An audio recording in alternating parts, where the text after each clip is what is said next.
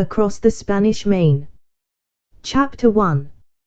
How Roger Trevose and Harry Edgeworth made a certain compact. Now, Roger, my lad, what are you thinking of?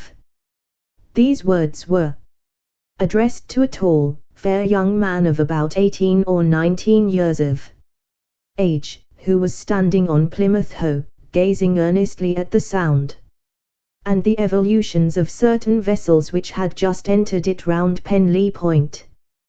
The speaker was a lad of about the same age, but shorter in height, sturdier in build, and altogether more robust and healthy-looking than his companion, who belonged rather to the class of dreamers than that of workers. The time was a bright summer morning in the month of June, in the year 1586, and although the great Armada, which Philip of Spain fondly believed was to crush England, was as yet undreamed of, war was even then being carried on in a somewhat desultory manner between England and Spain, very much to the disadvantage of the latter country. English gentlemen, who called themselves gentlemen adventurers, were fitting out merchant vessels as warships, and sailing for the Spanish Main and the Indies in the hope of securing some of the splendid prizes that were at that time to be obtained through pluck and audacity, in the shape of Spanish galleons richly and heavily laden with spices and gold from Manila, plate from Acapulco, or costly silks and fabrics and treasure untold from the new Spanish colony of Mexico. It was of these stirring deeds and adventures that Roger Trevose of Penteley Manor, on the River Tamar, in the county of Devon, fairest and sweetest of all English counties, was thinking when his friend Harry Edgeworth, who had just arrived upon the scene, put his question, "How? Now, Roger, my lad, what are you thinking of?" "I was thinking, Harry, what a splendid thing it would be if you and I could join some of these gentlemen adventurers, heroes I call them, and try our luck in the Spanish seas, fighting for our fortunes, and the glory of dear old England. Just think of it, lad. That is a life for a man to lead, isn't he?" "Not so, Harry.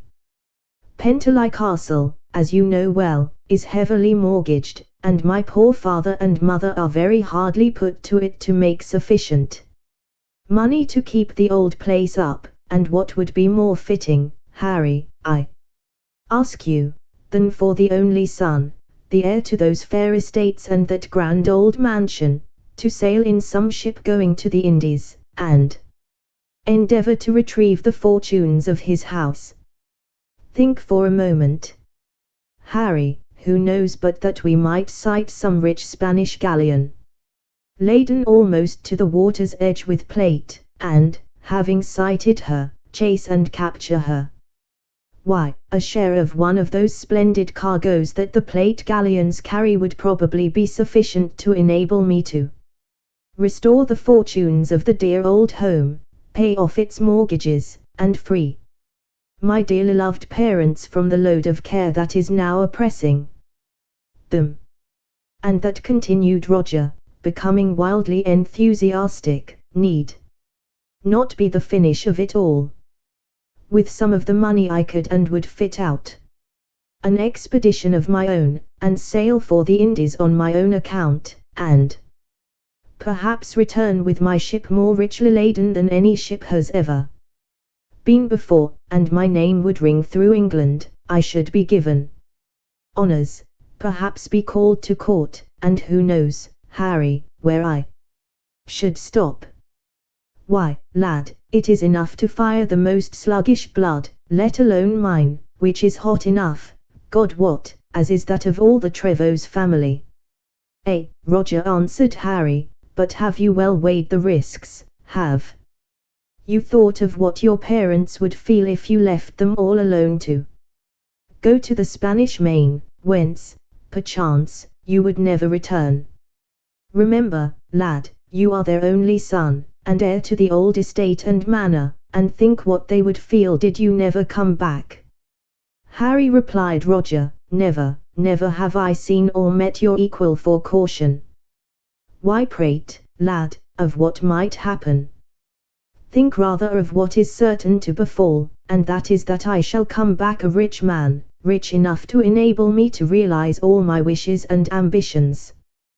Why, if everyone thought as you do, where would now be the names of the heroes who have already made our dear England the mistress of the seas? Nothing dare, nothing gain, lad, that's my motto. You are quite right in what you say, replied Harry, but only too well do I know your careless and reckless disposition, Roger, and although you would surely do daring deeds, and cover yourself with glory, I fear me greatly that you would not live to bring home that treasure, even if you did live long enough to gain it. Harry, if I did not know you as I do, lad, retorted Roger, I should be inclined to dub you craven, but, as it is, I know full well that you only suffer from excess of caution, even as you say that I suffer from lack of the same. But I do not agree with your prophecy that I should not live to bring home my spoil. No, I feel within myself that I shall succeed in my venture, if I can bring my father and mother to consent to my going, and I am also convinced that I shall be able to bring my riches safely home. Meanwhile, the question is, can I persuade some brave captain to take me on his ship? Have you, then, truly made up your mind to sail for the Indies, Roger? If you can get one of our adventurers to take you, cried Harry. Without you were only dreaming, and did not seriously entertain the idea of leaving England. I was never more serious in my life, replied Roger. In fact, I had made up my mind some time since, and was but considering how and when I could best put the matter before my parents, and wondering whether they would give their consent to my embarking on such an enterprise. And I would give much, Harry, my friend, if I could persuade you to accompany me. Has not the prospect of adventure, glory, and perchance great wealth, any attraction for you? That has it, asserted Harry, but you seem to forget that, if I go with you, I must leave my sister behind, and what would become of her, poor maid? I have no other relations to whom she could go, or who would care for her, and I cannot leave her behind, all alone. Roger broke into a peal of merry laughter. Why, lad, said he, you are forever making difficulties where none exist. Now list to me, for I have a proposal to make you. If I can persuade my father and mother to let me go, they will then, as you say, be alone, seeing that I am their only child, but if your sister were to go to them, it would in part reconcile them to my absence, while at the same time the arrangement would provide a home for your sister, and a way out of your difficulty. What do you say to my idea? That it is a good one, agreed Harry, and I thank you, Roger, for the thought, which truly had occurred to me also, but I did not like to be the first to mention it. My sister has ever loved your mother, and I think your mother has some little affection for the maid, and I am sure, therefore, that she would be happy with your folk. Let us then consider the matter as settled, so far as we are concerned. Harry, said Roger, and let us pledge each other to sail together, to stand by each other through thick and thin, through fair and foul, to share all dangers, and to divide equally all plunder that we may obtain from the rascally dons. Then I will away to consult my folk, and you shall come too, Harry, and add your persuasions to mine. You shall entreat them, with me, to let me go, promising them that, if they will part with me, your sister shall keep them company till we return. And I am sure that if we both plead hard enough, Harry, lad, we shall in the end succeed in obtaining from them a promise to let me go at the very first opportunity. Very well, Roger, assented Harry, this shall be the first action in which I will stand by you according to our pledge, and I will come with you and add my entreaties to yours that your people should let you go. But when do you intend to ask them, lad? I am in Plymouth until the morrow after next, said Roger, and then I intend to take my boat, which I have left at Sutton Pool, and pull up the river back to Penteley, and you will come with me, Harry, will you not? Lad, that will I, have I not promised you? Replied the latter. But I must now go about my business, else shall I not be in time to accompany you according to my promise. So until the appointed time, when I will certainly meet you, farewell, lad. And have a care that that hair-brain of yours does not get you into some trouble, meanwhile, for I know what you are when you come into Plymouth on a holiday. Never fear for me, Harry, returned Roger, I have now something in view of more importance than street brawls and such follies, and shall take care that I get into no trouble to prevent my joining you at Sutton Pool, as we agreed.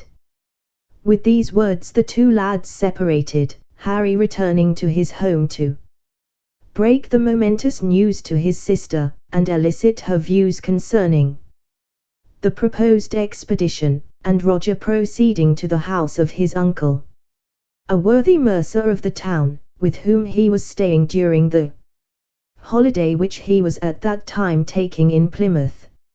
Little did those two boys, for they were scarcely more, realize the momentous nature of the step that they had taken when they pledged one another on Plymouth.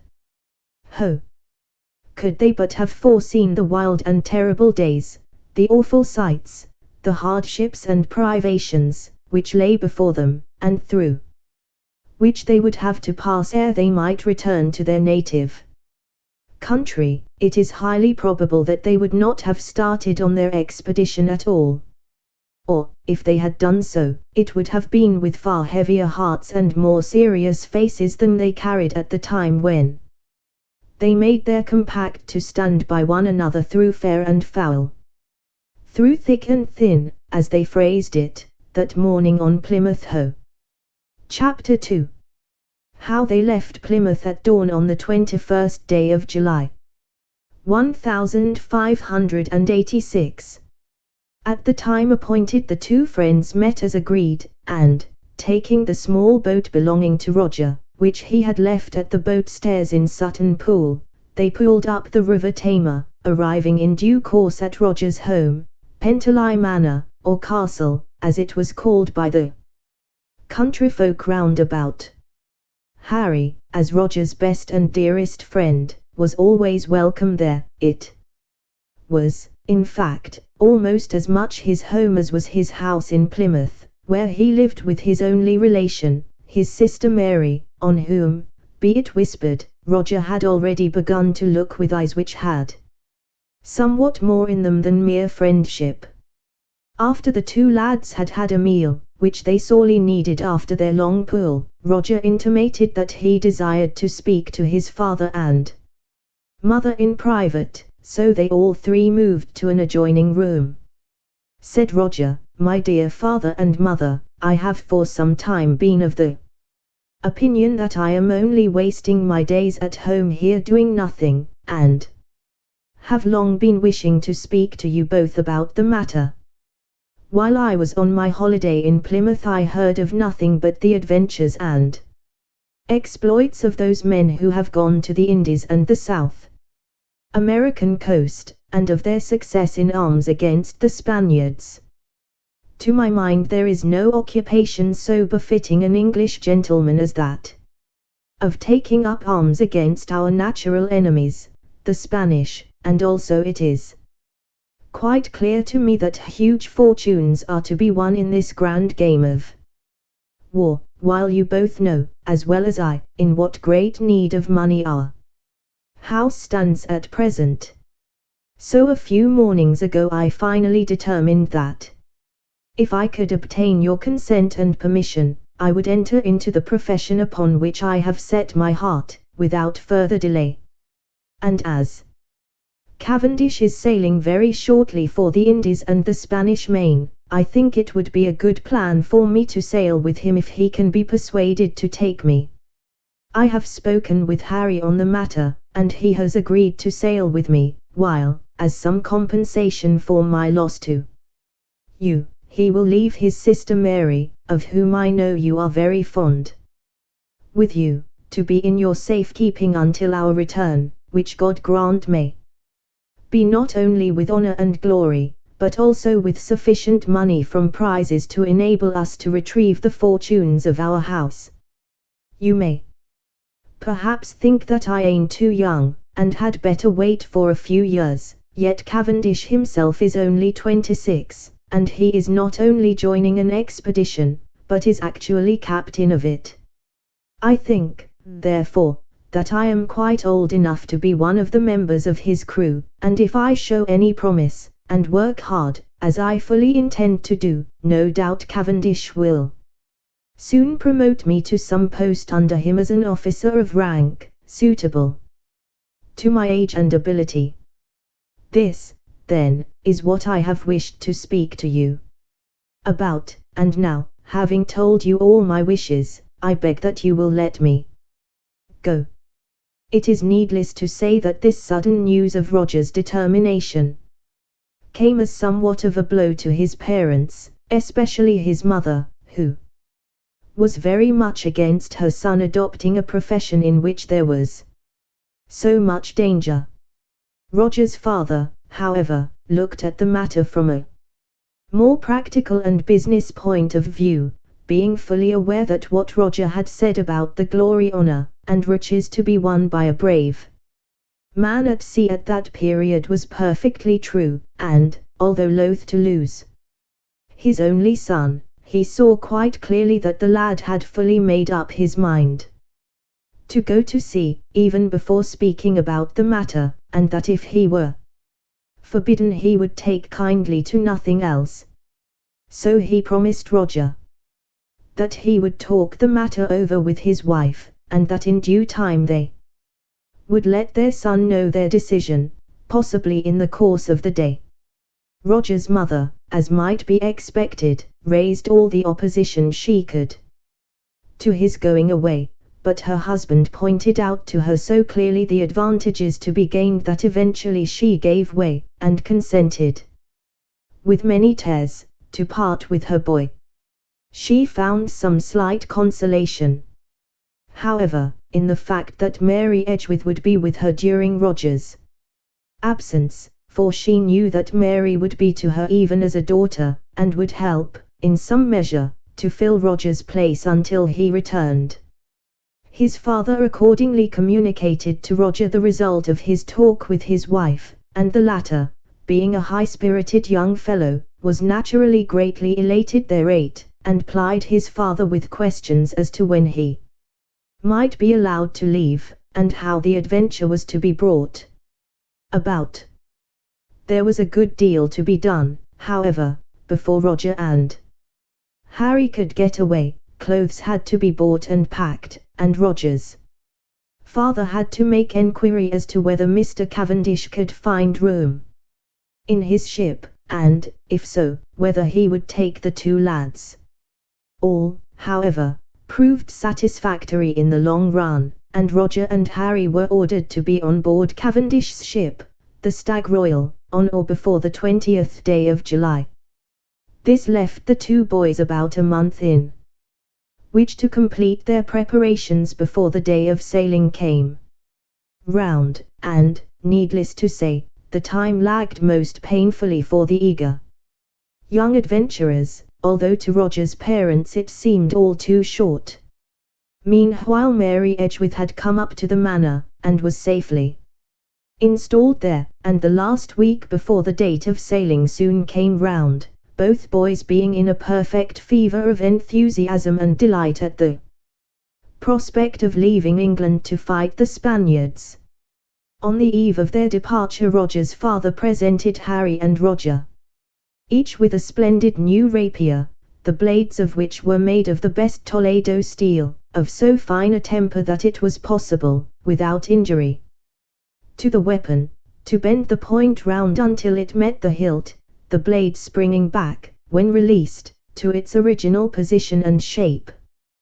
This gift naturally delighted the two lads immensely. At length their final orders came, bidding them be on board by the 20th of July, without fail, as the ship and fleet sailed on the 21st at daybreak.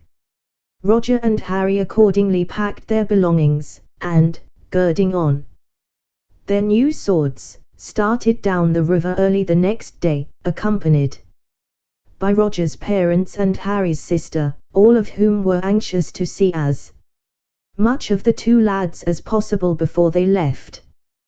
They all arrived in Plymouth in the afternoon, and the lads having reported themselves, and formally joined their ship, the entire party proceeded to Harry's house to spend the night.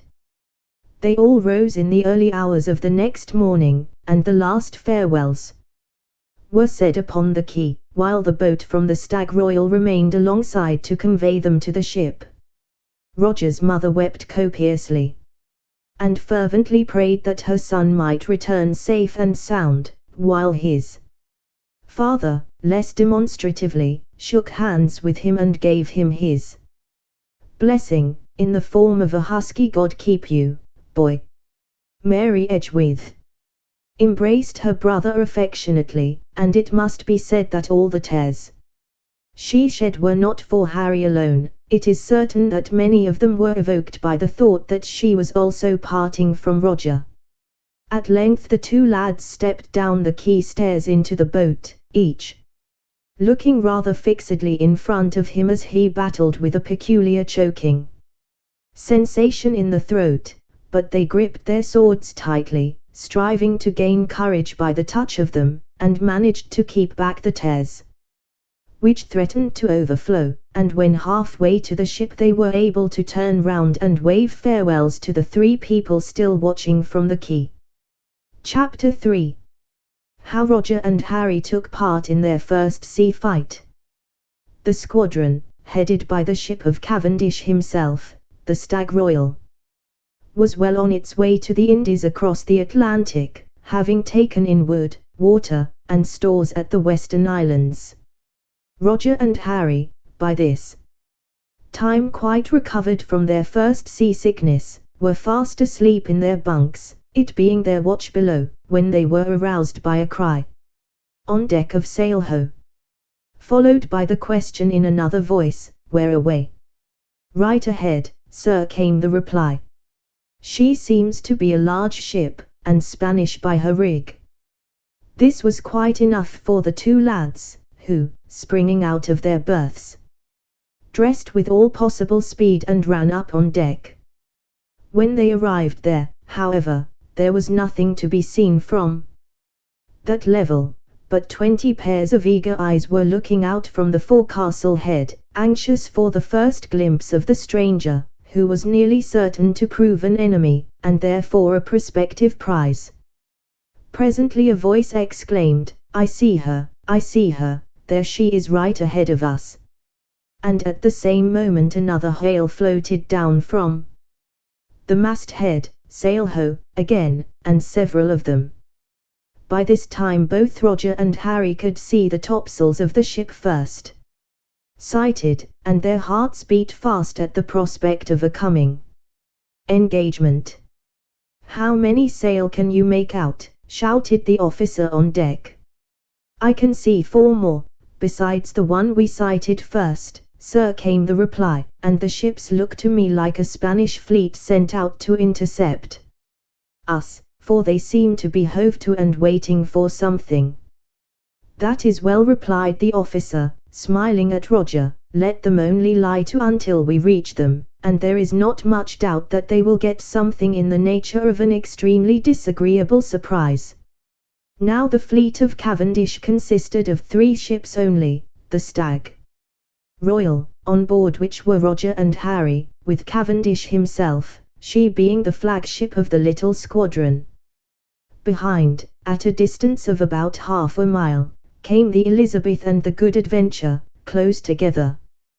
Cavendish, having come on deck shortly after the first hail, looked at the fleet of the enemy, and then cast his eyes over his own small squadron, as if comparing in his mind the comparative strengths of the two fleets.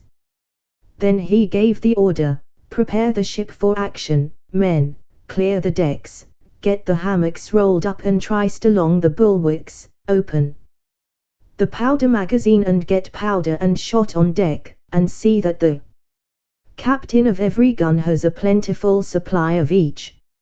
Also pass the word for the yeomen of the signals to signal the Elizabeth and the Good Adventure to prepare for action forthwith, and to range up one on each side of me."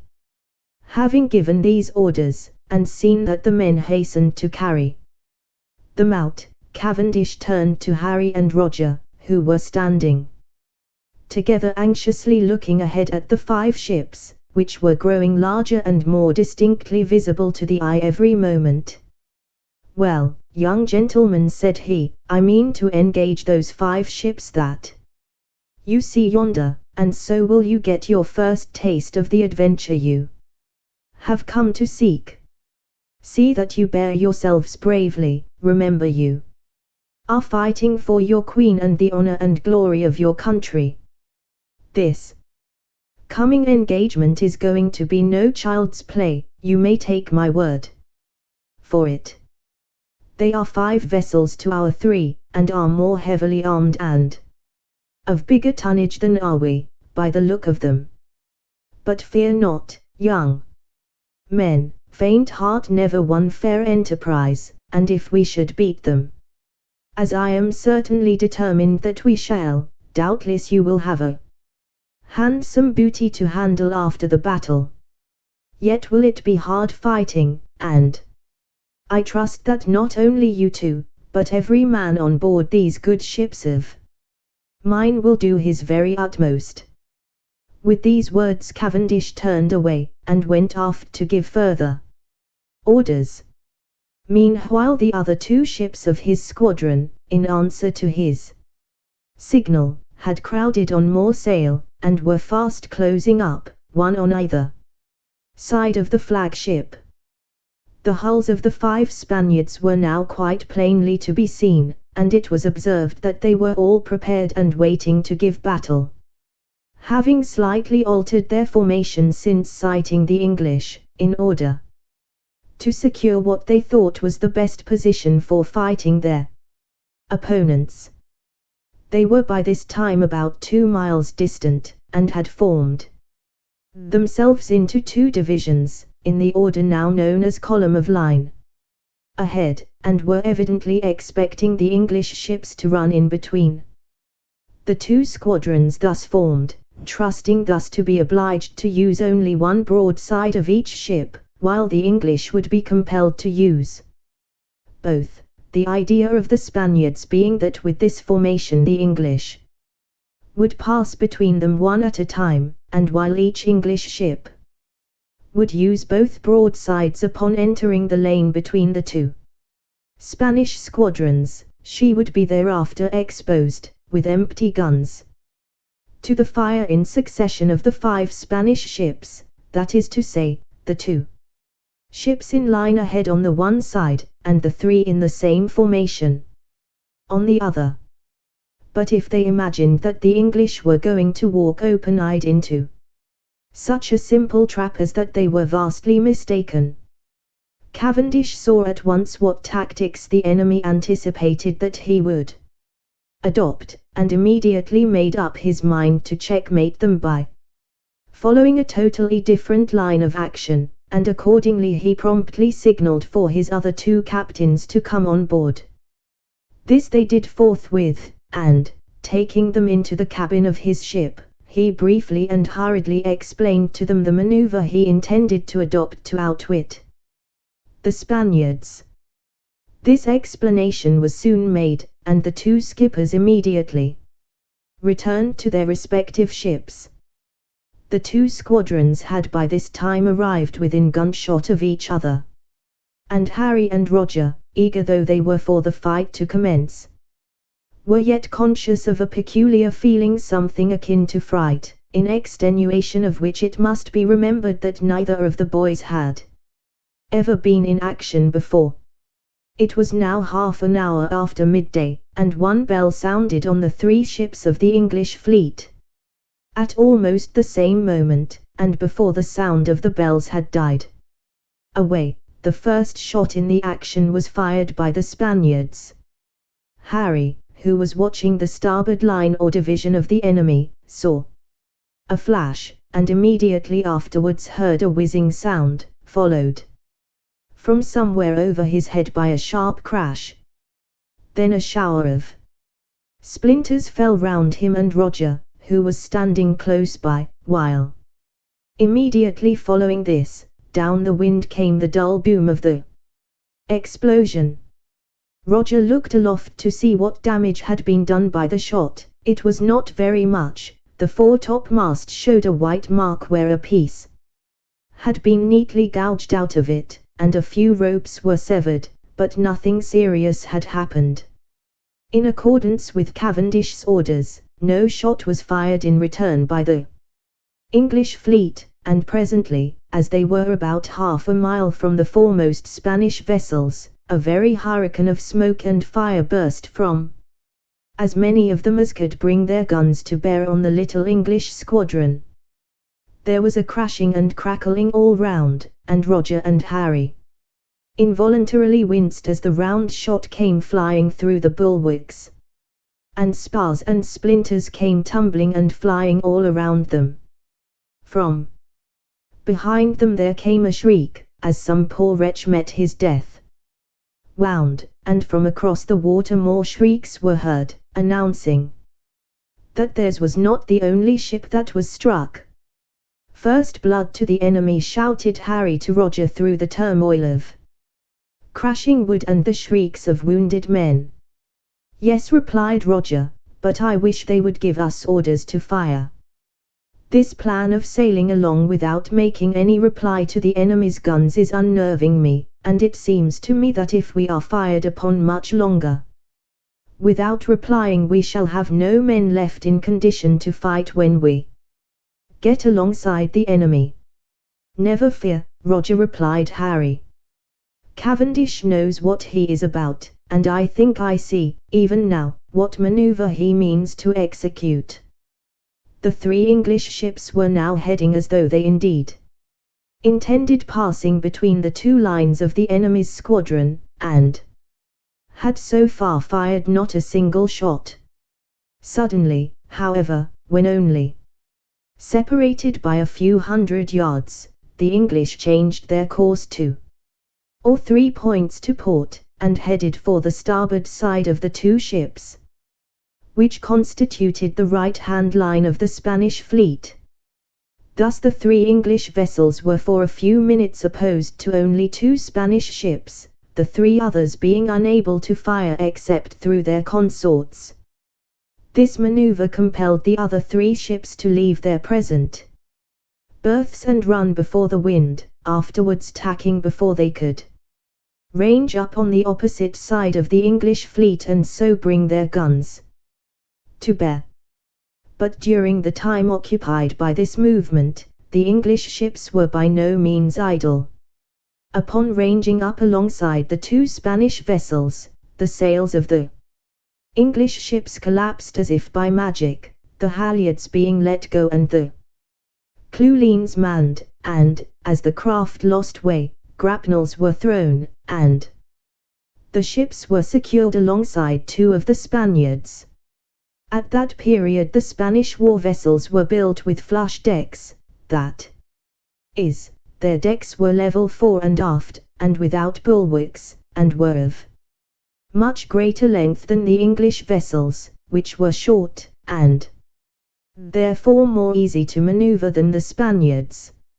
Likewise there were raised constructions at bow and stern, something like small forts, called forecastles and aftercastles, the former word still remaining under our modern term forecastle. The English vessels were then, as mentioned above, shorter by a good deal than those of their opponents, and so the total length of the 3 English ships was covered by that of the 2 Spanish vessels, which fact preserved them for the moment from the fire of the other 3 ships of the enemy. Roger now saw the reason why Cavendish had reserved his fire. Immediately his ships came alongside those of the enemy, the broadsides of all 3 were simultaneously discharged, with fearful effect, for amid the crash of falling spars and rending timbers could be heard the cries and shrieks of the wounded, and the moans of the dying. A dense cloud of smoke spread over the decks and concealed the combatants from one another, but the din was terrific, while orders and shouts, hoarse words of command, and fierce oaths mingled with the cheers of the English. The sternmost vessel of the enemy, which was the one that had received the concentrated broadsides of 2 of the English ships, was now on fire. Somewhere on her lower deck, 3 or 4 of her ports were blown into one big opening, and her decks were a very shambles of dead and wounded. The fire below made very rapid headway, and effectually prevented her men from working the lower deck guns. It thus happened that with one discharge from the English guns one of the 2 Spanish ships engaged was seriously crippled. The 2 craft, however, responded gallantly from their upper decks with what cannon they were still able to serve, and a perfect hail of arrows and arquebus bullets swept the English decks, mowing down men in all directions. The English had quietly reloaded those of their broadside guns that were on the side of the enemy, the guns of the port broadside being still undischarged. "Now, lads," roared Cavendish above the clamour and din of rending timber and falling spars, "give them another broadside, and let the musketeers on the upper decks and the bowmen in the fore and after castles follow it up with a volley, in order to clear their decks immediately. After the discharges the boarders are to follow me." At the commencement of the engagement Roger and Harry, seeing what was likely to happen, had laid aside their light rapiers and armed themselves with a pair of pistols apiece, and the more formidable English hanger as used by the ordinary seamen, and shoulder to shoulder they stood by the starboard bulwarks, ready to spring as soon as Cavendish should give his order to board. Meanwhile the 3 other Spaniards, seeing the manoeuvre of the English and the danger of their consorts, had made all sail as quickly as possible, and were now running away before the wind in order to go about and stand up on the starboard tack to engage the English vessels, and relieve their companions, which were in a somewhat parlous state. The guns of the English ship's starboard broadsides now once more opened fire with a simultaneous crash, which was immediately followed by a discharge of musketry and arrows which laid low on the Spaniards' deck nearly every living soul who had not taken what cover the deck structures afforded. "Now, boarders," roared Cavendish, his voice ringing high above the turmoil, "away with you, and do not leave their decks until their flag comes down." With a wild cheer the seamen, headed by Cavendish, who was closely supported by Roger and Harry, who were respectively second and third on the enemy's decks, dashed at the Spaniards. One of the 2 Spanish ships was now blazing fiercely, having been set on fire by the discharges of the English guns, and her crew were beginning to think that the time had arrived for them to leave her. In this opinion they were confirmed by the English, who were gradually driving them from their own decks to those of their consort. They were thus, as it were, between 2 fires, and were badly hampered by the necessity to climb from the one vessel to the other. Those of them who could not gain the deck of the other ship were driven overboard, and very few of them survived to reach their goal. Quickly, lads," shouted Roger. "Drive these fellows off the deck, and let us regain our own ship while we can. The other Spaniards are drawing up, and will be on us before we are ready for them if we do not look sharp." The seamen, animated by his voice, and seeing the necessity for doing as he said, redoubled their efforts, and, with hearty cheers, massed themselves together and charged along the reeking and slippery decks. The Spaniards, unable to resist the weight of the charge, scattered, and, finding no other way of escape, dashed below, but they could not so easily avoid the victorious English, who followed and hunted them out of their hiding places. As Roger and Harry, having dashed below in pursuit, were running down one of the narrow alleyways, searching for hidden Spaniards, a man sprang from behind a curtain and aimed a heavy blow with his sword at Roger, who was foremost, cutting him down. With a faint groan Roger fell, and Harry stumbled over his body, thus enabling the Spaniard to effect his escape. Half stunned from the force of his fall, Harry raised himself and bent over Roger. "Roger, Roger," he exclaimed, "are you much hurt? Speak to me, lad." But Roger made no reply, lying perfectly still, with a stream of red slowly spreading from under his head and staining the white planking. Suddenly, from above sounded a harsh cry. "Back, back, every man of you, and cut the ships adrift, the Spaniards are firing the magazines. Back, for your lives!" Loud and imperative rang out the voice of Cavendish. "Quick, lads, for your lives, or we shall be all blown up together." "Roger, Roger, wake, lad," cried Harry, "the ship has been set on fire, and will blow up directly.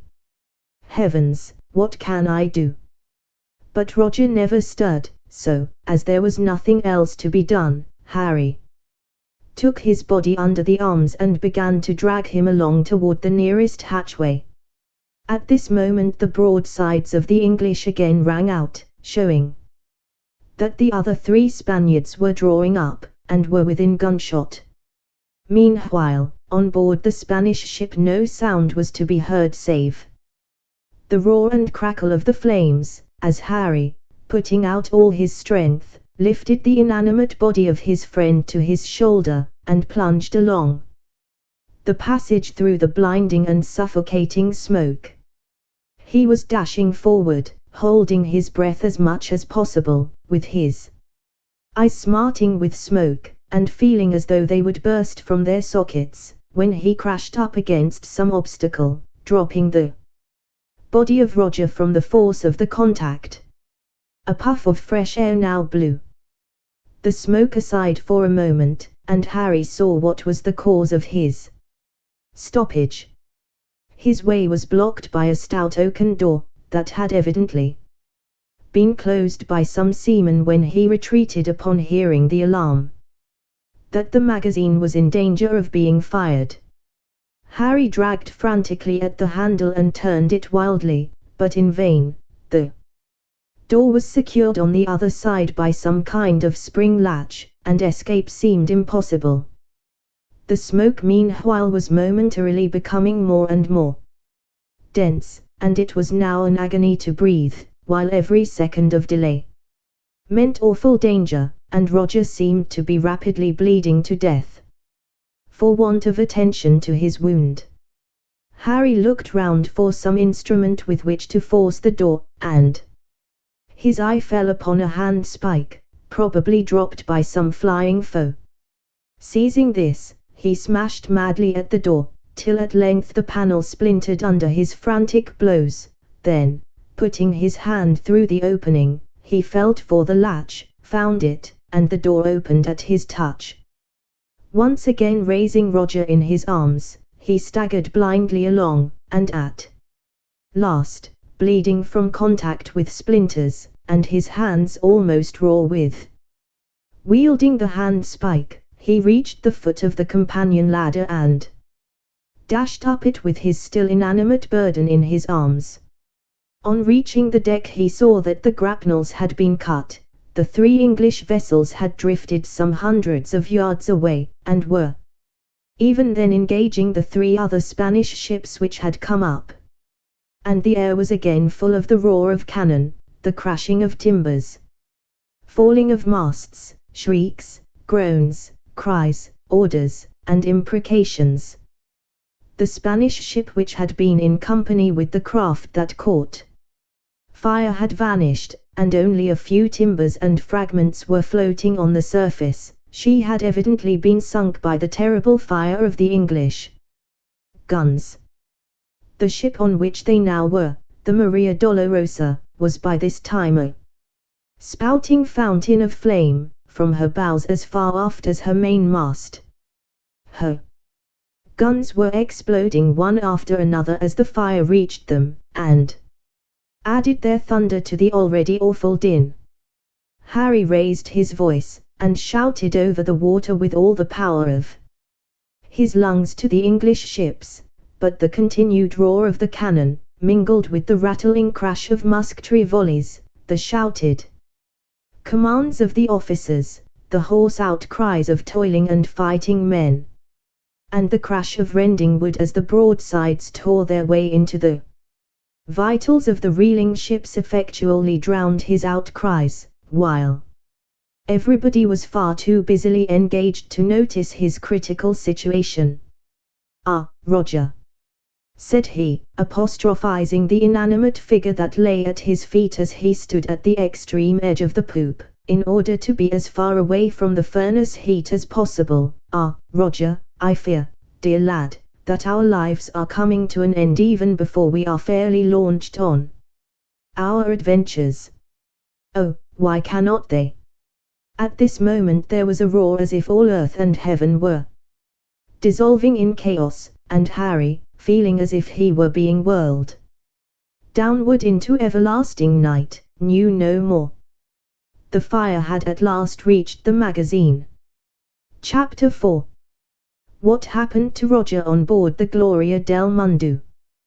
When Roger next opened his eyes he was at a loss to recall immediately to mind the preceding events, nor could he for the moment imagine where he might be. He was in great pain from the wound in his head, received on board the Spanish ship which he and Harry had boarded together, and this served to bring his memory back to what had occurred. He remembered rushing with Harry down a dark alleyway, with cutlass in hand, and also that a man had suddenly sprung at him and cut him down. That he had received so violent a blow on his head that he had felt certain his skull was cloven asunder, and then his memory ceased abruptly. But where was Harry, his inseparable companion? Roger raised his throbbing head painfully, and tried to look round, but could nowhere discover the presence of his dear friend. He shouted his name, "Harry, Harry, where are you?" But there was no reply. Only somewhere above him he could hear the roar of cannon, hoarse cries of command, angry shouts, and the trampling feet of many men. Looking about him, he perceived that he lay in a cabin of some sort, very richly furnished, but lit by a light so dim that he could only make out objects in it very indistinctly.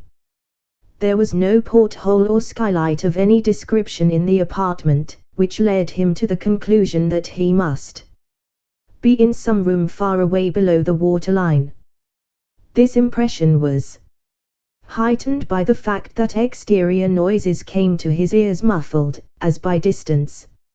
In the cabin itself there was no sound, save the gnawing of a rat somewhere on the floor below him. On the walls he could dimly discern 2 or 3 pictures, and just above his bunk was a portrait of a lady. There were also several star trophies of weapons arranged at intervals, and at one end of the cabin, which was of unusually spacious dimensions, stood a large cabinet or escritoire, one of the drawers of which had apparently been pulled out hastily, as papers were to be seen protruding from it, and several documents had fallen to the floor. Oh, how he wished he might venture to rise from his bunk and make an investigation of the cabin. But he was afraid to attempt any such exploit. For his head ached so atrociously, and he felt so deadly sick and giddy from the anguish of his wound and loss of blood, that he felt certain if he exerted himself but ever so little he would sink helpless and insensible to the deck. While thinking thus he abstractedly raised his hand to his head, and thus discovered that his wound had been bandaged, evidently by a skilled hand, for the wrappings were all neatly put on, adjusted, and sewn, instead of being merely tied.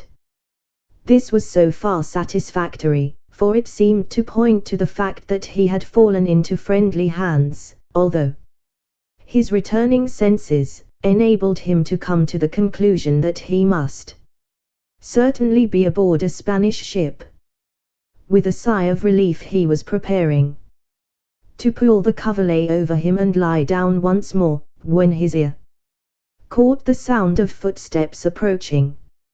He was just about to shout to the person or persons, whoever they might be, and enquire as to where he was, and whether they could afford him any information as to what had become of Harry, when his quick ear caught one or two words of the conversation which the unknown persons were carrying on.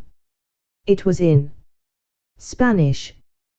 Then his surmise was a true one, and he was indeed aboard one of the enemy's ships.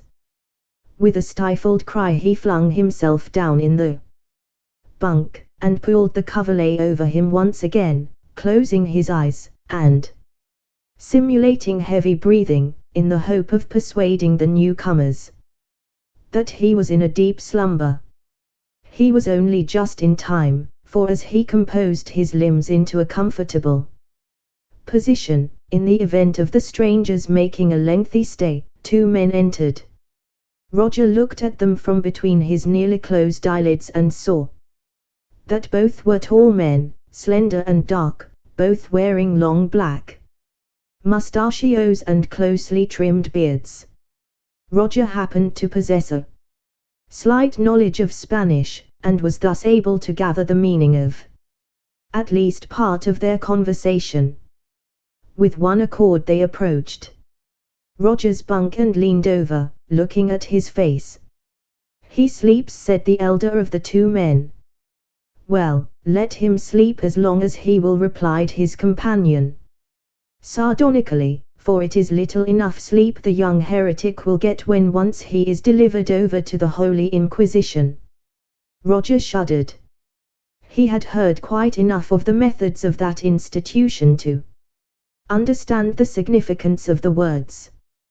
He longed to open his eyes and take more particular note than he had yet been able to do of the personality of his two visitors, but he withstood the temptation, and kept his eyes closed, listening hard to catch all he could of the ensuing conversation.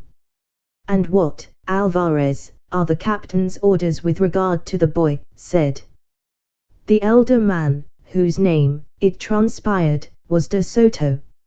"Señor Don Guzman's orders," answered the other, "are that he is to be kept in this cabin until we have finally disposed of these 3 pestilent English ships, and when that is done, and we have captured them, he is to be locked up in the forehold, with the other prisoners we shall take, if the rascals do not in this case fight to the death, as they often do. Then, when we return to Cadiz, they are all to be handed over to the Holy Inquisition." Roger felt the cold perspiration start in beads on his forehead. "Ah! It seems almost a pity," said de Soto, "that we should have plucked this lad from the sharks, only to hand him over to those other fiends of the Holy Office, for he is a handsome and stalwart lad, and those limbs of his were never meant to be seared with red-hot irons, and torn asunder on the rack." "Hush, De Soto, my friend, responded Alvarez, let no man save myself. Hear you speak thus of the Holy Office, or thy limbs, of which thou art so proud, may perchance make acquaintance with the same torments as are reserved for this young heretic. Thanks, Alvarez, returned De Soto, I should not have spoken thus before any other than thyself, but thou art my friend, I know. I can trust thee with my life, as, indeed, I am trusting thee in speaking thus freely of the so-called Holy Inquisition. Is it not so? Yes, De Soto, it is so, and I am indeed thy friend, replied Alvarez, turning his head slightly aside, so that his companion might not catch the evil glitter that shone in his eyes. He did not know that Roger was observing him through nearly closed lids, and that he had caught that look on Alvarez's face as he turned from De Soto, and possibly if he had known he would not have greatly cared. But if ever the devil incarnate looked out of any man's eyes, he did at that moment out of those of the man whom Roger had heard addressed as Alvarez. But how goes the fight, De Soto? He continued, after a pause. Methinks there is less cannonading now than there was a little time since. When I left the deck a few minutes ago, answered De Soto, two of our ships, alas, the Maria Dolorosa and the Buena Vista, had disappeared. One was sunk by the fire of these cursed English, and, unable to hold the other, our brave countryman fired her magazine.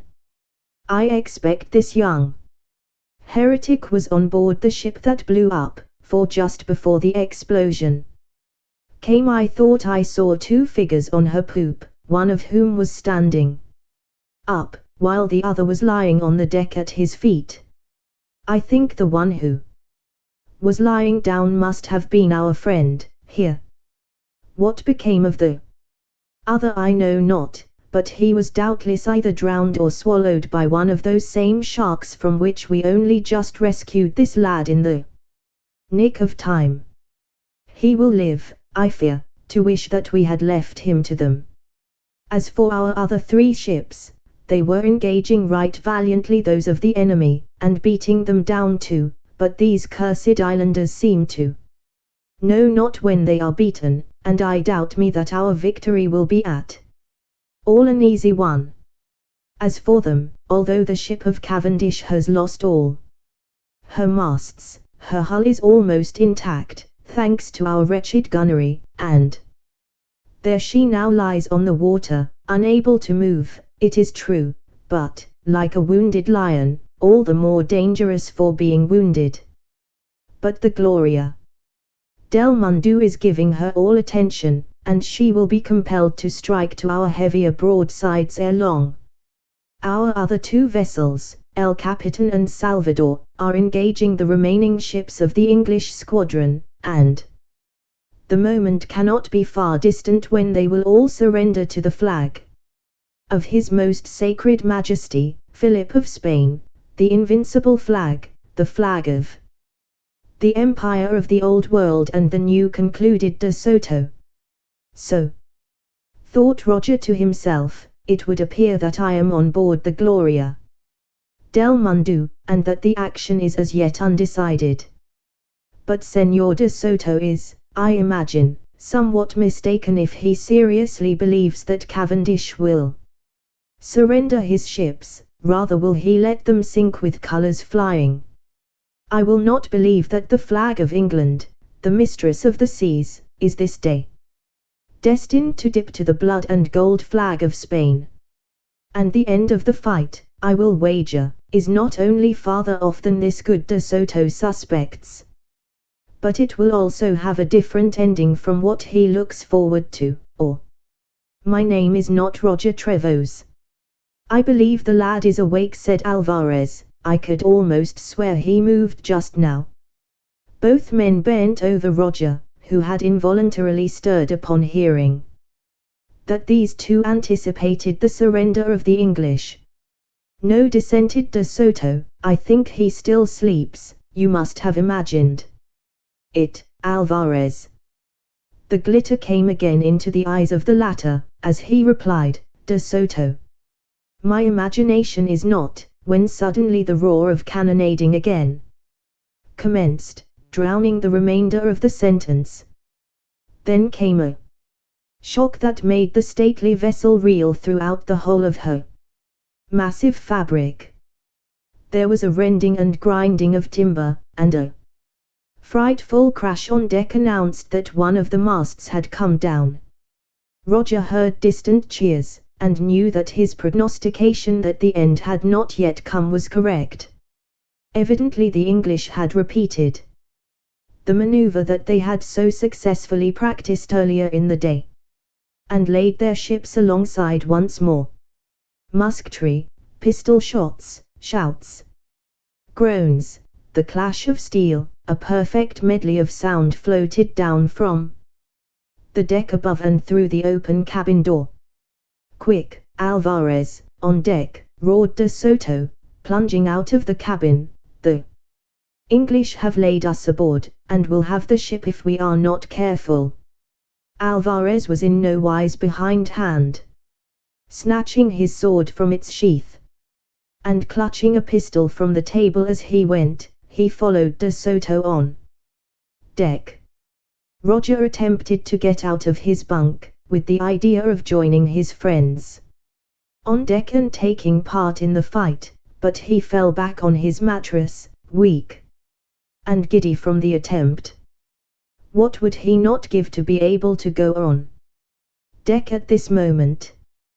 But he could not stir for the reeling giddiness of his head. He felt that to attempt to rise would but result in his falling insensible to the floor of the cabin, and he could but lie still and listen to the turmoil raging above his head. The din was terrific. Now came triumphant shouts in English, and Roger could picture to himself the bravo fellows rushing the Spaniards pell-mell across their own decks and into the water, or below, and again the tide of battle seemed to turn, and the English to be getting the worst of it. Oh, maddening thought, that he was helplessly imprisoned here, unable to take part in the brave doings that were being wrought above.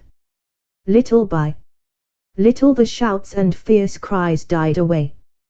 Who had won? Conjectured Roger to himself. There was a clatter of running feet in the passage leading to the cabin, and the man Alvarez, with a hunted look of terror in his face, clashed into the apartment. He burrowed hastily among the papers in the open drawer that Roger had noticed at first, and apparently was unable to find what he was looking for.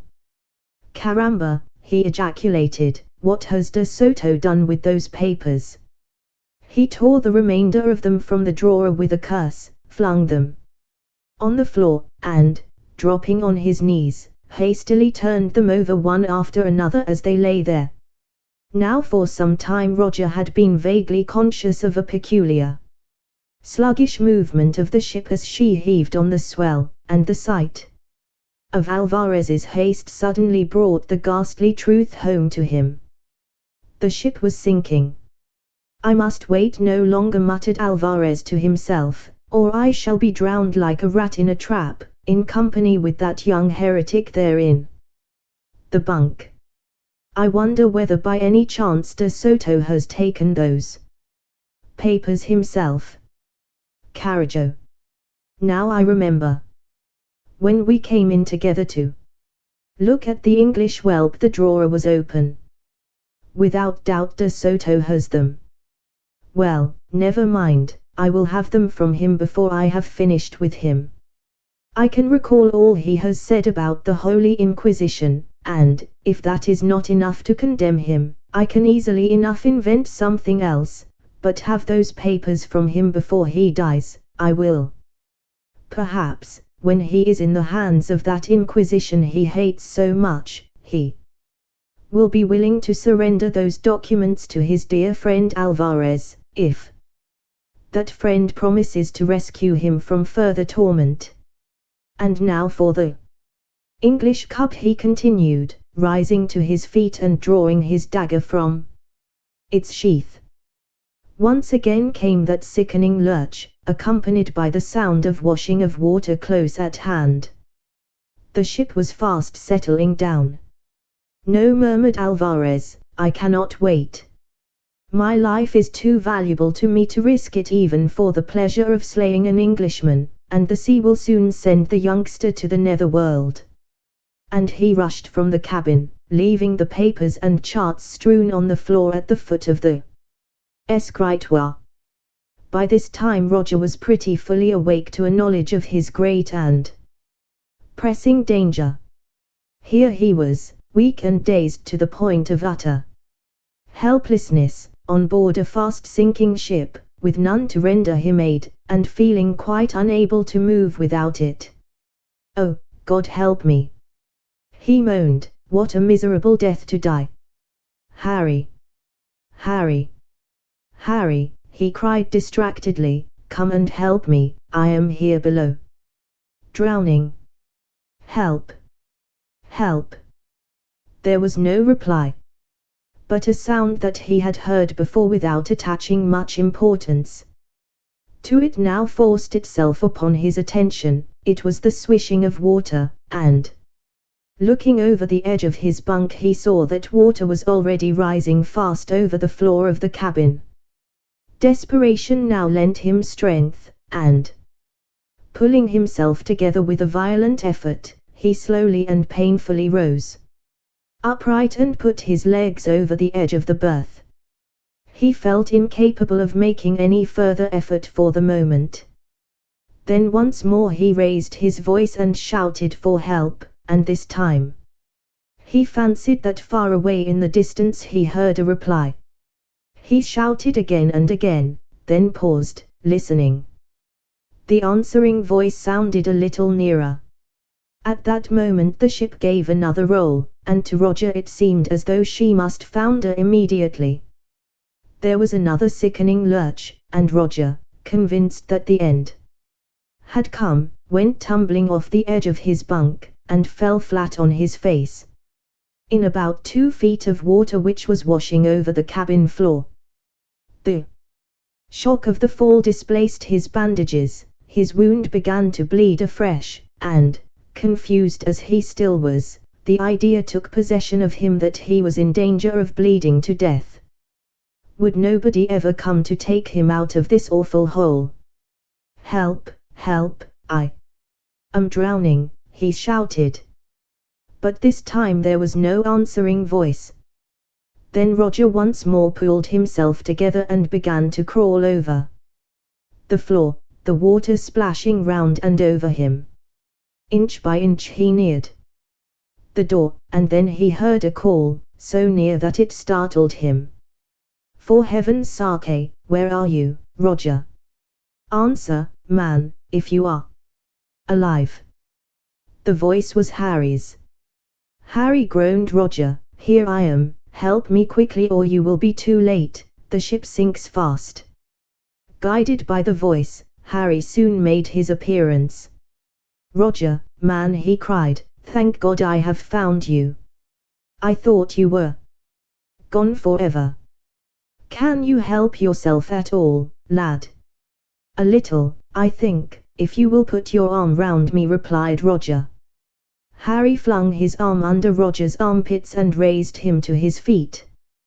"One moment, Harry," cried Roger, pointing to the papers which Alvarez had left on the floor, and which were now floating about the cabin. "Secure these papers, I believe they are of value." Harry seized the documents with his free hand, and, supporting Roger, staggered with him to the foot of the companion ladder. How they eventually got up into the free air the two never clearly knew, for they were deep down in the body of the ship, and had 2 or 3 ladders to climb ere they arrived on the upper deck. But reach it they did, after what seemed an eternity of suspense. Then, as they stepped out once more into the blessed free air of heaven, the whole of the Atlantic seemed suddenly to sweep over the ship, they felt her slide from beneath their feet, and they were drawn down, down, down, until it appeared as though they would never again see the light. But at last, with lungs bursting and almost suffocated, they shot up to the heaving surface of the sea, clinging tightly to each other. And there, oh, blessed sight, not 20 fathoms away, lay their own ship, dismasted and looking an utter wreck, but more beautiful to their eyes than any palace. From her decks there came a shout, "There they are! There they are! Lower away a boat! Lower quickly, or the sharks will have them!" In a few minutes the only remaining boat belonging to the ship was lowered, and a dozen willing arms were sending her flying over the water towards the two lads. Bearded faces looked over her gunwale, and brawny arms literally snatched them from an awful death, for as they were dragged out of the water there was a snap of hungry jaws, and several huge sharks were balked of their prey. A few minutes later, dripping and exhausted, the two lads found themselves once more safe and sound on the decks of their beloved ship, and saw Cavendish himself looking at them with an expression of anxiety on his face. "I hope, lads, you are none the worse for your adventure," said he. "No, sir, we are safe, thank God," replied Roger, "but we have been through a good deal, and are somewhat shaken. We should therefore like to go below for a while." "But is all the fighting over?" "Yes," replied Cavendish, "and victory is to us." The two then went below, and Harry soon had Roger under the care of the surgeon. The good man pronounced that his wound was not dangerous, and that he would do, with care. Then, sitting by Roger's side, Harry plunged into a recital of his adventures since the boarding of the Spaniard, a circle of eager listeners standing or sitting round them. Chapter 5. They encounter a storm at sea, and reach the island of Cuba. What had happened to Roger is already known to the reader, and what befell Harry after the explosion on board the Maria Dolorosa may be very shortly recounted. The shock of his plunge into the cold water brought him to his senses in time to prevent him from drowning, and his first thought was to look after Roger, but his friend was nowhere to be seen. He shouted his name in vain for some time, and then started to swim towards his own ship, which lay quite near, in the faint hope that perhaps his friend might have been seen and rescued by her.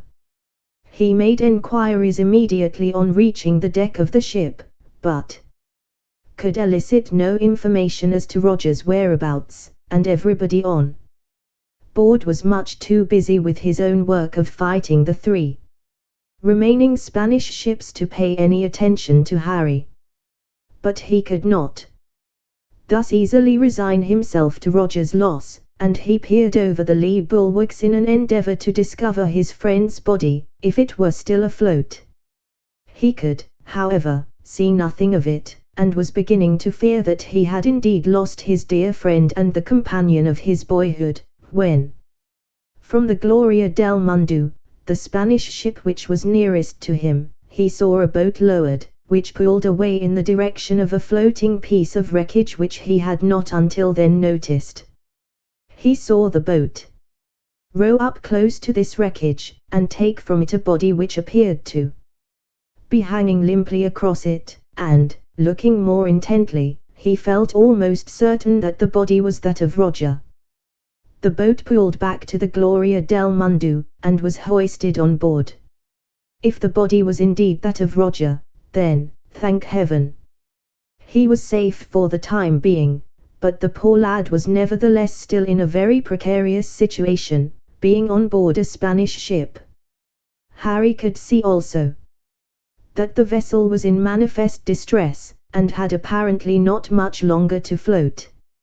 It was some time after this that Cavendish, having at length disposed of his previous antagonist, ordered his ship to be laid alongside the Gloria del Mundo, with the object of capturing her out of hand, and making a prize of her before she sank.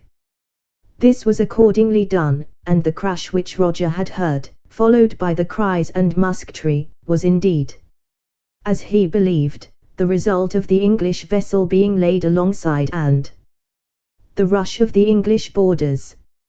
It goes without saying that Harry was among the first to board, and he immediately commenced his search for Roger, but unluckily began it in a totally different quarter from that in which Roger had been placed.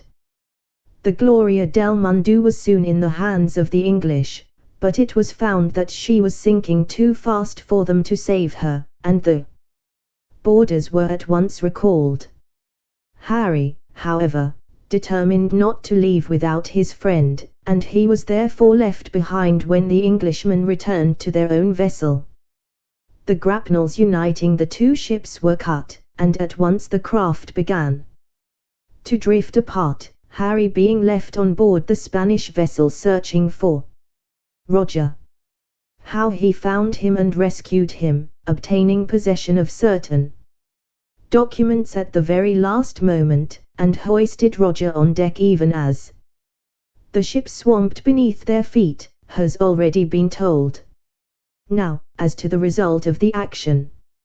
Of the two ships first engaged by the English, the Maria Dolorosa and the Buena Vista, the latter had been sunk at the commencement of the action, and the former had blown up.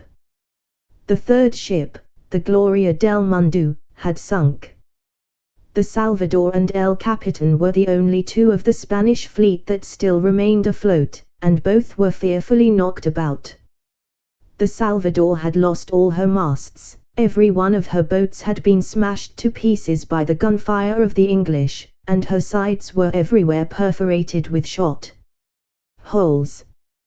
But a prize crew had been put on board her, and was now hard at work patching her up and rendering her seaworthy, rigging jurymasts, cutting away wreckage, and otherwise putting her once more into sailing trim. El Capitan was in a similar condition. She had still her mizzen-mast standing, but otherwise she was as badly damaged as her companion, and was undergoing the same repairs and refit. The Spaniards who had escaped on board the Salvador and El Capitan from the other vessels, and the crews of the two ships themselves still left alive, had been divided into 5 batches, one being put on board each ship. This was done by way of precaution, since, thus separated, there was much less likelihood of their attempting to recapture their own ships, or take those of the English. The English squadron had suffered almost as badly, for although none of the vessels had been sunk, they were all in a very seriously damaged condition. Cavendish's vessel, the Stag Royal, had lost all her masts, and was in great danger of foundering, her appearance being that of a huge mass of wreckage rather than a ship, but the carpenters were hard at work on her, and were making good her defects as quickly as possible. The other 2 vessels of the English fleet, the Elizabeth and the Good Adventure, were not quite so much cut up as the ship of the Commodore, but stood in need of a good deal of repair before they would be again serviceable. The English had put prize crews on board the 2 Spanish ships, sadly depleting the companies of their own ships, and all hands were kept hard at the work of repair, for Cavendish knew that, in the event of a gale springing up, none of the ships would weather it in their existing condition. It was very trying work, too, this patching up of the vessels at sea, and at the best it could be nothing more than a temporary repair. But at last, after 3 days of incessant toil, all 5 of the craft were reported as fit to proceed on the voyage.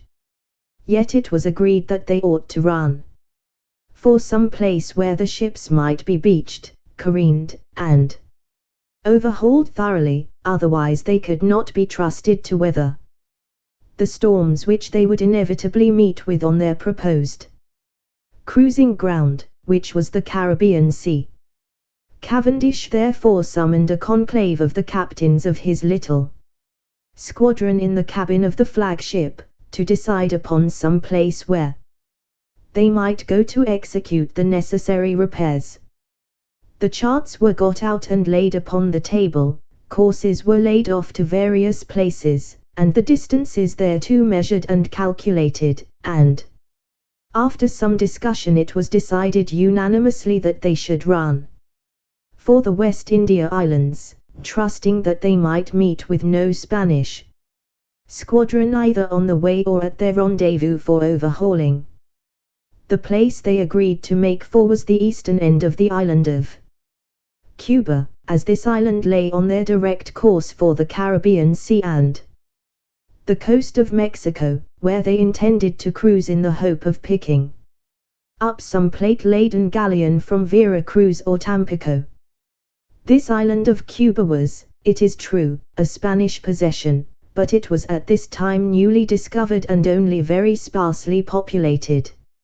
So, by keeping to the eastern extremity of the island, and maintaining a sharp lookout whilst the ships were in the process of careening, they hoped to avoid any encounter with their enemies until, the ships being properly repaired and once more serviceable, they should find themselves in a position to resume their cruise with a view to the securing of more prizes. The squadron of 5 ships which they had just beaten had been sent out from Cadiz to intercept Cavendish and prevent him from reaching the Indies, and, being a war fleet, had no treasure on board. The gain to the English consisted, therefore, solely in the acquisition of 2 more ships for their little fleet, but this was not altogether an unmixed blessing, because, with the obligation to man their extra 2 vessels, the whole 5 were now short-handed. Cavendish gave his orders to his captains, which were that the 5 vessels should make for the eastern end of Cuba, and, if separated, meet at a spot the bearings of which he gave them, about a day's sail from the island, whence they would proceed in company, so as to arrive at their agreed destination all together. It now remained to appoint 2 captains to the prizes and put prize crews on board them, and this was soon done. Cavendish appointed the first and second officers of his flagship as captains of the 2 captured Spanish ships, replacing his first officer by the third, a man named Lee, and appointing Roger to the vacant post of second officer. It had been his intention to promote Harry to a position as officer on one of the captured ships, but the lad begged so hard to be allowed to remain in the same vessel as Roger that Cavendish at last consented, adding that he thought Harry was throwing away an opportunity which might not again occur. So long as he might remain by Roger's side, however, Harry did not very much care. Besides, thought he, we made a compact to remain always by one another, and I am sure Roger would have stayed with me had I been appointed instead of him. The signal was now made for all sail possible to be carried, so that they might the sooner reach their rendezvous and begin the work of overhauling and repairs of which they stood in such urgent need. If separated by storm or any other mischance they were to meet at the place agreed upon during the conclave in the cabin of the flagship. Sail was made accordingly, and the little squadron, now increased by 2 ships, but with sadly diminished crews, resumed its voyage. For the first 3 days all went smoothly, the speed of the whole being regulated by the pace of the slowest vessel in the squadron. On the evening of the 3rd day, however, the weather showed signs of changing. They had been sailing along with a good following breeze, the sky overhead a deep, cloudless, sapphire blue, and the sea smooth enough to relieve them from all uneasiness. Now, however, the sun was sinking toward the horizon like a ball of dull red copper, and the western sky, instead of being clear as previously, was heavy with black clouds that were banking up and threatening to obscure the sun ere it set. Overhead, too, deep violet clouds made their appearance, tinged here and there too, a lurid red and orange by the rays of the fast disappearing luminary. The air, moreover, felt dull and heavy, and carried a peculiar odor not unlike brimstone.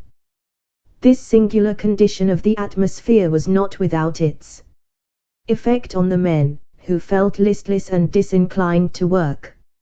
A sense of impending peril seemed to be hanging over all. The wind, too, was gradually dying away, and came fitfully and at intervals in hot, sulphurous puffs. The sea, which had been sparkling in thousands of tiny wavelets in the rays of the sun, began to assume a dark and oily appearance, and a long swell was beginning to make itself felt, causing the sails, as they drooped against the masts, to flap noisily with a sound like the crack of an arquebuse. Gradually the sky grew blacker and more overcast, and the sea assumed the appearance of ink. The 5 ships of the squadron were all well within sight of one another, and lay motionless save for their uneasy heaving to the swell which was now fast rising. Having lost steerage way, they were boxing the compass, that is, were heading first in one direction and then in another, their bows slowly swinging until they pointed in various directions. Cavendish was on deck, looking anxiously at the sky, and presently he gave the order to all hands to shorten sail, and hailed the ship lying nearest to him to do the same. The other vessels were lying too far away for a hail to carry, and there was no wind to lift the signal flags if hoisted, but the Commodore was relieved to see the remainder of the fleet follow his example. In a few moments the canvas of the whole squadron was seen coming heavily down or being rolled up on the yards, and before very long all the ships were either under bare poles or being snugged down with everything secured ready for any emergency. Cavendish, however, still remained very anxious, and he had cause enough for his anxiety, for his squadron had only recently come through a heavy action, and their timbers were strained, masts had been merely secured in a temporary manner, and the necessary stays and fore and aft preventers had not yet all been rigged. Indeed, the process of bending new sails, ropes, etc., was still being gone on with, although the ships had been got under way at the earliest possible moment. Shot holes had been only roughly plugged, and in some of the vessels pumping was still being carried on day and night. The 2 prizes had been knocked about still more badly. In fact, the whole squadron was in a very unfit state to encounter even a strong gale, and the coming storm threatened something very much worse than this. But everything was battened down and made as snug as possible, and all that Cavendish could now do was to trust in Providence and hope his ships would survive the tempest, since nothing had been left undone that mortal hands could possibly do. A dull moaning sound at length began to make itself heard, and several hot sulphurous gusts of wind came down out of the north. The blocks overhead creaked, the cordage rattled, and in the heavy silence weird noises made themselves perceptible. Roger and Harry were standing on the poop, exchanging comments on the weather, and Cavendish and his chief officer, Richard Lee, were in close conversation on the main deck just below them, glancing anxiously from time to time toward the northward, where the sky had become black almost as midnight. "Look there," Harry observed Roger, pointing to the main topgallant yard. And, looking up, Harry perceived 2 lambent globes of greenish fire As he continued looking and wondering what they might be, other weird lights made their appearance on the yardarms and on the very tops of the masts, presenting a beautiful, but at the same time a very eerie, spectacle. The same phenomenon was to be seen on the spars of every vessel in sight, and as it was by this time very nearly dark, there being scarcely any twilight in these latitudes, the whole squadron had the appearance of being illuminated.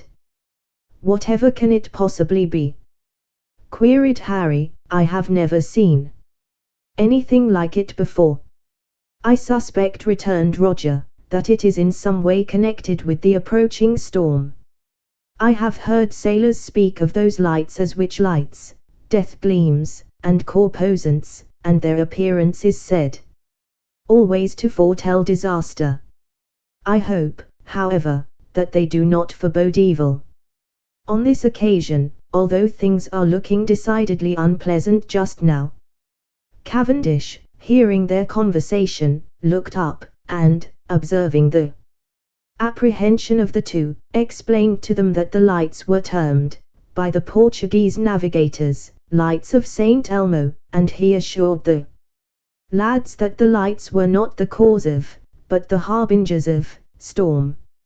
"I fear, however," added he, "that we are in for a bad time of it, and you youngsters had better beware lest you be swept overboard when the sea rises, for if anyone is washed over the side during what is coming he will have no chance of being picked up again.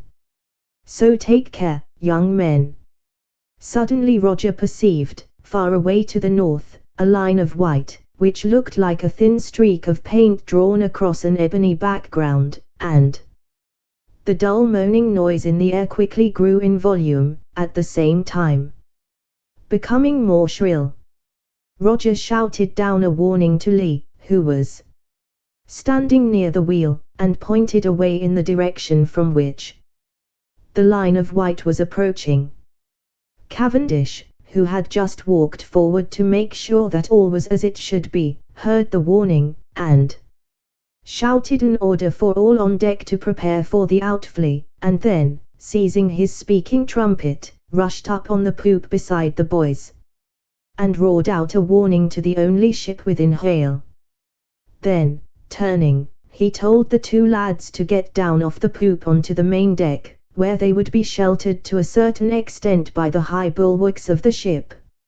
In obedience to this command they hurried down the starboard accommodation ladder, whilst Cavendish made his way down the one on the port side, and all three reached the deck together. Cavendish then shouted some order to Lee at the wheel, but whatever it may have been, his words were drowned by the awful shriek and roar of the hurricane as it burst upon them. To Harry and Roger, who had never experienced anything of the kind before, it seemed as though some mighty invisible hand had smitten the ship, throwing her over onto her beam ends. She heeled down before the blast until it seemed as though she would capsize altogether, while the two boys were precipitated both together across the streaming decks into the lee scuppers, whence they found it impossible to escape owing to the excessive slant of the deck. Lee was hanging on to the wheel for his life, endeavoring to put the helm hard up, and so turn the ship's stern to the wind to enable her to run before the gale, the only course possible under the circumstances. Cavendish and a few men in the forepart of the vessel were meanwhile striving manfully to hoist a staysail and get some way upon the ship, so as to help her to pay off before the sea, and so save her from being pooped by the waves, which were rising higher and higher every moment. At length the stability of the ship prevailed, and she began to right.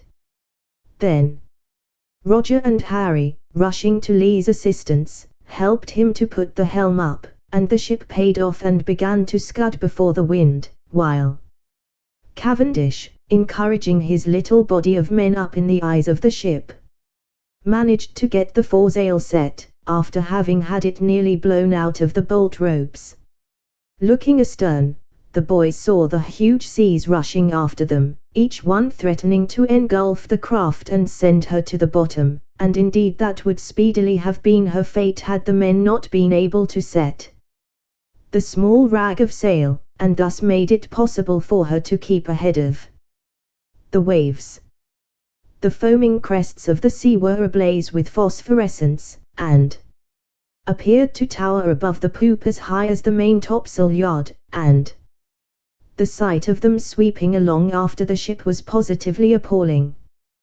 The wind now began to increase in violence, literally tearing off the summits of the huge waves and sending them in spindrift hurtling across the deck like showers of shot that cut the face like the lash of a whip.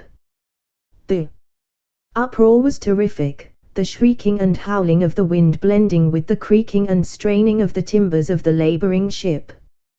Crash succeeded crash aloft, but they could distinguish nothing of what was happening because of the intense blackness. Yet the motion of the ship was becoming steadier, for the reason that the wind was so strong that it was actually beating down the sea. Suddenly the two lads heard a rending and tearing sound, followed by a crash quite close to them, as something weighty smote the deck, and through the fearful din that raged round them there rang out the scream of a man in agony. "Harry," said Roger, "that is the mizzen-mast come down, and it has injured some poor fellow. Let us endeavour to reach him if we can." And, still holding to each other, they began to feel their way carefully along the deck, which was now encumbered with wreckage. Suddenly Harry cried out, and fell over something, which proved to be the wreck of the fallen mast. "Are you hurt, Harry?" queried Roger. "No, lad," came the response, "and I think I have found the poor fellow whose scream we heard just now. He seems to have been crushed by the mast as it fell. If you will stoop down here, you will be able to feel his body. Had we but a lever of some kind we might perhaps be able to raise the mast sufficiently to drag him from underneath it." Roger climbed over the mast and, feeling for Harry, knelt down beside him, where he found the body that Harry had fallen upon when he tripped over the mast. By touch he found that the poor seaman, whoever he was pinned down immovably to the deck, the mast lying right across the middle of his body. Roger put his mouth to the ear of the man, and shouted, "Are you badly hurt, and can you move with assistance?" He caught the reply, "Is that you, Master Trevose? I am pinned down by this spar, and I believe my leg is broken, but if you could manage to get the mast raised by ever so little, I believe I could scramble out from under it." "Can we find a lever anywhere?" shouted Roger. "There are a couple of handspikes in the rack close to you. If you can find these, they will do," replied the wounded seaman. Roger worked his way to the rack indicated by the man, and fortunately found the handspikes at once. Taking them both, he quickly scrambled back again and handed one to Harry, retaining the other himself. The two lads then prized the points under the mast, and threw all their weight on the shafts, using them as levers. They felt the mast quiver and move slightly. "That's the way, Master Trevose, one more lift like that and I'll be out from under," shouted the man. Roger and Harry again exerted all their strength. The mast rose perceptibly, and they heard a cry of pain from the seaman as he wormed himself from under the spar. "I be out now, master," came the voice. "If ye can lift me up and get me below, I'll thank ye." One of them supporting him on either side, they raised the unfortunate fellow upright, and with great difficulty assisted him across the deck, and so to the companion hatch, which they found without trouble, as it was now growing somewhat lighter. The clouds were not quite so thick, and an occasional gleam came from the moon as she was uncovered. They got the man below, Roger taking him on his back down the companion ladder, while Harry ran for the surgeon. The latter soon made his appearance, and attended to the sufferer, who proved to be an ordinary seaman named Morgan. Having seen the patient off their hands and well attended to, the couple returned to the deck. They found that the wind was lessening every moment, and the clouds were disappearing fast, permitting the moon to shine out fitfully, but the sea, no longer kept down by the pressure of the wind, was rising rapidly. "I think the squall is past its worst," Harry said. "Roger, what we have to fear now is the sea, which will get worse, I am afraid, ere it goes down. But look there! Merciful heaven! What is that?" he continued, pointing away over their port quarter with his finger. The inky blackness had lifted somewhat, and they could plainly perceive the hull of one of their own ships, presumably, but her ports were open, and her interior appeared as a glowing furnace, while, even as they looked, tongues of fire spurted up from her deck and began to lick round her masts, and from the hapless vessel a long wail of anguish and despair came floating down the wind. Every eye in the ship was at once turned to the burning vessel, which they presently made out to be, by her rig, the Salvador, one of the two captured Spanish vessels. What seemed to have happened was that the Spanish prisoners confined below had fired the ship before the squall came down, in the hope of being able to overpower their captors in the ensuing confusion, trusting to luck for the opportunity to extinguish the conflagration afterwards.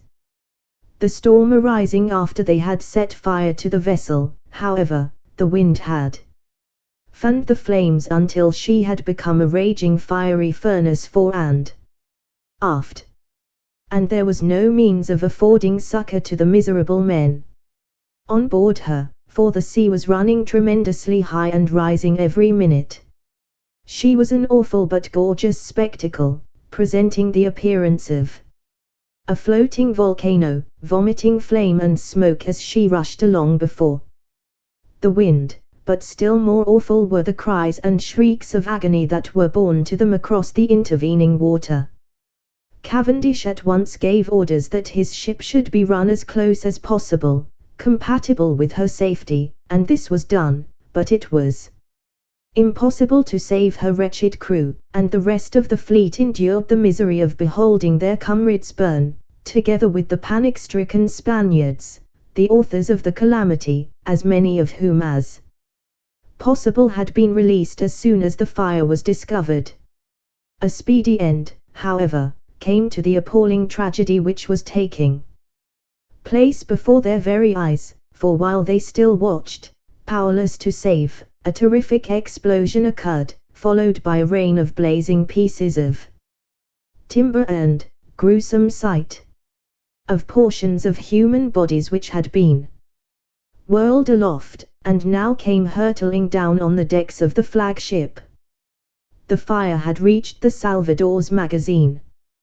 This awful spectacle cast a deep gloom over the entire ship's company. Shortly afterwards, none of the other vessels being in sight, and the sea having moderated somewhat, Cavendish ordered the ship's course to be altered, and they again bore up for the rendezvous. On the 10th day after the storm they reached, without further adventure, the agreed latitude and longitude, and hove to, waiting for the remainder of the squadron to make its appearance. 2 days later, the first of the other vessels, the Elizabeth, made her appearance, and on the same evening, by the light of the tropic stars, the other two joined them. All four remained hove to until daybreak. Early on the following morning, they all got under way again, and headed for the land, which now could not be many miles distant. Shortly after noon came the ever-welcome cry from the masthead, "Land ho!" "Where away?" demanded the officer of the watch. "Dead ahead," answered the lookout. "Keep her as she goes," ordered Cavendish, and with an ever-lessening wind they glided toward the land that climbed higher and higher above the horizon by imperceptible degrees. By the end of the first dogwatch on that same evening they were close enough to make out the formation of the land, and at length, sighting a bay that looked promising for their purpose, they bore up for it, sounding all the way as they went. As the land opened up, the bay toward which they were heading appeared to offer increasingly advantageous facilities for careening and repairing, and they presently passed in between two low headlands covered with palms, and dropped anchor in the calm inlet in 6 fathoms of water, at which depth they could clearly see the bottom of sand thickly dotted with shells and broken pieces of coral. At last, after many weary and fateful days, they had reached a haven on the other side of the Atlantic, a haven in one of the islands of those fabled Indies where, if legend was to be believed, gold was to be found more plentifully than iron in England.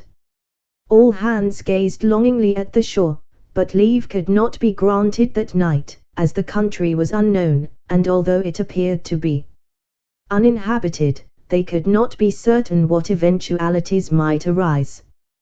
Cavendish, therefore, deemed it better to wait until morning, and then send a strong force on shore to reconnoiter and explore. Meanwhile Roger and Harry went below to their bunks and slumbered, dreaming of the coming morn. Those of the crew who were off duty slept on deck or in their hammocks, as the fancy took them. The anchor watch was set, and thus all hands, waking or sleeping, waited for the morning which should disclose to them this garden of paradise. Chapter 6. How they investigated a certain cipher and met with some adventures. Day had scarcely broken next morning ere Harry and Roger tumbled out of their bunks, dressed, and went up on deck, so eager were they once more to be on shore after their many long days at sea. As they came on deck the sun rose in all his tropic grandeur, and transfigured the little inlet, with the ships floating on its bosom, its environment of green palms and tropical verdure, and its golden sands running down to the water's edge, into a veritable nook of fairyland. For a distance, so far as they could judge, of about 3 miles the ground appeared to be fairly level, rising very gradually, and thickly covered with tropical foliage. Beyond that there was a range of hills, apparently about 1,000 feet high, and beyond these again rose peak after peak of lofty mountains, the bare summits of the tallest glowing like jewels in the brilliant tropical light. Close at hand, on the southern shore of the inlet, lofty cliffs ran sheer down to the water's edge, where a ledge of rocks ran out some little distance into the bay, and these rocks seemed to be literally honeycombed with caves. On the northern side of the inlet the water shoaled gradually, terminating on a beach of clean yellow sand, which again stretched for some distance above water mark, and was then lost among the bush foliage. Tall cocoa nut palms graced the margin of the inlet, and, behind them, trees bearing oranges, guavas, bananas, lemons, mangoes, and various other kinds of tropical fruits could be discerned close at hand. It was in truth a lovely scene that the lads gazed upon that bright morning. There was a moderately good rise and fall of tide, judging from the marks on the beach, and the northern shore was undoubtedly the one that would be chosen by Cavendish for careening his vessels, as the ground sloped steeply but evenly, the sand was firm and hard, and the trunks of the palm trees would be very useful for securing the hawsers, by means of which they would heave the vessels down on their beam ends. the sun mounted higher in the clear blue of the heavens as they looked. And all about them rose the sounds of awakening nature. Away back in the woods they could hear the chattering of monkeys. Parrots and birds of bright plumage screamed and sang and fluttered among the trees near the beach, and several bright plumaged flamingos stalked gravely about the shallows, seeking their morning meal in the limpid water. Presently, too, life on board the vessels was stirring, and the shrill whistle of the boatswain's pipe roused all hands to their duties. The men came tumbling up from below, and the business of the day commenced. The officers of the ship and the two lads went down presently to breakfast, after which leave to go on shore was granted to several of them, including Roger and Harry. Those who were going ashore quickly determined to make up a party and keep together, because as yet they knew nothing of the country, and there was the chance that it might be inhabited, in which case, if separated, and any savages were in the neighborhood, the whites might find themselves awkwardly situated. As many of the crew as could be spared were also allowed to go on shore for a few hours before the business of careening and refitting commenced, and, needless to say, they were delighted at the prospect of having a little more space wherein to walk about than the narrow decks of their own ships, and also of being able to get some fresh fruit, of which they stood in great need, scurvy having already appeared among them. After breakfast, therefore, they quickly got the boats over the side, and soon there was a regular procession of them from the vessels to the shore.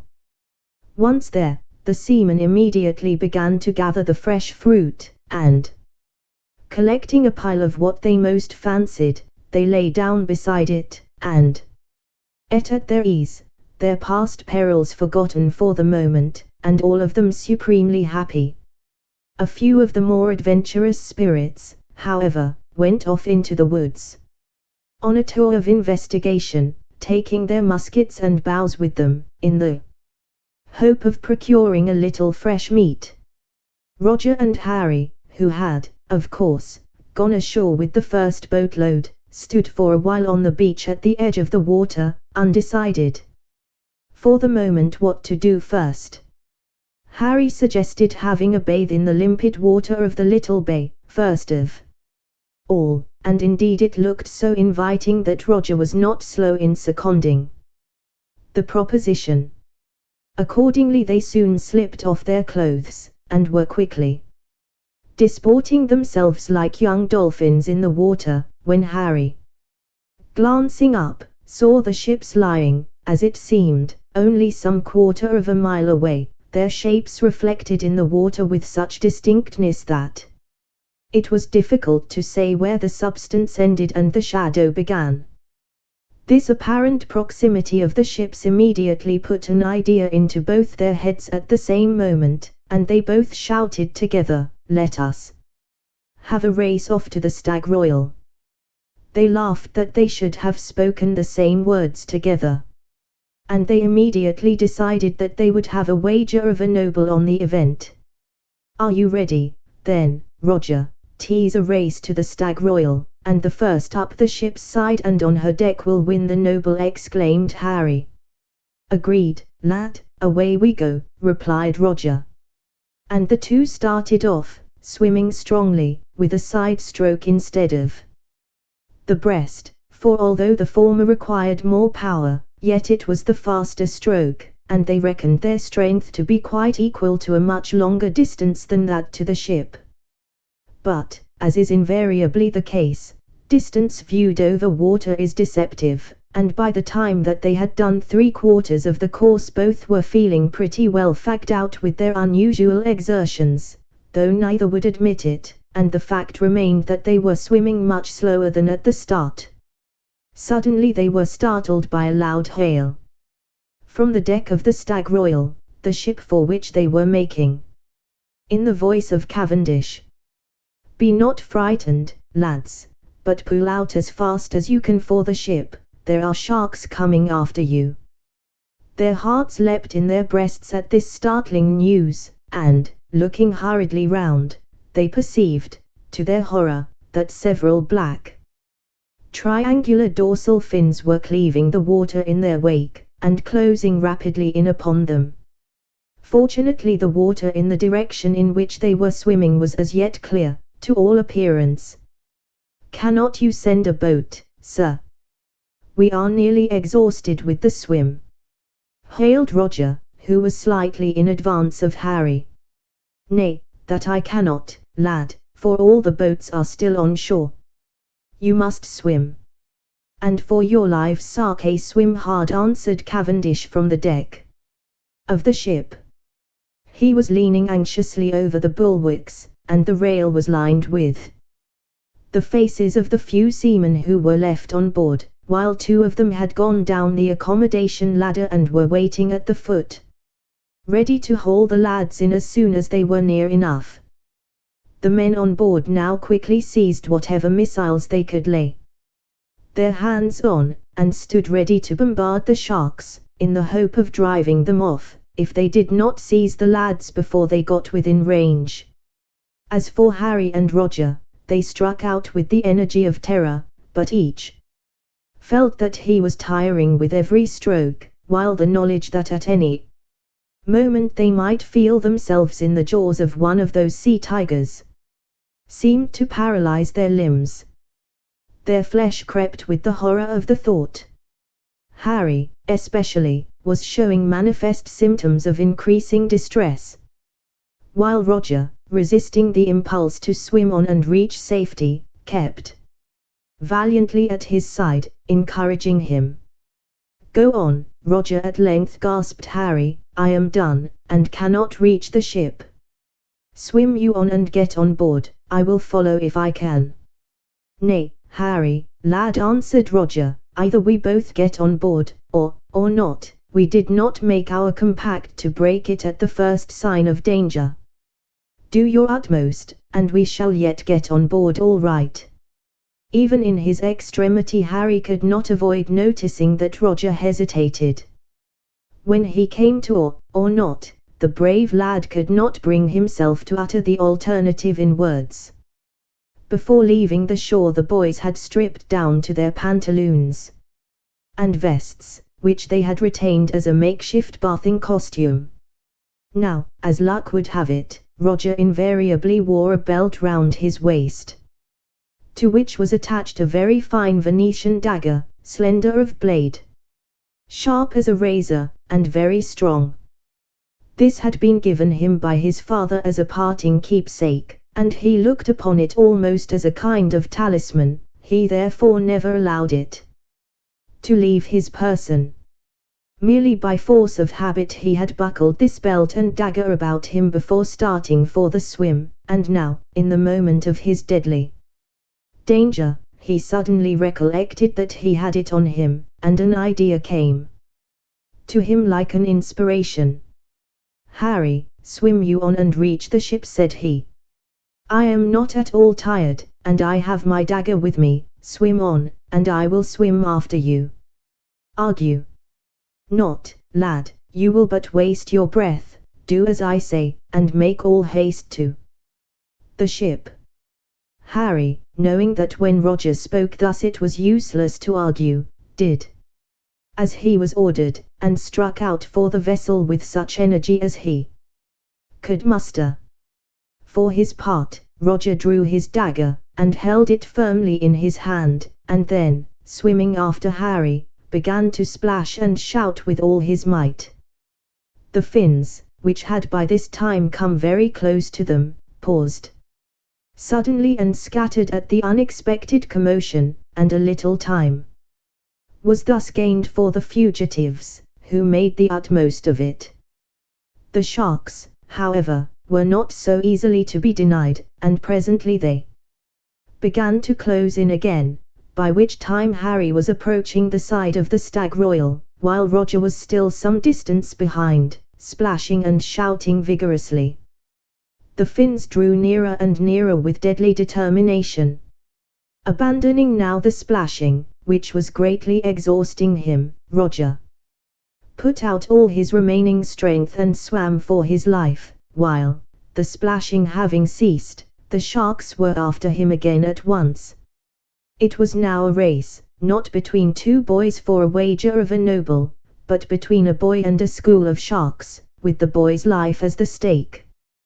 The sharks were fast gaining upon Roger, and they were as yet quite out of range of the missiles with which the men were ready to pelt the ravenous monsters.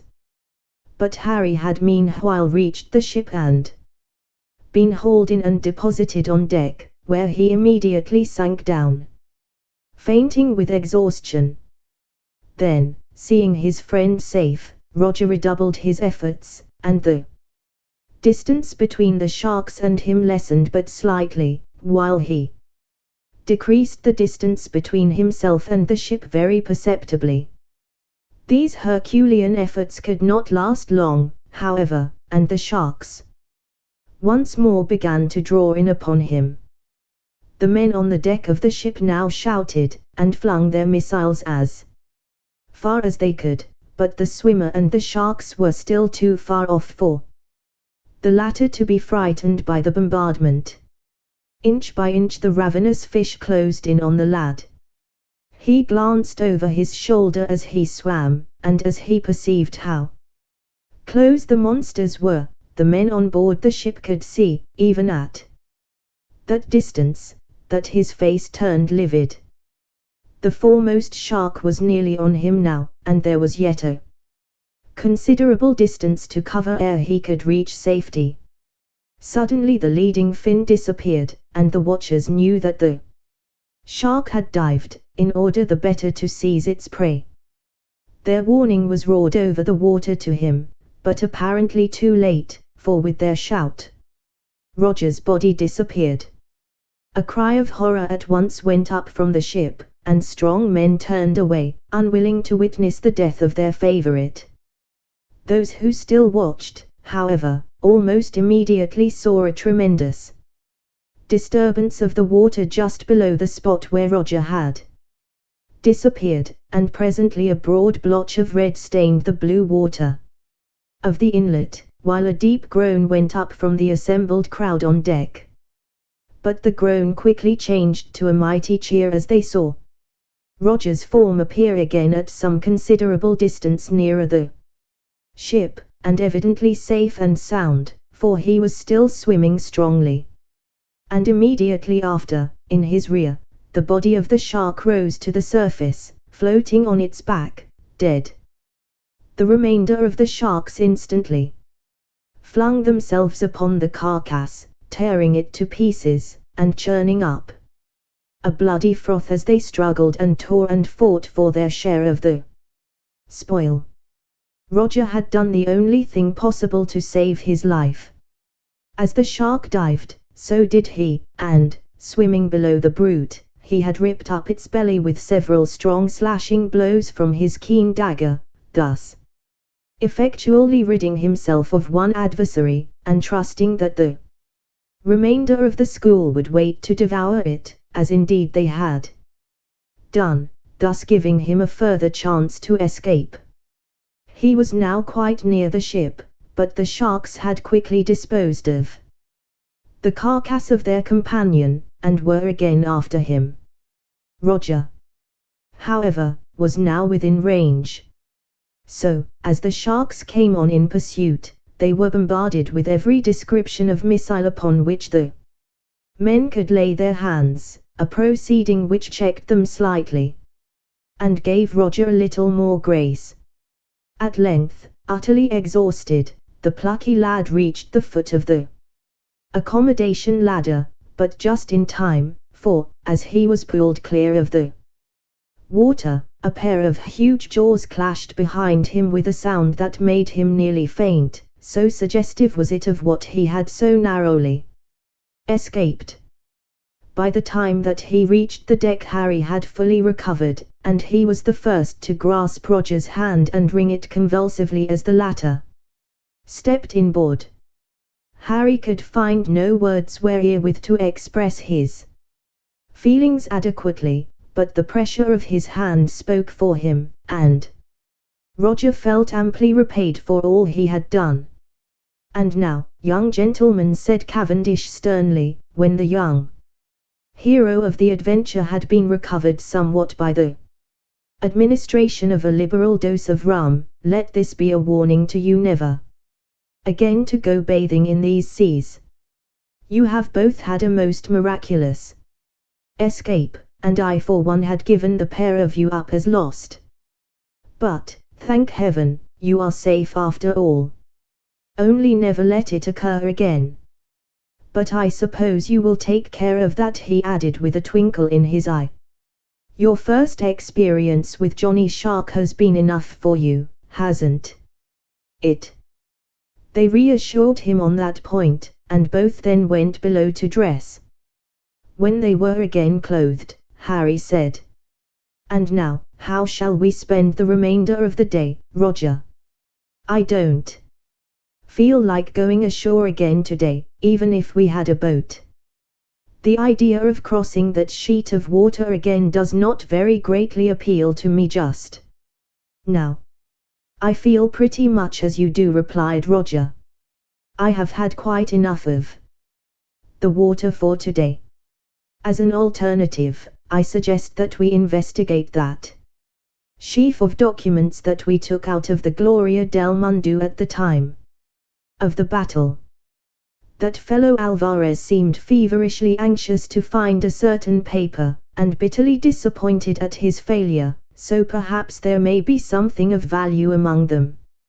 So saying, Roger went to his sea chest, and, having unlocked it, drew out the bundle of papers to which he had referred, and laid it on the table.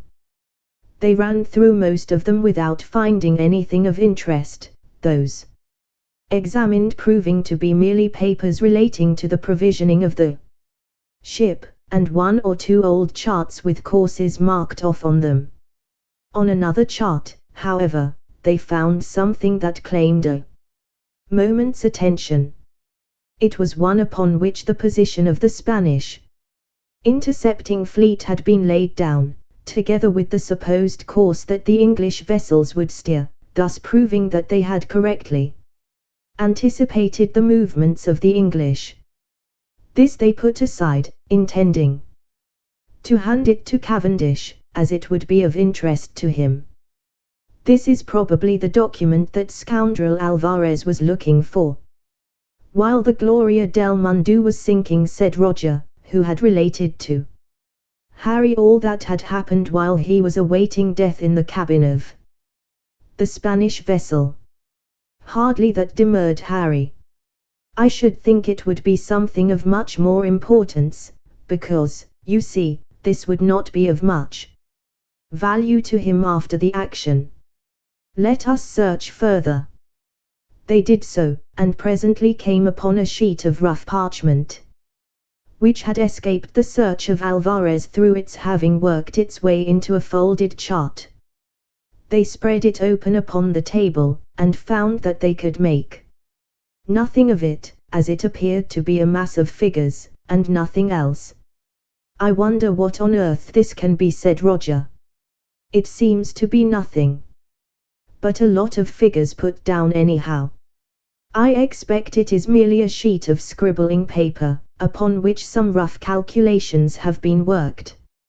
At any rate it is of no importance, and clearly is not what Alvarez was looking for." "Wait one moment, Roger," said Harry, "be not over hasty, lad.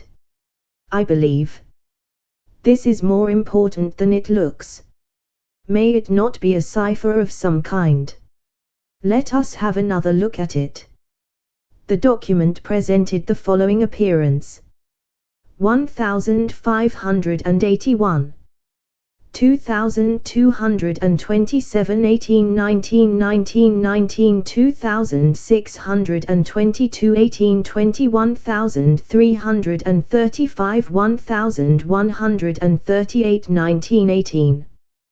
1717, 2020, 1618,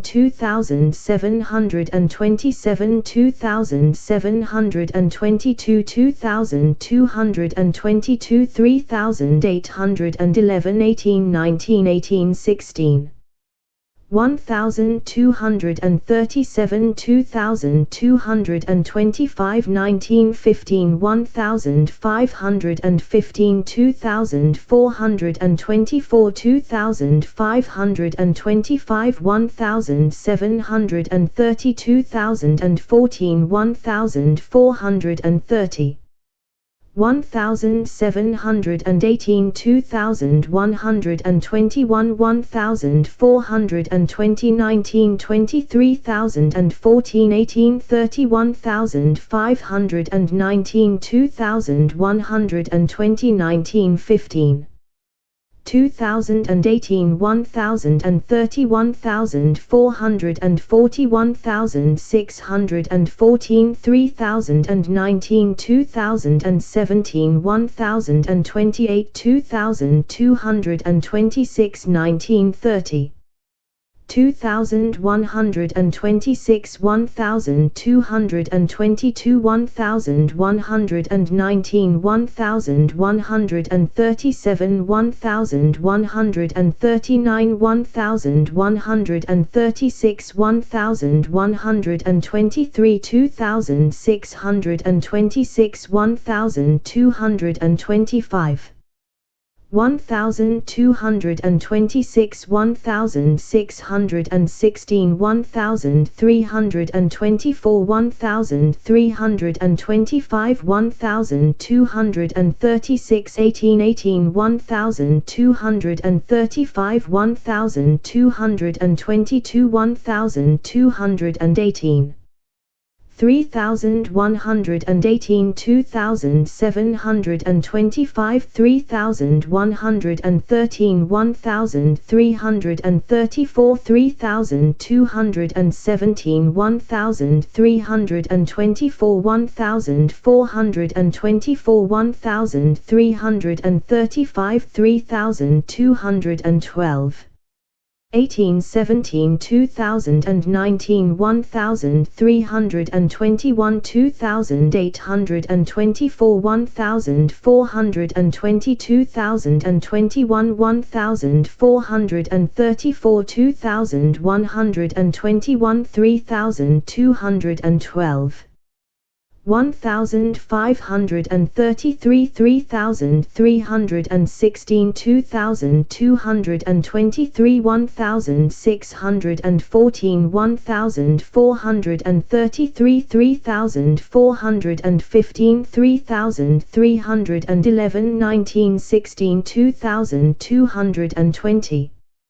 2525, 1715, 1423, 2322, 3314, 2414, 1517, 1816, 3019. 1416, 1822, 1618, 2122, 1122, 2826, 2022, 1321, 1424. 2221, 1930, 2413, 2014, 2413, 3311, 2624, 2029, 1423. 2512, 1915, 1614, 2611, 2319, 1713, 2320, 2925, 1519. 2418 1816 1433 2218 1922 1320 1126 1721 2920 1133 1232 1030 1520 1733 212 2418 2317 2520 3017 2117 2023 1220 1321 3311 2015 2517 1222 1821 1721 2012 3014 2616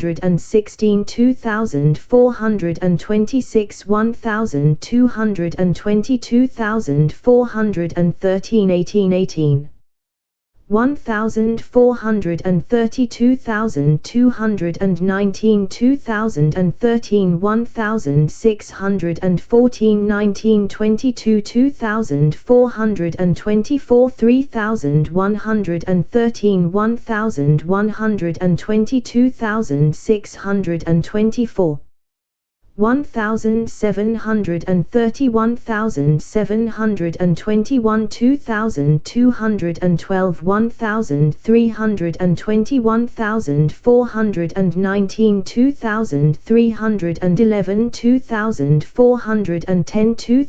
2124 1918 1331 1922 2113 2426 2320 1914 2014 3017 2523 2821 3113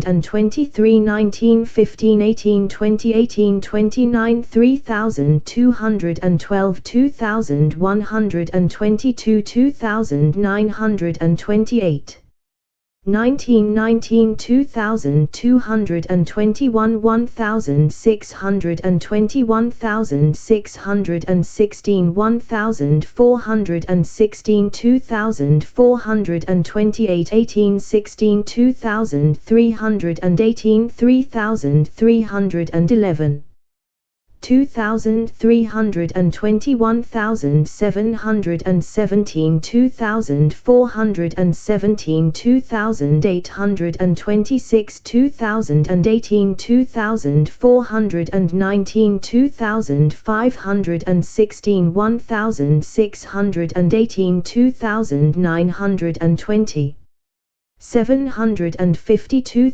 626 202 122 1519 1420 1924 1320 1822 325 1625 1317 2419 2013 2017 2117 2424 2421 1218 1825 1721 3311 2615 1317 2523 2029 1133 2518 1816 14 2124 18 12 1616 19 15 2622 2223 410 2624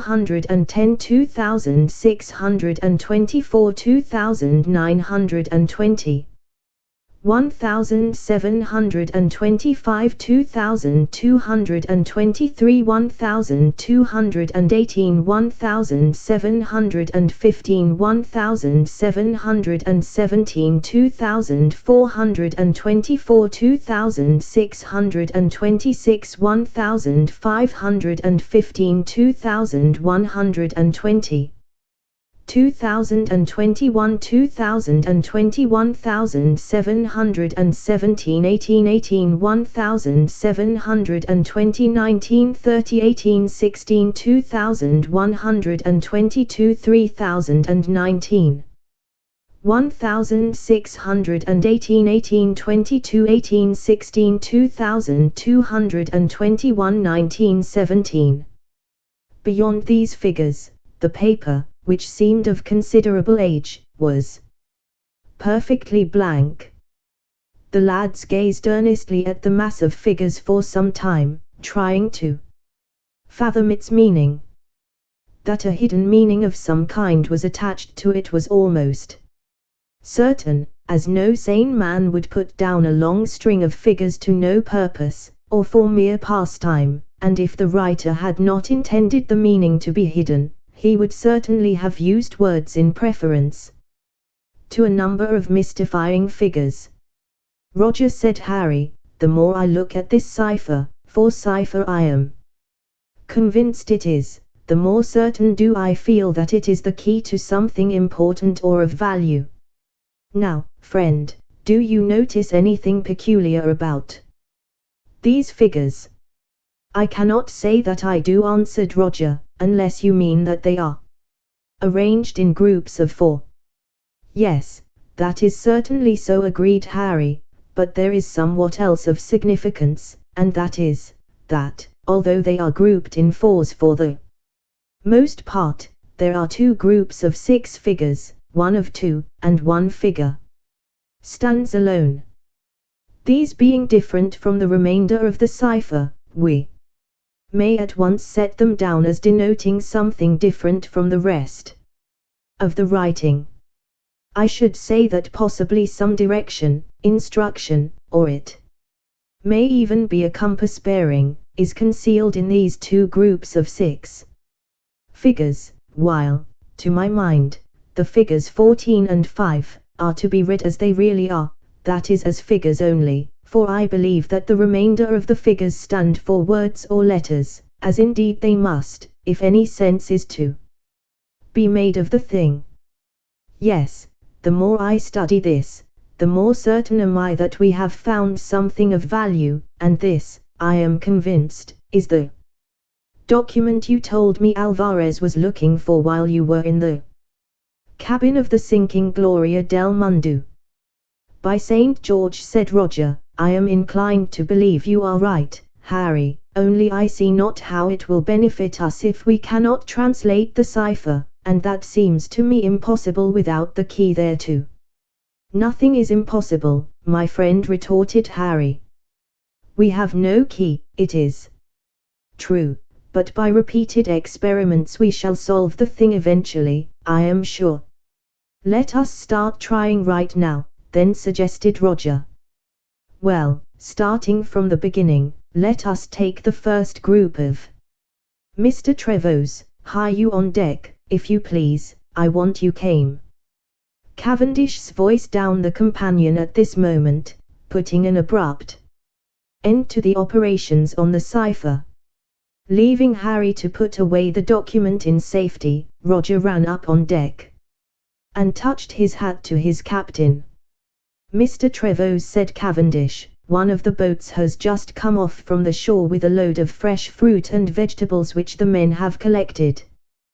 They have now had a short spell ashore, and it is time for us to be thinking of work again, so I wish you to take this boat and proceed to the shore in her with instructions to Mr. Lee to collect all the men forthwith. Let them bring off as much fruit and vegetables as they can find, but they must not be very long about it. You can take your friend Edgeworth with you, if you will, and while the men are getting fresh provisions together, you and he have my leave, after you have delivered my message, to do as you please until all are ready to come off aboard. And have a care, added the skipper, that you two lads do not get into any further scrapes. You had a particularly narrow escape this morning, both of you, and perchance may not get off quite so easily next time. Roger saluted, and forthwith ran down to inform Harry of his errand. Whereupon the two mounted again to the deck and dropped into the boat, which was waiting for them alongside, and were soon being pulled over the water to the shore again. Arrived at the beach, Roger enquired of the few men who were there where Mr. Lee was to be found. None of them seemed to know, but one man said he believed that Mr. Lee had gone in that direction, pointing it out with a stubby and tarry forefinger, and had taken a musket, with the intention, he thought, of getting some fresh meat for the pot. The lads at once set off in the direction indicated, pushing their way through tangled underwood, and treading down in their passage many splendid and brilliant flowers, while startled birds, of rainbow plumage, flew out from the branches over their heads. Everywhere stillness reigned supreme, and no sound or sign of any of the men was to be met with. They pushed resolutely forward, however, trying to discover some indication of people having passed that way before. So dense was the undergrowth in many places that Harry and Roger were obliged to draw their swords to cut a passage through it. Presently Roger caught sight of a beautiful orchid on the trunk of a tree just below the first branch, and put forth his hand to gather it. As he did so there was a bright green flash, and the lad started back only just in time. There was a swish of steel, and a snake fell to the ground severed in half, yet still writhing horribly. "1,000 thanks," said Roger. "I owe you my life again, Harry. He would surely have bitten me if you had not been so quick with your sword."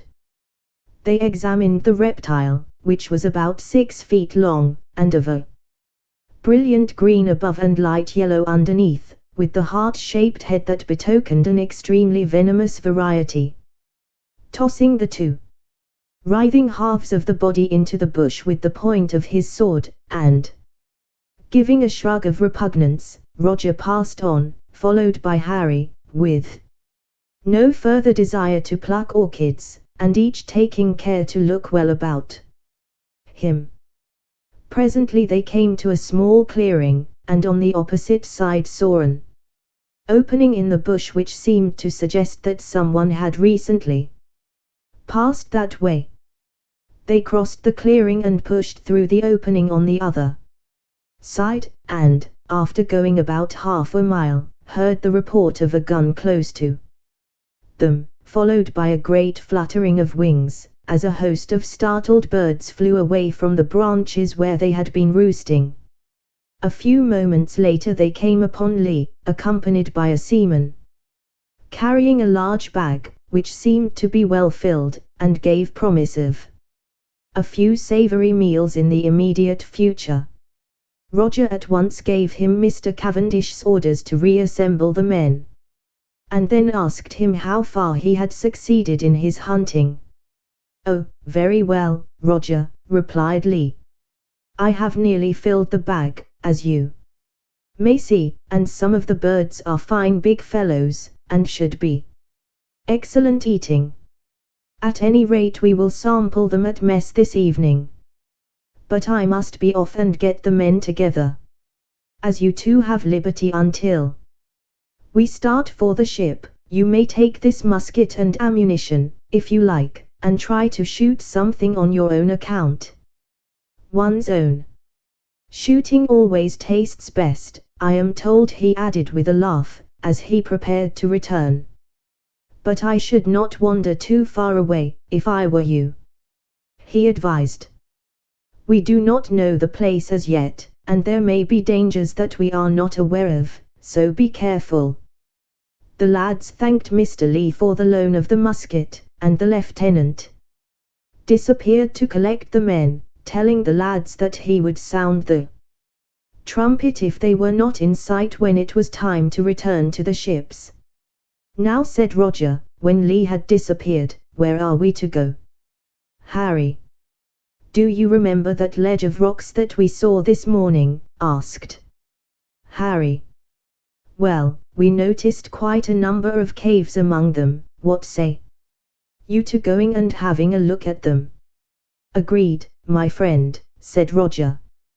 But can we get to them, I wonder, from here, without going back to the beach and walking all the way round? Oh, yes. I think so, answered Harry. I believe I remember how they lie.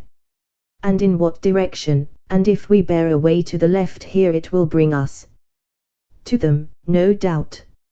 So the two turned off, and presently found another opening in the brush, through which they went. It appears to me, said Roger presently, as though someone had been along this way before us. See, some of the small branches are broken, and the growth beneath our feet seems to have been recently trodden. I expect we shall find that some of our men have been here before us, perhaps to look at those same caves themselves.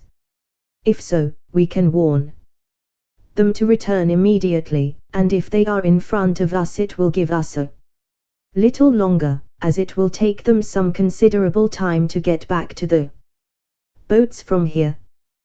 Thus reassured in their own minds, for there was always the danger of savages to consider, they pressed on, but saw no further signs of the men whom they imagined to be in front of them. It is possible, said Harry, his thoughts still dwelling upon the matter, that if they have gone this way they are still at the caves. Or they may have gone back along the beach, for that, I suppose, is the nearest way of return. And if so, we shall not meet any of them coming this way, but we may overtake them. They had gone but a little distance farther when Roger looked up. Suddenly, Harry, I heard something whistle past my head a moment ago, said he. Nonsense, responded Harry. What you heard was one of those small creatures they call hummingbirds flying past your ear. I am certain it was not, retorted Roger. If it had been, I should have seen as well as heard him, and, why, there it is again. Yes, you are right, Roger, I heard it myself that time. I wonder what it can be, exclaimed Harry. I don't know, said Roger, but it sounds very queer. Let us push on, or we shall have no time to explore those caves. They pushed forward for some little distance, and again heard, more than once, the same peculiar sibilant sound, as of something flying past them with great velocity, but they saw nothing, and could not account for the occurrence at all. Suddenly Harry, who was behind, whispered to Roger, do not appear to take any notice, Roger, at present, but I distinctly saw the head of a savage peering at us from behind a tree when I turned my head just now. And I believe that what we heard was the sound of arrows flying past us. I should not be greatly surprised to find that there is quite a crowd of natives round us, and the only wonder to me is that we have not yet been hit. Now, we must press on and endeavor to reach the shelter of the caves, and there defend ourselves, if necessary, until assistance comes. It is useless to think of retreating by the way we have come, we should only be ambushed. Ah! I see two more faces looking at us over there in the bush. We had better make haste, but we only need walk a little faster. It will never do to run, or they will see that we have discovered them, and in that case they will attack us at once, and we shall have no chance here. By the way, is that musket loaded? Yes, replied Roger.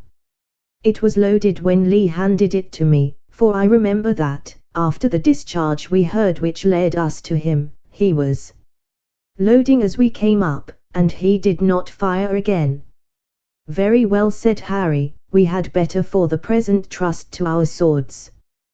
We must reserve the musket until the last. And you had better drop a few more bullets in, so that it will do as much execution as possible when we fire. And I trust to heaven that the report may bring some of our men up. But it will not do that if we fire now, as they will merely think we are shooting game. If we fire from the caves they will know there is no game there to shoot at, and it may attract their attention. The two lads now moved as fast as they thought consistent with safety, and, to their great relief, at length perceived an opening in the trees, and got a glimpse of the sea beyond. A few minutes later they emerged on the beach, and found themselves quite close to the caves. Then, having a clear ground, they took to their heels and ran as hard as they could for the nearest cave. As they started to run, a chorus of savage yells broke on their ears, and what they had quite anticipated happened. The natives had at last left cover and were pursuing them at the top of their speed. Roger and Harry, unaccustomed to running in sand, moved but slowly, and the savages gradually began to overhaul them. They were not far from the caves by this time, however, and presently they gained the entrance to one of them some 50 yards ahead of their pursuers. As soon as they were safely inside, Roger turned, and, raising the musket to his shoulder, discharged the piece point blank into the midst of the nearest group of running savages. It was a lucky discharge, and the extra bullets that they had put in, scattering as they flew, had almost the effect of a round of grape shot, dropping no fewer than 4 of the blacks. It did not check their rush, however, and there was no time to reload before the howling, yelling mob were upon them. Roger and Harry had at once taken up positions, one on each side of the entrance to the cave, allowing themselves sufficient room to avoid striking each other with the blades of their long swords, which, with the now useless musket, were all the weapons they had. The savages came at them with a rush, stabbing furiously with their spears, and forced on by those behind, who feared to use their bows and arrows at such close quarters lest they should hit their companions.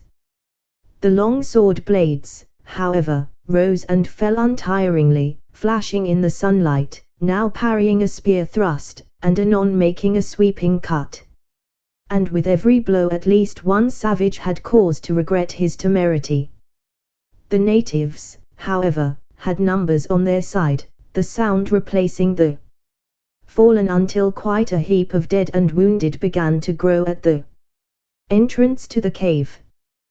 They were likewise growing chary of those long blades of steel that hewed through shield and spear haft as though they had been paper. At length one of the natives stooped down and picked up the dead body of a fallen comrade, held it before him as a shield, and rushed toward the defenders of the cave, and as Harry thrust at him he flung the body full upon the sword's point, where it remained impaled, dragging Harry's weapon from his grip. The man then lunged savagely with his spear, but Roger's wary eye was on him, and the fraction of a second before the spear left the fellow's grasp the sword flashed and fell, and the savage stood looking stupidly for a moment at the arm still grasping the spear, that had fallen at his feet, ere he himself sank, groaning, to the ground. Harry shouted his thanks across to Roger, and drew his sword out of the impaled body with some difficulty, determined not to be so tricked again. And once more the battle went furiously on, the savages surging madly about the cave's mouth, and the two lads straining every nerve to keep their stronghold inviolate. "I wonder," gasped Roger, "how long it will be before Lee collects all the men, and, missing us, sends out a search party." "They should all be mustered long before this," replied his companion. "You must remember that it took us some time to reach this place, and Lee started to look for the men directly we left him. Hark! There goes the trumpet for our recall, unless I am mistaken." "Did you not hear it?" "I think I heard something," answered Roger.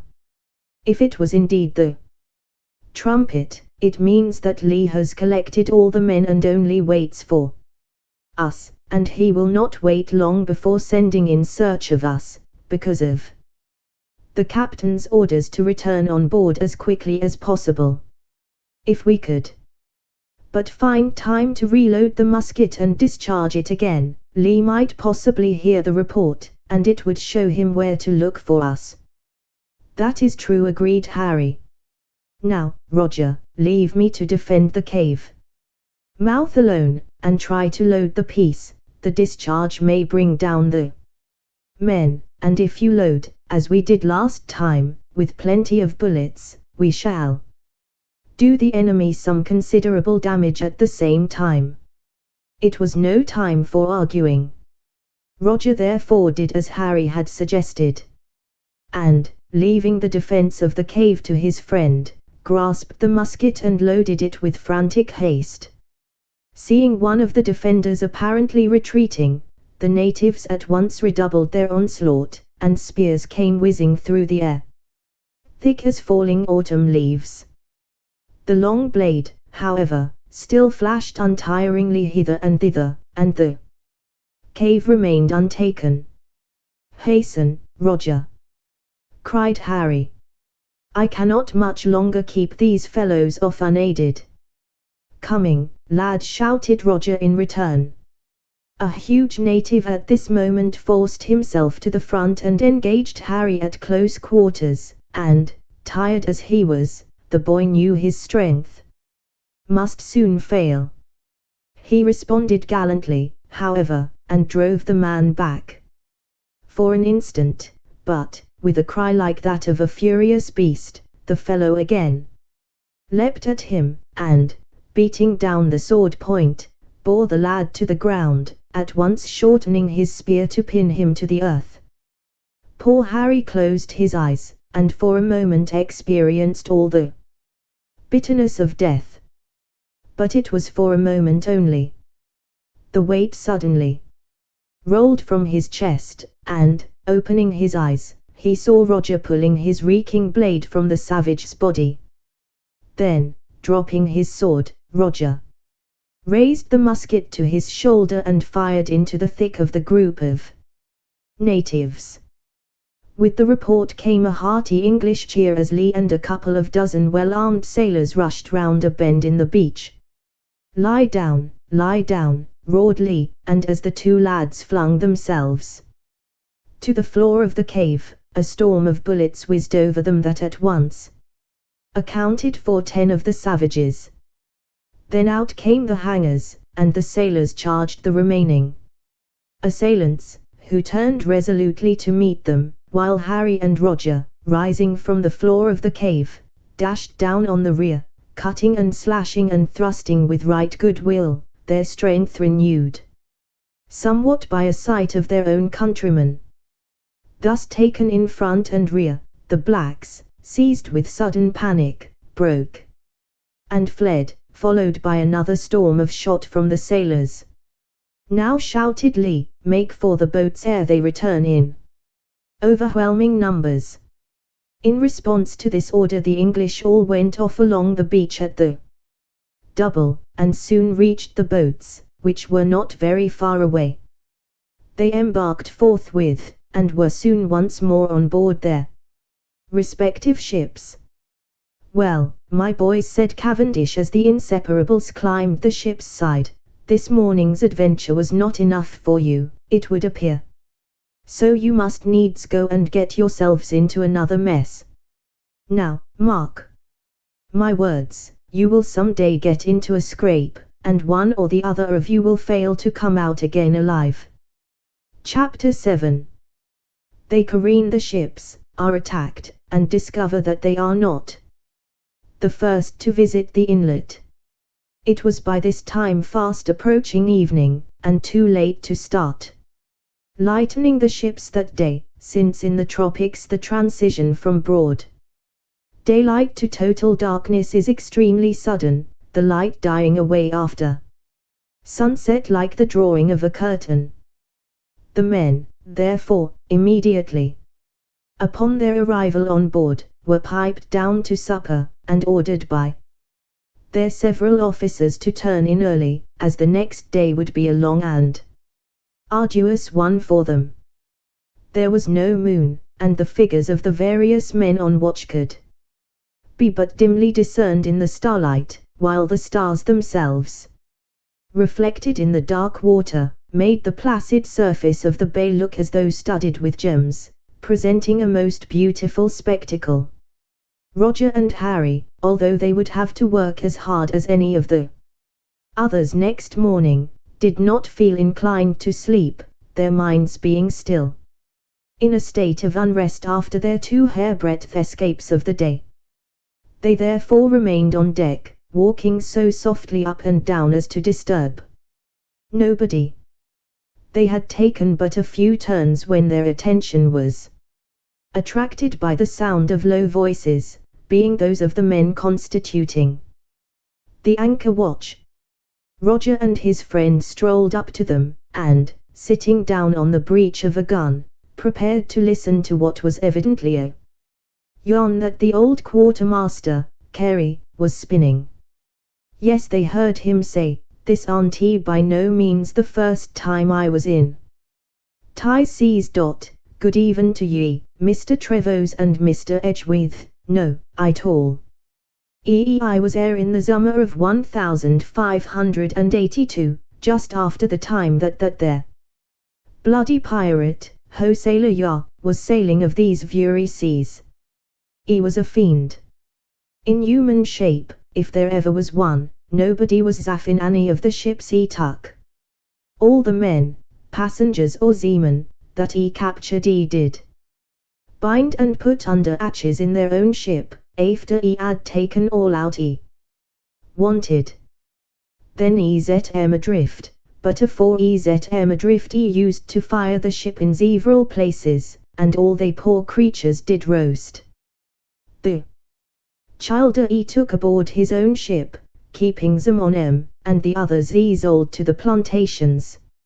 He was a regular devil, he was, and they do see as how he be about here even now, although he bain't been heard of for some time. And more, they see that somewheres near this very placeo has buried tons of gold and silver, precious stones, and all kinds of valuables. But how far that be true I don't know.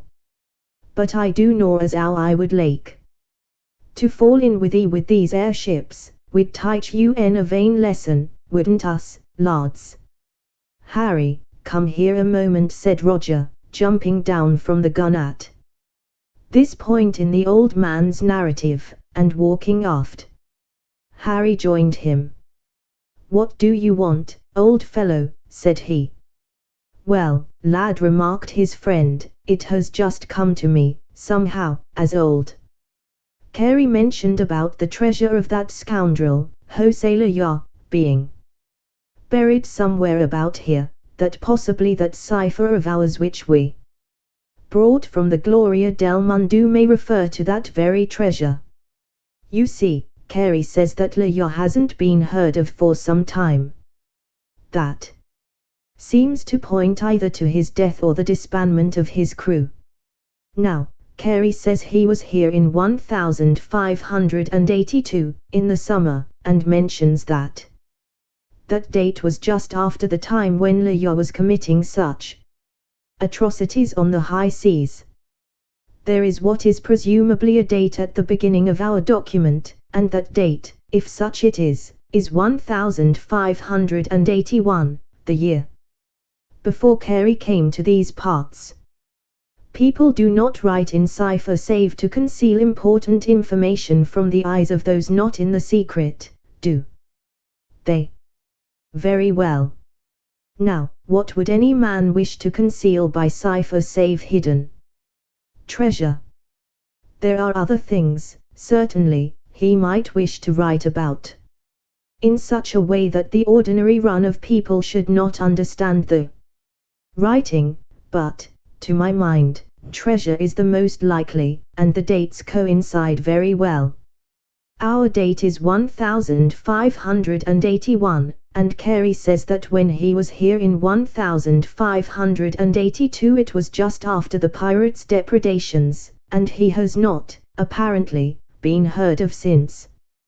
This, I say, points to his death or to the disbandment of his crew, and what more likely than that, before either of these occurrences, he should bury his accumulated booty and locate its position by cipher. I believe most strongly, Harry, that we have in our possession the key to the hiding place of all the treasure of Hosea Yah. And he must have accumulated millions of dollars worth in his time, if we can but come upon the translation of it. What do you think of it, Harry? Well, Roger, lad, said Harry, as you put it, certainly it does seem as though you might be right, and that there may be something in it. We must make another attempt to find the key to the cipher, and when that is found, I certainly think we shall obtain something valuable for our trouble, even though it should not be this great treasure of Hosea Yah. But we had better go below now and try to get some sleep, for we shall have a hard day before us tomorrow. They were roused early next morning by the boatswain's whistle, and, having dressed, came up on deck to find that the boats were just being got over the side again to take away the kedge anchors, by which to haul the ships closer inshore for careening purposes. It was decided by Cavendish that, as the beach was very spacious, and there were 4 ships to be careened, they should careen 2 at a time, instead of 1 only, as usual. The vessels that most needed overhauling and repairing were the commander's own ship and the captured Spanish vessel, El Capitan, which had been rechristened the Tiger. So it was determined to careen the Tiger and the Stag Royal first of all, leaving the other 2 vessels, the Good Adventure and the Elizabeth, afloat for purposes of defense, should an enemy appear in sight while the operations were being carried on. The Tiger and the Stag Royal were therefore swung broadside onto the beach. The anchors were then taken ashore in the boats and carried up the beach to above high water mark, where they were buried in deep holes dug in the sand, with timbers laid lengthwise upon them to prevent them from being dragged out again when the strain was put on the cables. The holes were then filled up and the sand heaped high above them, to get as much weight as possible upon the anchors, and to allow more purchase.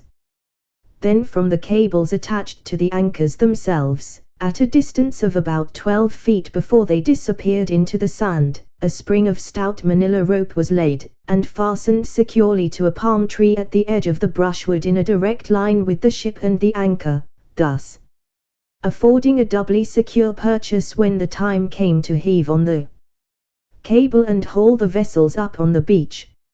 Roger and Harry had been sent ashore by Cavendish to take part in this work, as he wished them to get an insight into every part of the duties of a sailor, and thus make themselves 2 useful members of the crew, for the captain could not afford to carry any man who was not thoroughly proficient, the capacity of his ships being too small to afford accommodation to mere idlers. The lads were, however, very quick to learn, and very anxious to master all the details of their profession, and therefore never complained whatever the duty that was assigned to them. They thus increased their knowledge and efficiency very quickly, and Cavendish had no grounds for regret that he had taken them on board his ship.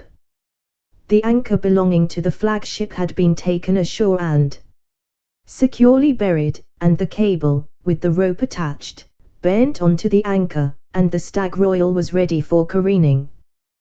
The seamen then tramped off along the beach to where the anchor for the Tiger had been brought ashore and laid on the sand, and proceeded with their preparations for careening that craft also. They had begun to dig the hole in the sand in which to deposit the anchor, when Roger's attention was attracted by a sound of rustling in the wood behind them. He looked round, and perceived that for a considerable distance along the beach the foliage appeared to be moving to and fro, as though stirred by a slight breeze.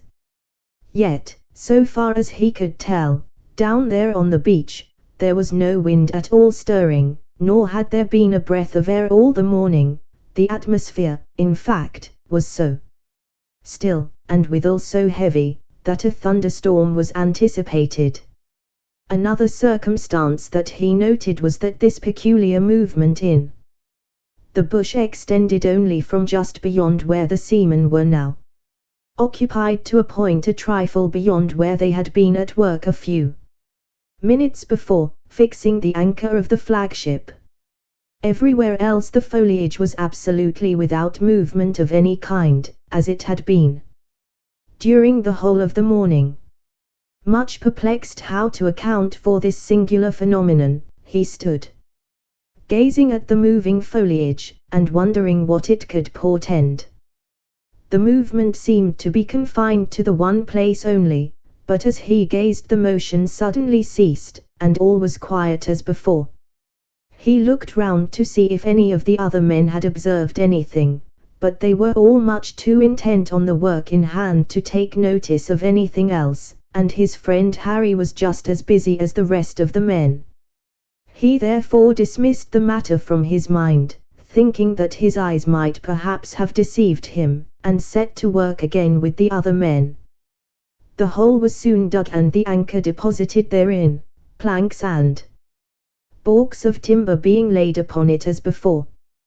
The sand was filled in and a mound raised above the work, and it only remained to further secure the anchor by putting a spring onto the cable, and fastening to a palm tree, as before.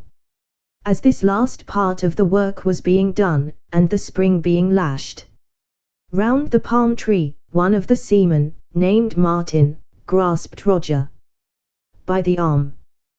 "Do you see that, Master Trevose?" said he, pointing. "What do you mean, Martin?" answered Roger. "Why, over there, sir," said the man, pointing in the same direction as that in which Roger had seen the peculiar movement of the foliage some little time before.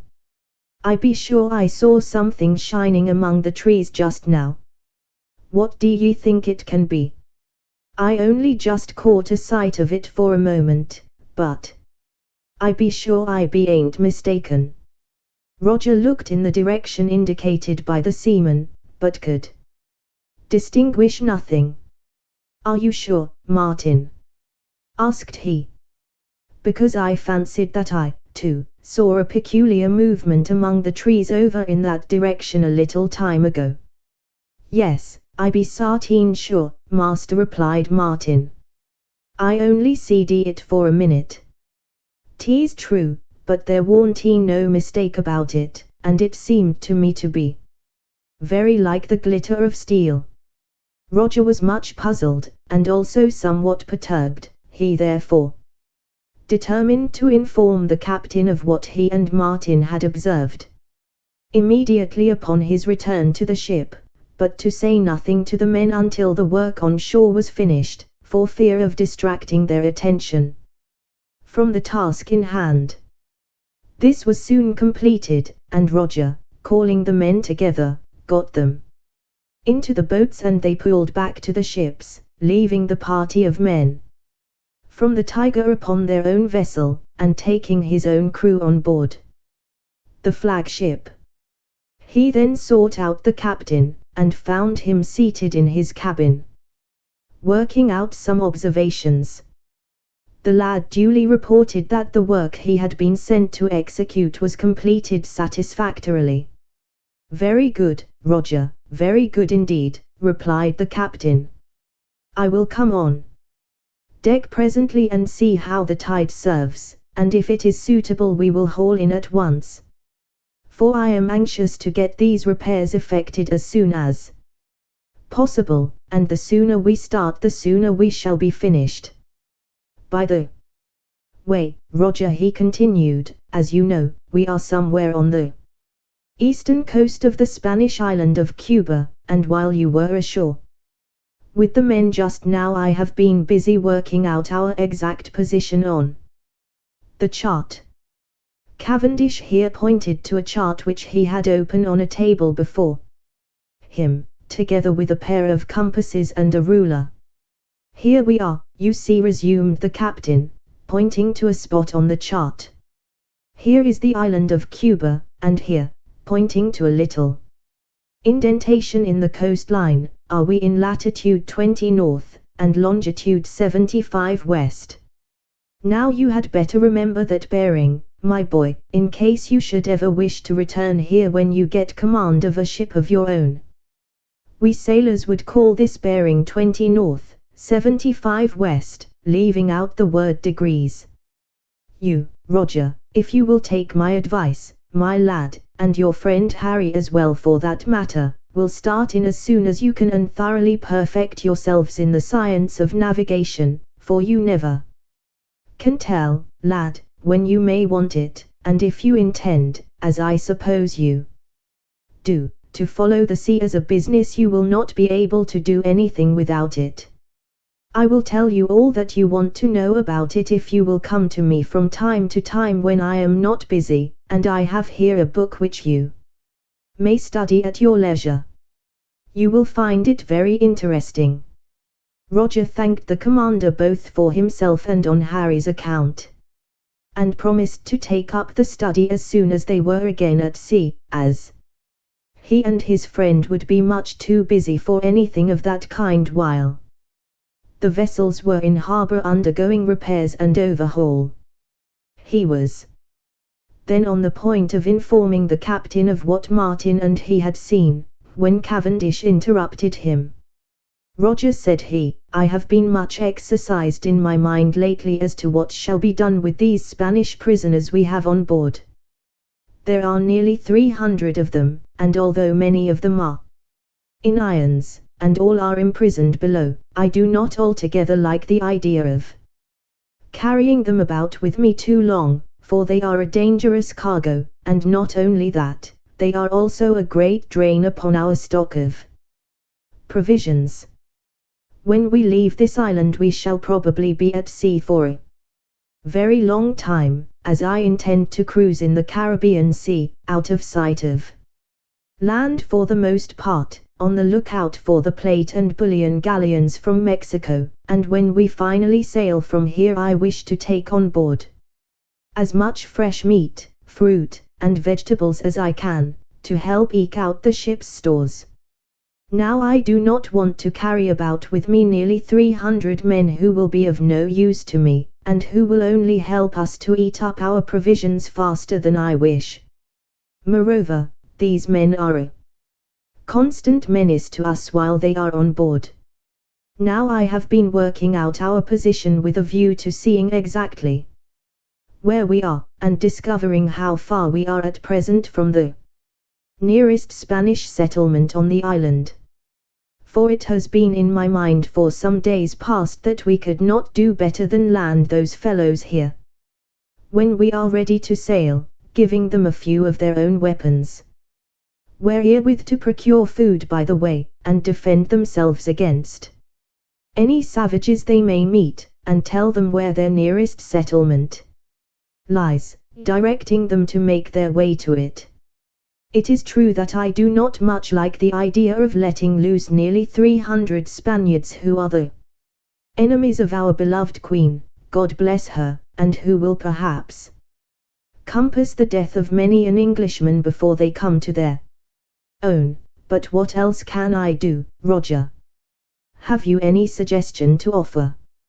No, sir, replied the boy. I think, with you, that the only thing to do is to release them and let them make their way to some settlement of theirs on the island. Well then, that settles it, said Cavendish.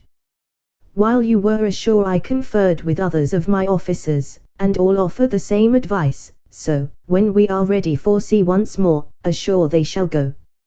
And now it is quite time that I went on deck and saw about getting the vessels hauled ashore, that is if the tide yet serves, which it should do by this time. Let us go. The captain rose, and was about to leave the cabin, when Roger said he had something to tell him. What is it then, lad? Tell me quickly, as I want to get on deck, said the captain. Roger then recounted what Martin and he had observed, adding that these occurrences seemed to him to signify the presence of a body of men hiding in the brushwood. It is possible, Roger, agreed Cavendish, seeing that you and Harry were attacked but yesterday. But I thought that we gave the savages so sharp a lesson then that they would not wish to renew our acquaintance. Are you sure that it was not wind moving the trees, and that it was not the sun shining on the palm leaves that made Martin think of the glitter of steel? I am sure there was no wind, sir, replied Roger, for I looked very closely, and it was no leaf that produced the glitter that Martin saw. He knows the glint of steel too well to be mistaken. Well, many thanks for the information at any rate, said the skipper. I will order a doubly sharp lookout to be kept. We must avoid a surprise at all hazards, for we might lose a great number of men thereby. He then turned and went on deck, followed closely by Roger. When they arrived on deck, Cavendish considered, upon inspection, that the tide would serve, as it was now rising rapidly. He therefore immediately gave orders that the winches and capstans should be manned, and the ships hove in towards the beach until their keels touched bottom. This was done, and soon the two vessels had been hauled in until they grounded gently. Then the boats were again got over the side, together with a number of rafts which had been constructed for the purpose, and the guns were lifted out by derricks and deposited in the boats and on the rafts, and so carried ashore. This unloading occupied a considerable amount of time, and when at length Cavendish considered the two vessels sufficiently lightened, the tide was almost at high water mark. The boats and rafts were then taken back to the ships, the men climbed on board, the windlasses and capstans were again manned, and, the vessels being considerably lightened, and so once more well afloat, were again hauled in until their keels touched bottom. The captain considered that they were now far enough up the beach, as the receding tide would leave them high and dry. Tackles were next fastened to the masts above the topsail yards, and fastened to convenient trees, and all was in readiness to heave the vessels down as the tide left them. Roger and Harry had been busy with the rest of the crew, and, as they worked, Roger had found time to inform his friend of the peculiar occurrence which he and Martin had witnessed, and he asked Harry his opinion of it. Well, said Harry, it would seem to me to denote the presence of savages near us. That there are hostile natives in this part of the island we know from past experience. Have you informed the skipper? Yes, replied Roger, I told him what I had seen, but it seemed to me rather as if he put the circumstance down to my imagination and Martin's. Nevertheless he thanked me for the information, and promised to be on the lookout. "Well," said Harry, "it strikes me as rather a foolish thing to leave the ship's guns scattered about the beach as they are at present. If we should be attacked we could never use them, pointing as they are in all directions. We could not fire without danger of hitting one another. It would be a good thing, I think, if the captain, instead of leaving the weapons strewed about the beach as at present, were to arrange them in a circle round the place where we are working on the two vessels, and get them loaded in readiness, and we should then be prepared to repel an attack if it came." "A very good idea, Harry," exclaimed Roger. "You always seem to be prepared with good schemes. Go and tell the captain, and see what he says." Harry at once ran off and told Cavendish what Roger and he thought of the matter. "You two lads," said Cavendish, "seem ever to be thinking of attacks by natives. Yet your scheme, young man, is a good one, and I will have it carried out at once. It is well to be on the safe side." He accordingly gave the necessary orders, and the men turned to with a will, with the result that the guns were soon arranged as Harry had suggested, with the muzzles so pointing as to command not only the adjacent bush but also the whole range of the beach. The weapons were then loaded, and the party were reasonably secure from an attack in that direction.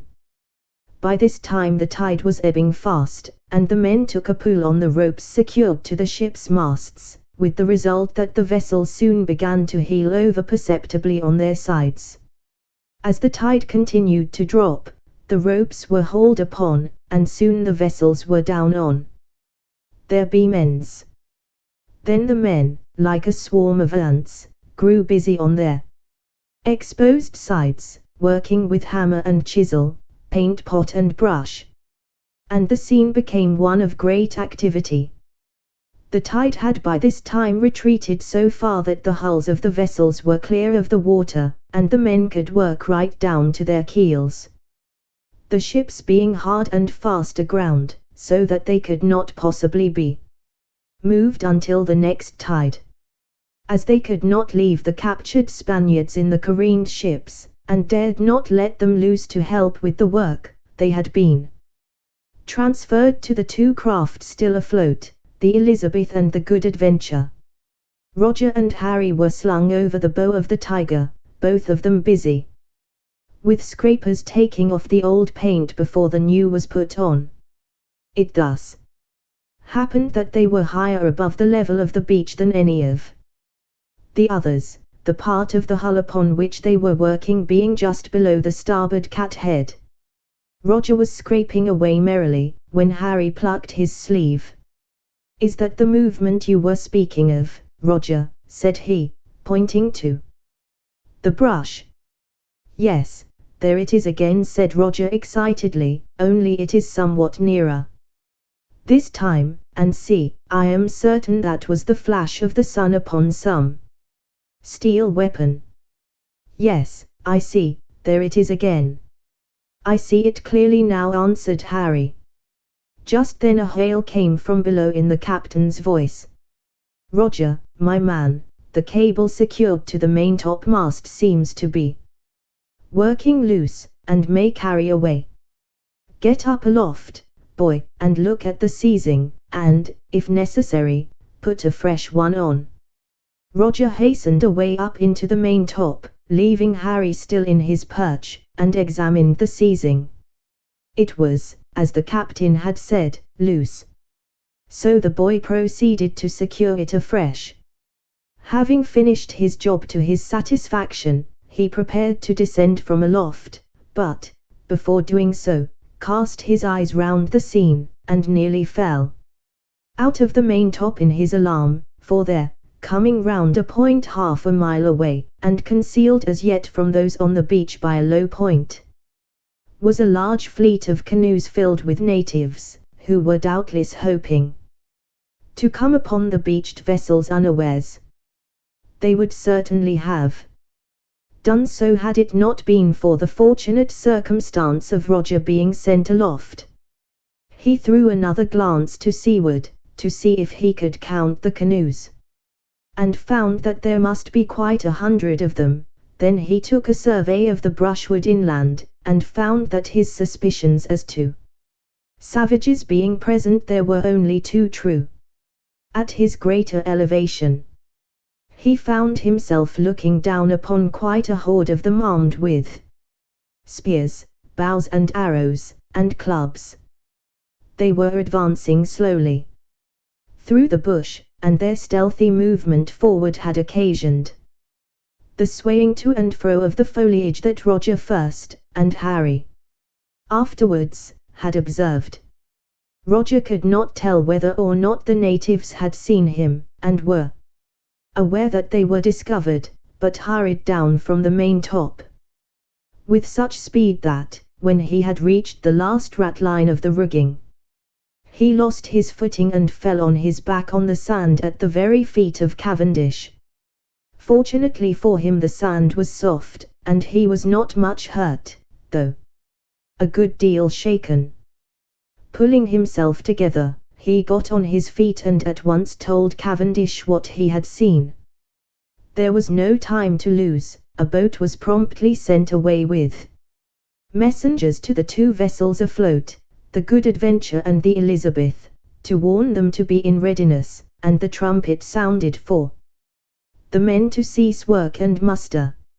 Arms were hurriedly served out. Men were stationed at the guns, which the captain was now very glad he had loaded and arranged according to Harry's advice, and very soon they were as ready for the attack as was possible in the short time at their disposal. Meanwhile the 2 vessels afloat had lifted their anchors, and were standing closer in, the better to defend their now helpless consorts. It was evident that the natives in the bush were waiting for their friends in the canoes to approach closer before they attacked, and this hesitation saved the English the loss of a number of men, for had the savages attacked while the men were at work on the ships, the latter would have been taken at a serious disadvantage, and the loss would have been very heavy. As the first canoe made its appearance round the point, a perfect pandemonium of savage and ear-splitting yells arose from the bush, and a loud noise of crashing and crackling announced that the enemy there were coming along at their utmost speed. The outcry was answered from seaward as the canoes came pouring into the inlet. "Now, stand steady, lads," shouted the captain. "As they come in upon us, give them a round from the guns, and load again if you have time, then a volley from the muskets, and after that we must trust to our good swords. But keep cool, and do not throw away a shot." As he finished speaking the enemy burst from the bush like a swarm of angry bees, and charged at full speed at the little band of white men opposed to them, whereupon a perfect storm of grape shot, old nails, rusty bolts, pieces of scrap iron, and even stones, with which the cannon had been hastily loaded, went hissing through their close ranks, and from the piercing screams and yells of agony that at once arose from them, the execution must have been terrible. Yet they poured out, checked only for a moment. "Fire again," roared the captain, and the muskets crashed out in a rattling volley, the bullets mowing the natives down in swathes. This second discharge checked them and caused them to waver, but a tall man, gaily bedecked with feathers, instantly sprang from the ranks, and, haranguing them, called to his comrades to follow him, he himself leading the charge. They soon reached the guns, and, leaping over them before they could again be loaded, were at once among the English, who had now to fight for dear life. Howling with fury, they stabbed and slashed and struck with spear and club, and from the other side of the little circle came a shower of well-placed arrows, and many a brave seaman fell writhing his life out on the sand, which by this time was assuming a sinister crimson hue. Roger and Harry, each armed with an excellent sword borrowed from the ship's armory, were here, there, and everywhere, but always together, doing much execution, and repeatedly saving each other's lives. Cavendish, in the front of his men, swept his long blade from side to side, and as it fell, flashing meteor-like in the brilliant sunshine, the naked warriors sank before it in heaps. Now from seaward came the crashing discharges of heavy guns, followed by renewed shrieks and cries, as the Elizabeth and the Good Adventure poured their broadsides into the closely packed canoes. "God grant," muttered Cavendish, "that those other vessels of ours may keep the canoes off, for if these fellows are reinforced, we can never hold out against them."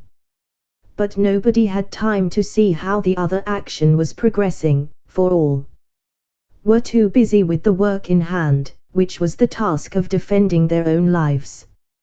Twice had the gallant little band of Englishmen driven the savages back over the barricade formed by the ship's guns, and twice had the enemy, led by the tall savage, forced their way in again.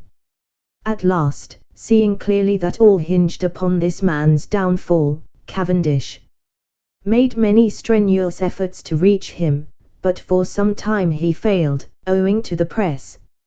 At length, however, an opening occurred, and Cavendish, rushing forward, stood face to face with his arch-enemy. The chief was a man of mighty stature, and evidently of enormous strength, standing nearly 7 feet high, and at first sight the disparity between the two adversaries seemed enormous. But what the English captain lacked in height he made up in strength and agility. Sword in hand he circled round and round his gigantic foe, watching like a cat for an opportunity to strike a deadly blow. But the savage took the initiative, and, raising his spear, darted it at the Englishman with all his force. Cavendish, however, was not to be caught so easily, and, taking the shaft of the spear with the edge of his sword, he parried the thrust, and the weapon merely ripped his shirt instead of piercing his body. Before the native could recover himself, and guard his body, the English captain thrust with all his strength, quite unprepared for the wily savage's next move. Seemingly careless of the wound that he inflicted upon himself, the savage caught the keen blade of his adversary in his left hand, and, although the weapon lacerated his hand in a fearful manner, he succeeded in wresting it from the captain's grasp, while, at the same time, flinging away his spear, he seized Cavendish round the lower part of the body, lifted him clear of the ground, and dashed him to the earth, himself falling with his antagonist. The pair rolled upon the ground, each striving to obtain a grip of the other's right arm, to prevent any other weapon being used.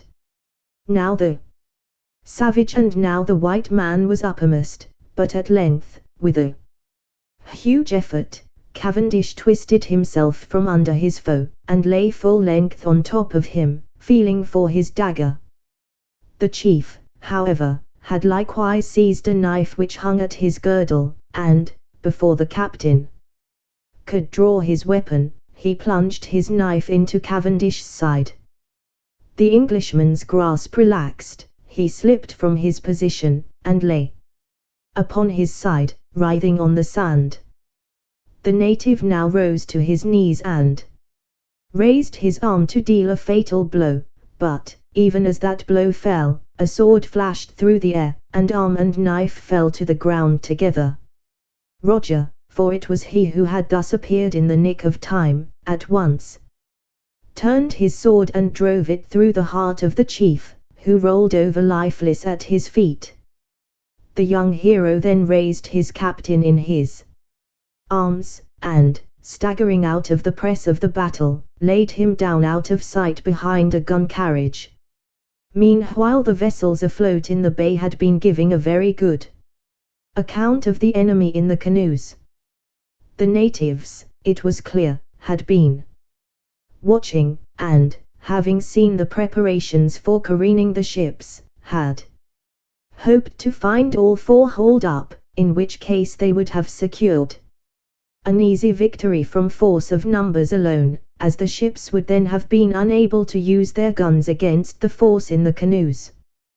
But, as it was, they had to deal with two fully prepared ships, and, after several fruitless attempts to board, were now hauling off with the remnant of their fleet, most of the canoes having already been destroyed by the broadsides from the Elizabeth and the Good Adventure. The land force, seeing their companions in the canoes withdrawing, and also having lost their chieftain, now began to waver.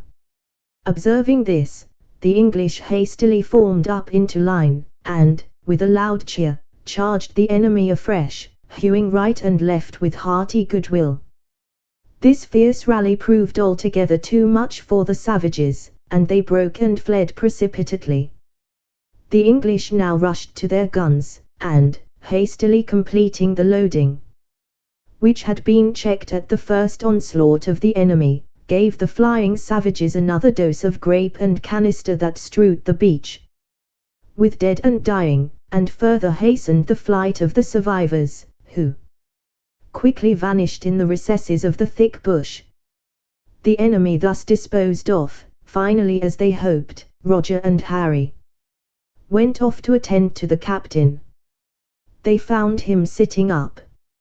He averred that his hurt was only a flesh wound, and after asking for, and obtaining, a draught of water, the gallant fellow got on his feet and went off to survey the scene of carnage. Over 100 of the natives lay dead on the sands, and a number of wounded were seen crawling towards the brush, endeavoring to escape. They were allowed to go, as the English could not be burdened with wounded savages, and were indisposed to slay them in cold blood. There were 23 of the Englishmen who would never again answer the roll call, and over 40 wounded, who were conveyed on board the Good Adventure and the Elizabeth, afloat in the bay. The dead, both black and white, were, for health's sake, immediately buried in the sand where they lay. Cavendish, after having had his wound bound up, ordered a stockade to be at once built, and loopholed for guns and muskets, for their future defense, in the improbable event of the savages not having already received a severe enough lesson. The seamen were now divided into two parties. One half of them were to continue the work of repairs and overhauling on the two vessels then careened, the Stag Royal and the Tiger, and the remaining half were to work upon the stockade. Then, this matter arranged, Cavendish called Roger to him, and, first thanking him for his timely rescue and the saving of his life, he put the lad in command of the party who were to build the stockade. Roger was also publicly thanked, in the presence of officers and men, for the warning he had given, which enabled the party to make their hasty preparations for the reception of the natives, without which the whole party on shore would most likely have been cut off to a man. And if the ships in the bay had not likewise been warned, it was quite within the bounds of possibility that they would have been boarded before the guns could have been loaded and brought to bear on the canoes, in which case there could be little doubt that the savages would have captured the vessels through sheer weight of numbers, for there were several hundred men in the canoes. It ought to be mentioned that when Cavendish gave Roger the command of the company to be employed in building the stockade, he also endowed him with full power to use his own discretion as to how the work should be carried out, only occasionally giving the lad a few hints. Invested thus with such great responsibility, and with such important duties to execute, Roger naturally needed a lieutenant, and he selected Harry for the post, dividing his men into two parties, one of which he placed under the command of his friend. This arranged, he sent Harry away into the woods with his men, armed with axes and bush knives, to cut timber for the stockade, while he himself, with his own party, remained on the beach, digging holes in which to deposit the uprights when they were cut, and also digging a ditch round where the palisade was to be, in order to drain off any water that might accumulate, and thus prevent the interior of their small fort from being flooded. Harry and his gang soon returned with a load of stout stakes, plenty of suitable trees for the purpose being found close at hand. Depositing these on the beach, he then returned into the woods for more material, Roger and his men meanwhile proceeding to plant the main posts in a ring round the guns. It was not long ere they had driven a row of posts deep and firm into the sand, starting from the margin of the beach nearest the water's edge. This brought them, in the direction in which they were going, fairly close up to where the woods ceased at their junction with the beach. Roger was watching the men drive in the next post with heavy wooden mallets, procured from the ship, when he observed that, although they were hammering hard at the stump, it did not seem to be going down as quickly as it should. Indeed, upon closer inspection, it did not appear to be moving downwards at all. And, further, the mallets, instead of giving out a dull sound, as they had done whilst driving through sand, now gave out a sharper and quite different sound as the top of the post was struck. One of the men engaged stepped up to Roger and touched his hat. "It seems to me, sir," said he, "as though something was stopping of this here post from going down any further. I expects as how there is a stone or summat in the sand under the point. Do you think that stump is down fur enough as it is, or shall us pull up and put in somewheres else?" Roger stepped up and shook the post, and, finding it quite loose, decided that it would have to be driven deeper in order to be secure. Nevertheless, it was necessary to space the posts at equal intervals one from another, if his ideas were to be carried out. He therefore ordered the stump to be pulled up, the obstruction removed, and the post driven down again in the same position.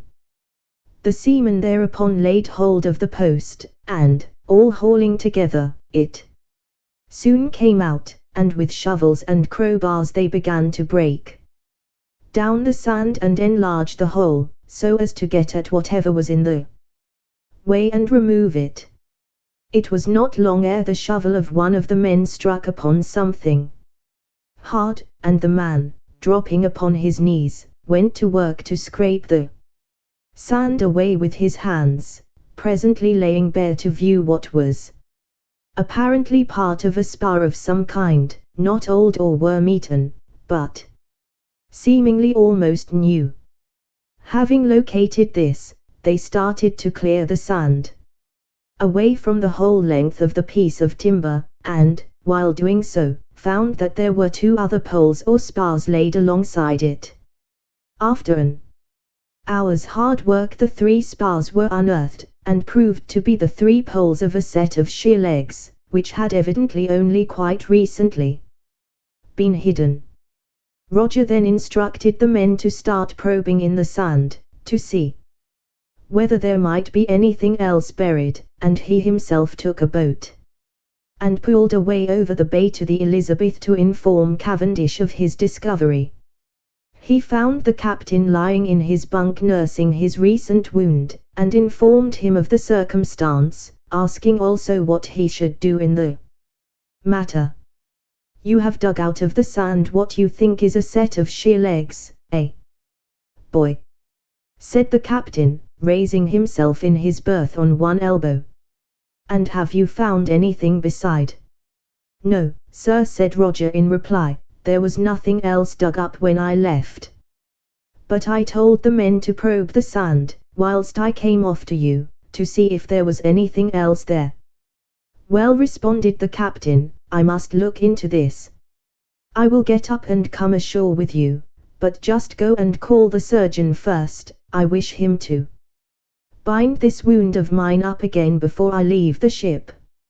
Roger did so, and, the surgeon having dressed and bound up Cavendish's hurt again, the two descended the ship's side and, getting into the boat, were rowed ashore. When they reached the beach they saw that the men had already lifted out the 3 sheer-leg poles and laid them on the sand, and now a gang of men were hauling upon a rope attached to something still in the sand.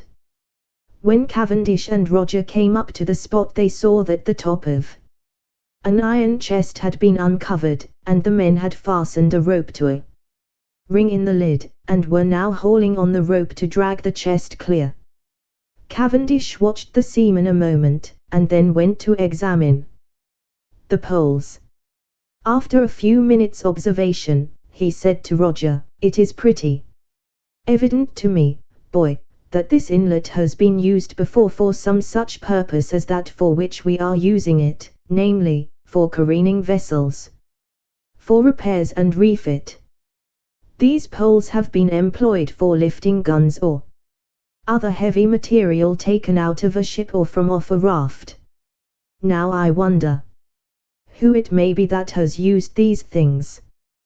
The Spaniards would not need to use this inlet for any such purpose, for they have their own ports on the island, where this kind of work could be done far better than here.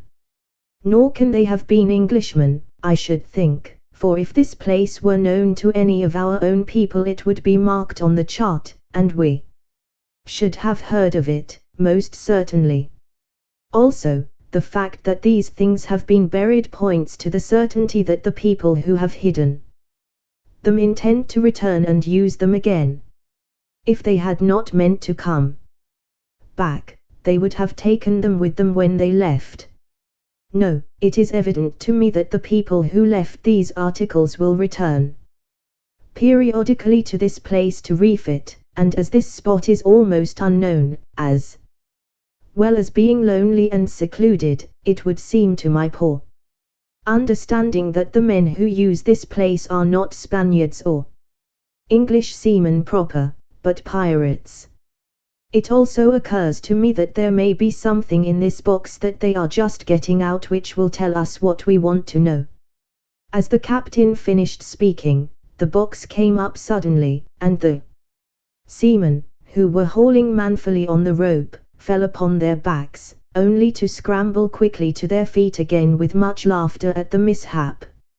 "Now, men," said Cavendish, who had a habit of taking his crew into his confidence, "before we go any further, let me tell you that I believe this inlet to be a pirate's resort, which they visit periodically for the purpose of effecting repairs.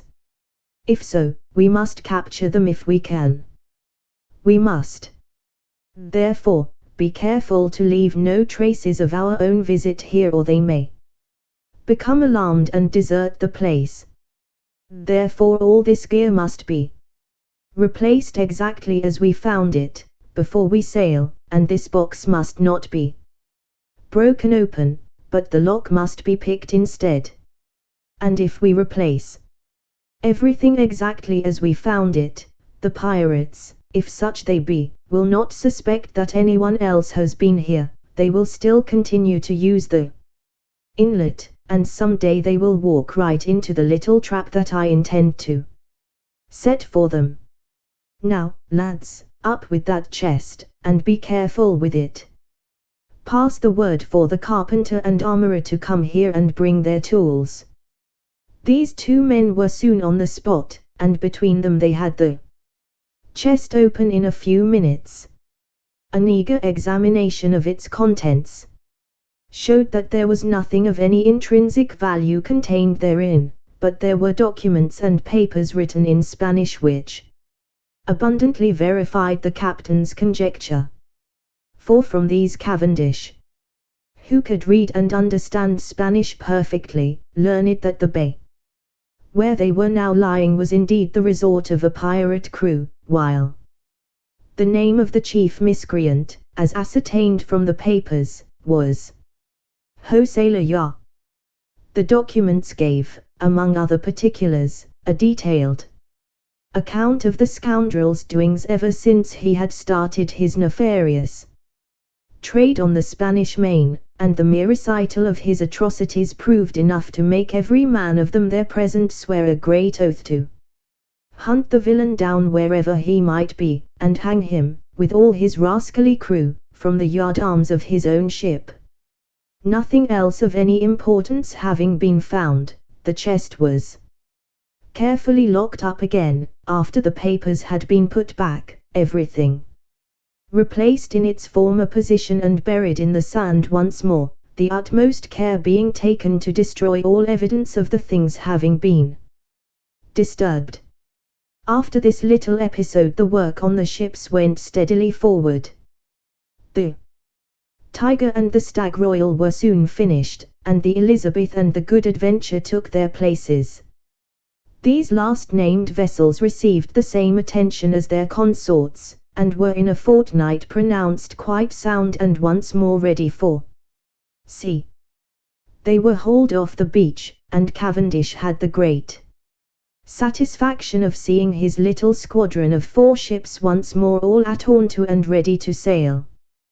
The next morning Cavendish called a meeting of his officers in his cabin, and their long and earnest consultation resulted in the decision that they should cruise, as originally intended, up the Mexican coast and in the Caribbean, with an addendum to the effect that special efforts should be made to capture the pirate Jose Laya, whose atrocious deeds, as recorded by his own hand, had made every man in the fleet his enemy, determined to hunt him ruthlessly to his death. This having been arranged, preparations were forthwith made for leaving. The Spaniards were brought on deck in squads, and armed with weapons sufficient to enable them to obtain food, or successfully defend themselves against the attacks of savages.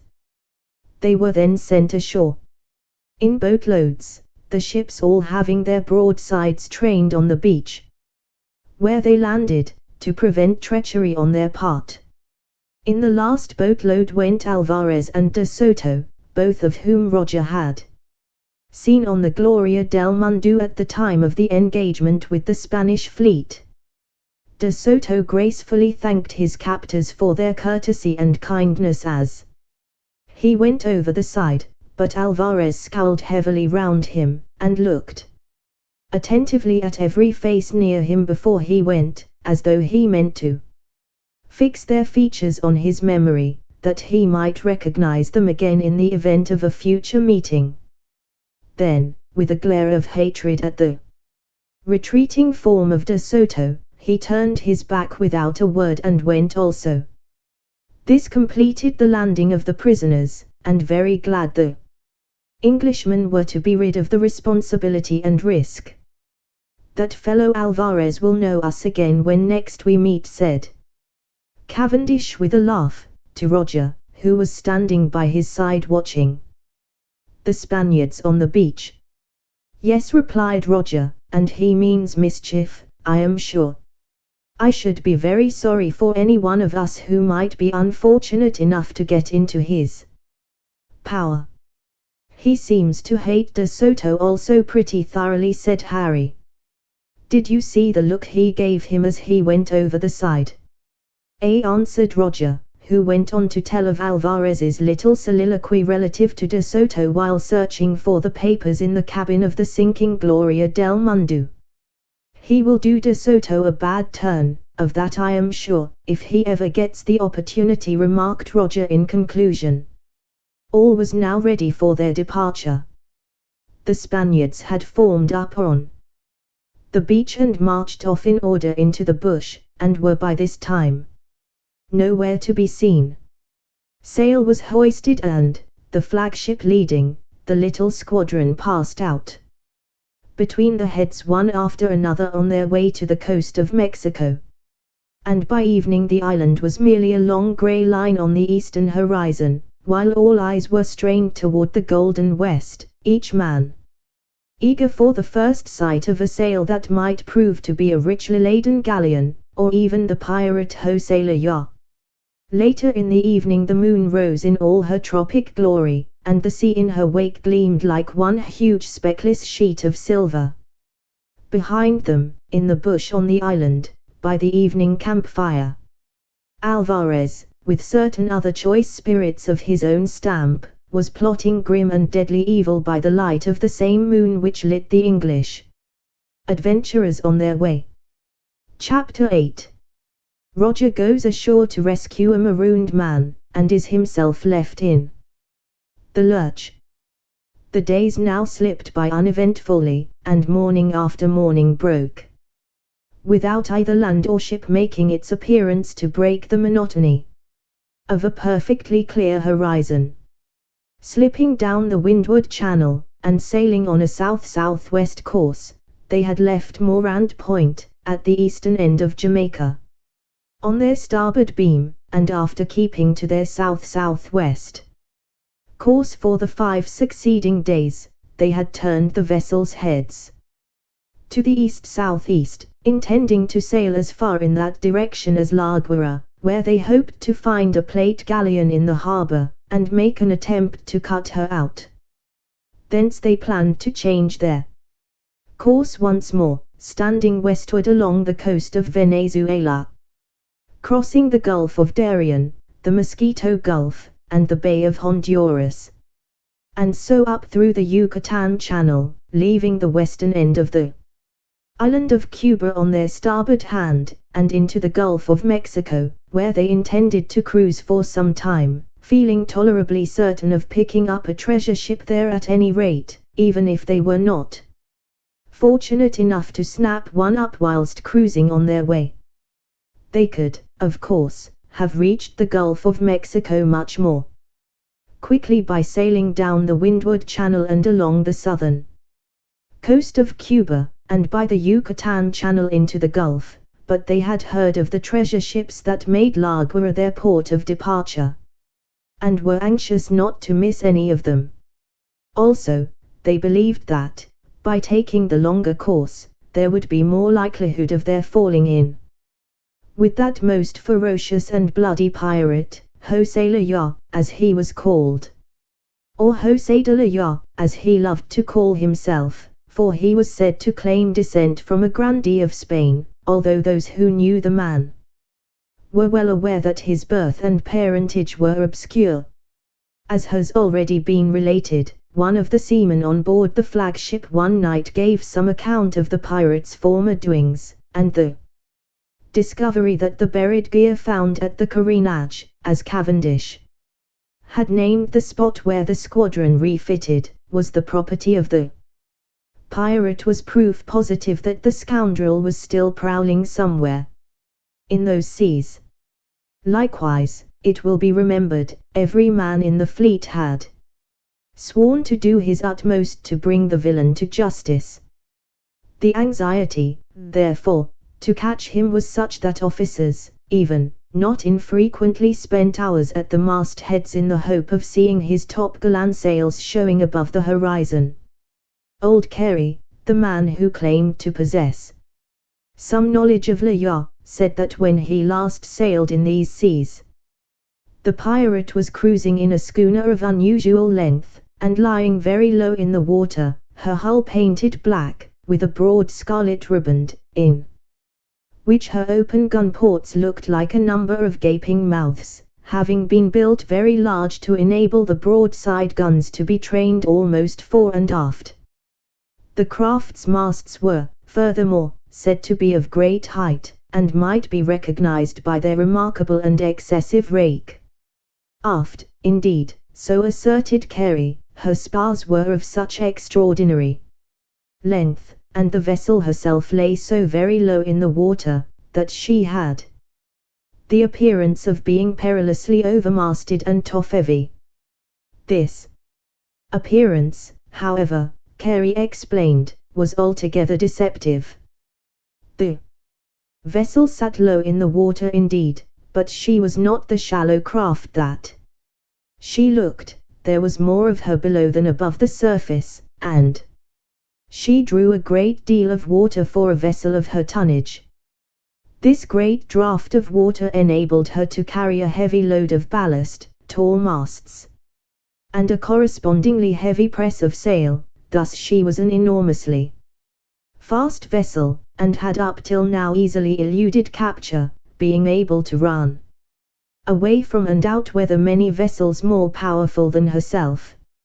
In justice to the pirate, however, it must be admitted that he had seldom been known to run away. His vessel was exceptionally heavily armed, and, if his antagonist happened to be not very much more powerful than himself, he invariably stayed and fought the action out, always succeeding in beating off his opponent, while in many cases he had captured her.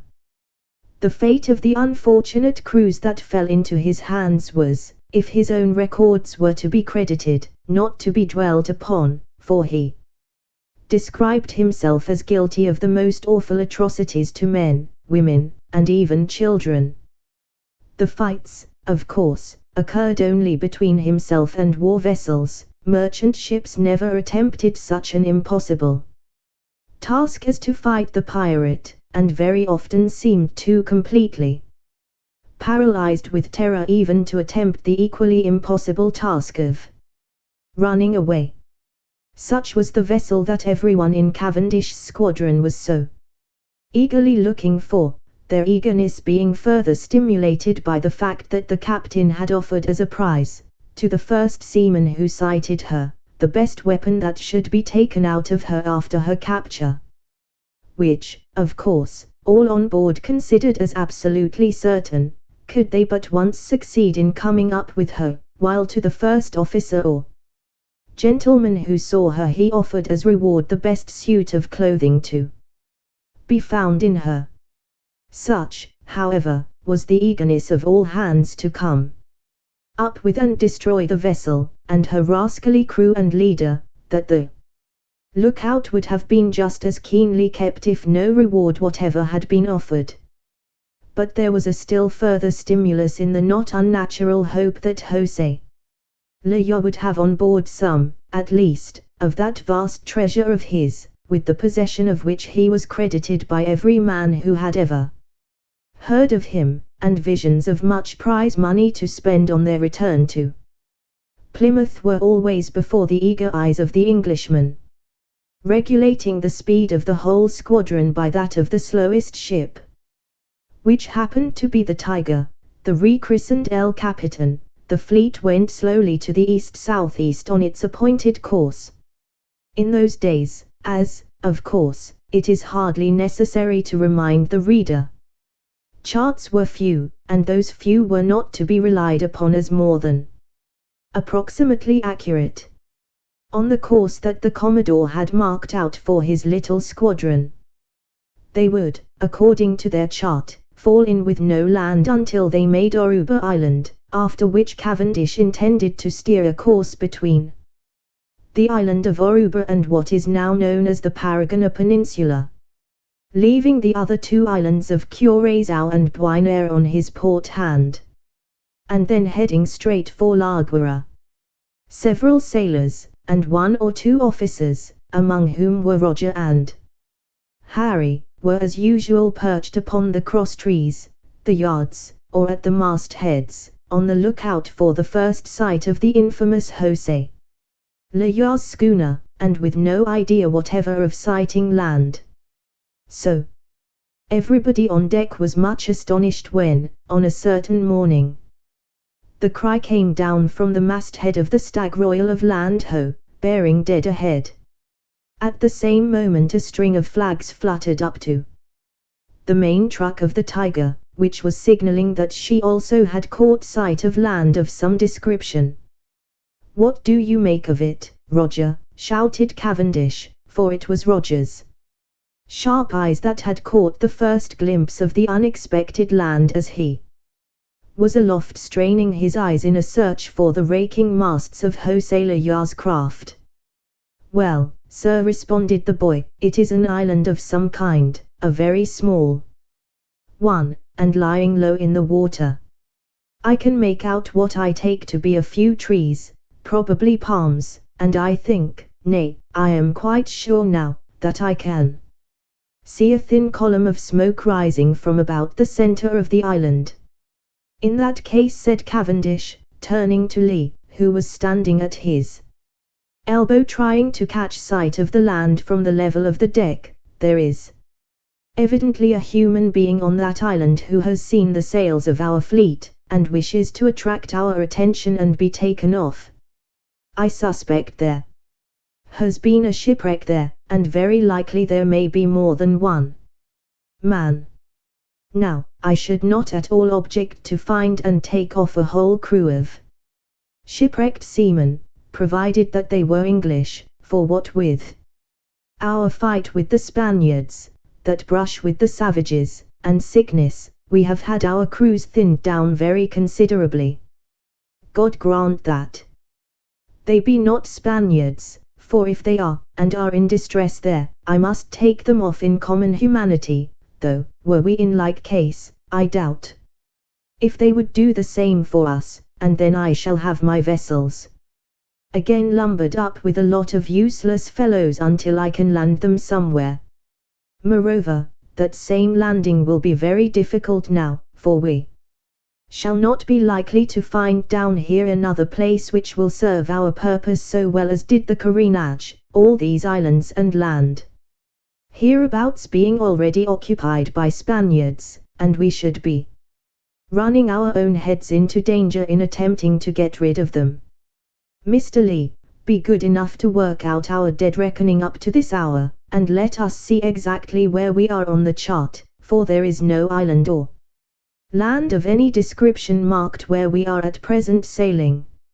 Lee did as the captain had ordered him, and found that the ships were at that moment in longitude 73 degrees west and latitude 15 degrees north, so that, going by the chart, there ought not to be any land in sight for several days at least.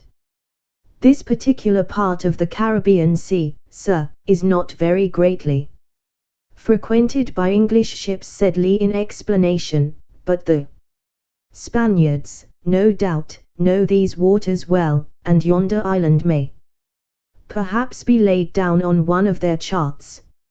Very possibly, answered the skipper, but we have no Spanish charts. The next Spaniard we capture, however, we will search for her charts, which will certainly be of the utmost use to us.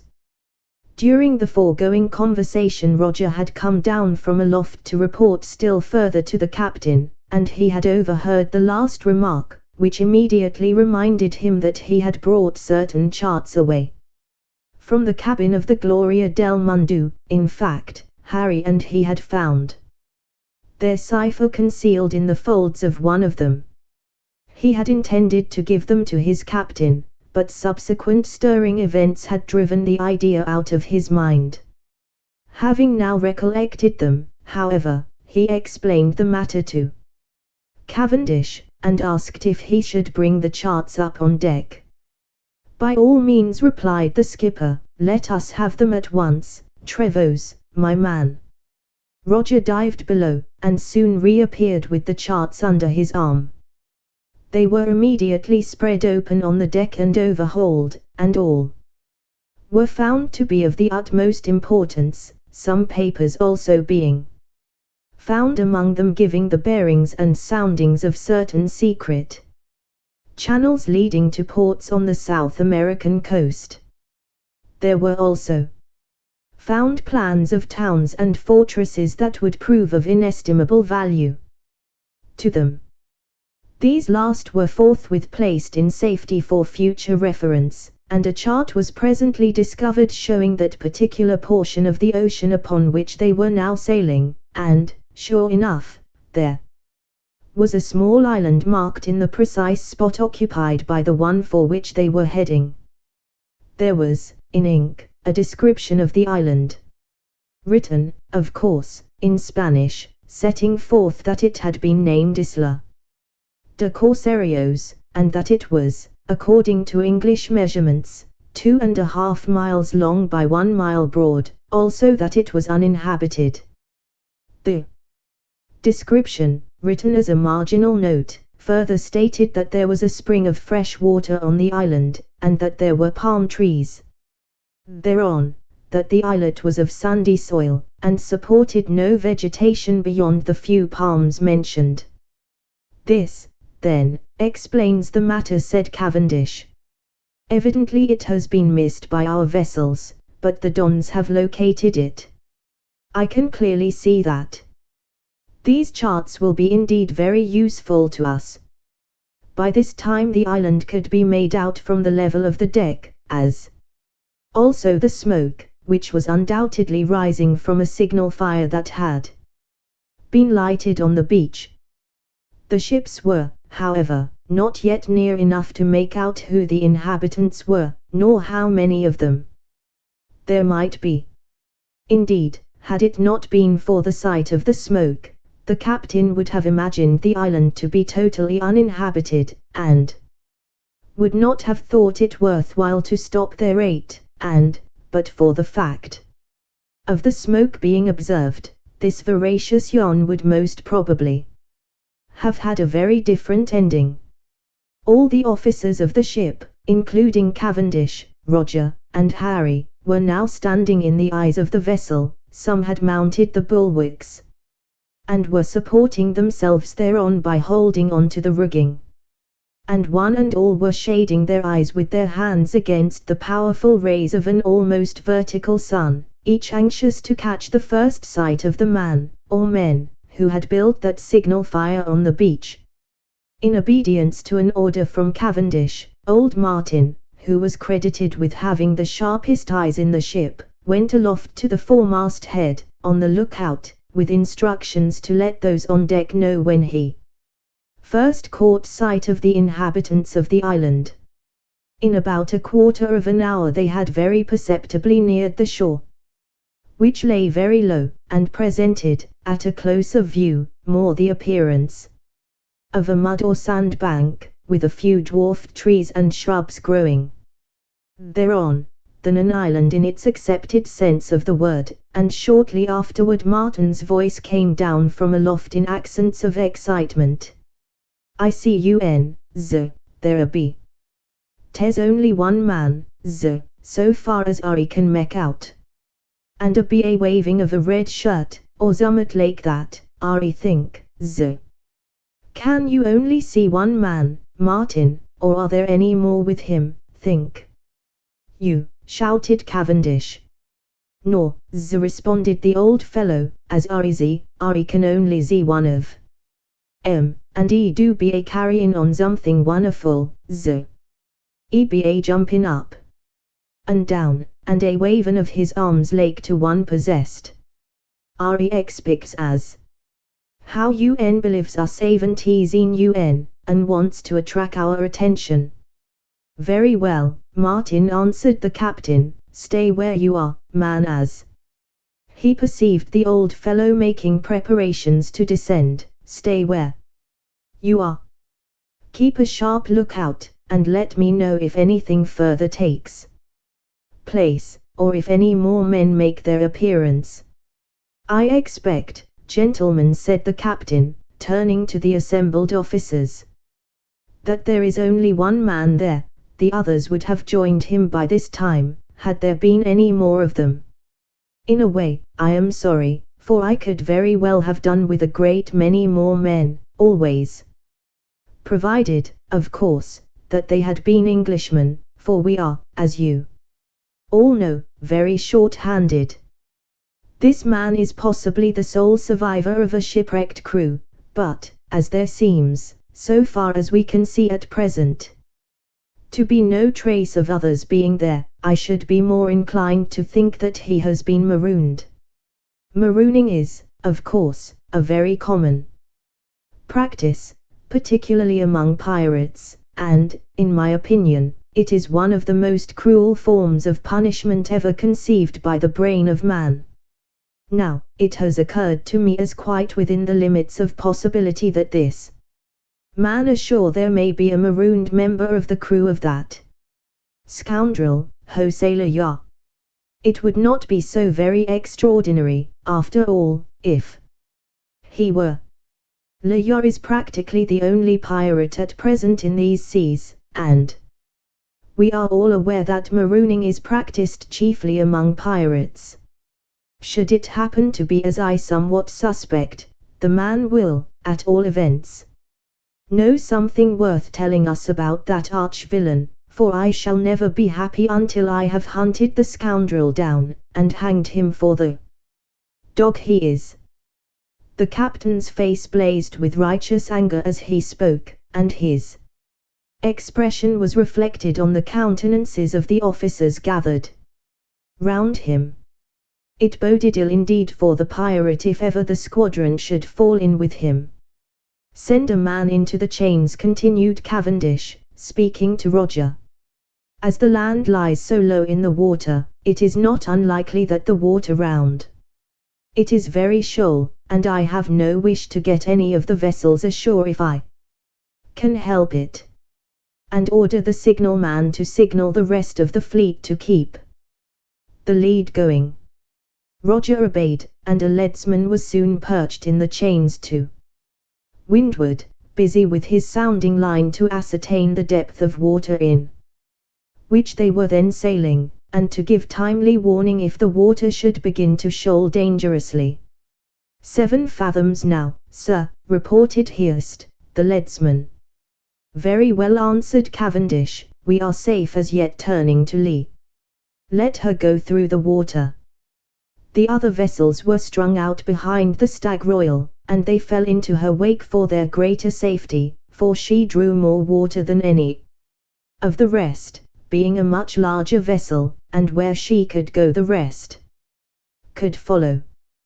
They were running along with a fresh breeze on their starboard beam, and making about 6 knots an hour. They were therefore rapidly nearing the island, and could by this time discern the solitary occupant from the deck. He still continued to wave the red shirt, or whatever it was, that they had at first seen, and it appeared as though even now he could scarcely convince himself that he had yet been seen. Although the fleet was heading directly for the island, for he continued his wild gestures, leaping into the air, and waving his arms like one possessed. 6 fathoms, came the voice of the leadsman from the chains. We can stand in some way farther yet, commented Cavendish.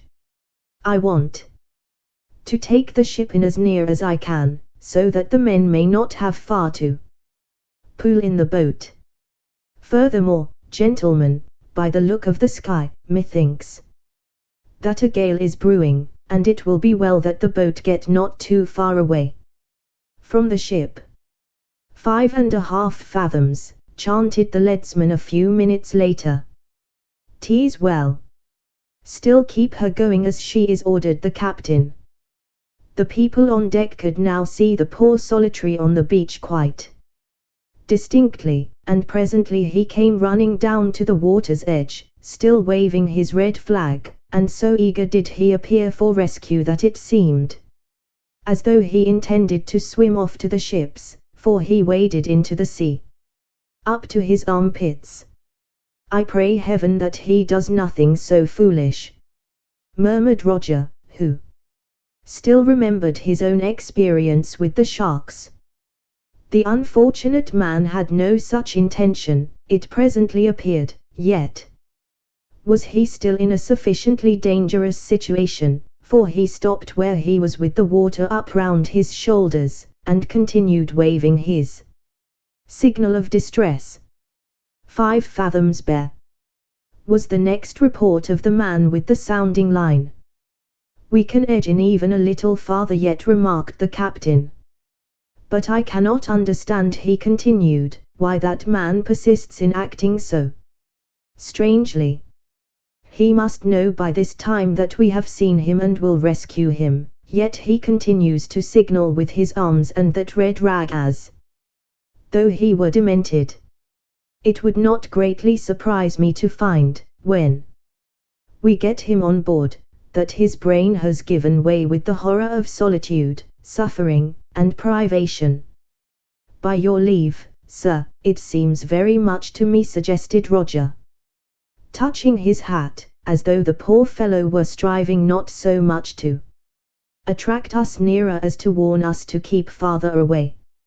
Why, boy, prithee, what puts that idea into your head? Retorted the captain rather testily.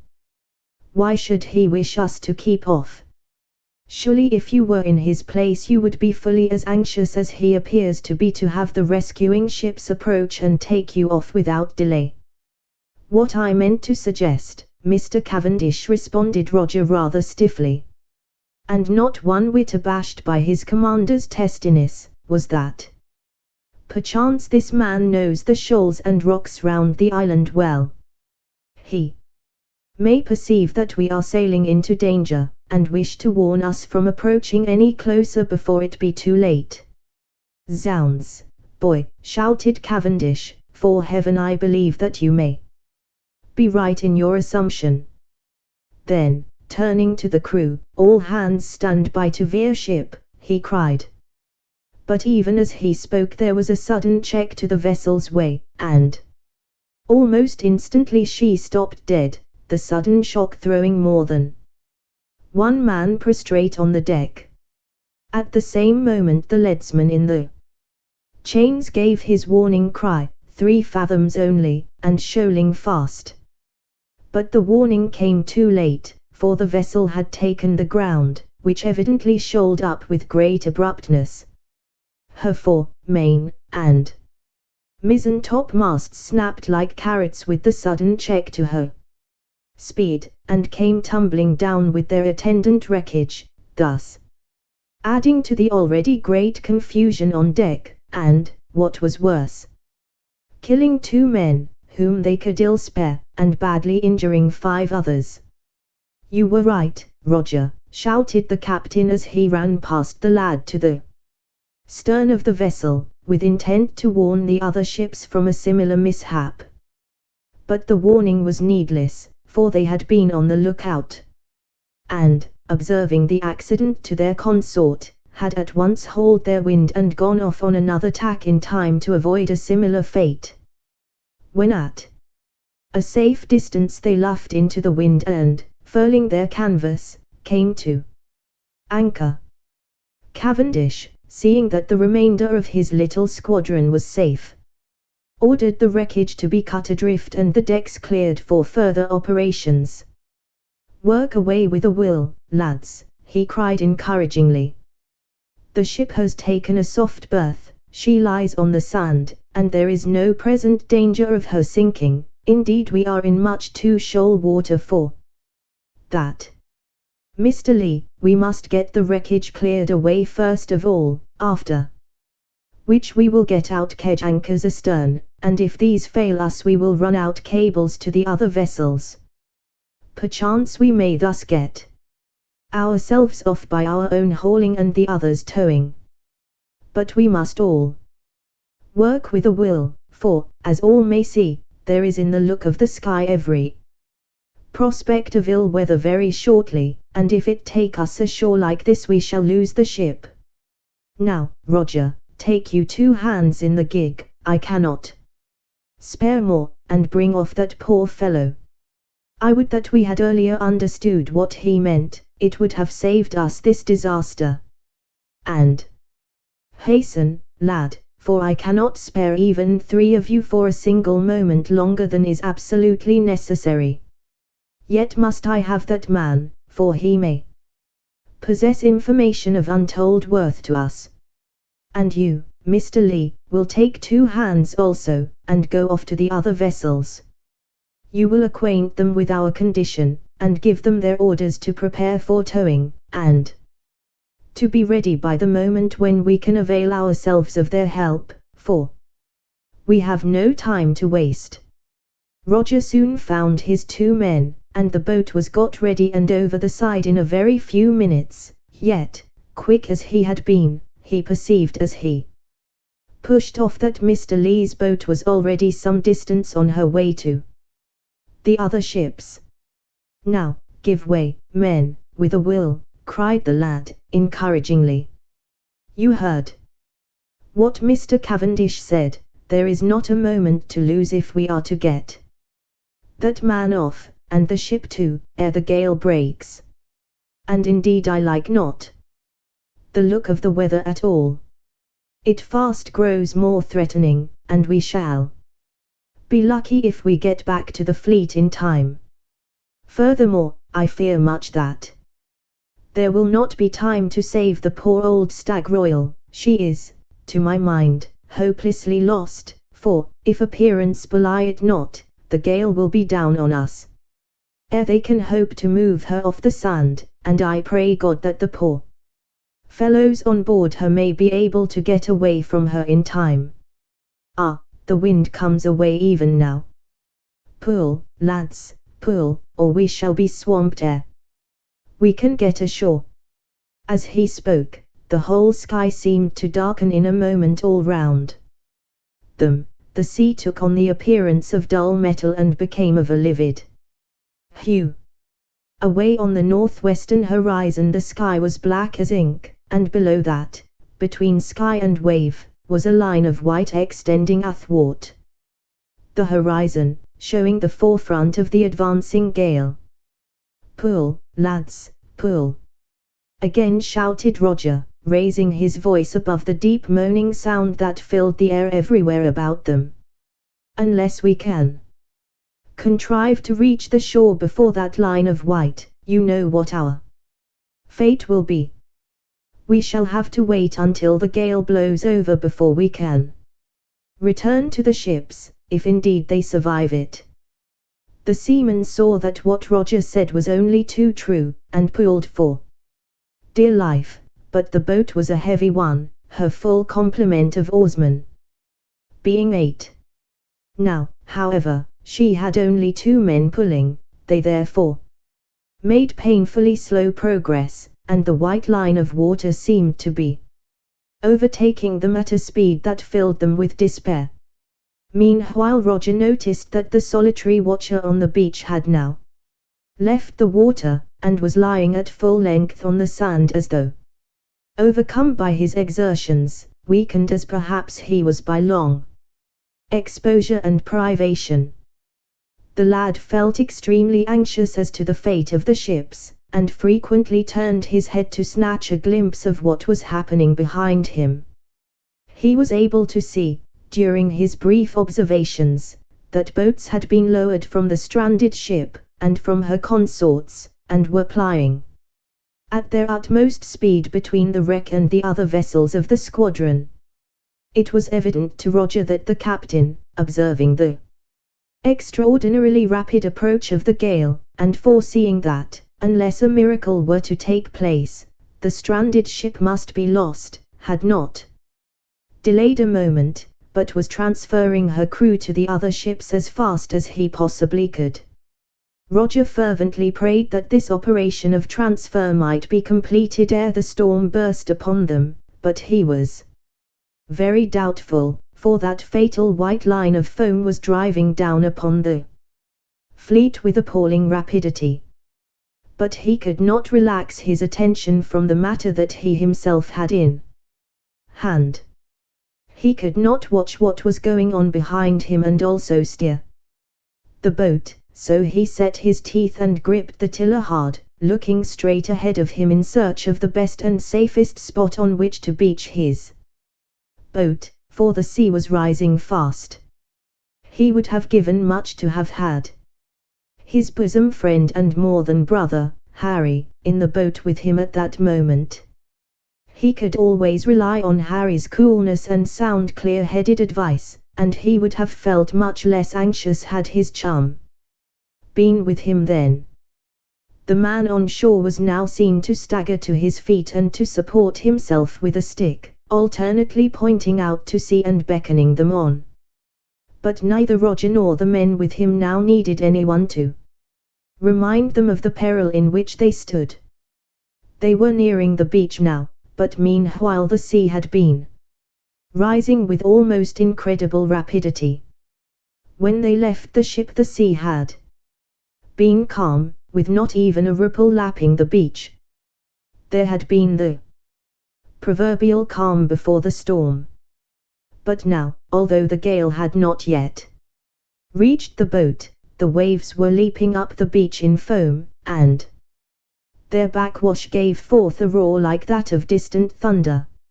Roger yearned to look behind him again, to ascertain how far away the white squall still was, but he dared not turn his head. All his nerve and skill and courage were now needed to enable him to beach the boat without capsizing her. One glance at the faces of the men pulling, who of course were sitting looking aft in the direction from which the storm was coming, was enough to convince him that it could not be by this time very far distant. They were now within a few fathoms of the beach, and Roger, for the first time, dared to hope that they would reach the shore without any mishap, when he observed his two seamen redouble their exertions, with a look of terror on their countenances, although they were very nearly gastados, as the Dons say, or used up, and the next moment, with a fearful shriek, the white squall burst in all its fury upon the unhappy trio. The boat seemed suddenly to take wings. She was propelled with fearful velocity towards the beach. The spindrift whistled about them and blinded them. The shriek and roar of the wind deafened them, and its fearful force stunned them. The seamen were blown bodily from the thwarts into the bottom of the boat, but Roger, clinging desperately to the gunwale with one hand, and fiercely gripping the tiller with the other, contrived to retain his seat, and strove to pierce the dense mist of scud water with his eyes, that he might see to beach the boat safely.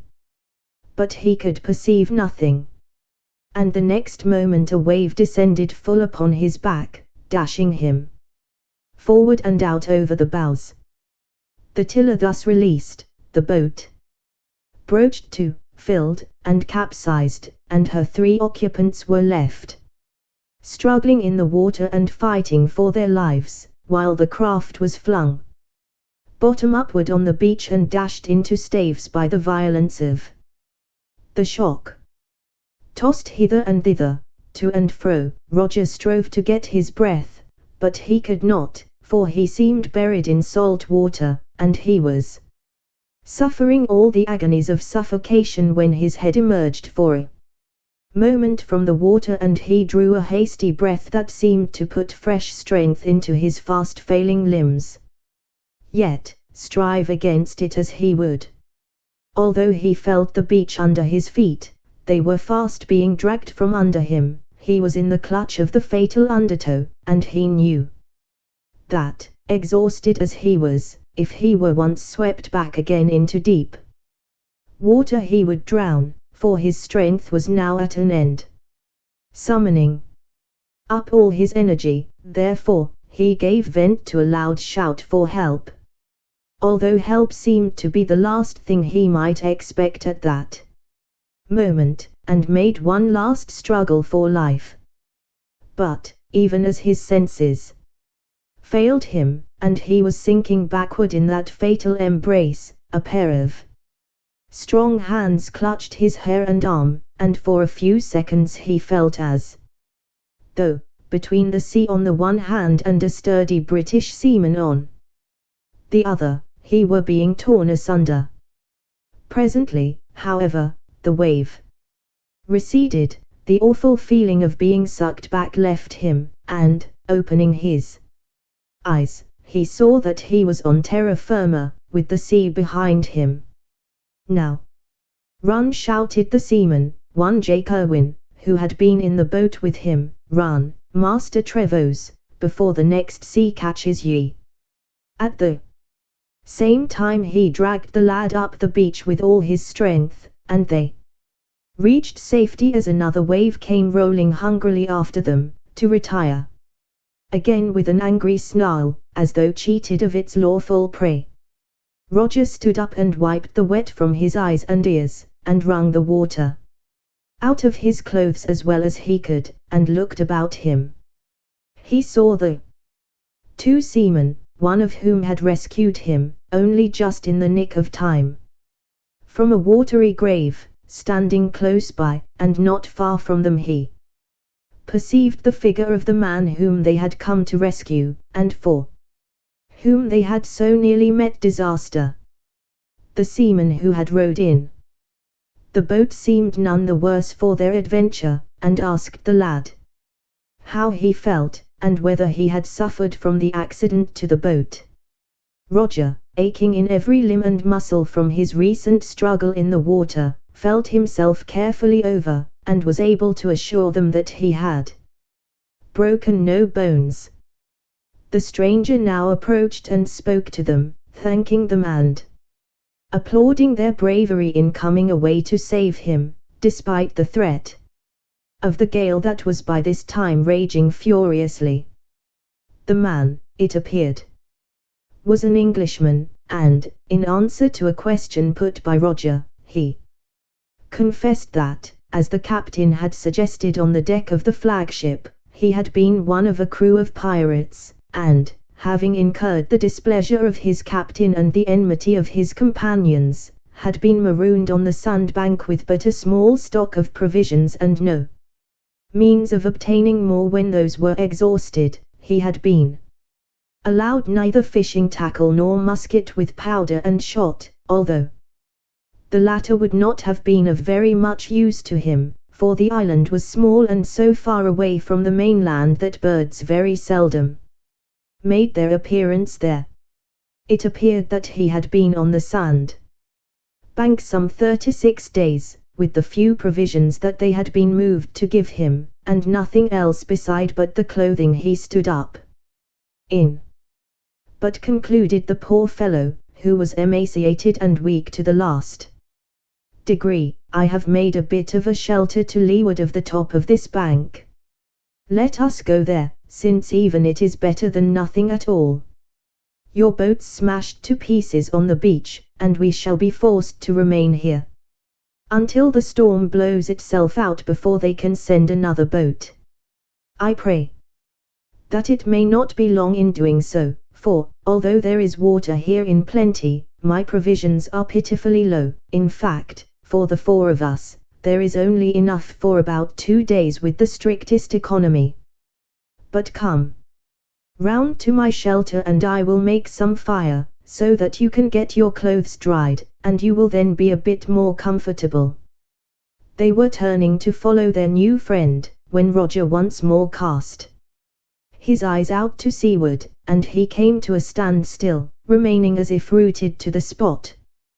The others gazed at him for a moment in astonishment, not knowing what had come over the lad. As they looked, however, he raised his arm slowly and pointed to seaward. The other 3, following the direction of his outstretched arm, at once saw the reason for the horror and despair depicted on the lad's countenance. The flagship, which they had left stranded, lay broken in half by the terrific force of the sea, and the after part of her was now being gradually driven shoreward, the forepart remaining, as before, embedded in the sand. And, worse still for the poor castaways, the remaining 3 ships of the fleet had cut their cables and, setting what sail they dared, were heading away from the island before the gale. No wonder that Roger felt stunned with despair, as he realized that he was actually left on an island that was nothing more than a mere sandbank, with 3 other men to bear him company, it is true, but with, between the 4, only 2 days' provisions, provided that they were used with the most rigid economy. But he was roused from his reverie by Jake's voice saying to him, "Never worry, Master Trevose, they ships haven't forgotten us by no manner o' means, but the skipper sees as how he can't take us off while this air gale lasts, so he's cut his cables and run for it. The captain have lost 1 ship, and he don't want to lose any more, so he just bore up out of harm's way until the gale have blowed itself out. And that, sir, with all submission, I calls good seamanship. Never you fear, sir, we ain't forgotten.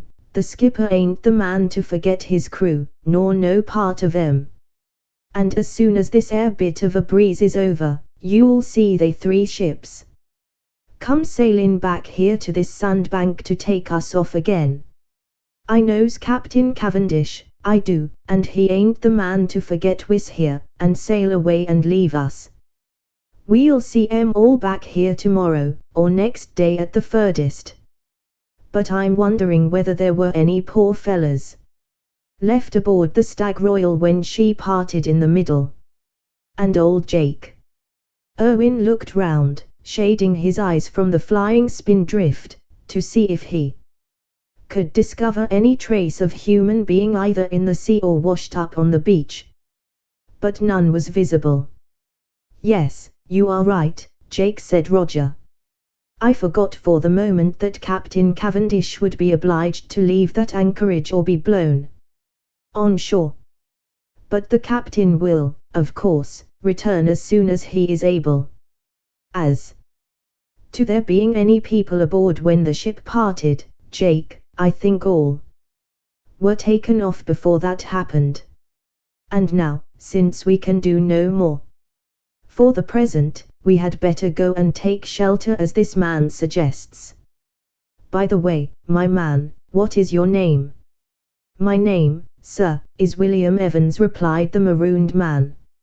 And mine, said Roger, is Roger Trevose, and these 2 men, pointing to them in turn, are Jake Irwin and Walter Bevan. Thank you, sir, answered Evans. Yonder is my shelter, and when we reach it I will give you my history up to the present, if you care to listen to it, for I feel that I have not much longer to live. This last month has compassed my death, so great have been the hardships that I have been obliged to endure. After the storm has ceased somewhat we had better go along the beach and collect any wreckage that happens to come ashore. And I pray heaven that some food may be washed up, for we have very little here to go on with. A few minutes later they came to the shelter, which was merely a deep hole dug in the sand, and roofed over with palm branches and grass, together with a few bits of plank and timber that had been washed up on the beach. Enter, sir, and fellow seamen, said Evans, and to such poor hospitality as I can offer you, you are most heartily welcome. They went in, and the man made a fire with the help of his tinderbox and a few dry sticks that he routed out from a corner. The fire was soon blazing merrily, and they took off their clothes and held them before the flames to dry. Whilst this was being done, the marooned man, whose face even now bore the imprint of death, brought a little food out of his scanty store, and some water, and the party sat down to eat and drink. Then, when the meal was ended, they resumed their clothes, which were now dry, and prepared to listen to the history of the ex-pirate, which he gave to the accompaniment of the beating of rain over their heads, and the tumult of the gale around them. Meanwhile Cavendish had not forgotten these poor waifs, but, having barely contrived to clear the shore with his squadron, was now being driven away fast to leeward of the island by the furious gale, which as yet gave no sign of blowing itself out. Chapter 9. The marooned man tells his story. Crouching over the fire, the marooned man proceeded to tell his story. Well, he began, I must tell you first that I was born in the year 1532, in the town of Monmouth, in Wales, of purely Welsh parents, bearing the ancient name of Evans.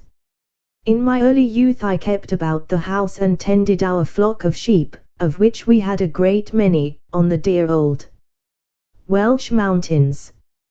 This life suited me well, for I was of a studious frame of mind, fond of learning, and I read and studied much while out on the hills.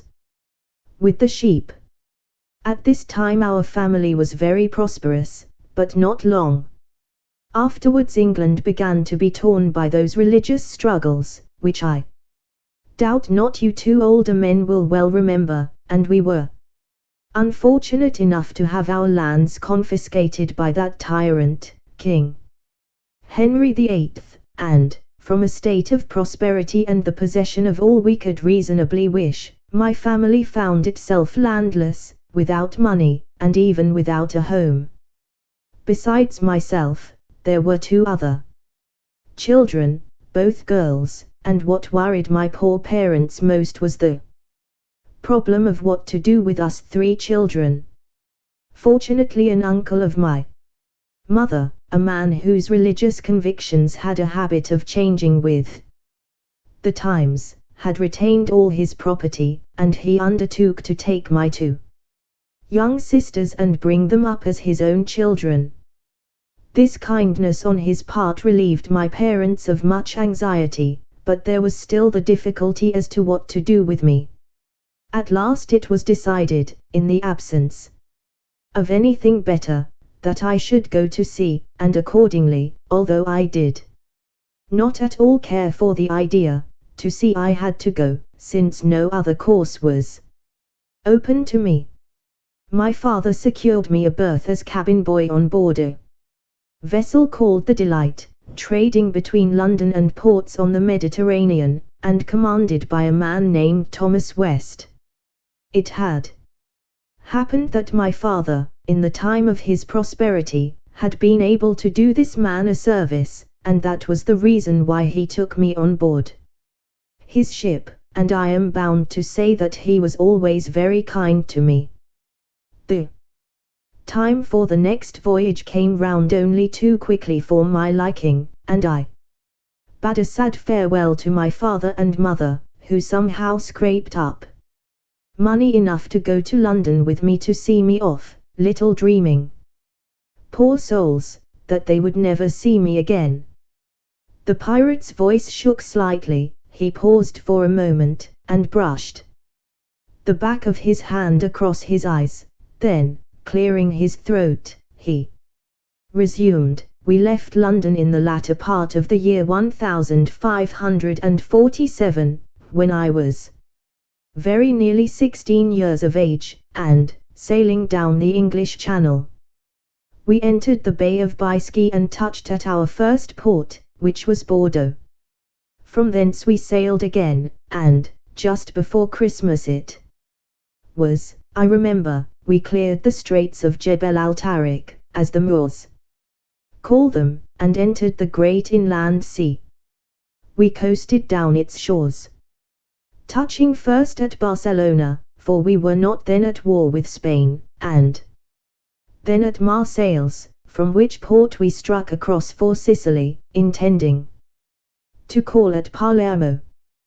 But on the way there we fell in with a Barbary corsair. Our captain was a brave man, and determined to fight to the last, as he had a very valuable cargo on board. The fight began early in the morning, and the pirate tried at first to ram our ship with his sharp beak, but the wind was good, and our ship was so nimble, and answered her helm so well, that we were able to avoid the rushes of the corsair, although he nearly had us on one occasion.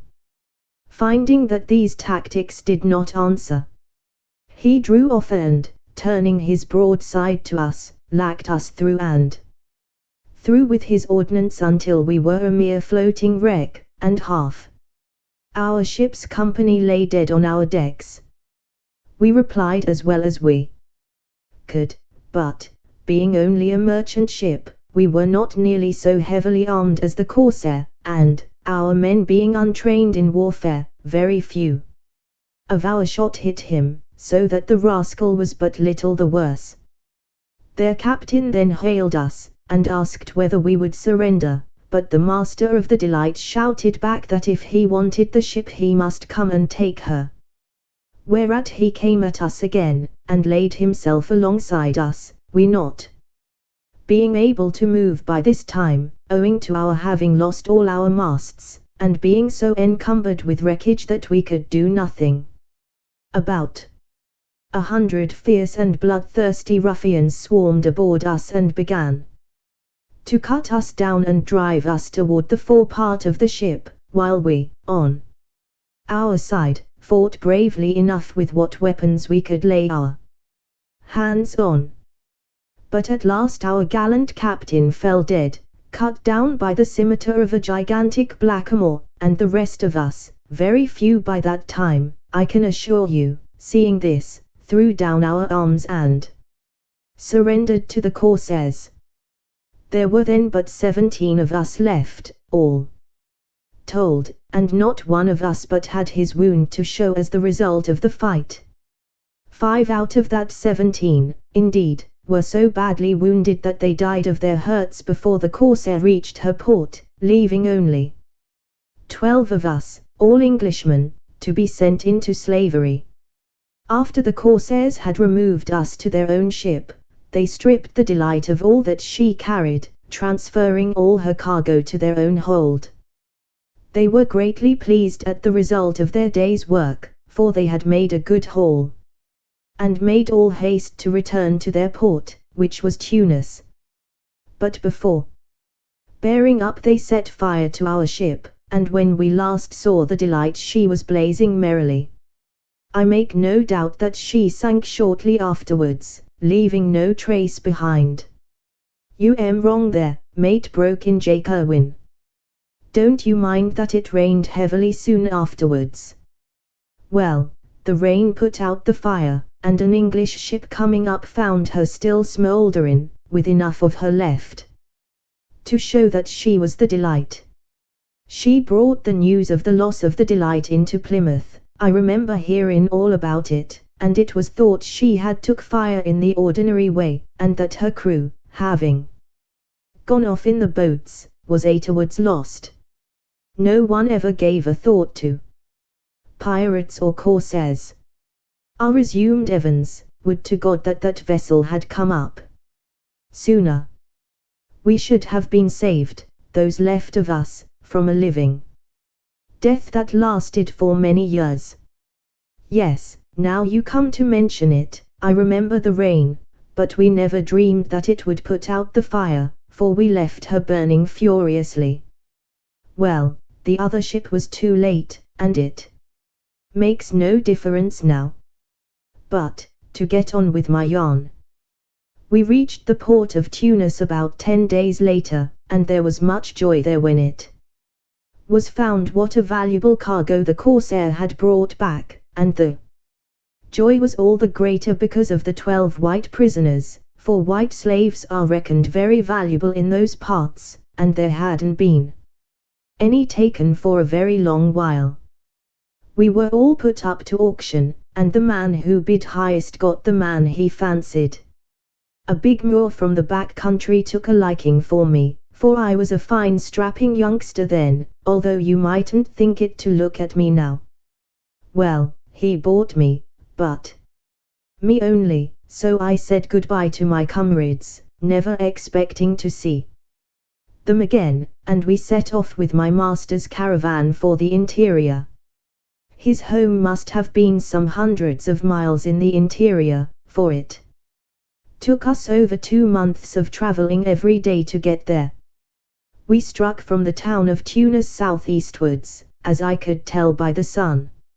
After travelling for a long time we came to a big river, with fields of rice on each side of it, and beyond them the burning desert, with hills and mountains behind that again.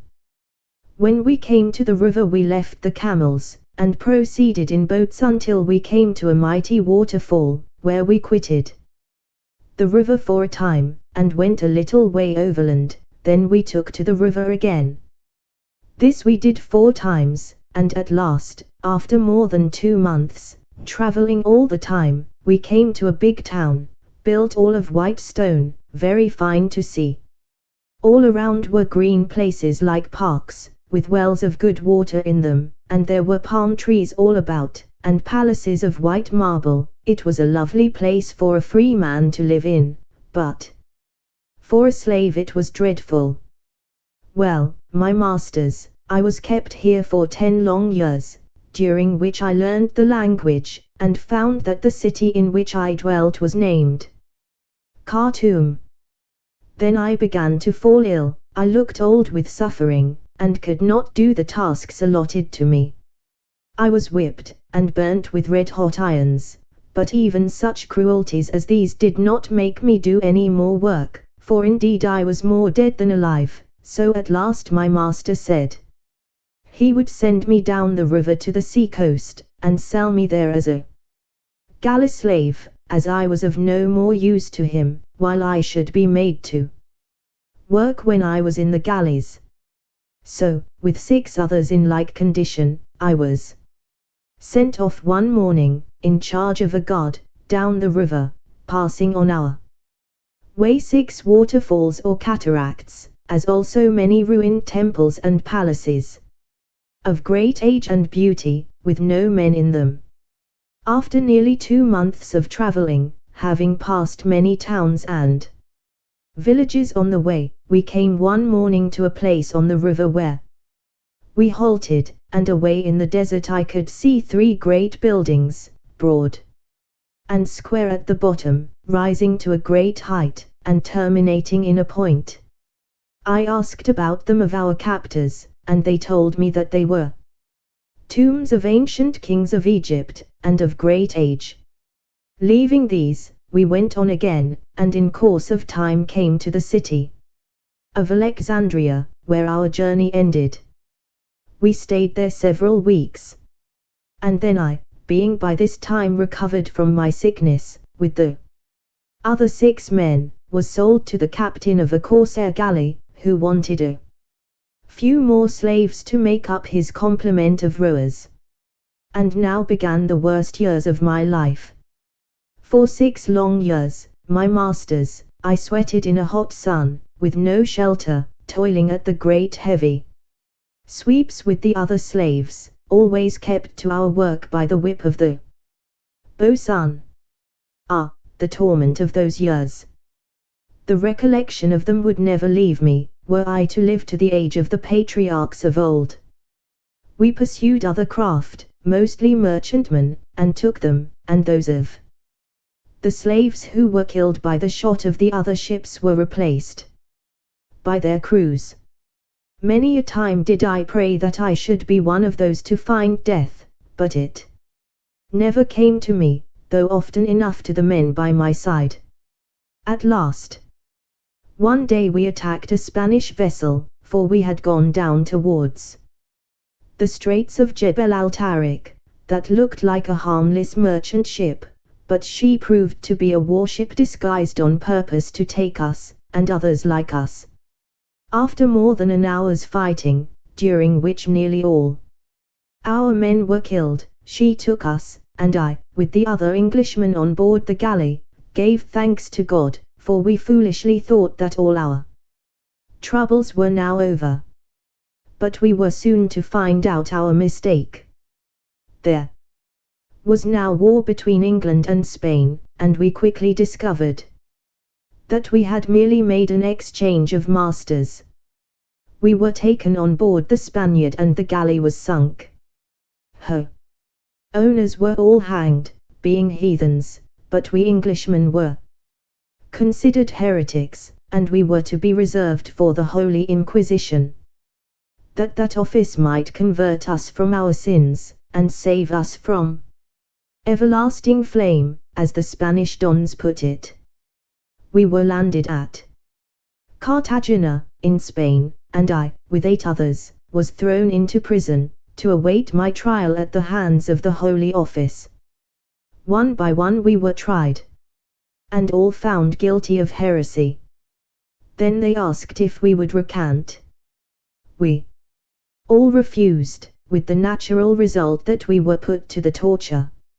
Oh, my masters, pray daily and nightly that you may never fall into the hands of the Holy Inquisition.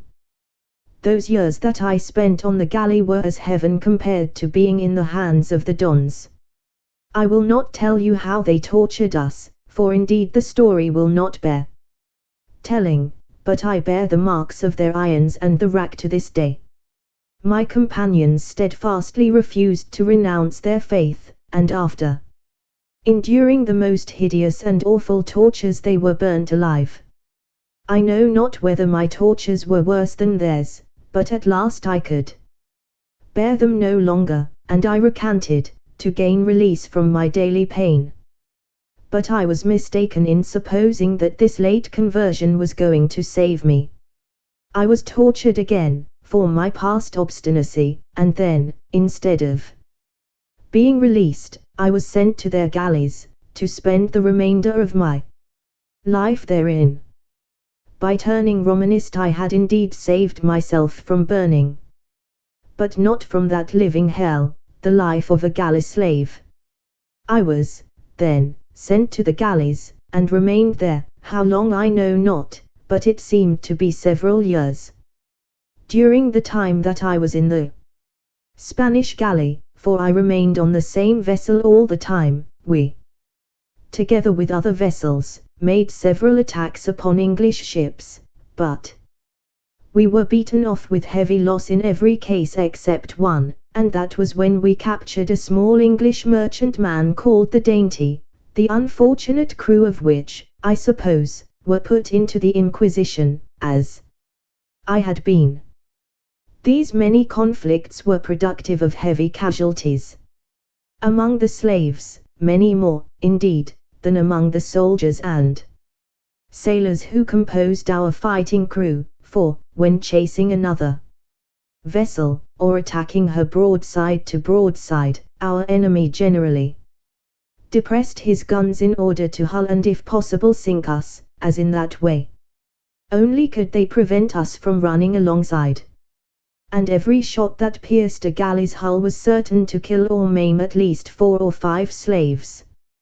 But our masters cared nothing for that. When one crew of galley slaves was exhausted, another batch was sent for to take their place. There were always plenty of slaves to be had from the Spanish prisons, and the men we got from them were an even more cruel and wicked set of rascals than the men who called themselves our masters. Well, I had been a galley slave among the Spaniards for some years. How many years, exactly, I cannot tell you, for after a time my senses became so deadened that I could not take the trouble to count up and remember the days and weeks as they passed. Indeed, I became more like an animal than a human being. I had been with the Spaniards for several years, I say, when one day we sighted an English merchantman, as we thought, and chased her. She appeared to be sailing but slowly, and we very soon caught her up, to find that we had walked, or rather sailed, into a deeply laid trap. The Englishman, it appeared, had adopted a ruse similar to that practiced by the Spaniards when they captured the corsair from Alexandria. The English had disguised their vessel, which was a warship, to look like an innocent and harmless merchant's trading vessel, and to retard her speed and allow us to come up with her they had dropped overboard a couple of light spars connected together by a broad piece of stout sailcloth, the whole of the apparatus being secured to the stern of the vessel by a stout rope. Thus the passage of the ship through the water caused this piece of canvas between the two spars to open, when it acted as a drag upon her, and reduced her speed so considerably that we soon overtook her. But no sooner were we well under her guns than she opened fire, and before we could get alongside her she had worked fearful execution both among our fighting crew and also the slaves. Our eyes were now opened to the true character of the vessel, and the crew no longer had any desire to come to close quarters with her, so they put up their helm and bore away with all speed for Cadiz, the port nearest to us. And then began a chase that I shall never forget so long as I live, sirs. With our full crew we might perhaps have been a match for the English ship in point of speed, but half our galley slaves were killed, and the Englishmen, having now cut away his drag, was coming up with us hand over hand. The slave drivers came down among us, and, standing on the driver's plank, running down the center of the galley, drove us to superhuman exertions by the merciless blows of their heavy-thonged whips, the lashes of which were plaited up with small lead balls on them. They even used the flat of their sword blades to our backs, and after that, when the English ship still continued to overhaul us, they drew the edges of their weapons along our flesh, making the blood spurt. We were, as you perhaps know, all manacled together, and at least half our slaves were killed by the enemy's shot. The floor of the vessel was ankle-deep in blood, and the corpses of the dead, still manacled to the living, for there was no time to separate us, kept time with our strokes as we pulled, in a manner most horrible to look upon. The man next me had his head cut off by a cannon shot. I remember at the time wishing it had been mine, and with every stroke I pulled his corpse moved also, and with each movement jets of blood gushed up from the torn veins, which were protruding from the gory neck, and flooded me. Well, the vessel still continued to gain on us, and I saw the Spanish dogs of slave drivers whispering together, and presently they called for buckets of fire. These were brought, full of glowing charcoal, and into the irons were thrust. The unhappy slaves saw what was in store for them, and pulled until their muscles cracked. Soon the irons were white hot, and the chief driver called to us in Spanish, "We must escape that cursed heretic ship yonder. Now, you all see these irons. If I see one of you flagging in your efforts, that man will be branded with them, and when we get into harbor will be handed over to the office of the Holy Inquisition as a heretic and an aider and abettor of heretics." This cruel threat drove us all nearly mad, and, for we knew what that meant, our muscles cracked again as we labored on at the oars, hampered as we were by the bloody corpses of our fellow slaves. For myself, I was away from the center of the galley, thank God, and near an open port, so I got a little air, which refreshed me, but I presently saw one of the poor fellows near the middle of the vessel, where the air was stifling, begin to relax his exertions. He was fainting with the heat and fatigue of the chase. The chief slave driver, whose name, I remember, was Alvarez, saw it too, and called out, "Juan, this heretic is fainting, bring the fire bucket." The man brought it. Alvarez took out a white-hot iron, and, oh, sirs, I cannot describe what then happened, but I can hear that man's shrieks now, as I tell of it. It was awful, and would shrivel my tongue to relate, and your ears to hear. Well, sirs, not to harrow you further by those fearful methods of making us work, we at last got into Cadiz, and escaped the English ship, but more than half of the remaining slaves died from their exertions. Our diminished crew was replenished by a lot of men from the prisons of Spain, and among them was a man named José Laya. This man was my evil genius, and, as he marked the turning point in my life from good to evil, I may as well describe his appearance, for he is on these seas now, and I wish you to know the man, so that if you should meet him with a sufficient force to capture him, you may recognize the villain. He was sent down to the galley one morning with a number of other men, to make up her complement afresh after the encounter with the Englishman. I recognized him for a leader of men the moment he came aboard the galley, and, as he was chained next to me on the same tier, I had ample opportunity for observing his appearance. He was an enormously tall and broad man, of extremely dark complexion. He said he was of Portugal. but I should say he had more Moorish blood in him than anything else.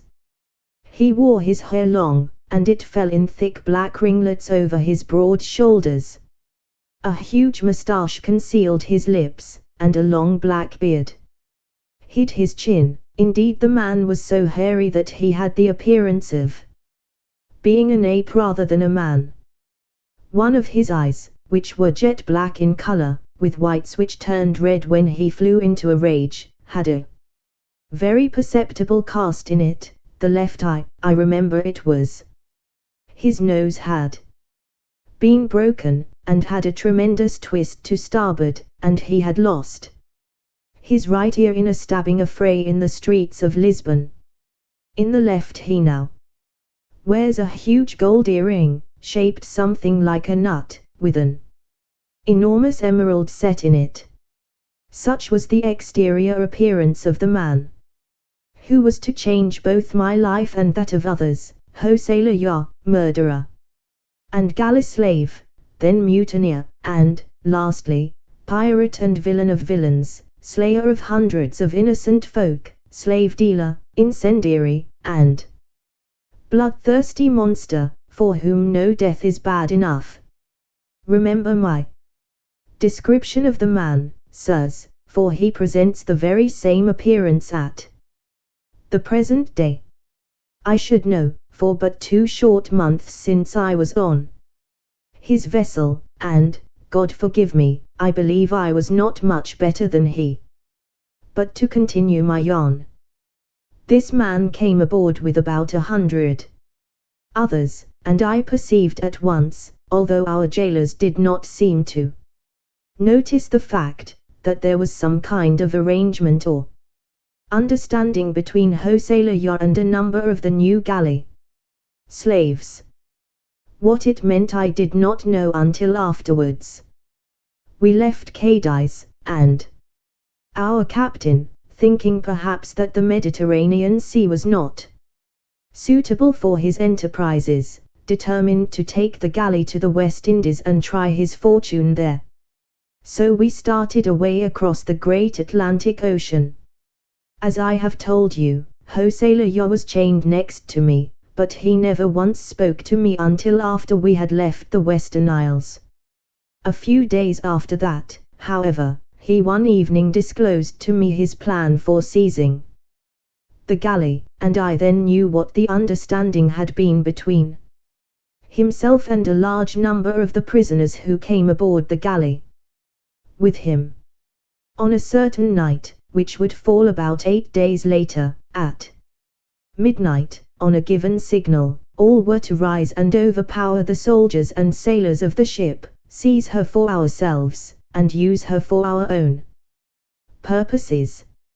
You will ask, how were we to get rid of our manacles?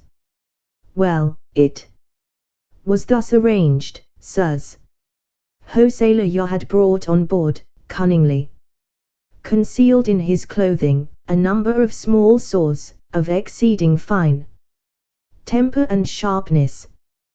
They would cut through our manacles as a knife cuts through wood. These he gave out to some of the slaves, and on the night arranged they were to cut the links of their iron manacles and pass the tools on to the others. This would, of course, leave the iron rings round our wrists and ankles, but we should be free to move and fight, and after we had won the ship we could get the rings off at our leisure. The saws were given out one by one, the greatest care being taken that they were not discovered, and immediately after dark on the eventful night we began to cut our fetters, the galley being then under sail and the oars laid in. By midnight we were ready, and waiting for the signal. It came as a shrill whistle from Lejar's lips. At the sound we all swarmed up on deck. And, as most of the officers and seamen were asleep below, we quickly overcame the watch. We gave no quarter, knowing that none would be given to us, and we took no prisoners. Then, going to the companion hatches, we cried fire. and as our former masters came running up in their shirts, they were seized and flung overboard. None of them suspected any plot, and the vessel was soon in our hands. We then took counsel among ourselves to elect officers, and determine upon our future movements. Sailor Yo was, of course, elected captain. And, for some reason that I cannot make out, I was chosen for first mate. Then for our plans. We were about in the middle of the North Atlantic, perhaps a little more than halfway to the West Indian Islands, so we determined to run there, take a ship on our way, if we could, and if not, capture one in the first port we could reach, for the galley was of little use to us for our purposes. Ah! If I had but known, if I could but have foreseen what was to happen in the future, what deeds I should be called upon to do, rather would I have suffered death by torture than have joined in the mutiny. But I did not then know that Sailor Yo intended to become a pirate, or that he meditated those awful atrocities that have made men curse his name, and swear to hunt him down and make his end worse than a dog's. At length, when the ship had been ours for a matter of 15 days, and was approaching the islands, our lookout one afternoon reported a large ship coming up from the westward. Our hearts leaped with anticipation, but we kept a very cautious lookout lest she should prove to be a war vessel. As she came nearer, however, we saw that she was a large merchant vessel flying the flag of Spain, that country that we had grown to hate with a hatred passing words. She had not noticed us as yet, for we lay low in the water and had no sail set. As soon, however, as she saw us coming toward her, she made all sail to escape, and we followed in full pursuit. Then, finding that we were gaining upon her, she went about, evidently with the intention of returning to the islands, but she was doomed to be our prey. Every man of us, even Yo himself, joined the crew of oarsmen below, leaving only the helmsman on deck to steer and to report progress to us below. Thus, every oar was fully manned, and we swept along after her, gaining on her hand over hand, until about the middle of the afternoon the man at the helm threw us alongside her, for she was unarmed with cannon and could not fire at us, and we all swarmed up from below and onto her decks. Such was our ferocity that we cleared their deck at once, leaving dead and wounded in our path, the whole of whom, quick and dead alike, we at once flung overboard. We did not require the galley any longer, so we took all her guns and arms, and furnished the ship with them, sinking the galley afterwards, and thus hiding all trace of our former crime. We got under way directly after this, still making for the islands, and then provisions and wine, of which there were plenty on the ship, were got up, and we caroused and made merry for the rest of the day.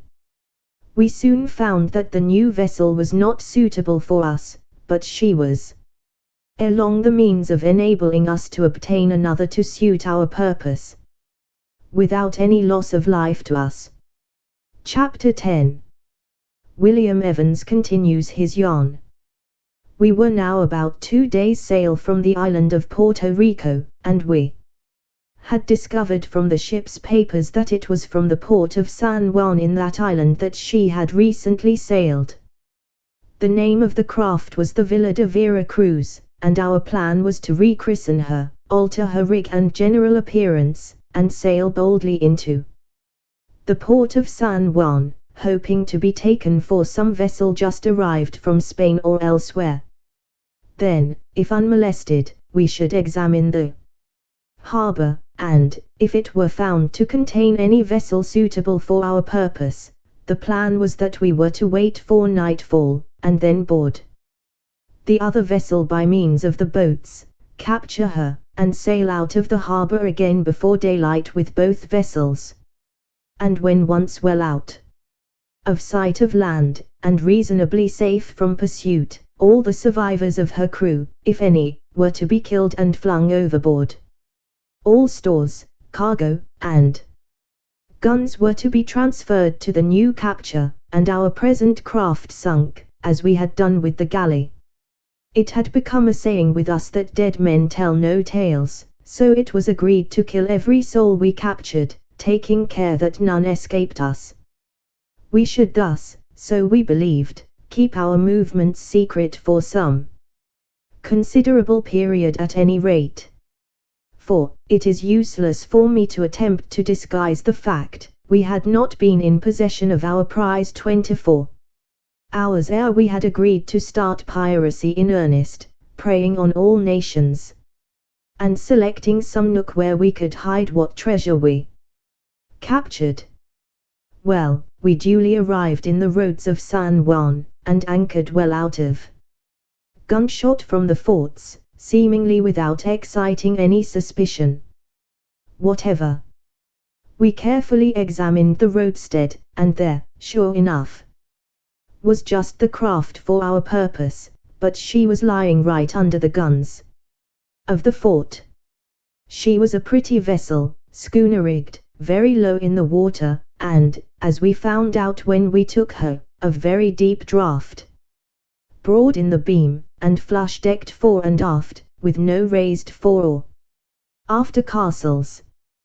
We could see, by her open ports, that she carried 12 guns of a side, 9-pounders they were, with a long gun forward of her foremast that threw a 32-pound shot. She was therefore quite heavily armed enough for our purpose, and there would be no need to transfer our old guns to her when she was captured, and we should thus be saved a great deal of labor. Her masts were very long and tapering, with a big rake aft, and from a distance the vessel looked overmasted, but when one got on board her one saw that her great width of beam gave her the stiffness necessary to carry such lofty masts with their corresponding spread of sail. In short, she was just what we wanted, and indeed, we could not have had a ship better suited to our purpose even though we had built her ourselves. Needless to say, we determined to cut her out from under the guns of the fort, and capture her, at any risk, that very night. During the day we got up our arms, loaded our pistols, sharpened up our swords and cutlasses, and got all ready for the night attack. We were in a fever of impatience to try our luck, and could hardly bring ourselves to wait until dark, still less until midnight, which we decided was the earliest hour at which we could make an attempt. So great was our excitement and impatience that we strove to allay them by drinking raw spirits continually, and by night we were mad with drink, the only effect of which was to turn us into a gang of demons who would stop at nothing. It was perhaps due to the drink, though we did not know it, that we actually took the vessel after all, for we encountered a most stubborn resistance, and had there been any people in the fort, they would certainly have opened fire upon us, and we should have been killed to a man. Luckily, as it happened, for us, there was a carnival in progress in the town that night, and nearly every man in the place was attending it.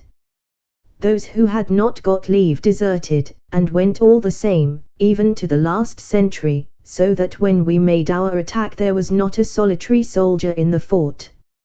At length the hour came, we got our boats over noiselessly, and pulled away toward the schooner.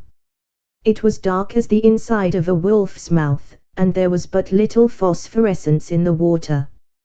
We pulled with muffled oars, and were nearly alongside her, when someone on board must have caught a glimpse of the faint flash as our oars dipped, for we heard a voice giving the alarm on board in Spanish.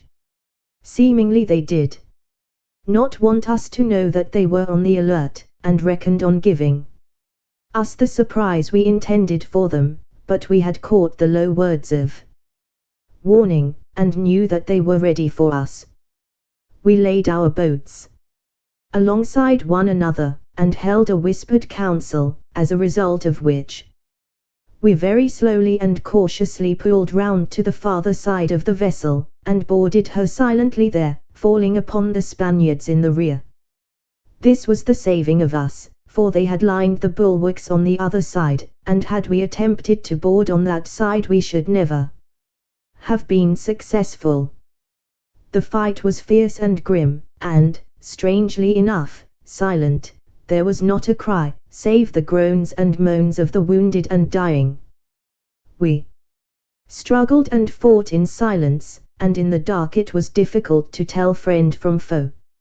At length, to make my long story a little shorter, we drove them below, and, cutting the vessel's cable, made sail for the open sea. We had agreed to show a red light to our own vessel, as a signal for her to slip out also, if we were successful, so we looked round for a red lantern, and presently found one. The signal was made, and immediately answered by 3 flashes of a white light from our old ship, as decided upon before leaving her. Both craft were soon under way for the open sea, and kept each other in view by the light of the stars, and at daybreak we could only just see the land. We kept on, however, until midday, to make ourselves doubly safe, by which time we had run the land out of sight, when both craft were hove to. Then the crew of the prize were brought up on deck, and as we were, after our recent rites, very short-handed, we gave them the choice of joining us or of walking the plank. They were, for the most part, a rascally lot of men, and did not need the persuasion of the plank to join us. Indeed, they seemed glad to have the opportunity. By this means we replenished our crew, and our total number now exceeded by 49 that which we were before taking the galley. We had, therefore, a crew of 225 men, which was a big crew for so small a ship. But then, as Leah said, we had to provide against casualties. 17 men walked the plank rather than join us, and after that we made the necessary transfer of stores and other material, and sank our old vessel. We were now ready and well equipped for our piratical undertaking, and we started at once on our nefarious career. I cannot recount to you all that took place, for many long years have passed since I first threw in my lot with that scoundrel, José Leah, but we took countless ships, and accumulated a vast amount of treasure, the most part of which is buried in a certain spot. I know the bay where the hiding place is, but exactly where the cache itself is I know not. Of that, however, a little later on. To shorten my story, of which I expect you are now heartily tired, I will pass over my life and experiences during the years that I have been with the pirate, until about 6 months ago. But I must tell you first that, what with fights, disease, punishment by death, accident, and so on, our crew gradually changed until I and 2 others, with José Leah himself, were the only survivors of the original galley slaves. The other men hated me, and for some time had been putting about false reports of me, and other matters to my great harm, until at length Leah said he would get rid of me. The men clamoured for my death, for I had often sent others of them to their death, but José refused to kill me, as I had been so long with him. He promised to maroon me, however, and the scoundrels had to be satisfied with that promise. They made many attempts, however, to murder me, but I escaped them all. We did not sight an island for some time, and now, every day, I brooded over the wrong José had done me in listening to the lies of others, and acceding to their demands, and I determined to have my revenge on him.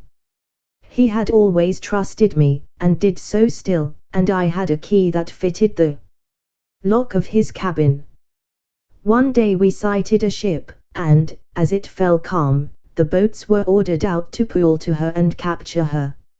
Nearly all hands went, including Leo himself, but I remained behind to help look after the schooner.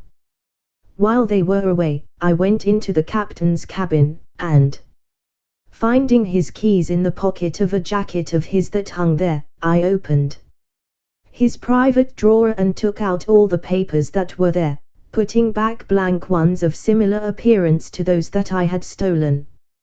Relocked the drawer, and replaced the key. I then hid the papers in my own chest, which I was certain Jose would allow me to take. I will tell you why I stole those papers. It was because I thought I should find the key to his hidden treasure among them, and I was not mistaken. I found it, or what I believe to be it, but it was in cipher, and I have spent nearly all my time since I have been on the island in trying to translate it, but have not been able to do so. I know, however, where about the bay is in which the hiding place is situated. It is at the east end of the island of Cuba, in latitude 20 degrees north, longitude 75 degrees west. I have those papers still, and before I die I will give them to you, Master Trevose. They may be useful to you, and if you can translate the cipher, why, there are millions there for you, unless, indeed, Jose Laya removes them before you can get there. Well, sirs, Jose did not discover the loss by the time that we fell in with this sandbank, and, according to his promise to the crew, I was marooned here, but he gave me a musket with powder and ball, and enough provision to keep me for a year. The men who went in the boat to put me ashore were, however, my most deadly enemies, and before we reached the shore, and when they were far enough away from the vessel not to be seen, they dropped musket and all overboard, leaving me only a very little provision, saying that they did not wish me to die too soon. Then, after landing me, they returned, the ship disappeared, and I have seen no sail but yours since they left me here 2 months ago. That, gentlemen, is my story. To help you hunt down that bloody pirate, however, I will tell you that he intended sailing up through the bays of Honduras and Guatemala, and through the Yucatan Channel into the Gulf of Mexico, to cruise there for merchantmen sailing to and from Vera Cruz and the other ports. And it is there that you will find him, sirs. Chase him, run him down, take him, at all costs, and hang him and his crew from his own yardarm, and burn his ship, so shall you exterminate one of the most cruel, ferocious, bloodthirsty devils who ever sailed the sea, and avenge me, sirs. For I shall soon die, the hardship and exposure that I have suffered here have killed me. But now that I have told you my story, I can die comfortably, for I have only lived to impart my information to someone else, and so help them to hunt that man down. But see, the dawn is breaking. The other 3 had been so intensely interested in the outcast's tale that the time had passed unnoticed, and the first streaks of dawn were indeed in the sky. Moreover, the wind had dropped, the rain had ceased, and the sea was going down. The unfortunate ex-pirate seemed exhausted by the long recital of his experiences, and looked very weak. Presently he laid himself down on the sand under his shelter, and fell fast asleep through sheer fatigue. The others went outside and took a survey of the beach, and were lucky enough to be able to collect quite a respectable quantity of wreckage, together with several casks of provisions. And they could see several more being gradually washed in, so they were in no danger of starvation, at all events for the present. They at once began to roll up the casks to the shelter, promising themselves a good meal before beginning the work of collecting all on which they could lay their hands. They resolved to collect all that they could, for it was impossible to be sure as to when the 3 vessels of Cavendish's fleet would return. They knew that there were too many vicissitudes in a sailor's life to permit of their absolutely depending upon anything, and they therefore resolved to make every possible provision for a lengthy stay where they were, should such prove to be necessary. That Cavendish would never abandon them, they knew, but it was easy to think of a dozen circumstances or accidents to defer his search for them indefinitely. Roger and the 2 seamen rolled up a few of the casks to the door of the little shelter, and, all feeling very hungry, they determined to broach one of them, as they judged from their appearance that they were provision casks. They first glanced at the marooned man, to see if he had yet awakened from the slumber into which he had so suddenly fallen, but he was lying in his former position, breathing very heavily, and he had evidently not moved since they left him. Roger remarked to the 2 seamen, "I fear that poor fellow will not live much longer. He says he is exhausted by exposure and privation, and, looking at him, I can easily believe it. I hope he will live long enough to be taken on board the ships, and so be able to tell his story in his own words to the captain, but unless the squadron appear very soon it will be too late, for I am afraid a few days will see the last of him." Then, as there seemed no fear of rousing him, they went into the shelter to look for themselves and see how much provision he had left. They found it without difficulty. There was only about 3 pounds of ship's biscuit left, and 2 or 3 strips of dried meat. This was absolutely all the food that was left, and had it not been for the wreck, and the casks of provisions being washed ashore, their position would have been very serious indeed. Jake Owen had been searching for some cooking utensil, or some article which could be used as such, and presently appeared with an iron 3-legged pot, which was the only thing in the small establishment that would serve their purpose. Meanwhile Roger and Walter Bevan had secured the ex-pirates' only axe, and were busily engaged in removing the head of one of the casks which they had rolled up opposite to the little shelter.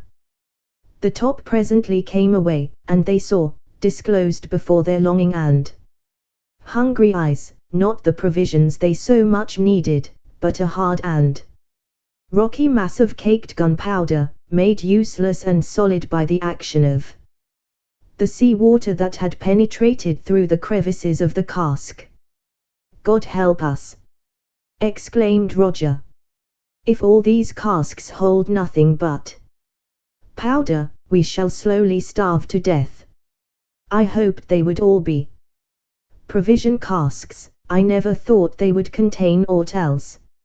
"Never despair, Master Trevose," replied Bevan, "they may not be all the same. Let us try another cask. We may have better luck this time." Disheartened and anxious, they set to work, desperate with hunger, and beat in the head of the next cask with savage blows. And, oh joy! in this cask they at length found the much-needed food in the form of salt pork, with which the barrel was filled. "Hurrah!" shouted Roger, "we are saved after all." They took out 2 large pieces. Jake Owen filled the pot with water from the spring, and, having soon made a fire, they set the meat on to boil. The savoury odour of the cooking meat soon met their nostrils and encouraged them to fresh efforts on the other casks. Strangely enough, though the first cask opened was filled with spoilt gunpowder, all the rest of the barrels had good wholesome provisions in them.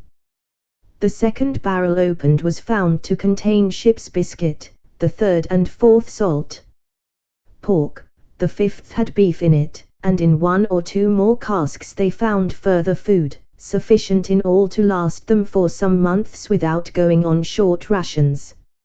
It was not long ere the meat was sufficiently cooked to satisfy them, and they went in to call Evans and acquaint him with the fact that he could now have a good wholesome meal. They aroused him with great difficulty, and he seemed to be weaker than ever. He revived somewhat under the stimulating influence of the hot food, and told them that if only he had had such food a little earlier it would have saved his life. Their meal finished, they got up a few more casks which had meanwhile come ashore, and gathered more wreckage, piling all their material recovered from the sea in a place of safety well above high water mark. Having at length collected everything in sight on the beach, the next thing they set themselves to do was to find a suitable spot and erect, with the wreckage that they had found, a hut large enough to contain the entire party with comfort. But first, as Roger very rightly observed, it was necessary and prudent to build a fire the smoke of which could be seen out at sea, and which might serve as a guide to Cavendish in his search for the sandbank should he happen to be looking for it.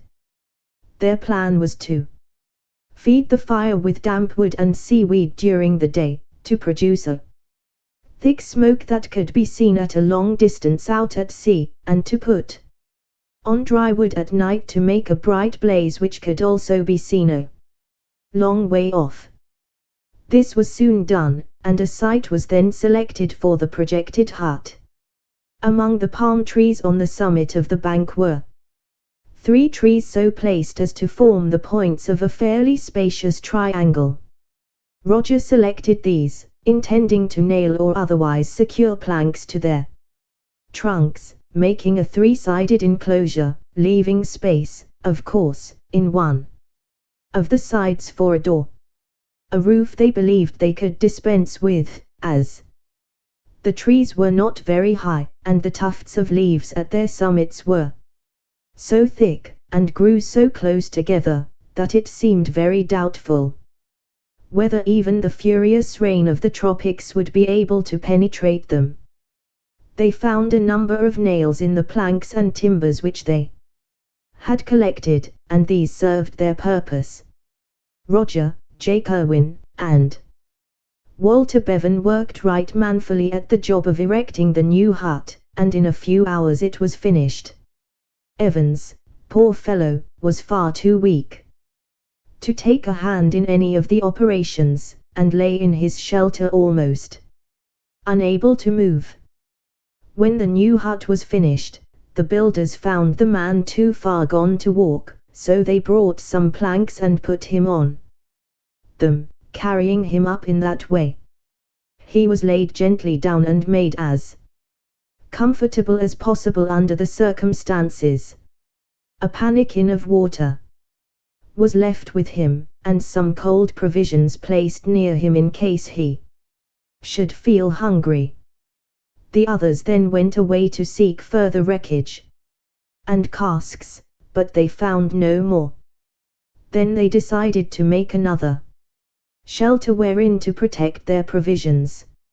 It was thought advisable to construct this place near the new hut, so the old shelter, such as it was taken down and replaced close behind their new structure, and the casks, barrels, and other perishable matters were placed therein as being safer, as well as easier to get at all times. They were now fairly settled down in their new domain. They had shelter, and plenty of food to last for some months, even on full rations. There was water in abundance to be had from the spring, and altogether their lot was far and away more satisfactory and endurable than that of the poor marooned pirate had been. Besides, there were now 4 of them, and they had the advantage and comfort of each other's company, while Evans had been entirely alone with only his own miserable thoughts for companions until Roger and his 2 seamen made their welcome appearance on the sandbank. It occurred to Roger that it would be a very good thing to have a flag and flagstaff, because their fuel would not last forever, and with it would go their only means of signaling to passing ships. So several narrow pieces of wood were nailed together, and the 2 seamen, both of whom were wearing red shirts, sacrificed those garments in the interests of the community. The lad then split them both down one side, to increase the area of his improvised ensign, and tied the arms together to increase the length. This flag was then nailed to the makeshift flagstaff, and Roger and Jake Owen swarmed up a palm tree, one of the 3 composing the posts for the support of the walls of their hut, while Walter Bevan passed up the flag and staff to them from below. Then Roger, with his sword, which he had carried up naked between his teeth, cut away part of the foliage, and the staff was pushed up through the hole thus made, the lower portion being secured to the top of the trunk of the palm tree. Both men then scrambled down to the ground again and looked up at their handiwork. There it fluttered, far above the tufted crowns of the palm grove, a large red flag at the top of its lengthy staff, some 80 feet above the ground, and visible, as they judged, at a distance of at least 10 miles out at sea on a clear day.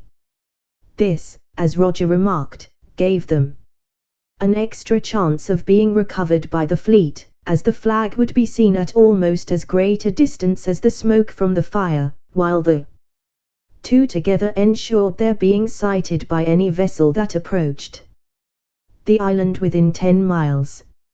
Satisfied at last with their work, and seeing that there was nothing further for them to do at the moment, Roger determined to make a tour of their little domain, so, leaving Jake Owen to attend to the sick man Evans, Roger and Walter Bevan set off. Starting from a point on the beach opposite the hut, they began their walk, going towards the eastern end of the sandbank. They found that the shore was everywhere sand until they had gone some half a mile and nearly reached the end of the island, when they came upon a ledge of rocks over which they had to clamber, and which stretched out for quite a long distance into the sea. The 2 ventured out some few hundred yards along the ridge to seaward, and found that it had deep water on each side of it, the rock seeming to run perpendicularly down to the sandy bottom.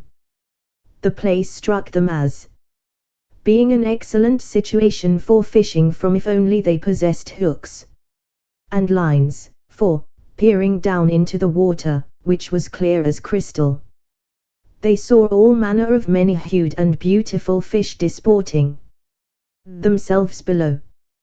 They gazed admiringly and somewhat longingly at them for a few minutes, determining to return later and attempt to catch some, and then resumed their explorations.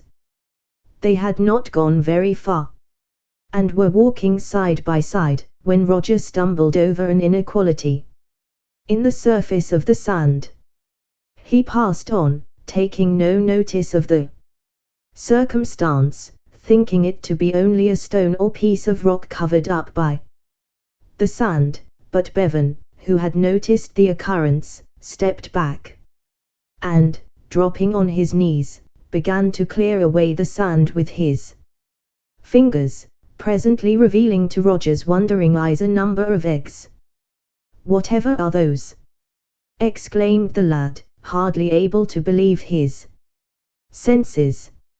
"I suppose they are eggs, they look like eggs, but I have never before heard of eggs being buried in sand."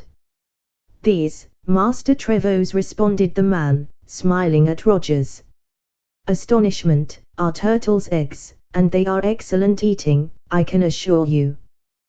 They will be a grand change of food for us, as will the fish when we can catch them. Moreover, having laid these eggs here, the turtle may very possibly come back to this spot to lay more. We will look out for her, and if she returns we must turn her over on her back and then go back and fetch Jake, who will help us to carry her to the hut. We need not worry about fresh meat now, Master Trevose. If we can catch turtle we shall have meat enough to last us for some time. I am rejoiced to hear you say so, returned Roger. But why turn the turtle on her back, should she make her appearance? Well, sir, replied the man, the way of it is this. By turning a turtle over on its back you can always make certain that, if you're obliged to go away and leave it, you'll find it in the same place when you come back. Because if a turtle's laid on its back it can't turn over again by itself, and so is perfectly helpless and unable to move. There were 14 eggs in the nest in the sand, so Roger took off his coat, and, tying the arms together, made a sort of bag of it, into which he carefully put a few of the eggs. Then, carrying his parcel very carefully, they resumed their journey. They found no more eggs at that time, and discovered nothing further of importance, and shortly afterwards arrived back at the hut, having completed their walk round the islet. Irwin reported that the man Evans had called for water, and had seemed in great pain, but had revived a little after drinking, and was now again asleep. The two explorers deposited their burden of eggs, and told Jake of their hopes regarding the turtle, arranging to go down again later and watch for the creature, knowing how important it was to their health to secure as varied a diet as possible. But before setting out again they put a few of the eggs into the hot ashes of the fire and baked them in their shells. When they thought they would be sufficiently cooked, they took them out of the ashes, and roused Evans up with the news that another meal was ready for him. Chapter 11. Death of William Evans, and appearance of a pirate vessel. It was with the utmost difficulty that they at length succeeded in arousing the unfortunate man to a sense of his surroundings. Ever since their landing on the sandbank the poor fellow had been sinking with startling rapidity. It seemed as though prior to their appearance he had kept himself alive by a sheer effort of will, for the sole purpose of relating his story and putting the avengers on the trail of his former captain, and, this done, the strain was relaxed, and nature was claiming her due. Evans at last sat up with great difficulty, passing his hand over his forehead and gazing at his companions and around at the new hut as though he had never seen either them or it before. The three onlookers felt an infinite compassion for the unfortunate outcast, and although he had been, by his own showing, a party to the most dreadful atrocities, yet Roger and the seamen felt that it was not for them to judge him. They recognized that he had never been a willing participator in the horrors he had described, and in their opinion he had fully expiated his offences by the suffering and agony of remorse which he had endured on the sandbank. Roger tenderly supported the emaciated frame in his arms, and tried to coax some food down the sick man's throat, but he weakly pushed away the hands of the would-be benefactor, and, the light of reason presently returning to his eye, he said he could eat nothing, but pleaded for a draught of water. This was at once given him, and, seeing that the man was too weak to swallow anything solid, Roger ceased to persuade him. In a few minutes the poor fellow was again sunk in a profound stupor.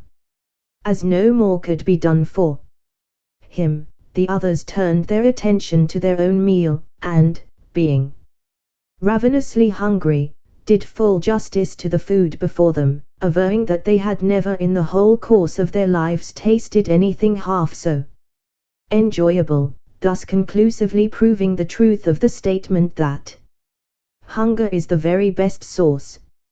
Having at length satisfied their appetites, it was considered quite time to go and wait for Mistress Turtle to make her appearance. So away they went, and, the distance not being great, they soon arrived at the spot, where, sure enough, they saw a fine large turtle.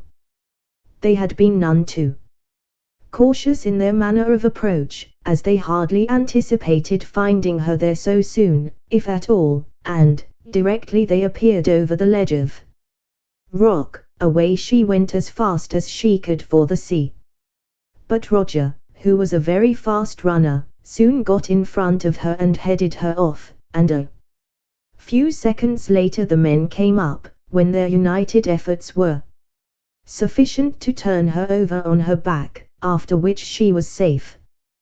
Bevan then drew his knife and cut off the head, which was thrown away, and then, making fast a rope which they had brought with them to one of the fins, they dragged the carcass off, and at length got it to the hut. They then started to cut it up, one of the fins being at once dropped into the pot, and stood on the fire to make soup, that the sick man might have something more nourishing than water to drink. Then they put away as much as would keep fresh until they had used it, and the remainder they hung out in the sun to dry, after cutting the flesh into strips, thus ensuring for themselves a plentiful supply of meat for some time to come.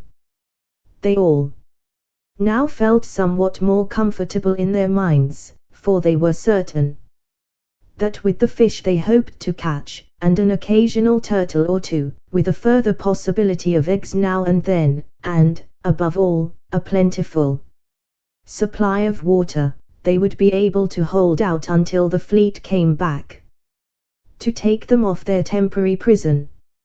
Having removed every particle of flesh from the shell, Erwin signified his intention of taking the latter down to the water's edge to clean it thoroughly, as it would then afford a very handy and useful receptacle for water, and it would be further very useful as a bath, for it was highly dangerous to attempt bathing in the sea, the likelihood being that the adventurous swimmer would be snapped up by some voracious shark before he had been a minute in the water. He therefore went off, dragging the shell after him, while Bevan returned to the turtle's nest for the remainder of the eggs, and Roger busied himself with the simmering turtle soup, also taking a few strips of the meat and impaling them on pieces of wood in readiness for the next meal. Having performed this part of his duty, he strolled away down to the beach to watch Jake clean the turtle's shell. As he came in sight of the beach, what was his surprise to see Jake Erwin in the water up to his armpits, reaching out as though endeavoring to get hold of some object just beyond him. The man did not see Roger, and continued his strange antics, but presently he got hold of what he was after, which had the appearance of a small keg that seemed to be about as much as he could conveniently carry. He then turned round and began to make his way ashore again, carrying his prize with him. He glanced up, saw Roger, and shouted, "I have something here, Master Trevose, which will be very valuable to us if it is what I believe it to be." He soon waded out and flung down a small barrel on the sand at his feet. "Why," said Roger, "what is that?" "It is a barrel of some sort, as, of course, I can see, but what do you suppose its contents to be?" "Well," responded the sailor, "as I was getting water to clean the shell, I saw some object washed up and then taken out again by the undertow. So I determined to get hold of it if possible, and next time it rolled in I made a grab at it, but missed it. Then I ran out after it, and, after making several attempts, managed to get a hold of it, and brought it ashore, and here it is. And I think it valuable because it looks to me like one of the ship's spirit casks. It may be brandy, and if the brandy has not been spoiled by the salt water getting at it, it will be a great blessing to that sick man Evans, and may even save his life. And it may save ours too, if we get taken ill, for there is no knowing when the fleet will be here again. Very true, responded Roger. I do not believe that the skipper will give up looking for us while his ships hold together, but, as you say, it may be a long time before we are rescued, so it is as well to secure everything we can lay our hands on. Meanwhile, let us take the barrel up to the huts and open it, and see if the contents are what we hope them to be, and whether they have been reached by the sea water, and spoiled, or not. Then, each taking an end of the barrel, which was one of those small casks called breakers, holding about 12 to 14 gallons, and therefore very weighty, they carried it up to the hut, where they found Bevan just returned with the remainder of the turtle's eggs. Erwin at once set to work to remove the bung of the cask, while Roger went into the hut and fetched out the only small vessel belonging to the little community, a wooden mug capable of holding somewhere about 1.5 pints. A few moments more and Erwin said, "Ready, Master Trevose?" "Yes," replied the lad. "Then, here you are, sir." Roger slipped the mug in front of the hole, and caught the liquid in it as it came gurgling out. He let the mug fill, and then the bung was returned to its place and driven home with the hammer. So far as color and smell were concerned, there could be little doubt that the liquor was brandy, as Erwin had surmised. Roger was not greatly addicted to the use of spirits, being, indeed, exceedingly temperate. He therefore considered himself but a poor judge of its quality. Nevertheless he sipped at the contents of the mug, and, having tasted, said that, so far as he could tell, the stuff was good spirit enough, and at any rate he was certain that it had not been got at by the salt water. Bevan and Erwin then each took a taste, a pretty long taste it was too, for they returned the mug to Roger empty, both pronouncing it to be the finest brandy of France that had ever passed their lips. They, being seamen, would have very much liked some more, but Roger pointed out that the spirit must be regarded as medicine only, and must be carefully conserved for use as such if ever any of themselves should be taken ill. The men fortunately had sense enough to see that Roger was right in what he said, and agreed to the liquor being kept for use in case of necessity. It was now time to prepare the next meal, and this was done, a perfect feast of eggs, turtle steaks, bread, and turtle soup constituting the spread. Evans was again aroused, and given a few spoonfuls of the soup, with a liberal allowance of brandy in it.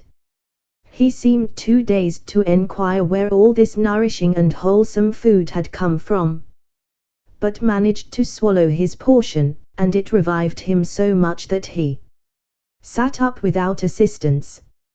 His faculties seemed to return to a certain extent, and presently he asked for more. This was given him, supplemented this time by a small quantity of brandy and hot water. The spirit seemed to do him more good than anything else. The light came back gradually to the fast dimming eyes, and a spot of color made its appearance in his ashen face. He swallowed with great difficulty, but, taking his time, he managed to eat a very fair quantity of food for a man sick nigh unto death, and the food, together with the stimulant, revived him so much that for a time Roger thought that with care, constant attention, and good food they might even now save the man's life after all. But the effect was only transient, and it was not long before he had to lie down again. His eyes lost their fire, and he gradually dropped back into a stupor similar to that from which he had been aroused to take his meal. Roger was greatly moved by the poor wretch's condition, and was very quiet and reserved for the remainder of the day. The two sailors, however, had seen more of the world and its vicissitudes than the lad, and it did not affect them at all. When night fell, all retired to their improvised couches, it being considered unnecessary to keep a watch, for they replenished the fire so thoroughly before turning in that it would burn until morning. And if the ships should by any chance happen to sight the island during the night, they must inevitably see the fire, built as it was on the highest point of the bank, and, seeing it, would know that the castaways were alive on the island. They would then naturally heave to until daylight. Day dawned, and all hands turned out, the invalid, of course, excepted. Breakfast was cooked, and they sat down to the meal with very hearty appetites, despite the fact that upon looking round them the horizon was found to be bare of ships. Evans was again roused from his now constant stupor, and managed to take a little soup and brandy, but he immediately afterwards sank back again exhausted, and relapsed at once into his usual state. The two seamen went away to fish from the reef running into the sea close to where the Turtle was taken, and Roger remained in camp to look after Evans. The men had not long been absent on the fishing excursion, and Roger was busy in the hut, when the sick man moved, turned on his side, and, opening his eyes, fixed them on Roger's face. A sepulchral voice issued from the man's lips, and Roger understood him to ask that he should come close to his side. He, of course, immediately acquiesced, and lay down on the ground beside the man, so that his lips might be level with Roger's ear, and thus enable the poor fellow to speak without further weakening himself by raising his voice. The man asked for some brandy, and Roger at once gave it to him. This revived him a little, and he was now able to speak, though in a very low, weak, and husky voice, in which the near approach of death could now be heard. It was clear, indeed, that the invalid was sinking fast, and that he earnestly wished to communicate something to Roger before he died. First he asked the lad to see if the two sailors were anywhere near.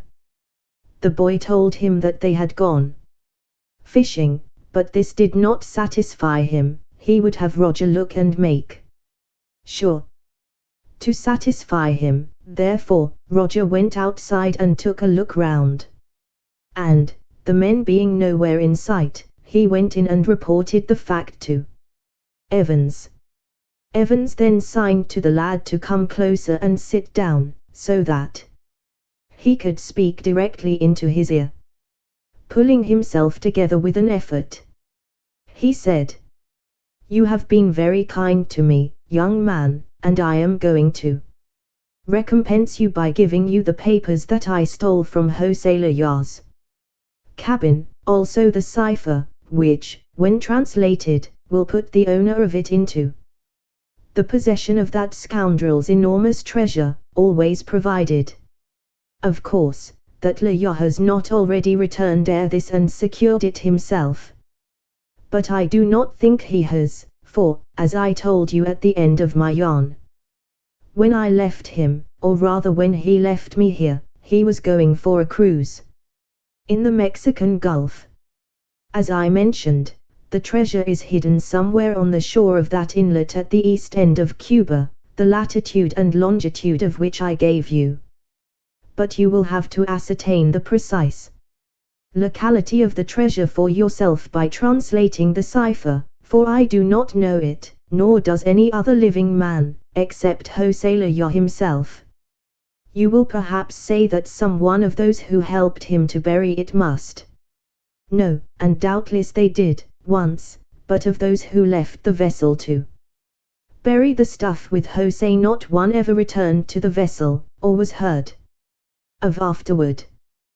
The crew of the ship so stood in awe of our captain that they dared not remonstrate or make any enquiry, but we were all convinced in our minds that he did away with those men by poison, and buried them in the brushwood near the beach.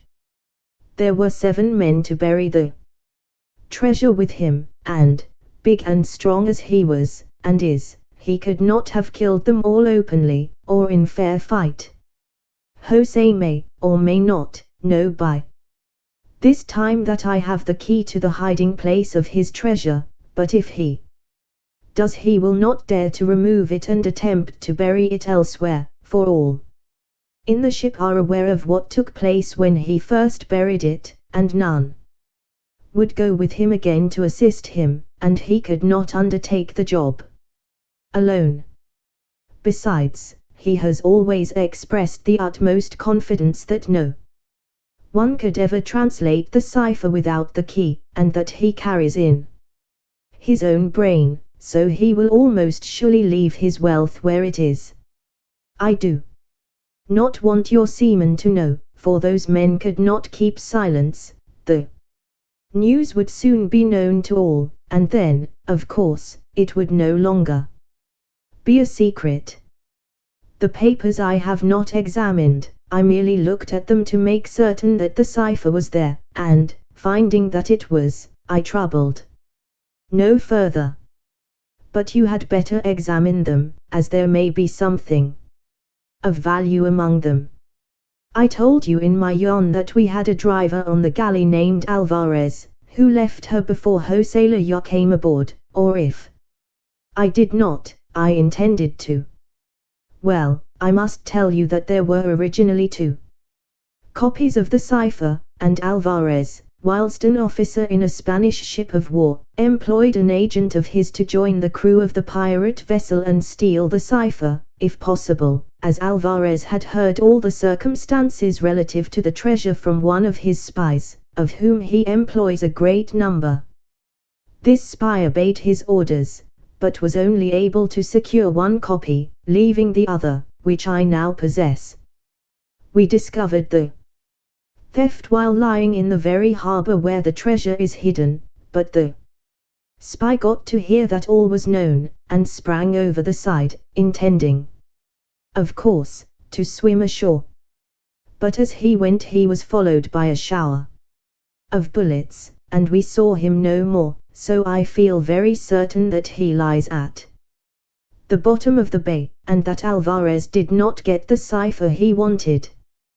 Thought Roger to himself, I'm pretty certain he did, and, what is more, I know now that he had it in his cabin aboard the Gloria del Mundo, and this man little thinks that I have the very paper he is talking about in my pocket at this very moment, for it must be the same. He said nothing, however, and the dying man resumed. You have therefore no rival to fear except Jose himself, and if you should destroy his ship and himself, as I hope your captain will do when you have told him my story, you will be certain of vast wealth, provided that you can translate the cipher, which I believe you will certainly be able to do, for all that Jose says as to its impossibility without the key. Now I am exhausted with talking so much. Please give me a little more brandy. Roger did so, finding the man too weak to lift the mug to his lips, and almost too far gone to swallow. Having recovered somewhat, he continued in a weak voice, taking a packet from his pocket, and now, here is the packet of papers, and the cipher is with them. Keep them safely by you, and part with them under no circumstances or conditions whatever. If you do this your fortune is certain. He ceased speaking, and his head fell heavily back on his hard couch. Roger sprang for more brandy, and lifted the poor fellow's head, but he appeared lifeless. Roger wetted his lips with the spirit, and presently they parted sufficiently to enable the lad to pour a little into his mouth. This was gradually swallowed, and Roger poured in a little more, which was also taken, and in a few seconds a heavy sigh escaped the lips of the sufferer, and his eyes opened. But there was a glaze over them that told its own tale. The white lips opened, and Roger, bending down, heard the last words that Evans ever spoke. "God bless you, sir," he said, "and keep you safe. Keep your promise to me, sir. Goodbye. I die now, and am glad." The eyes went duller still, the lips ceased to move, the body seemed to stiffen, and grew suddenly cold. Roger knew that the end had come, that the poor fellow's troubles were at last over, and that he was at rest. Roger remained for some moments sitting, and lost in thought, then, rising, he placed the blanket over the dead man's face and went outside the hut. He determined to go and find his two sailors, and inform them of what had happened, so that they might come and assist him in burying the body at once, for in that climate it was necessary to bury a body as soon as possible after death, for sanitary reasons. The lad had not gone very far from the hut when he remembered that he was still holding the packet of papers in his hand, so he slipped them into the pocket where he always kept the other cipher. But as he did so he paused for a moment and then drew the papers forth again, determined there and then to compare the two ciphers, for he felt almost positive in his own mind that the two ciphers would be found to be identical. He therefore sat down at the foot of a palm tree in the shade, and, undoing the packet, compared the two papers, finding, as he anticipated, that the ciphers were written in exactly the same terms. Therefore, thought Roger, the spy of Alvarez managed after all to evade the musket balls fired at him, and succeeded in conveying the cipher to Alvarez.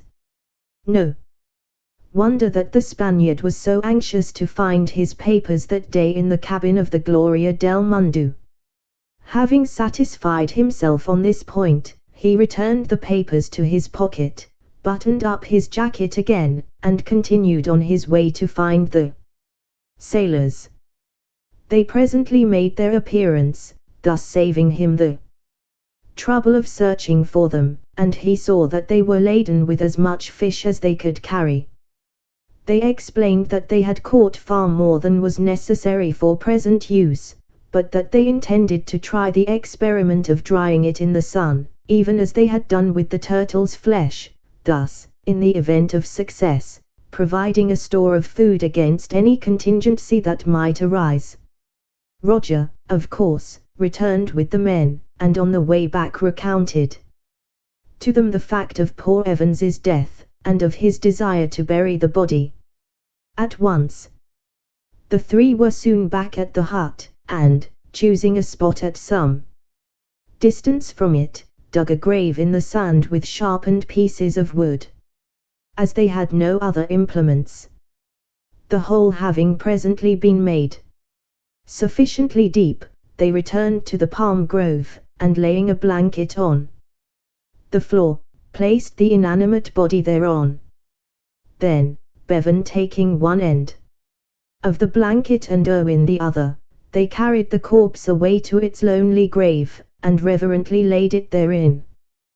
This done, Roger, kneeling by the graveside, said a prayer, whilst the seamen stood by with bared heads, after which the sand was shovelled back, and a small mound raised over the grave.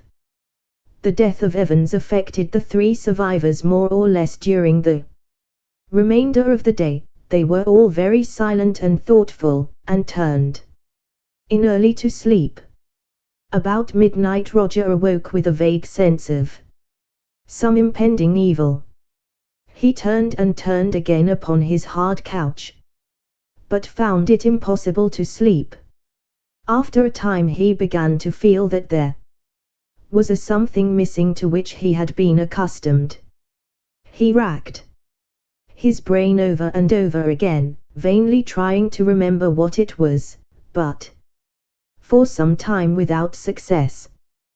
Then it came suddenly upon him that the usual faint reflection of the glow which the big fire at the beach had been wont to throw round the hut was absent.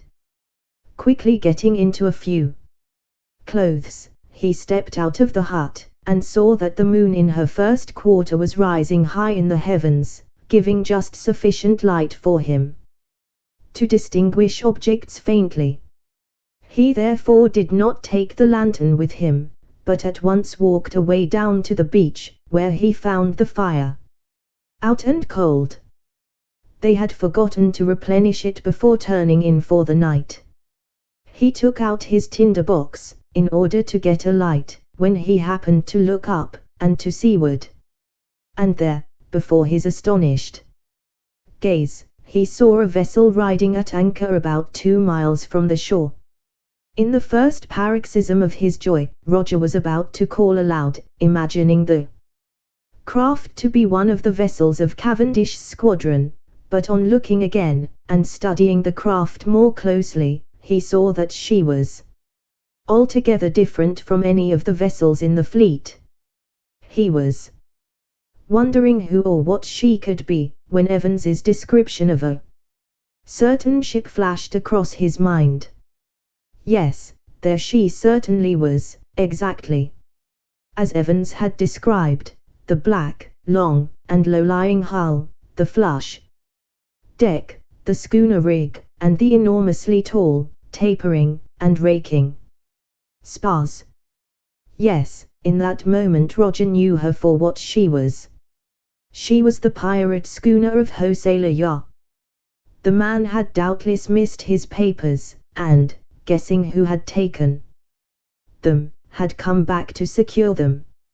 Evidently knowing the bad landing, Leah was waiting for daylight before attempting to send his boats ashore. 6 hours more of darkness, thought Roger, and he bounded back to the hut as fast as he could go. He awoke the 2 seamen, and told them all in a few words. They were naturally overwhelmed with consternation, not knowing what to do. But said Roger, I have a plan that may possibly save us. We must put all our provisions back in the casks, and bury them in the sand. Then we must hide everything that we brought ashore, leaving out only poor Evans's belongings. The new hut we must, of course, leave. They will think that Evans built that himself, but we must remove from it every trace of our own presence on the islet. Then, poor fellow, we must unearth his body and lay it in the hut, covering him up. When they come ashore in the morning, as of course they will see that he is recently dead, and will not dream that he has been once buried already. If we are careful to remove all traces, it will naturally be thought that he died here alone and untended. We must be very careful to efface every sign of our presence here, and leave only such things as Evans had when we arrived, or may be reasonably supposed to have collected from the beach. Then, as to hiding ourselves, at the extreme seaward end of the rocks, where you today caught your fish, there is a hollow big enough to conceal a dozen men. I particularly noticed it when I was on the spot. We must take some food and water, and hide there until the pirates leave. They will not attempt to land at that place, for the reason that a boat could not be safely put alongside the rocks, and if we carefully hide everything belonging to ourselves they will not suspect that anyone else is here, and will not search. Now we must be quick, for our lives depend upon it. If we are found we shall certainly die horribly. Quick! Now, men! We must do everything that has to be done, and be safely hidden before daybreak, or we shall be seen. Chapter 12. Narrow escapes of the castaways. The squadron heaves in sight. Again. The seamen needed no second bidding. From Roger's description it could be none other than the pirate vessel, and both knew what their fate would be if they were so unfortunate as to be discovered by the pirates. Rapidly throwing on their clothes, they came out of the hut, and an examination of the vessel over the top of the bank convinced them that Roger's statement was only too true. "How about the flag though, sir?" said Bevan. "If they have seen that, and it is almost certain that they have, they will think there are others here, and will search. It will be no use hiding then, for if they believe anybody else to be here, they will search till they find us." "I think we need not greatly trouble about the flag," responded Roger. "They will imagine that poor Evans set up the staff and flag before he died, in the hope of attracting attention. They will hardly trouble to examine it closely enough to discover that it is made of 2 red shirts. Besides, for aught that they know, Evans might have taken 2 red shirts ashore with him in his chest when he was marooned. No, it matters not if the flag has been seen. But come along, men, every moment lost now only increases our danger." They forthwith set to work in grim earnest, laboring for their lives.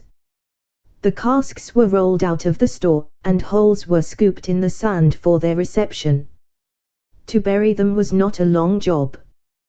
They took care, however, to set aside some provisions and water for their use while in hiding. Next came the job of burying their simple utensils, such as they were, and also the shell of the turtle. Then there was the gruesome task of digging up the body of poor Evans. It had to be done, and the sooner the better, as Roger said, so all 3 went to the unpleasant duty. The mound of sand was removed, the tilling taken out, and they presently came upon the body. The sand was brushed from the hair and clothing of the corpse, and it was then carried to the hut, placed in its previous position, and covered with the blanket in which it had been buried. This completed their preparations for the pirates' landing, for it was certain that they would land, otherwise why should they have returned to the island? Their work had lasted longer than they thought, and away to the east the first sign of dawn was apparent by the time they had finished. They knew the marvelous rapidity with which the day comes and goes in those regions, and recognized the need for haste if they were to gain their proposed place of concealment unperceived, for there would certainly be sharp eyes on board the pirate, looking for the first sign of the marooned man. They therefore took, each man, his share of the provisions, and, keeping carefully below the concealing top of the sand bank, started to run at their utmost speed for the ledge of rocks which was to be their refuge. Meanwhile daylight was coming with terrible rapidity.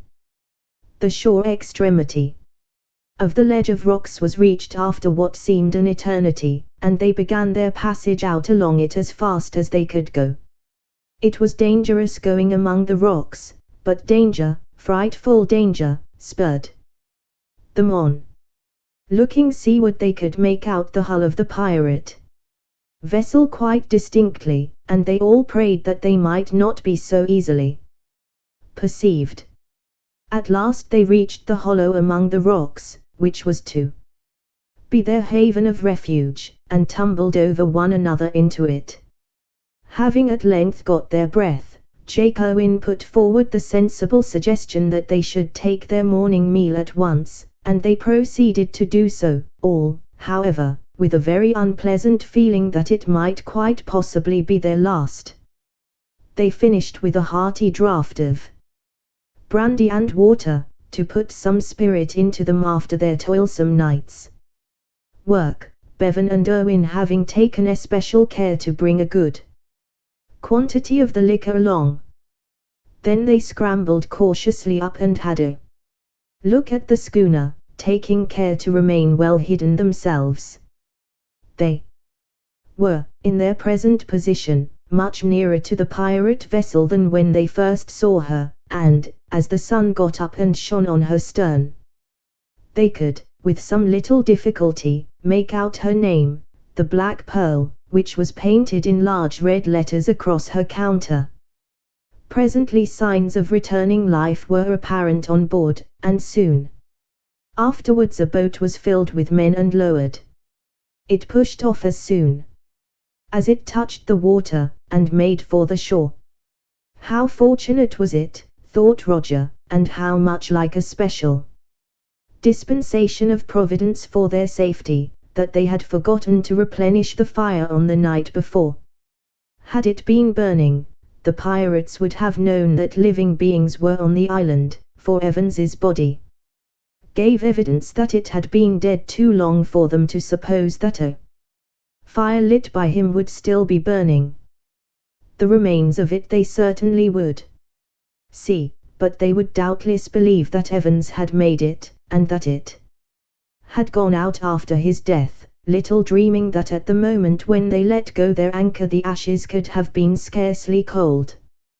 While these thoughts were passing through Roger's mind, the boat landed, and her people got out and proceeded quickly up the beach. A shout presently announced that they had caught sight of the new hut, toward which all hands at once wended their way. For some time nothing was seen or heard of the pirates, but eventually 3 of them went down to the beach again, and, entering the boat, pulled off to the ship. Going to inform Leah that the victim of his cruelty is dead, whispered Roger to Bevan, and the latter nodded.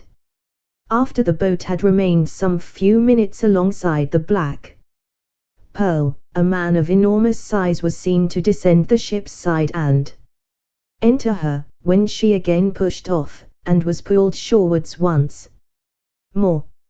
"I'll stake my allowance of grog for the day," whispered Jake Irwin to the 2 others, that man in the stern sheets there, handlin' the tiller, is ho sailor ya hisself, coming ashore to make sure that the man is really dead, and to secure they their papers what Evans said he stole from the cabin. That's what's brought him back, I'll warrant.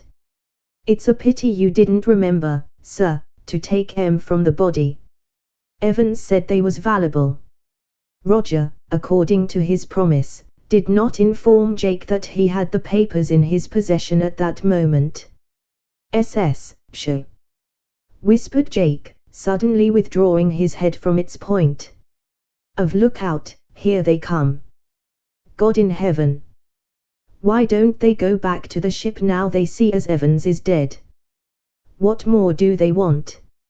Surely, sir, we didn't leave nothing about that'd show 'em we was here, did we? I thought we cleared away all our traces." "So we did," replied Roger, "so far as I can remember, that is. It is perhaps only by chance that they are coming this way." The men came nearer and nearer, and ventured out a little way along the rocks. Presently they heard a voice at some distance away shout in Spanish, "Ha, you, Gomez, go out to the end of that ledge and see if the water is deep enough for boats to lie alongside the rocks." A voice replied, Captain," from a point so close to them that its owner must have come almost to their hiding place without the fugitives either seeing or hearing him. The 3 looked at one another, and then, as if the same thought had come to each of them at the same moment, they with one accord advanced cautiously and stationed themselves behind a rock by which the man must pass to reach the edge of the ledge. Here, where they now were, everything that might transpire would be screened from the others. unless some of them were following Gomez out along the ledge. But they must risk that. Crouching low, and as silent as watching cats, they waited for the man Gomez. In a moment or two they heard his footsteps on the rocks, and his heavy breathing. Nearer and nearer he came, and now he was almost on them. Then with a spring they had him, and he was down among the rocks, before he could utter a sound. Quick as lightning Jake pushed a handful of sand and seaweed into the Spaniard's mouth, and clapped his hand over it to prevent its ejection, Roger and Bevan at the same instant seizing the man's arms and legs. The eyes of Gomez were staring and starting out of his head with mortal terror at this utterly unexpected attack. Jake drew his knife. Roger shook his head violently in dissent, but Jake whispered hastily, "It must be, sir, we can't help it, it is his life or ours." Roger turned his head away, and the next moment he heard a horrible choke and gurgle, while the body writhed violently as he held the arms. A flood of something hot rushed over his hands and arms, and he felt quite sick. "Now, sir, quick," said Jake. "It's our only chance. There's an overhanging ledge of rock here. We must take the provisions, and this air corpse, and get into the water, float in under the ledge until they goes, for when this chap Gomez is found to be missing, they'll search and find us if we don't do as I say. We must risk the sharks." There was clearly nothing else for it, so they slipped in, taking the corpse with them, and all got under the ledge, which quite concealed them, and supported the dead body, that it might not float away and betray them. The proceeding was fraught with danger, as sharks swarmed in those waters, and the blood that was oozing from the Spaniard's body would be almost certain to attract those monsters of the sea, their scent for blood being very keen. The flesh of the fugitives crept, and the knowledge that one of them might be seized kept them in a state of perfectly agonizing suspense. They had been in for some time, and the position was becoming unendurable when, "Gomez, Gomez, where are you? Hasten, man, we do not want to wait here all day," came from the very ledge underneath which they were floating, and holding, meanwhile, the corpse of the man who was then being called by name. "Where can he be, curse him?" growled the same voice. "What has become of the lazy hound? Carajo, I will flog him when we get on board." Gomez. There was, of course, no reply. "He may have fallen in and been drowned, or taken by a shark, perchance," suggested another voice. More oaths followed, together with a lengthy dissertation on Gomez's ancestors, both immediate and remote. At this moment Bevan gave vent to a suppressed gasp, and, following his gaze, the others saw the dorsal fins of several sharks which had evidently scented the blood still draining from the body of the slain man, and were now searching for their prey. Then the concealed listeners heard, from someone who had evidently been to the edge of the ledge to search for the missing man, "I have looked, Captain, and Gomez is nowhere to be found." There were more awful oaths from Jose, for it was indeed that renowned and most notorious scoundrel, and then he again spoke. "He must have fallen in and been drowned, curses on him for a clumsy fool. Yes, and there are the sharks that have taken his worthless carcass. Come, you, we will return to the schooner. It is useless to search further for him, for he will never come back." Meanwhile the sharks were coming ever closer and closer still, while the footsteps of the pirate and his companions were heard retreating. The Minds of the hiding trio were much relieved at the departure of Jose Layar and his villains, and particularly at Jose's mention of his intention to return to the vessel, but the suspense of waiting for them to retire, while the sharks were edging ever nearer and nearer, was awful. The triangular fins of these terrible monsters were now darting rapidly hither and thither, and at every dart the voracious fish came nearer than before. Momentarily they expected to see one or more of the fins disappear below the surface, and they knew that when that happened they might anticipate seizure by the shark a few seconds later. But as yet the fins remained visible on the surface of the water. Poor Roger was nearly fainting with anxiety and apprehension, while Bevan was rapidly becoming exhausted.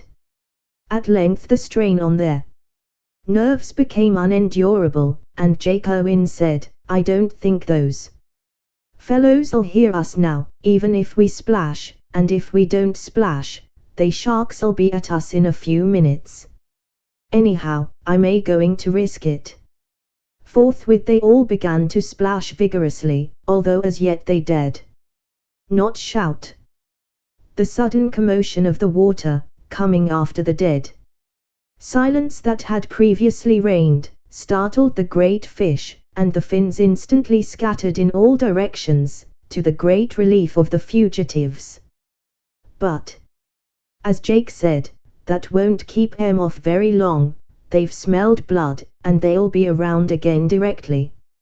He then swam a stroke or two, very cautiously, out from under the ledge, in order to have a peep at the pirates and ascertain whether they were still in sight. They were, but if they pushed on without stopping they would be out of sight in a few moments. But the question was, would they be able to keep the sharks at bay for that short time? It was doubtful, to say the least of it, yet they dared not move out of their hiding place just then, or the pirates would be certain to see them making the attempt. The inaction was beginning, nay, had long since begun, to tell on their nerves, and poor Roger felt as though he could scarcely refrain from shrieking aloud, so great was the tension. And those terrible fins were again gathering about them. One by one they came edging back, ever nearer and nearer. At last the fugitives could endure it no longer, and, taking the corpse by the shoulders and turning it into a more favorable position for his purpose, Bevan said, "They'll wait no longer. Now, when I push this dead body off, jump for your lives back onto the ledge. We must risk being seen, for they sharks don't mean to be denied." He then gave the corpse a violent push seaward, and the three made a simultaneous scramble for the safety of the ledge. Jake was up first, and extended his hand to Roger, while behind them they heard the clashing and snapping of jaws, and the sudden rushing wash of water, as the body of Gomez was torn to pieces by the hungry monsters. The commotion in the water was terrible, and horribly suggestive, as the sharks snapped and struggled and fought for their share of the prey, and they thought that surely the pirates must hear, and, hearing, return to see what all the noise was about. Roger was out now, and only Bevan remained in the water. Jake and Roger stretched out their hands. Bevan grasped them with his own, and, with a simultaneous pull, out he came, landing on his knees on the rock. But only just in time, for even as he left the water a huge shark, of at least 25 feet in length, came dashing at him with such furious determination that he ran his great snout, with its rows of shining saw-edged teeth, right up on the ledge, so close as actually to graze Bevan's body. The man, however, hastily sprang aside, capsizing Owen and Roger, and the three fell pell-mell into the hollow in the rocks which had served as their former hiding place. Safe at last, but what a narrow and providential escape! And now to discover whether the pirates had seen them. Jake climbed up to his former coign of vantage, and as soon as he clapped his eye to the peep hole he held up his hand in warning. Roger shuddered. After all, thought he, after those hairbreadth escapes, have they seen us, and are they coming back to take us? Jake now came creeping cautiously down, and whispered that the pirates had not gone off as far as they had anticipated. Indeed, they were not very far away even now. They had evidently not seen the fugitives leave the water, but they were all standing in a group, looking back toward the hiding place, and, so far as Jake could judge, they seemed to be listening. Bevan now crawled up and had a look, and then beckoned to the rest. They climbed up alongside him, and, through the peephole, saw that the pirates had now relaxed their attitude of attention, and were once more walking slowly away, ever and anon taking a backward glance over their shoulders. Presently they disappeared from sight behind the rocks, and the fugitives breathed more freely. Roger said, "If now they but go straight off to their ship, we are saved. I trust they will not chance to stumble upon any of our buried provision barrels, or they will at once suspect our presence and search until they find us, for I can see that they are not altogether easy in their minds over the strange disappearance of Gomez." "I don't think that's so, Master Trevose," replied Bevan. "'Tis only our fancy. For my part, I'm convinced that they believe Gomez have fallen off the rocks and been taken by a shark. But how pale you do look, sir. Better have a drop of brandy." But, alas, there was no brandy. In their haste to escape from the jaws of the sharks, both brandy and their small store of food had been dropped, and were both now, without doubt, safe in the maw of one of the monsters. Roger turned still more pale, and Bevan put his arm round his shoulder to support him. Presently his head fell back, and he went off in a dead swoon. The experiences of the last few hours had been too much for the poor lad, and overstrained nature would bear no more. "He'll soon come round," Jake said. "Bevan, get a drop of water, if you can without being seen. Bring it in your hat and slop it on his face, that'll soon bring him to." Jake accepted the suggestion, and presently returned without having seen anything of the pirates. They soused Roger's head and shoulders with sea water, and the boy soon recovered, feeling a little ashamed of his weakness. "Don't you worry yourself about that, Master Roger," replied Jake. "I've seen men stronger and older than you faint for less than what we've just gone through." Roger was soon himself again. They took another look round, and this time they saw Hosea Yar and his crew down on the beach, preparing to get into their boat. "We'd better not leave this here spot until we see 'em up anchor and get well away," advised Jake. "For all we know they may come ashore again. And if they was to do that ater we'd left our hiding place, 'twould be all up with us." The others agreed to this proposal, and watched the boat pulling away to the ship. She soon got there, and was forthwith hoisted inboard, and presently the watchers saw her sails fall from the yards, while up came the anchor, the schooner canted, the sails filled, the vessel gradually gathered way, and she was off. The three felt strongly inclined to give a hearty cheer, but prudence prevailed, and they remained silent. Presently, however, they got out of the hole in which they were crouching, and made their way cautiously along the ledge, taking the utmost care to keep always out of sight of the schooner, and by they reached the beach, and over the top of the nearmost rock saw the black pearl rapidly growing smaller in the distance. By crawling and creeping and dodging behind anything big enough to conceal them, they finally gained the back beach, and then, having the ridge between the pirate vessel and themselves, they set off at a brisk pace for the hut.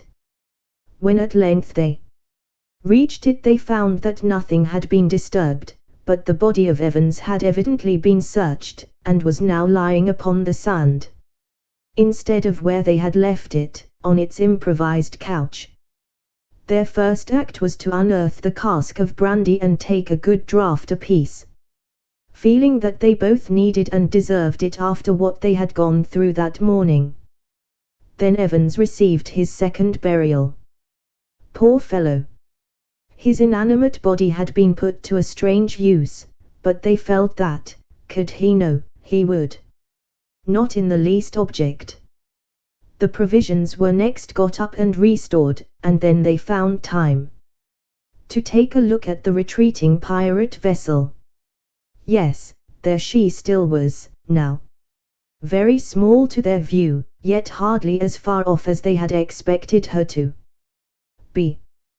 They continued to gaze for a few moments longer, and were just about to turn away, with relief and thankfulness in their hearts, when they saw the pirate vessel hurriedly setting some additional canvas. Then suddenly she bore up and went off on the other tack, presenting her port side instead of her stern to the island. "Now, what's the matter?" queried Jake. "He's heading away south for La Away. But what's he in such a tearin' hurry for?" "Can't make it out at all," answered Bevan. They felt their sleeves plucked, and, turning round, beheld Roger pointing, but unable to speak, toward the horizon on the side of the island opposite to the pirate ship.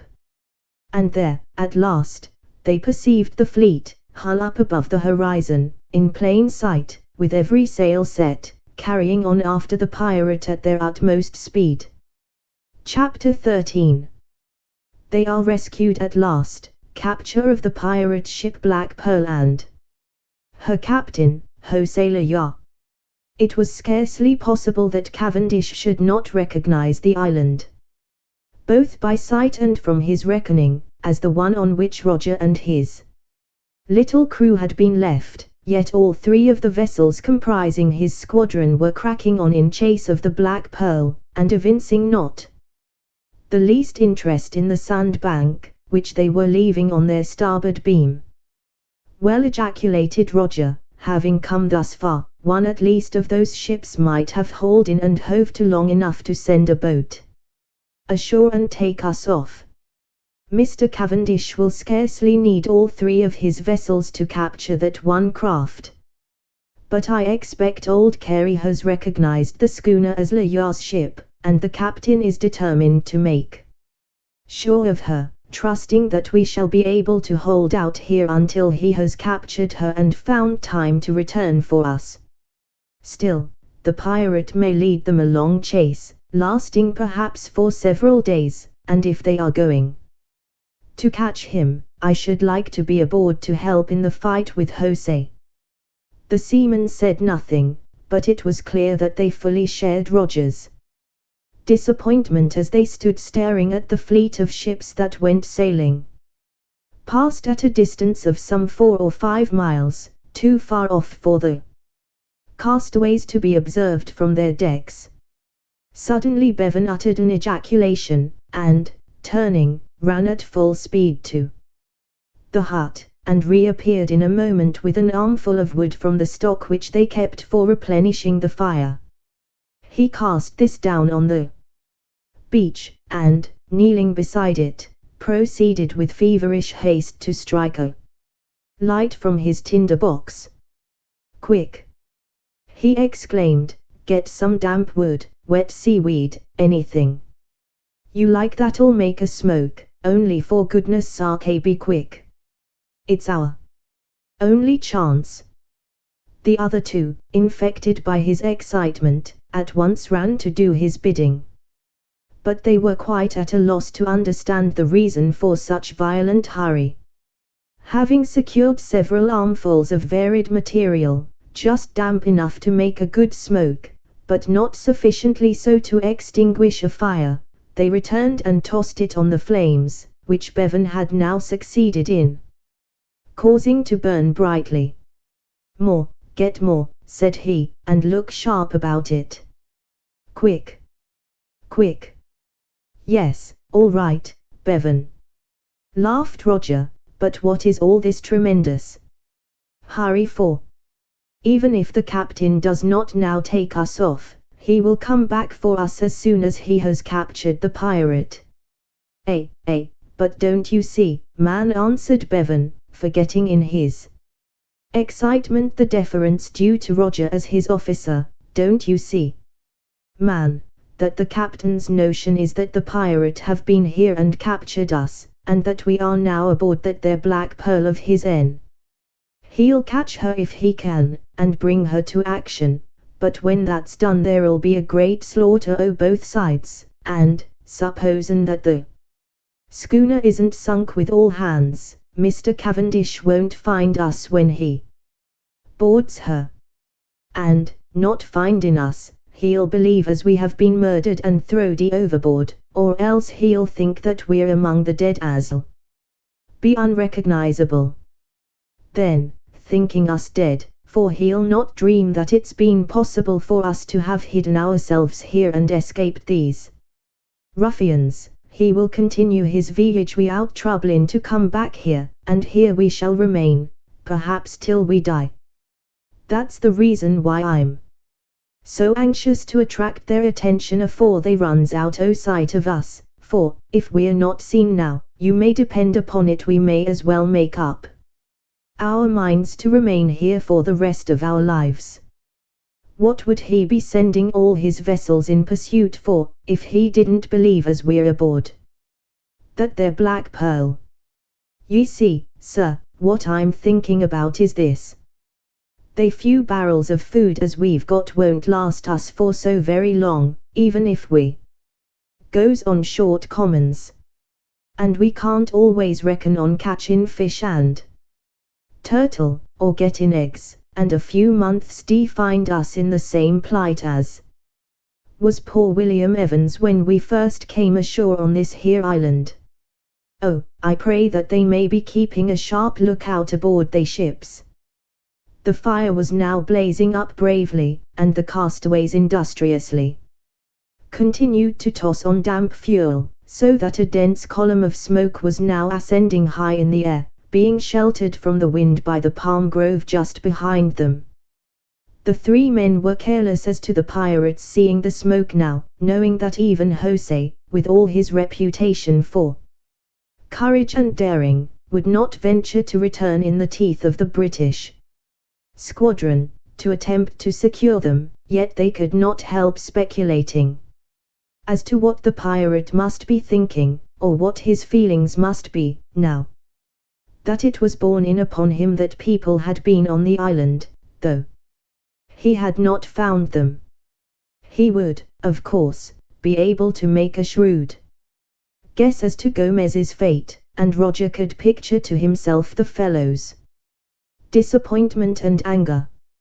For, having failed to find the papers, in search of which he had returned to the sandbank, he would almost certainly arrive at the conviction that the unknown people on the island, who had evaded his keen eye in so mysterious a manner, had come into possession of them. To have been so near the recovery of his cherished papers, and yet to have missed them. Roger could picture the man standing on the quarter-deck of the Black Pearl, gnashing his teeth in impotent fury, and shaking his fist at the island as he beheld the column of thick smoke rising from it. But for the swiftly disappearing pirate none of them cared a jot, since were not their own dearly loved ships near them. And, if God were good, would they not soon be once more treading those white decks that they knew and loved so well. Meanwhile, however, it seemed as though, even after all, there might be a slip twixt the cup and the lip, for, despite the smoke signal that they were sending up, the ships were holding persistently on their course after the pirates. More fuel was piled on, and the smoke went driving away to leeward in dense clouds. Still there was no response or sign from the ships of its having been seen, while they were now drawing rapidly away from the island. "I reckon," said Jake, "that they're all looking at the chase, aboard their craft. Why can't some of 'em take a squint aft at the island? Then they would see us, or the smoke at any rate." As if in answer to his complaint, and immediately following upon it, they saw a stream of flags float up from the first vessel, which, as they rightly guessed, was the ship that Mr. Cavendish had taken command of as his flagship, and a few moments later the answering signal was displayed from the rearmest vessel, which, evidently obeying the signal, now came round upon the opposite tack, with her bows pointing toward the island. They were seen. At last they were seen. All their troubles and anxiety and waiting were now over. Hurrah! Hurrah! Hurrah! The three castaways seemed to lose their heads completely. They shouted, leaped into the air, shook hands, and embraced each other, cutting all kinds of capers, and, in short, behaving like very madmen in the reaction of their joy after waiting for so long in suspense. For now all recognized very clearly the truth of what Bevan had said, as to their being seen and rescued now or never. The ship approached rapidly, under the influence of the fresh breeze, seeming literally to grow out of the water, and looking, with her clouds of gala-painted canvas, like some huge bright-plumaged tropic bird. Presently they saw her yards thrown aback, and she came up into the wind, remaining hove to until a boat was lowered, and then slowly tacking to and fro opposite them.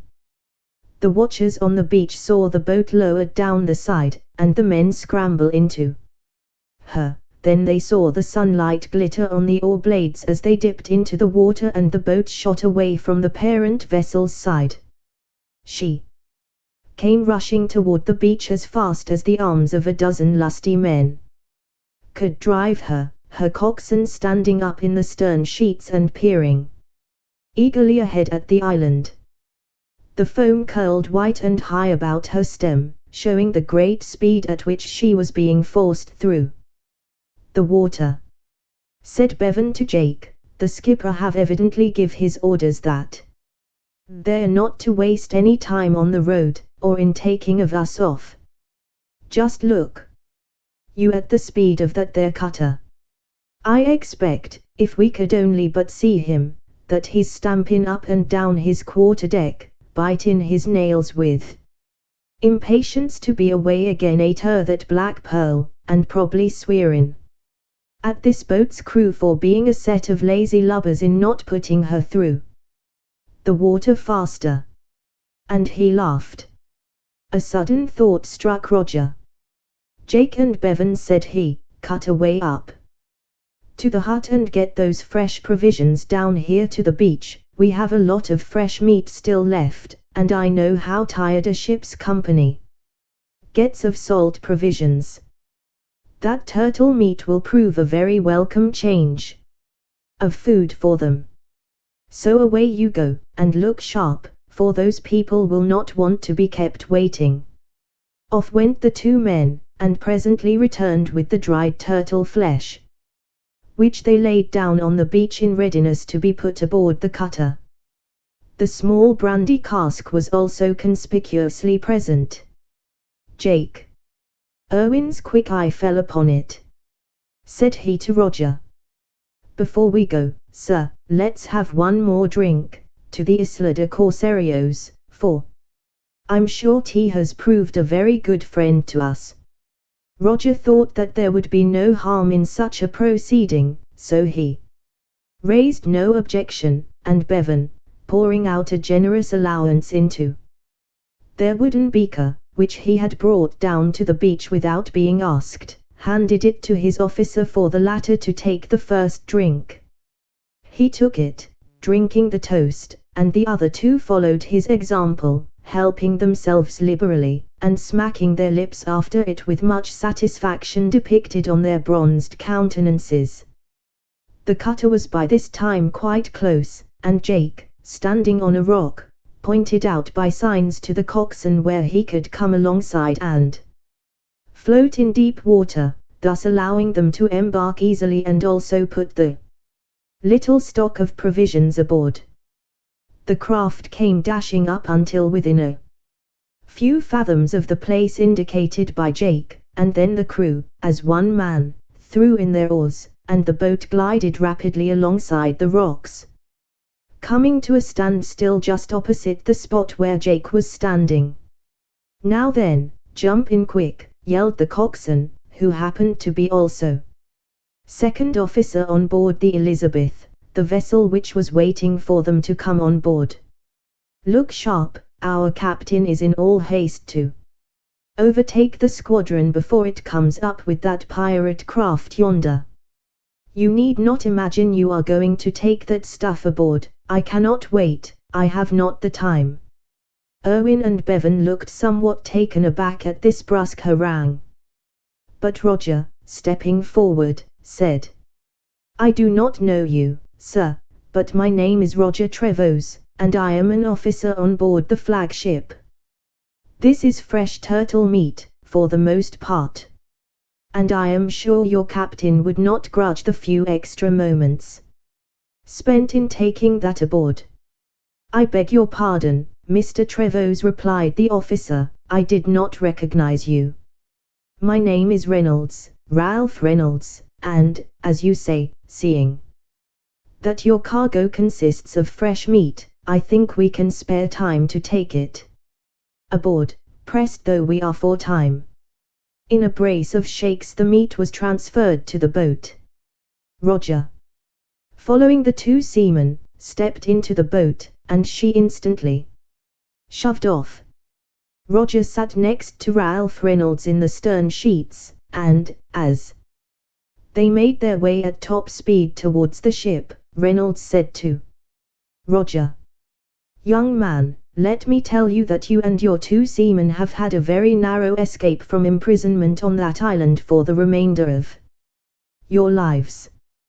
We were running up before a fine breeze, this morning, for that wretched sandbank of yours, intending to take you off, when we saw a craft steal out from under the lee of the island. One of the men aboard at once recognized her as the Black Pearl, the ship of that arch-scoundrel Hossaler Yah. We signaled the Commodore to that effect, and he replied, ordering all the ships to make sail and chase, for, you see, there is no doubt he very naturally supposed that the pirate had carried you off with him. Of course, sooner or later we should have brought the rogue to action, but that would not have helped you, as by all accounts he is the sort of man who goes down fighting his ship to the very last, rather than surrender, and that, I fully expect, is what will happen. Then the captain, I take it, thinking, of course, that you had gone down with the ship, would have dismissed you from his mind, and in yonder bit of an island you would have remained for the rest of your lives, or until taken off by some passing ship. The latter contingency, however, is a very unlikely one, so far as English ships are concerned, since the island is unknown to the English, and I have a notion that you would find it much more comfortable to die there, than be taken off by a Spanish vessel and delivered into the clutches of the Dons. The fact is, that all hands were too busily engaged in watching the chase to take much notice of your island. But here we are alongside. Now, men, up you come on deck smartly, and get that boat hoisted in. Hook on the falls there, and up with her. Reynolds sprang up the side ladder and, reaching the deck, closely followed by Roger, saluted the captain, who was waiting for him at the gangway, and reported himself. "Very well," said the captain, "get that boat lifted out the water. She must be hauled up and secured after we have swung the yards and are once more on the move.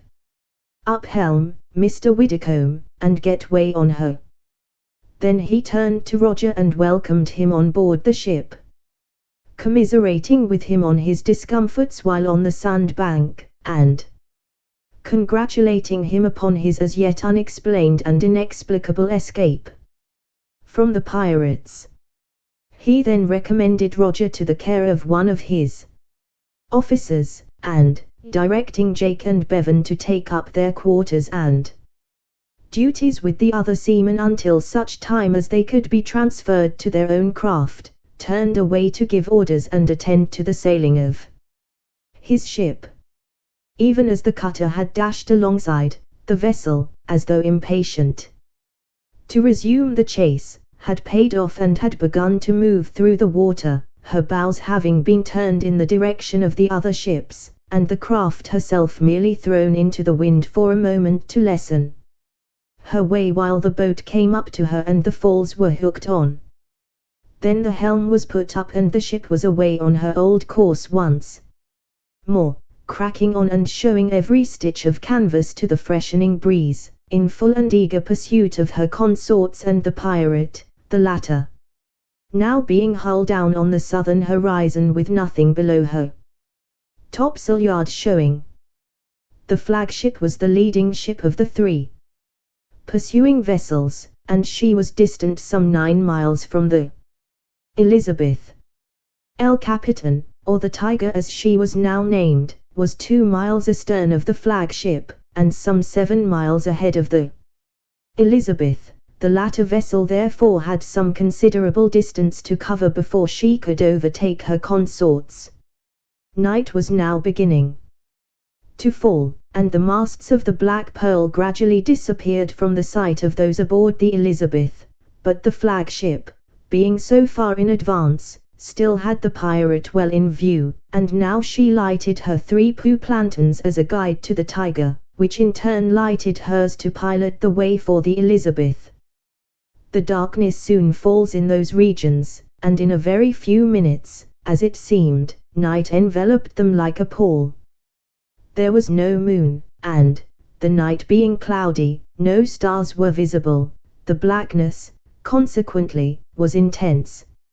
All that could be seen was the triangle of lights in the flagship, very dim in the distance, and those on the Tiger, shining somewhat more brightly because nearer at hand.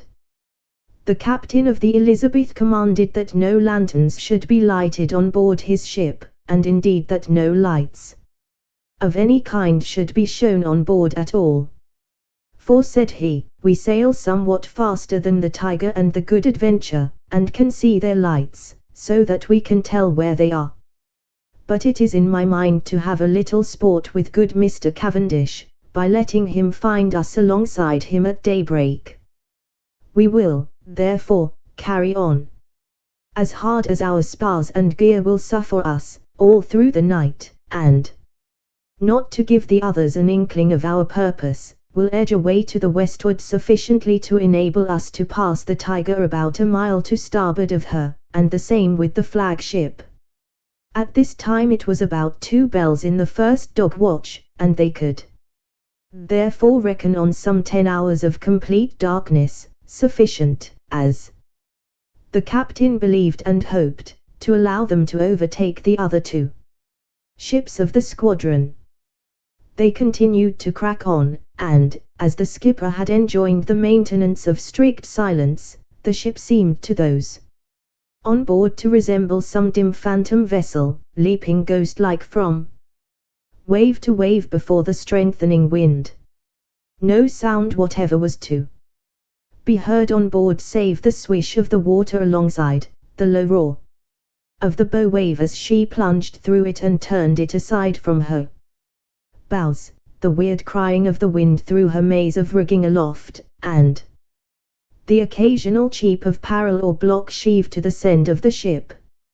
At about 10 o'clock, much to the captain's satisfaction, the lights at the stern of the Tiger could be much more distinctly seen, and he judged that she could at that time be only some 4 miles distant, showing that in the past 3 hours they had gained some 3 miles on her, which was good sailing.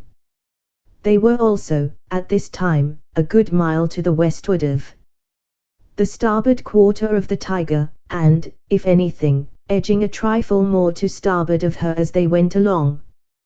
The reason for this was that the captain did not wish to pass the Tiger at a less distance than a mile, because, although it certainly was a very dark night, on even the blackest of nights, if the weather be clear, there is always a certain loom or faint image of a ship thrown against the sky, and this loom would be visible to sharp eyes unless the Elizabeth kept some distance away from her consort. Little by little they crept up, overtaking the Tiger, and bit by bit her triangle of lights at the stern was becoming merged into one. Then the one light became gradually eclipsed, until at length they could not see it at all, and by 1 o'clock in the morning they knew that they must be running parallel with the Tiger and at a distance of about 1.5 miles on her starboard beam. It was possible now to make out the light of her battle lanterns in her interior, shining through her open portholes, through which the gun muzzles also showed, all in readiness for the attack as soon as the pirate was brought to bay. As they opened her up, and came abreast of her, they could see that she was lit up fore and aft, and it became perfectly clear that not only was she cleared for action, but that her captain had given orders to his men to sleep at their quarters, and thus be ready for the fight at a moment's notice.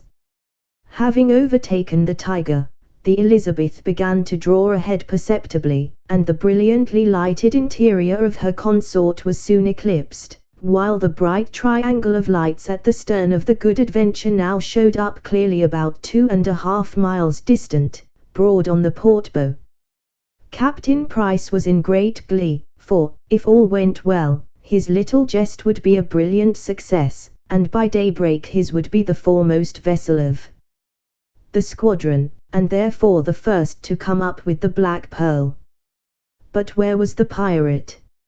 It seemed certain that the flagship must have her in view, since she was standing steadily along on her course, but not a sign of the schooner could be made out by the people on board the Elizabeth. Surely, said the captain, who, in his keenness, was spending the night on deck, we ought by this time to be able to see something of that craft. A binnacle light, or a glimmer of some sort, to show us where she is. We are nearly abreast of the flagship, and I cannot see a trace of the Black Pearl, yet Mr. Cavendish seems to be standing on with perfect confidence, which he would hardly do were she not within his view. Still, it may be that he has lost her, and is merely trusting that she will hold her course, and has the hope of sighting her at daybreak. He had barely finished speaking, when Roger, who had been gazing long and earnestly into the dusky blackness to the southwest, came up beside him and said in a low tone of voice, "Sir, I have been looking for some time over in that direction, and within the last few minutes it has come to me that there is a black something over there. Can you not see it, sir, that is growing very rapidly bigger?" "You are very right, Mr. Trevose," replied the captain, "you have done well to tell me. There is, indeed, something away there. I can make out the loom of a vessel's sails quite plainly. Now, who or what may she be? Ah! I have it. The flagship is sailing at haphazard after all. The pirate has doubled and, putting out all lights, has trusted to his luck to run past the squadron in the darkness. What good fortune for us that he doubled to starboard, and that I took it into this noddle of mine to have a jest against the Commodore tonight. Had he turned the other way he would certainly have escaped, as there is no ship over there to see him, while here are we, with all lights out, and he will run right into our arms in a few moments. Let her go off a couple of points, Mr. Reynolds. Orders were now given by passing the word instead of by drum or whistle, and in a few minutes the men were all standing silently at quarters, with battle lanterns lighted but carefully masked, and everything ready to pour in a deadly broadside as the pirate came abreast of their ship. As she approached, the poop lanterns on the stern of the Elizabeth were lighted to serve as a guide to the Tiger's people, who, for their part, were vastly astonished at their sudden appearance, and a light was also displayed in the port mizzen rigging, to enable the flagship to distinguish friend from foe. Of course all disguise and concealment was now at an end. The pirate had seen them, but too late. She was now less than a cable's length distant from the Elizabeth, and as she was bearing up, and before even her men could leap to their quarters, the Elizabeth had luffed and delivered her starboard broadside with murderous effect. Down came the mainmast, severed just above the deck, bringing the foretopgallant mast with it. Down on her crowded decks crashed the wreckage, adding its own quota of killed and wounded to that effected by the guns of the English vessel. The flagship had already borne up, and now came foaming down to the scene of the combat, with the Tiger lumbering along astern. The pitchy blackness of the night was illuminated redly and vividly by the flashes of the guns. The Black Pearl, finding escape impossible, had determined to fight to the bitter end. Her guns were run out, and they at once opened a galling and well-directed fire upon the Elizabeth, which replied in kind, and the night air resounded with the report of cannon and small arms, and was rent with cries, groans, and screams from the wounded, and shouts and oaths from all. The flagship now arrived on the scene, and, taking a wide sweep and luffing up with maintopsail aback under the stern of the Black Pearl, poured in a raking broadside that traversed the whole length of the pirates' decks, leaving them a very shambles of dead and wounded. The artillery tight did not last very long. Anxious to capture Hossaler your alive, Cavendish, perhaps not too well advisedly, laid his ship alongside the schooner, and poured his men onto the pirates' decks. Seeing this, the captain of the Elizabeth, not to be behindhand, did the same. Ordering his men away from the guns, and forming them up, he led them in person over the side onto the decks of the Pearl, which was by this time a scene of dreadful carnage. Blood was everywhere. Her planking was so slimy with it that men slipped and fell in it. It ran in little rivulets from the scuppers. Roger, who followed close upon the heels of the captain, thought involuntarily of William Evans's description of how Hossaler had captured this very vessel, cutting her out from under San Juan Fort in Puerto Rico, and his tale of how freely the blood flowed on these same decks then. But he had no time for mere thought. His attention was wholly taken up with the fighting, and the problem of how to avoid being impaled or cut down by some furious pirate. The villains knew that they were fighting with halters round their necks, and laid about them like very demons from the pit. Cut and thrust, cut and thrust, they came at the Englishmen, and, headed by Jose himself, for several moments swept the invaders before them. Roger was, as ever, well in the front rank of the combatants, and was carrying himself right manfully, when he saw one of his countrymen slip and fall in a pool of blood, losing his sword as he fell. A burly black-bearded ruffian, whom he had been engaging, instantly set his foot on the prostrate body, and shortened his hanger to thrust him through, but Roger, who was engaged with another pirate, nimbly evaded the blow aimed at him, and, with one spring, like a young leopard, was on the would-be slayer, and, taking him before he could turn, passed his sword through the pirate's body with such force that it penetrated to the hilt, while both rescuer and corpse went rolling to the deck together. Roger disencumbered himself from the dead body, and, setting his foot upon it, pulled violently at his sword to get it free again. Then another hand was laid over his on the hilt of the weapon, and a well-known voice said in his ear, "Pull, Roger, lad, pull, and out she'll come." And out she did come, and Roger faced round right into the arms of his friend Harry. "What, Harry," said he joyfully, "you here? So you were the man whom I was lucky enough to rescue from that black-bearded rascal just now. How on earth did you get here?" "Yes, lad," replied Harry, "you have saved my life again, and I am once more in your debt. And as for how I got here, why, how otherwise than over the bulwarks from my ship? I might rather ask how you came here.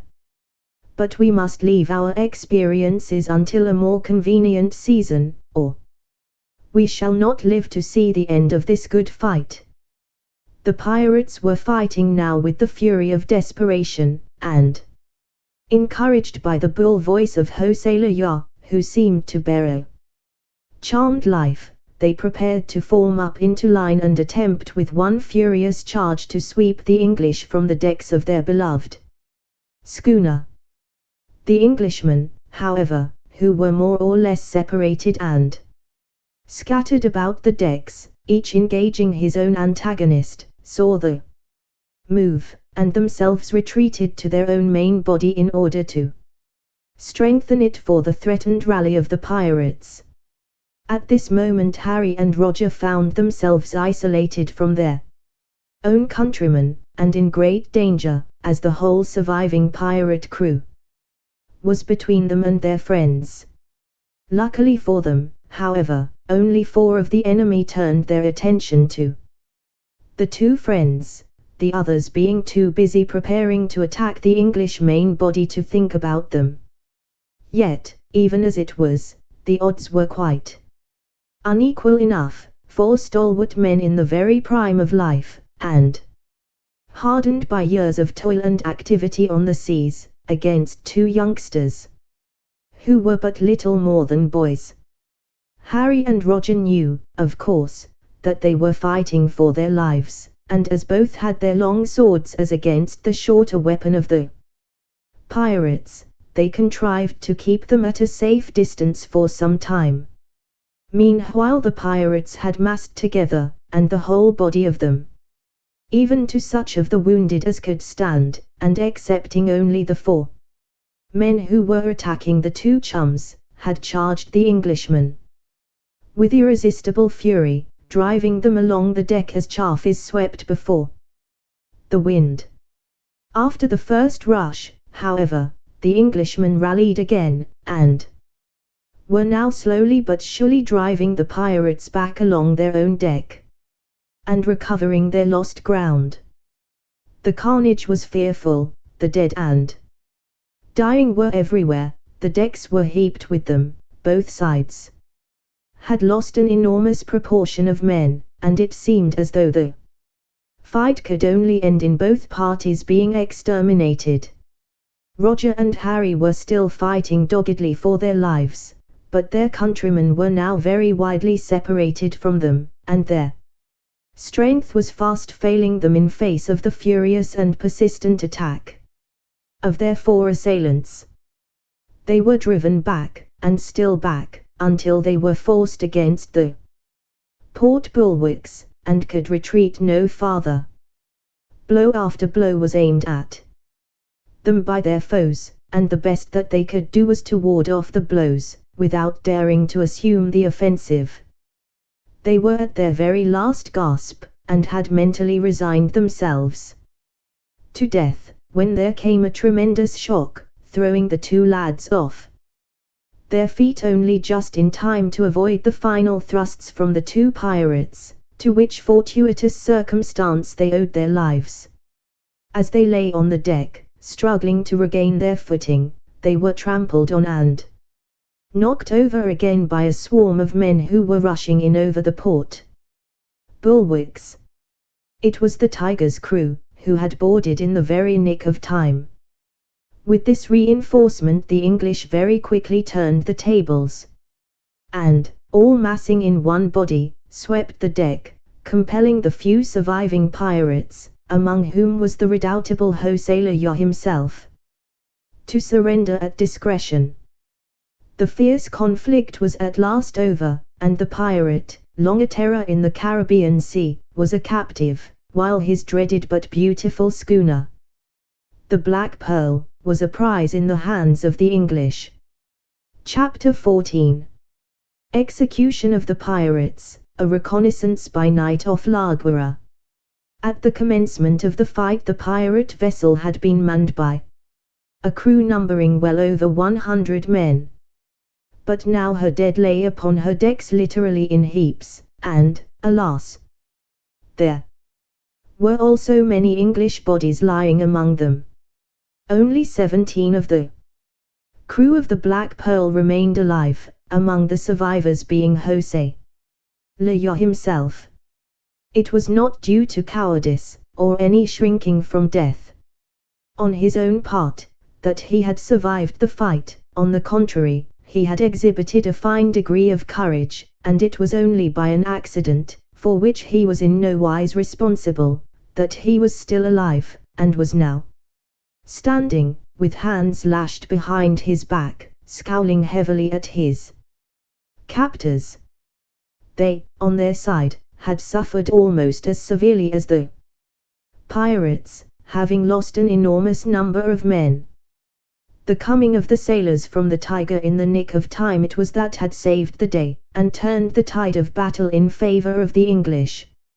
Roger and Harry had both had their senses trampled out of them by the headlong rush of the boarders from that ship, but, as the circumstance undoubtedly saved their lives, they were not greatly disposed to grumble at it. Both had soon recovered, and, after examining themselves to discover whether they were badly wounded or not, were now engaged in exchanging confidences and experiences, and relating to each other all that had occurred since their parting prior to the wreck on the sandbank of Isla de Corsarios. The captured pirate, having been bound securely, were now consigned to the care of an armed guard, who conducted them below to the hold and bade them make themselves as comfortable as they could on the ship's ballast. The Commodore then called the roll of the 3 vessels of his squadron, and found that he had lost no fewer than 180 men, killed and wounded, in the engagement. As for the ships, the Tiger was untouched, and the flagship practically intact, but the Elizabeth had been somewhat severely mauled. Captain Cavendish's first instructions were that the vessels should at once proceed to execute such repairs as were necessary, in order that they should not be at a disadvantage in the event of a storm overtaking them. But before even this business could be undertaken came the disposal of the dead. With so many slain to deal with, this was necessarily a brief business, and was accomplished by the simple process of tossing the lifeless bodies over the side, to find a last resting place on the sand below, if, indeed, the multitude of sharks that were swimming round and round the 4 vessels did not intervene and otherwise arrange matters. This unpleasant duty ended, the decks were washed down with water pumped up from alongside, and all sanguinary traces of the recent conflict obliterated. Then Cavendish sent the men who had performed these duties to aid their fellow seamen in effecting the necessary repairs to those vessels that required them, whilst he and his officers made a tour of inspection of the Black Pearl, to acquaint themselves thoroughly with the vessel, and to secure her papers, arms, and ammunition, and any valuables that might be on board her. Roger and Harry, having had a brief chat, followed Mr. Cavendish down the companion ladder, and found themselves in the vessel's main cabin. This was most beautifully fitted up, evidently with the spoils which had been taken out of her numerous captures, but beyond the confines of the captain's cabin the entire vessel was filthily dirty, eloquently testifying to the objectionable habits of the pirates, and everywhere they went they encountered significant traces of the recent furious combat, in the shape of splintered timbers, riven planking, blood splashes, gashes in the woodwork from sword and axe blade, holes made by cannon shot, havoc and destruction reigned supreme. But even this could not disguise the barbaric splendor of the fittings and furniture of the ship. Rich silken curtains were hung anywhere and everywhere where they could be fastened, thick carpets from Turkey and Persia and India were strewn wholesale on the soiled planking. Every available space on wall or bulkhead was ornamented with some trophy or another. Stars of pistols, swords, hangers, boarding axes, and pikes were hung wherever there was room for them. Roger noticed some pieces of exquisite and priceless old tapestry beside the carriage of one of the main deck guns, that had probably served as a curtain, but was now torn down, trampled upon, smeared with blood, and blackened with powder smoke.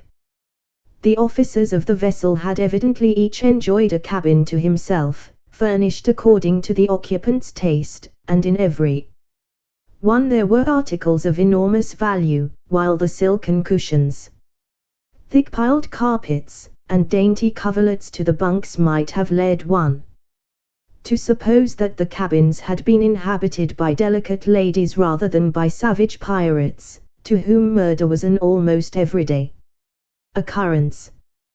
They all exhibited, however, as might have been expected from such a crew, the most execrable taste in arrangement.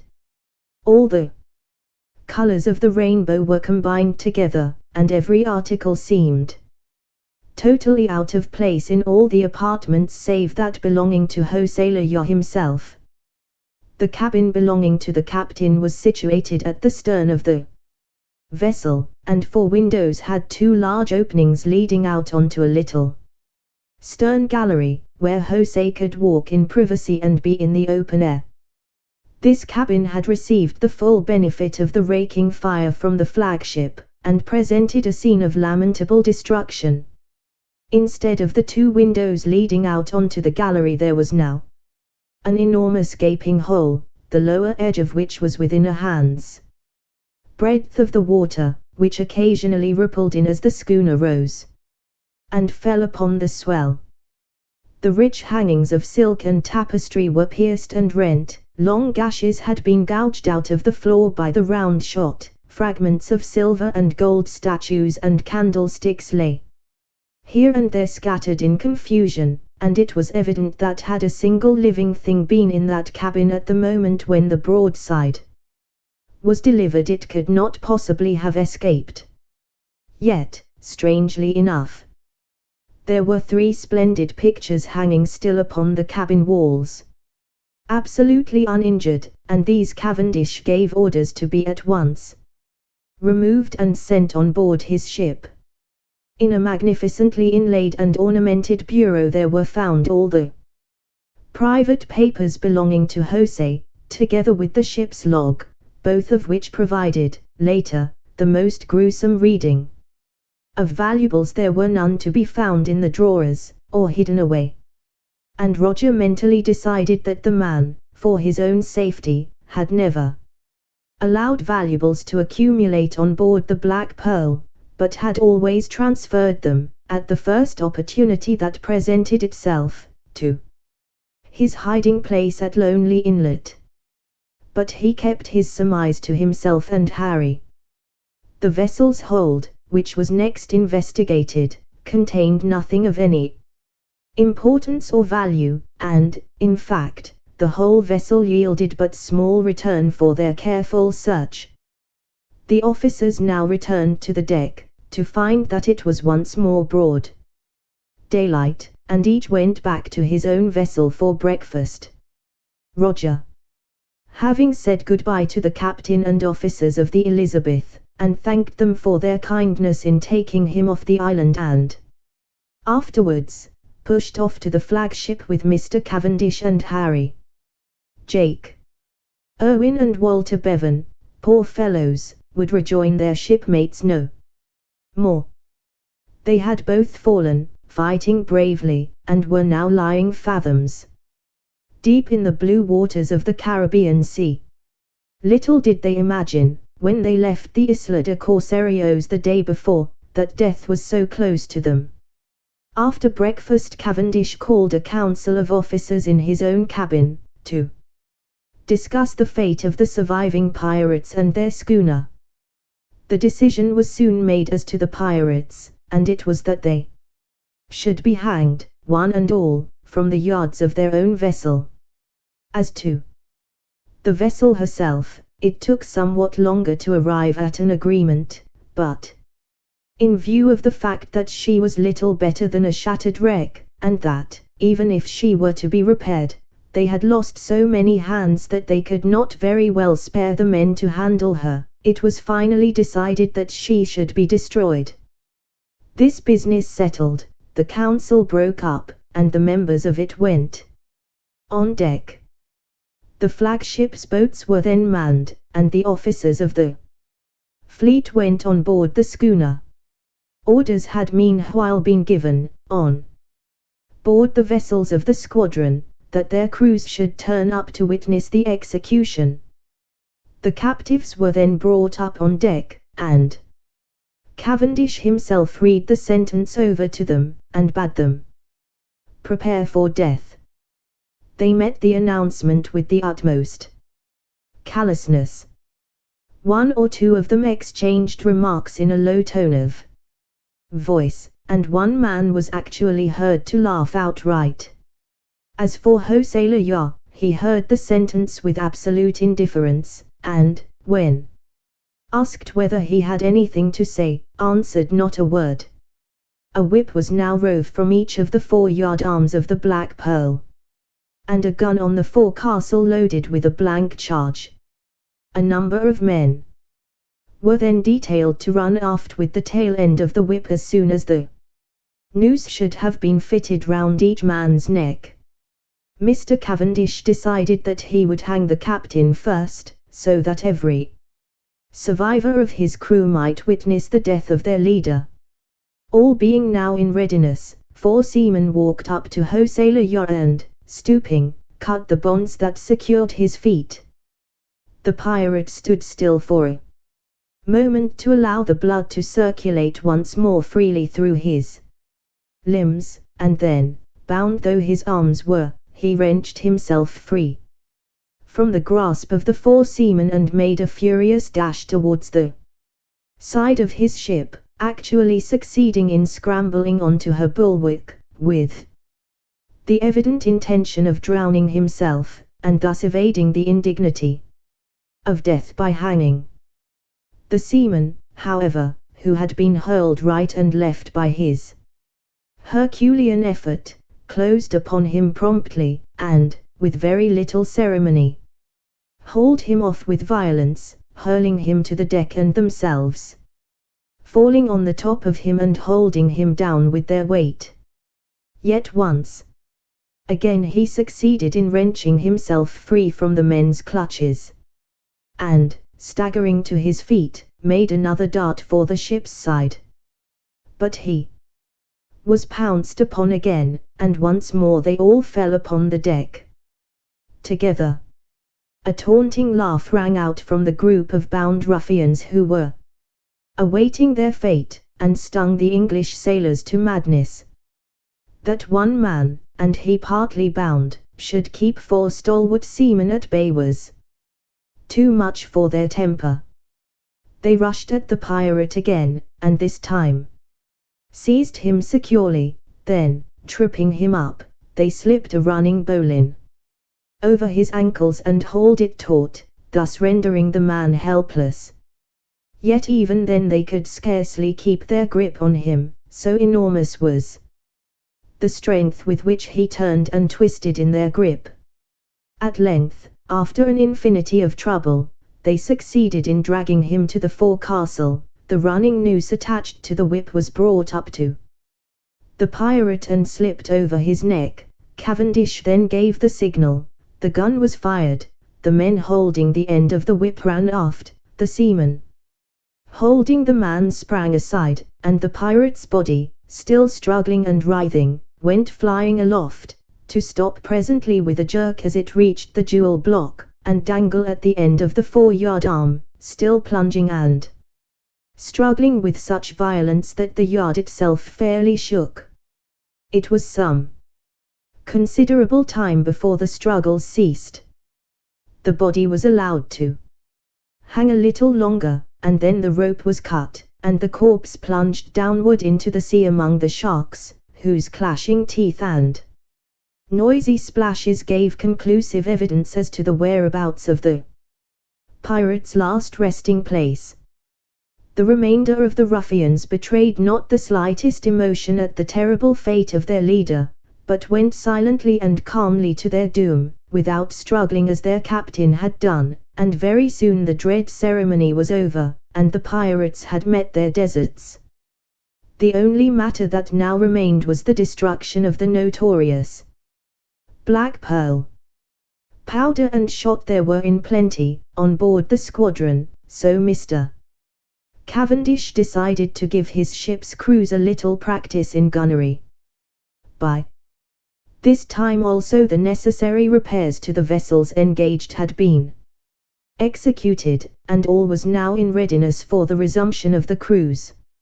Sail was therefore made, and the vessels drew off to a distance of about 3/4 of a mile, when they hove to and began to practice on the pirate vessel with their guns. The flagship was the first to make a hit, which she did between wind and water with her bow chaser.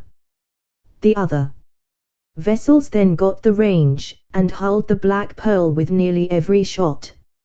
Harry and Roger, once more together on the flagship, had already recounted in detail all their adventures during the time that they were separated, the one on the sandbank and the other on the ship driven away to leeward of the island by the storm.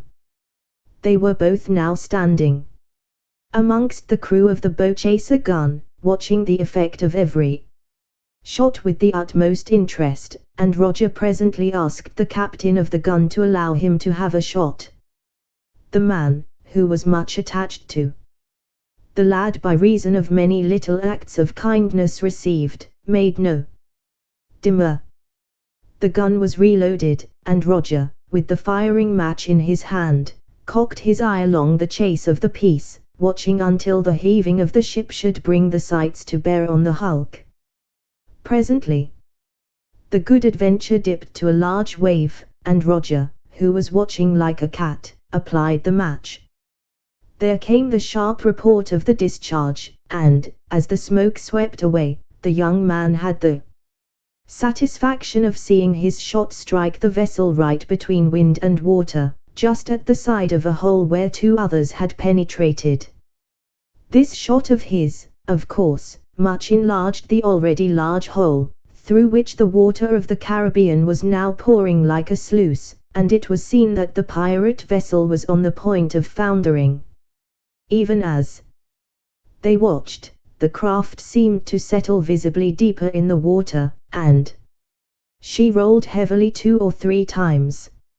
A few seconds later her stern was seen to lift high and her bows to point downward. Steeper and steeper became the angle of her decks, and then, with a slow forward movement that quickly became a diving rush, she plunged to the bottom, vanishing from their sight in a whirl and froth of water.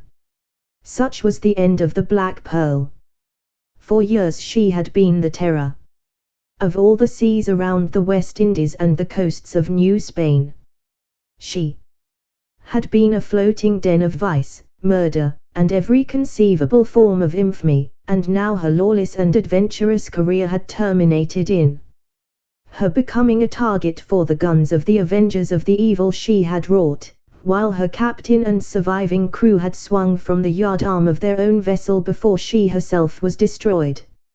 Her career of murder and terror and destruction was ended at last, and the evil spirit of those seas was laid. All now being over, and it being no longer necessary to carry out their original intention of scouring the Mexican Gulf for the pirate, chance having so fortunately thrown him in their way, it was decided to carry out the other part of their program, which, it will be remembered, was to run to La Guayra and see whether there were any plate ships lying there, and, if so, to endeavor to cut them out and capture them. A course was therefore set, and the little squadron bore away to the southward and eastward in the direction of that port. Roger and Harry had now a little time to themselves, and, having so recently witnessed the destruction of the pirate vessel and the execution of her notorious captain, the conversation naturally enough turned to the cipher which Roger had in his possession. He had already acquainted his friend with the news that the marooned man, William Evans, had given him an exact duplicate of the cipher that he had in his possession, taken from the Gloria del Mundo, and the two lads now seriously turned their attention to its translation. But again it foiled them, they could make nothing of it. They did not wish to communicate the fact of it being in their possession to any third person, and ask his advice, knowing that a secret shared with others is usually a secret no longer. So he and Harry kept their knowledge to themselves, and went over the remainder of the papers which Evans had given Roger, as well as the cipher. These also proved to be of no importance to anyone but their former owner, as they merely contained notes from the log and diary of the pirate, and, indeed, consisted mainly of a skeleton account of his many atrocities, recorded for who knows what reason. The two lads could not see that any useful purpose would be served by retaining these memoranda. They therefore tore them up small, and consigned them to the deep. For this reason the history of the doings and exploits of the pirate Jose Laya has never been written, and never will be. As the two lads could make nothing of the cipher, they put it away, deciding not to worry their heads about the matter until some time in the future, when they should have nothing else to occupy them. The two ciphers were therefore folded up into a neat packet, and, with the assistance of a needle and thread, Harry sewed the little parcel into the lining of his friend's coat, in such a position and manner that even a rigorous search would probably fail to disclose the presence of the papers. "Now you have them quite safe, my friend," said Harry, "and so long as you stick to your jacket you need never be afraid of losing that cryptogram. And should anybody ever come, by any chance, to know that you have the key to Jose's treasure, he will never be able to find it, even if he attempts to rob you." "No, Harry, I should say not," laughed Roger. "But I do not think I need fear that any person will try to rob me of that cipher, for, so far as I know, the only person now alive who is aware that one existed is that evil-looking fellow Alvarez, and he will imagine, doubtless, that the cryptogram went down with all the other papers in the Spanish man-of-war. And he probably thinks, too, that I also went down with her. At any rate it was not his fault that I did not." "Well," objected Harry, "I am not so sure about his thinking you were drowned on that occasion, for, when we sent him and the other Spaniards ashore at Lonely Inlet, I saw him looking very hard at you, and I believe he recognized you, for he spoke to another man beside him, and tapped his own pocket. The other fellow then looked at you, as though to make sure of recognizing you again, and nodded to Alvarez as they both went down the side. Yes, I am pretty sure that Alvarez recognized you, and I think it not unlikely that he may have some idea that you saw him looking for something in that cabin, and that when you were rescued you took with you those papers that he left behind in his fright, and, if so, he of course believes that you have that cipher in your possession at this moment. Well, Harry, old lad, laughed Roger in reply, I do not suppose I shall ever see Alvarez again, and if I do I shall take care that I do not fall into his power, you may be quite sure. There is one thing certain. Now that Jose and his crew are dead, that treasure will never be found except by us, and only by us if we can succeed in translating the cryptogram, for there is no one else on earth now who knows even its locality. Quite true, Roger, my friend, replied Harry. But I do most sincerely hope that the possession of that paper will not bring you to any harm. The conversation between the two lads was at this moment interrupted by the cry of land, ho! From above, and both boys ran up on deck to catch the first glimpse of it. Hurrah! Shouted Roger in great glee. Hurrah! This shows that we are not far from La Guayra now, and then for more fighting and adventure, and perhaps we may be able to get ashore for an hour or two. The land could be discerned fairly clearly from the foretopmast cross-tree, to which Roger and his friend ascended.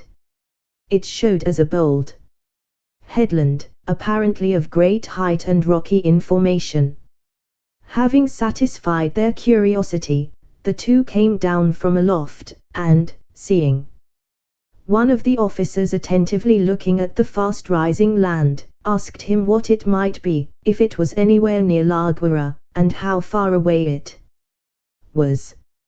You two youngsters seem very eager to sight land again, replied the lieutenant, smiling. I should have thought that you, Trevose, would have had enough of land for a time, after being so very nearly left behind on that sandbank. But, to satisfy your curiosity, I will tell you. That tall headland that you see yonder, and toward which we are now steering, is called Cape Oruba, and is the north-northwest extremity of the island of Oruba. We shall leave that island on our starboard hand, and as we pass it we ought to see the island of Curaçao in the distance, which island we, of course, leave on our port hand. Then we head into the Gulf of Trieste, and so on to La Guayra. Now, young men, I have posted you up in the different landmarks that we shall pass, and you can look them up for yourselves, and see where we are, from that Spanish chart that you were so thoughtful as to bring with you from the Gloria del Mundo. Roger and Harry thanked the lieutenant for the information, and went below to see where was the ship's actual position. Nothing of any interest happened here, and in 3 days from the time when they first sighted Oruba Point they were as close into La Guayra as they dared venture without further investigation. Once more a council of officers was held in Mr. Cavendish's cabin, on board the flagship, and a plan of campaign arranged. The squadron, it was decided, was to lie to in a little bay not many miles to the northwestward of the port of La Guayra. There was no danger of its presence. Their being discovered, there being no town or port near, the cliffs rose up almost perpendicularly from the water's edge, and the little bay itself was practically landlocked, and thus hidden from seaward. Then 3 boats were to be provisioned with food and water for 2 days, and, leaving the ships early in the afternoon, were to arrive off La Guayra about midnight or thereabout. They were to make as close an investigation of the harbour, and any ships that might be in it, as could be made with safety. They were to ascertain, if possible, whether there were any plate ships in the roadstead, and, if so, the precise positions in which they were lying. They were also to determine, as nearly as they could, what the chances of a night attack would be, whether likely to be successful or otherwise. In short, they were to accumulate all the information they could, without being seen. The little squadron, which had been hove to during the consultation, filled away once more, and carefully felt its way into the bay, and, after many very narrow escapes of falling foul of the rocks and sand banks with which the entrance was encumbered, came to an anchor in safety in the spot where it was to remain until such time as the boat expedition should return. A boat was provisioned and manned by each ship in the squadron, and Roger and Harry, who were always ready for any adventure that promised a spice of danger, pleaded so eloquently to be allowed to accompany the boat sent by the flagship, that Mr. Cavendish, after considerable demur, agreed to their going, at the same time cautioning them that even a very slight indiscretion on their part might easily involve the expedition in something nearly approaching disaster. The next day, all being in readiness, the boats set off on their dangerous errand about 2 bells in the afternoon watch, immediately after the seamen had taken their midday meal. They were accompanied by the prayers and good wishes for success from all in the fleet, but no cheering was indulged in, lest perchance some wandering herdsman on the heights should catch the sound, look for its source, discover the lurking ships, and hasten away to the city to give it warning. They kept as close under the huge cliffs that towered above the narrow beach as they could with safety, in order to lessen the danger of being seen to seaward, and after dark pulled slightly farther out to sea to avoid the possibility of running on some rock which they might see and avoid by daylight, but not after dark. About 9 o'clock, Roger, who was away up in the bows of the leading boat, keeping a lookout, passed the word aft to the officer in charge that they had just opened up a light, apparently on shore. "That's our goal," then said the officer, "that's Largura. And now to find out whether there is anything in there that it may be worth our while to attack." He then made the signal for the other 2 boats to close, to give the officers in command an opportunity for a final consultation. It was presently arranged that, on entering the bay, they were to separate, and each was to scour a certain part of the harbour, and join the others again at 3 o'clock in the morning at the spot where they parted company, the bearings of which were to be carefully and accurately taken. Largura lies in the hollow of an extensive but open roadstead, and is built at the foot of a range of huge mountains, which tower up into the clouds behind it, and at the back of which lies Caracas, now the capital of Venezuela. It was to the extremity of this roadstead that the 3 boats had now come, and the twinkling lights of the town were clearly discernible at some distance. Anxiously they scanned the bay for any sign of ships lying there, and after a few moments they were able to make out certain detached sparks of light, which they felt certain were the riding lights of a number of vessels. It now remained for them to pull quietly and unobtrusively shoreward, and ascertain what the vessels were, and, as far as possible, discover their strength, and how they lay for protection from the shore batteries. The oars were therefore muffled with pieces of cloth that had been brought for the purpose, and, orders having been given that no light was to be shown in any of the boats for any purpose whatever, they separated, all making for the several points agreed upon before starting. The boat belonging to the flagship had the position of honor, and therefore of most danger.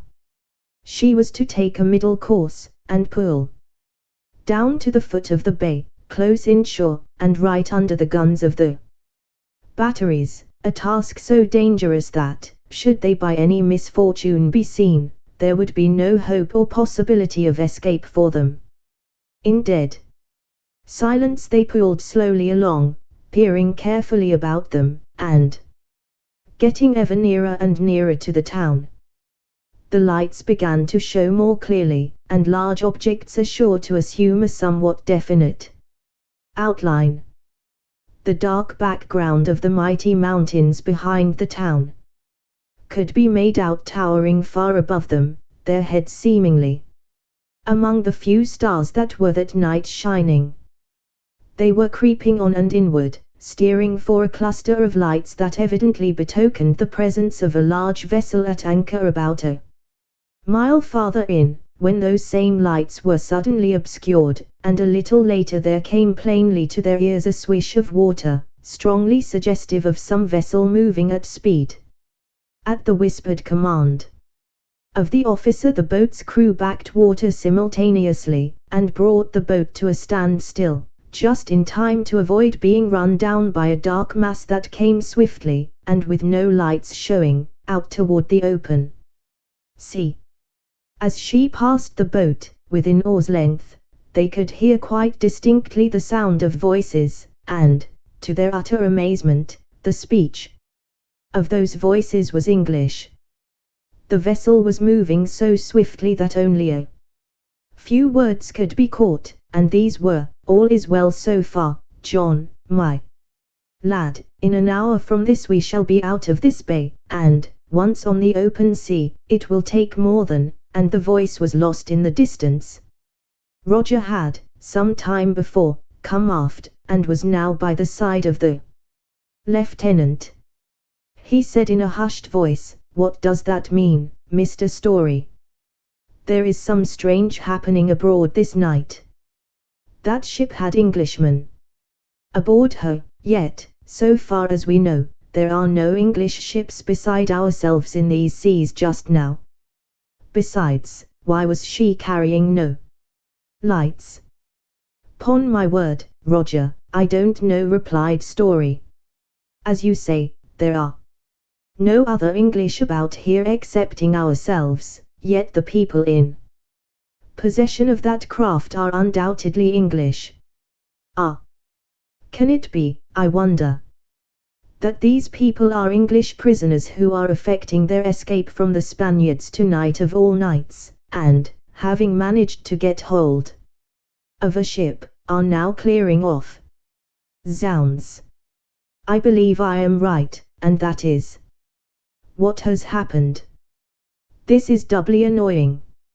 First, because we are very short-handed ourselves, and if we could only have got those fellows to join us it would have helped us to make up our crews once more, and, secondly, because their escape will surely be discovered before long, and a search made, which will render it very awkward for us.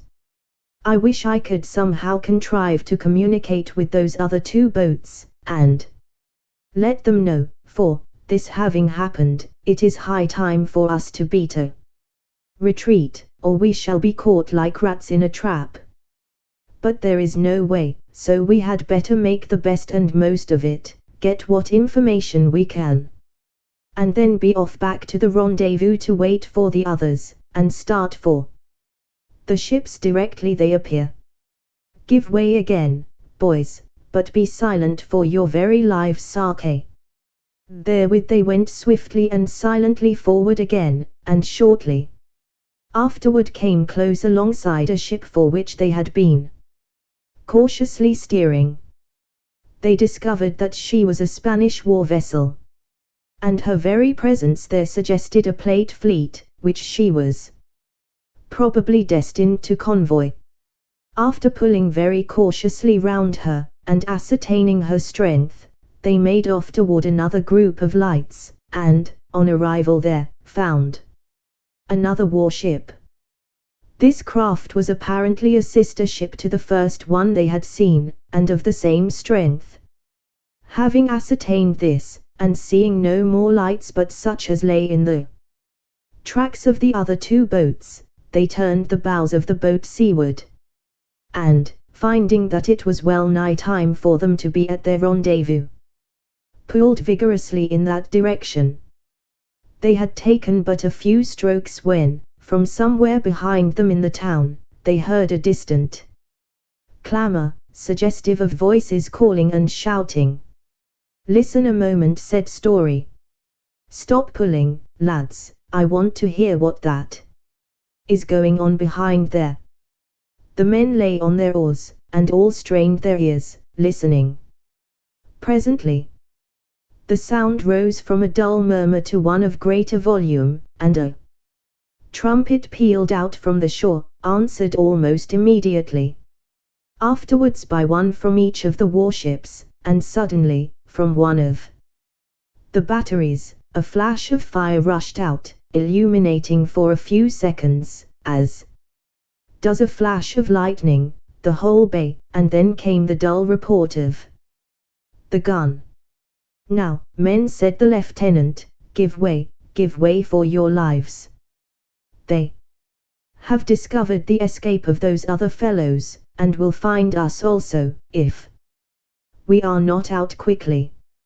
Resistance to such overwhelming odds as we should meet with would be hopeless, so put your backs into it and make her move." Lights now began to flash out from all parts of the bay, disclosing the presence of vessels which they had not supposed to be there, and indeed, it seemed as though they were surrounded on all sides by craft of all rigs and sizes. How they had threaded their way in without falling foul of some of them now seemed a mystery. They prayed fervently that the other two boats might be making their escape while there was yet time to do so. The men set their backs to the work and pulled like very Trojans, and the boat shot through the water, picking out a course that would take them as far away as possible from the lights now shining all over the roadstead. The lieutenant steered with the utmost caution, for he knew that his life depended on it, together with those of the boat's crew.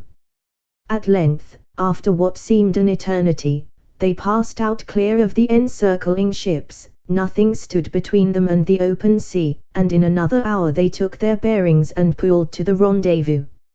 Luckily, and to the joy of all hands, when they arrived there one boat was already waiting, and even as they lay on their oars, the third came up from the other direction.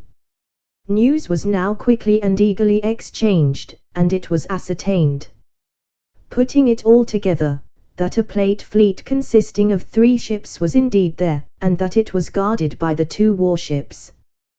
The other craft in the bay were mostly coasting and other small vessels, about which they need not very much concern themselves when they came in to the attack. The positions of the land batteries had also been ascertained, and now nothing remained but to return to the squadron with all speed, acquaint the captain with the information obtained, and then sail for La Guerra forthwith, so as to arrive there before the plate fleet could effect its escape from the port. For, once out of sight below the horizon, they could scarcely hope to find it again except after a long and wearisome search. Once more united, the boats began their return journey, pulling hard while the darkness lasted, so as to make a good offing by daybreak, and also to leave themselves less toil after the sun rose. It was about 4 in the morning when they rounded the promontory that shut in the roadstead, and they could not reckon on more than 2 hours more of darkness. The men, although fatigued, held well to their work, and the boats moved along at a very good speed. Day broke with the suddenness usual in the tropics, and, the sun rising, disclosed to their view, but a short half-mile in advance of them, the identical vessel that had made such a hurried exit from the roadstead on the previous night. This was excellent, and the English flag was at once hoisted at the staves of the 3 boats, to show that they were English, and not, as the people aboard the stranger would naturally suppose, Spaniards in pursuit. Seeing the English flag, the vessel hove to, and the boats soon came alongside. Arriving on deck, Story asked for the captain, and a man stepped forward saying that he was an English seaman, who had originated the plan of escape, and finally contrived it. There were nearly 100 Englishmen on board, who had been captured in small parties at various times, and had been incarcerated in the prison at La Guayra. They had nearly all been subjected to the tortures of the Holy Office, and bore the most dreadful scars as mementos of its attentions. Many, under the influence of the torture, had recanted and abjured their own faith in order to save themselves from being burnt alive. It appeared that for some time past they had been considering plans of escape, but the difficulties in the way were many and great, and had, of course, been immeasurably increased by their numbers. The first opportunity, therefore, had only come on the previous night, and they had made the most of it, with what success the reader has seen. Story then informed them of the reason of the boat's presence there, and, telling them of the proposed attack on the Plate fleet, invited them, subject to Cavendish's approval, to join the squadron. They all gladly acquiesced, without a single dissentient voice, and expressed themselves as right glad of the opportunity to be revenged on their enemies, the Spaniards. With this understanding Story took charge of the ship, and, calling the boat's crews on deck, made fast the boats themselves astern, and towed them, as, with the freshening breeze that arose with the sun, they made better progress sailing than pulling. As a result of this arrangement they arrived sooner than they were expected, and there was much joy throughout the fleet at the news of the Plate fleet, and also because of the valuable reinforcement to their strength, which was very badly needed, and which now made the crews up to almost their full complement.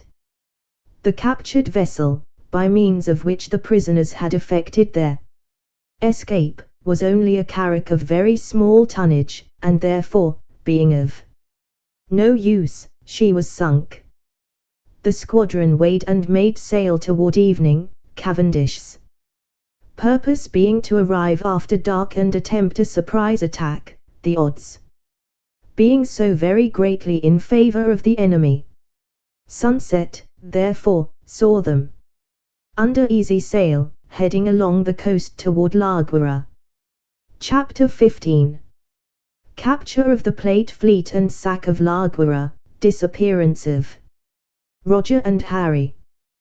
To make certain of not arriving at their destination too soon, and before the townspeople and the garrison had retired for the night, the English ships carried but a small amount of canvas, and consequently made only some 2 to 3 knots per hour. It was a little after midnight when Roger, who was, as usual, on the lookout, and who was credited with the sharpest pair of eyes in the ship, saw for the second time the lights of La Guayra opening up. As they came into fuller view of the town itself, and of the roadstead, they were somewhat astonished to find that both were enveloped in almost perfect darkness. There was scarcely a light to be seen, either ashore or afloat. There were 1 or 2 scattered here and there about the town, but there were none at all in the forts, and not a single glimmer was to be made out anywhere in the roadstead. Surely it was not possible that the vessels of the Plate fleet, and its 2 protecting warships, could have left the port and disappeared during the short time that had elapsed since the boat expedition had made its reconnaissance. At that time, too, there had been numerous other craft lying there at anchor, yet now it seemed as though the bay were deserted. Some fresh arrangement, some new plan, was obviously necessary. The English ships showed no lights whatever, and the strictest silence was observed. The captains had received their orders beforehand, and would have known exactly what course to pursue had there been any lights showing. But now it became necessary to take fresh counsel among themselves, and decide how to act. The flagship was, as usual, in the van, and Mr. Cavendish ordered all the boats to be lowered and manned. These were then to spread out in line, so as to make sure of intercepting the other two vessels as they came up, and, having found them, to give orders for them to heave to, and for their respective captains to repair on board the Good Adventure. The boats themselves were to return to the flagship as soon as these orders had been carried out. Luckily there was no difficulty in picking up the other ships, even in the pitchy blackness that prevailed that night, and with but a few minutes' delay the officers of the fleet were once more assembled in the cabin of the flagship. The situation was discussed as briefly as possible, for there was no time to lose, and it was presently decided that, instead of the remainder of the fleet following the flagship's lead, as originally agreed, the officer of each ship who had been with the boat expedition should do his best to pilot the vessel under his care to the berth occupied by the warships. Arrived there, should the Spanish ships be present, as all on board fervently hoped would prove to be the case, they were to attack at once. Whichever of the two Spaniards might happen to be first attacked, the other would almost certainly come to the help of her consort, and the flash of the guns and noise of the tumult would serve to guide the remainder of the English squadron to the scene of the conflict. If, on the other hand, it should be found that the warships and plate ships had made their escape, each vessel was to return to the entrance of the roadstead and await the arrival of her consorts as they too retreated from the bay, when, all having rejoined, they were to return to their former hiding place, where fresh plans would be discussed and made. This matter being arranged, the captains returned each to his own ship, and very shortly afterward the fleet were again under way and standing inshore in the same order as at first. Slowly and noiselessly as ghosts they glided on, each heading for the place where the pilots thought, and all hoped against hope, to find the warships lying, with behind them the plate fleet, which was the actual objective of the expedition. The English ships had separated, and on board the flagship nothing could now be seen or heard of the remainder of the squadron, each pilot having taken the direction in which he personally considered the enemy to be lying. Nothing could be made out, either ashore or afloat, to guide them in the slightest degree in their search. They were, indeed, groping blindly forward in the hope of accidentally coming upon their quarry. The few lights of the town that were visible were away at the other side of it, at a long distance from them, and were so far from being of any service that they were positively misleading, to such an extent that at any moment it might happen that they would find their ship ashore. Roger and Harry were standing in their usual position on the foredeck, gazing eagerly ahead, each anxious to be the first to sight the enemy, when Harry caught his friend's sleeve, and, pointing into the darkness at a faint blur upon their port bow, said, "There's something there, Roger.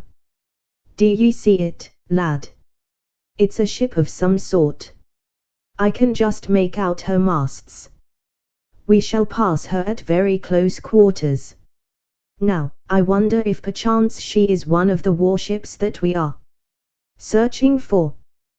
The words were scarcely out of his mouth when a perfect volcano of flame flashed from the side of the vessel which Harry had just sighted, immediately followed by a thunderous roar, and the shot from the well-aimed broadside came crashing aboard, doing a considerable amount of execution. Men fell in every part of the ship.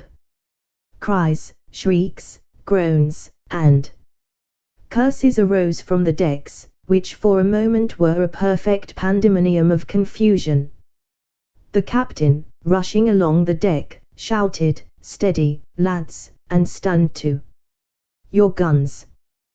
The Spaniards expected and are ready for us, but do not forget that you are Englishmen. Pull yourselves together, men, and give them back better than we received." The confusion was but momentary.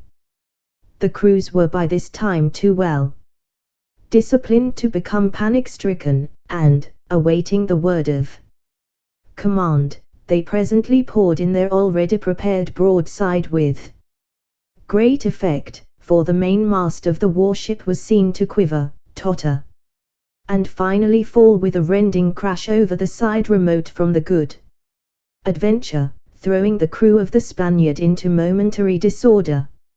As the flagship came up to her antagonist, she took in her sails and ranged up alongside, in shore of her. There were no batteries opposite where the vessels were lying, so that no danger was to be apprehended. On that score, like magic, the lights flared up from all parts of the town, and aboard all the vessels in the bay, as also in the fort at the opposite extremity of the roadstead. The warship herself became a blaze of illumination, as did also her consort, which could now be seen lying but a half cable's length distant, and which also opened a tremendous fire upon the flagship. The other two ships of the English squadron, meanwhile, had shifted their helms and were fast approaching, guided by the flashing of guns and the uproar of the action. Even the ships of the Plate Fleet, lying near at hand, and which proved to be heavily armed, now began to open fire, as well as the distant fort, and it was soon very evident that the English fleet had entered into an engagement in which the odds were vastly against them. They had anticipated surprising the enemy, but the surprise was all the other way. Neither had they reckoned on the plate vessels being nearly so heavily armed.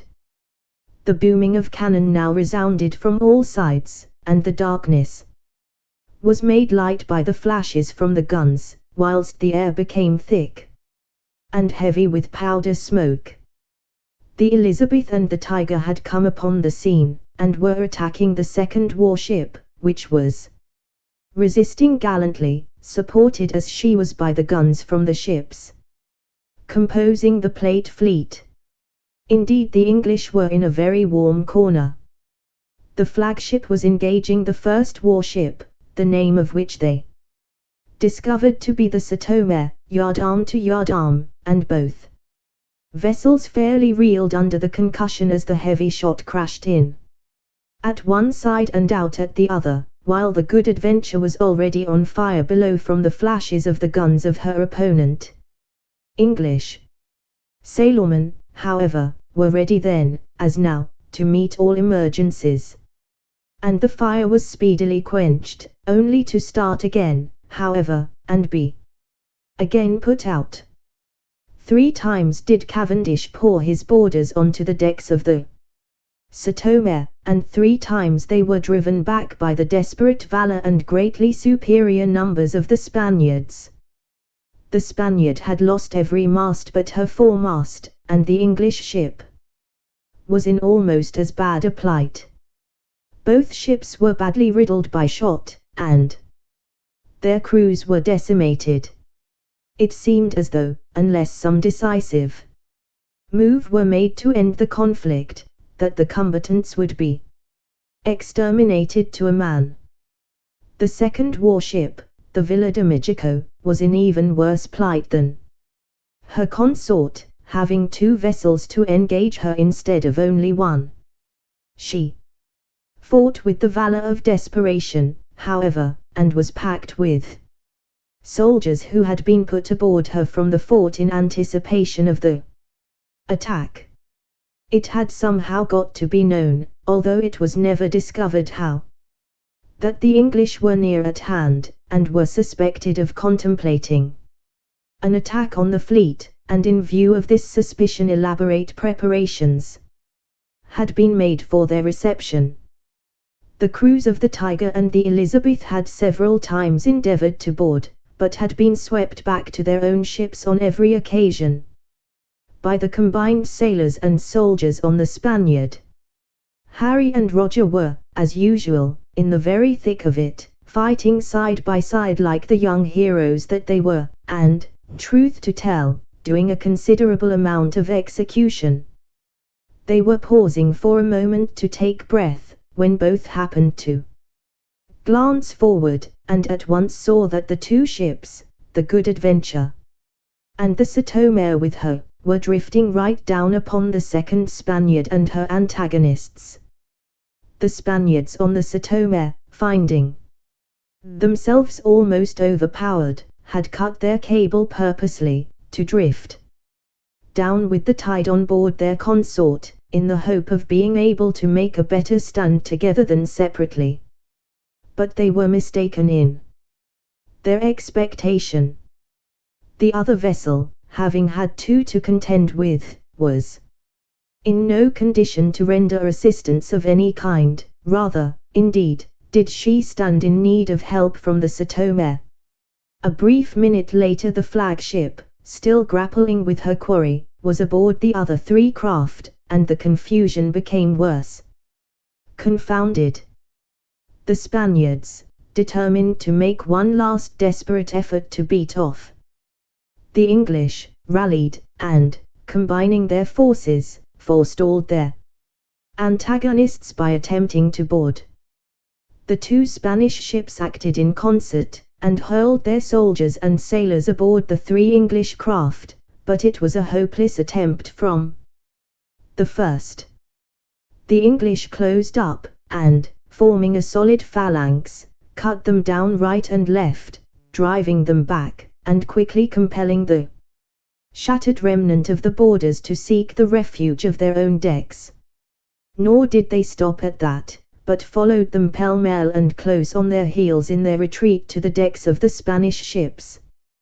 The Spaniards fought with the courage of desperation, but their utmost efforts were unavailing. The blood of the Englishmen was now thoroughly up, and there was no stopping them.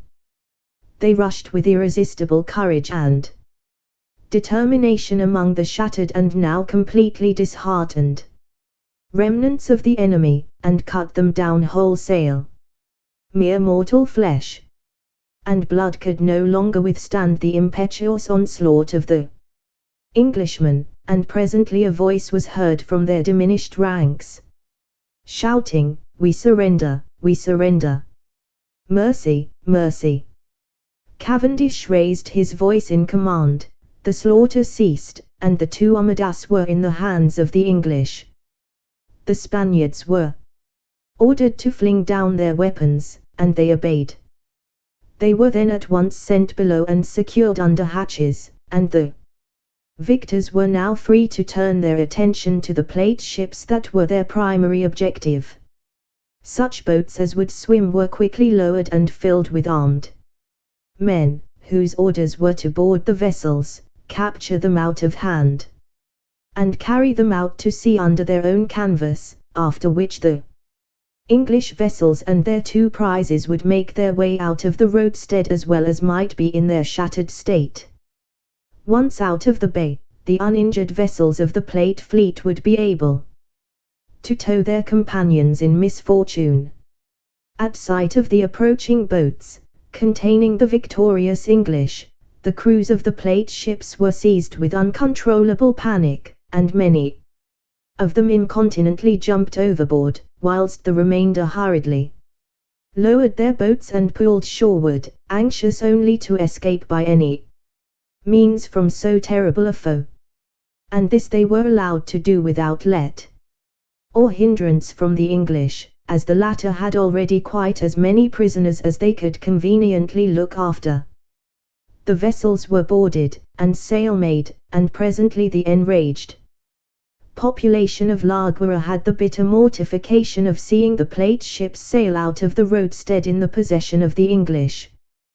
They swore vengeance, deep and awful, should any of those pirates, as they always termed the English adventurers, ever fall into their hands, but the latter were equally ignorant of and indifferent to such threats. The vessels, injured and uninjured, in due time gained the outside of the roadstead, and there hove to, in order to effect temporary repairs. Meanwhile Cavendish had resolved to jury-rig his vessels, and sink the two Armadas in full view of the town, to make the defeat and capture still more bitter to the Spaniards. The Spaniards were transferred from the Satomer and the Mijico to the English fleet, and at daylight the warships were sunk in full view of the town. The English fleet then anchored, and proceeded with their work of repair, whilst, for safety's sake, a prize crew was put on board each of the plate ships, which were then sent away to the former hiding place at the little bay down the coast.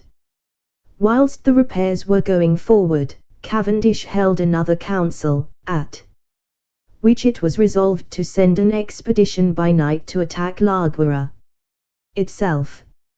He argued that the Spaniards would deem them content with the capture of the plate ships, and would never expect them to land and attack the city. They would be taken by surprise, and, as the crowning event of the successful enterprise just executed, he would sack and burn the town, to give the Spaniards something to remember him by, as he phrased it. The sailors were only too delighted at the idea of attacking their enemies again, as also at the prospect of the plunder to be obtained at the looting and sack of the city. The boats were therefore lowered over the side of the ships remote from the town, and lay under the vessel's lee during the day, in readiness for the attack that night. All day long the repairs were gone on with, and after nightfall torches and lanterns were lit, to deceive the Spaniards into believing that they were working hard all through the night, and so lessen their suspicion as to the probability of any further attack. A keen watch was kept on the town all day long, to discover whether any preparations were being made to resist attack, but nothing of the kind could be discovered. Evidently the Spaniards, as Cavendish had anticipated, were lulled to security by the supposition that the English, having secured the plate fleet, would have no reason or incentive for returning, and fondly hoped that, as soon as the repairs to the ships were finished, they would sail away, and that would be the last they would see of the heretic dogs. But they little knew the character of Cavendish. He was not the man to abandon any enterprise upon which he had once entered. It was a principle of his to inflict the greatest possible amount of damage on the enemy that he could, and meanwhile the town of Laguarre still remained uninjured. Therefore, so ran his argument, Laguarre must be sacked and laid in ashes before he could consider his duty as thoroughly finished. As a consequence, shortly after midnight the boats of the fleet stole silently out from under the sheltering lee of their parent vessels, and made swiftly and noiselessly, with muffled oars, for the town. Roger and Harry, ready as ever for an adventure, no matter how dangerous it might be, were in the boats, and keeping a sharp lookout ahead, for by this time there were but few lights to guide them, the whole city being wrapped in darkness. Everything ahead of and around them was perfectly quiet, not a sound disturbed the still night air save only the scarcely audible ripple of water under the boat's bows as they swept gently shoreward. Presently there was a grating of pebbles under their keels, and the boats stopped dead. The crew silently disembarked, and all stood still for a few moments, listening intently to ascertain whether the noise of the boats grounding on the beach had been heard. But no sound came to them, and, after Waiting a little longer to make certain, the boats were gently pushed off again, each in charge of a couple of hands to take care of them, and the marauders proceeded up the beach, soon arriving on the road that ran the whole length of the town at the edge of the shingle.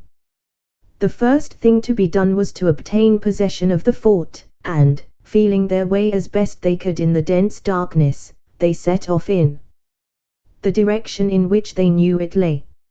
Up the hill they marched, and presently a black mass, somewhat darker than their surroundings, showed itself against the sky. They were there. Stealing quietly round, they searched for the gateway, which they soon found. Everything was now ready for the attack, and the officers went silently among the men to discover whether all were present, when it was found that not a single man was missing, or had lost his way in the dark. 2 sacks ready filled with powder, tightly pressed down, and tied at the mouth, were now brought forward. They were placed in position against the ponderous iron-bound door. A train was laid to them, and the men then retreated to a safe distance and lay down, waiting for the explosion. Presently there was a flicker of light as the spark was struck, and at the same moment Roger and Harry grasped hands for a second, for bloody work was about to begin. There was a splutter, a stream of fire ran along the ground, and, as they gazed, an enormous flash of brilliant white light blazed up, nearly blinding them, followed by a deafening report and a tremendous concussion that seemed to make the very earth tremble. And with it came the sound of wrenching iron, cracking timber, and the crash of falling masonry, and from the interior of the fort the clamour and outcry of the sudden awakening of its occupants. But the English, with no cheer or shout to announce their approach, leaped to their feet, dashed across the intervening ground, and plunged over the fallen masonry and wreckage of the gate into the interior of the fort and into the dim radiance of hastily kindled lanterns. Here and there they found a man, only half awake, confusedly running to ascertain what might be the origin of the uproar, and him they cut down at once. From room to room they went, giving no quarter, knowing that they themselves would receive none, and one by one the unhappy Spaniards were killed. There was no organized resistance, it was every man for himself, for they had been taken most completely by surprise. Roger, with Harry and a few more, ran at once up aloft and came out upon the battlements, where with mallet and spike they industriously proceeded to render the guns useless. Into the touch-hole of every gun a spike nail was driven as far as it would go, thus effectually preventing the possibility of the weapon being fired until the spike was drilled out, which would necessitate the expenditure of at least an hour of hard work. In a very short time every gun was effectually spiked, and, the capture of the fort being by this time completely accomplished, the men formed up again outside, and descended at the double to the town, which was now thoroughly awakened and alarmed. The cathedral was to be the next place of call, the object being to remove the gold and silver plate with which it was known to be furnished. Meanwhile the tocsins were being sounded. The brazen voices of the church bells pealed out high above all the other clamour. To add to the confusion and terror, the English halted, and, fixing their arquebuses, fired a volley into a square where some troops seemed to be mustering. Immediately upon the crash of the volley came cries and screams from the terrified populace, bearing eloquent witness to the execution wrought by the flying bullets. Then, picking up their weapons, the English flew like fiends through the town, cutting down all who had the temerity to oppose them. The cathedral was soon reached, and they entered it. Lights were glimmering far up the aisles, just lit by the trembling priests, who had come in by ones and twos to find out what all the uproar was about. But the English pressed on, undeterred by their presence, and, moving up the long chancel, reached the altar. 2 or 3 seamen made their way to the belfry, and, loosing the bell ropes, in the madness of their excitement began to ring the bells in the steeple, and presently, clang, clang, clang, came from the tower as they hauled on the ropes. Rushing from one bell rope to another, they started, every bell in the steeple ringing, with an effect that was appalling and terrible. As the bells gained momentum, and swung on their beams, so did the ropes attached to them fly up and down through their appointed holes in the belfry roof, with ever-increasing velocity. Now they began to twine round each other like living, twisting serpents, and the sailors pulling them had to spring quickly aside to avoid being caught by the flying and coiling ends. Clang! Clang! The sound of the bells now became a mad jangle, and the steeple fairly rocked to their swinging. Everywhere the people were pouring out of their houses in terror and panic, not knowing whither to turn for safety. Those who were below in the church were now tearing all the gold and silver ornamentation from the altar, and the communion plate was scattered on the floor of the chancel. Vainly the frightened priests strove to stay the work of destruction and violation. The seamen were deaf to all entreaty, and cut and tore the silken hangings from the altar, wrapping the costly fabric over their own tarry and soiled clothing. Every man plundered for himself only, and would allow none to rob him of his intended spoil. Above the altar stood a life-sized figure of the Blessed Virgin Mother, exquisitely modelled in solid gold, and clothed in rich fabric that was adorned with precious stones innumerable. The sailors saw it, and leaped one after another upon the altar, drawing their swords and hacking off the gems, whilst the priests covered their eyes with horror at the desecration and sacrilege. The eyes of the figure consisted of 2 magnificent sapphires of great size, and, being unable to reach these with their swords, the sailors put their weapons behind and under the image, and with a few violent wrenches it came crashing to the ground with a thunderous noise. As it fell, from above them in the belfry came a most awful, piercing, and agonizing scream of anguish. It rose in one shrill cry above every other sound, and echoed, long drawn out and ghastly, among the dim arches of the roof high above them. The fearful cry rose and fell, while all below stood still, frozen into silence by the utter horror of the sound. It was as the voice of a lost soul in the most dreadful torment. As suddenly as it had arisen it ceased, and it was now noticed that the tenor bell was no longer clanging its deep mellow voice above them in the steeple. An old priest stepped out from among his brethren. "Cease, ye wicked men!" cried he in excellent English. "Cease, ye heretics and sacrilegious dogs, ere worse befall ye." That awful shriek was the despairing cry of a soul torn from its body in awful torment. "Take warning, ye, from that man's dreadful fate, for a man it was, although ye might have deemed the voice that of a devil. I can tell ye his doom.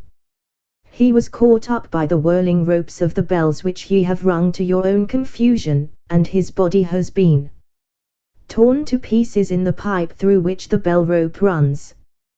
Take warning, I say, and leave this sacred place in peace."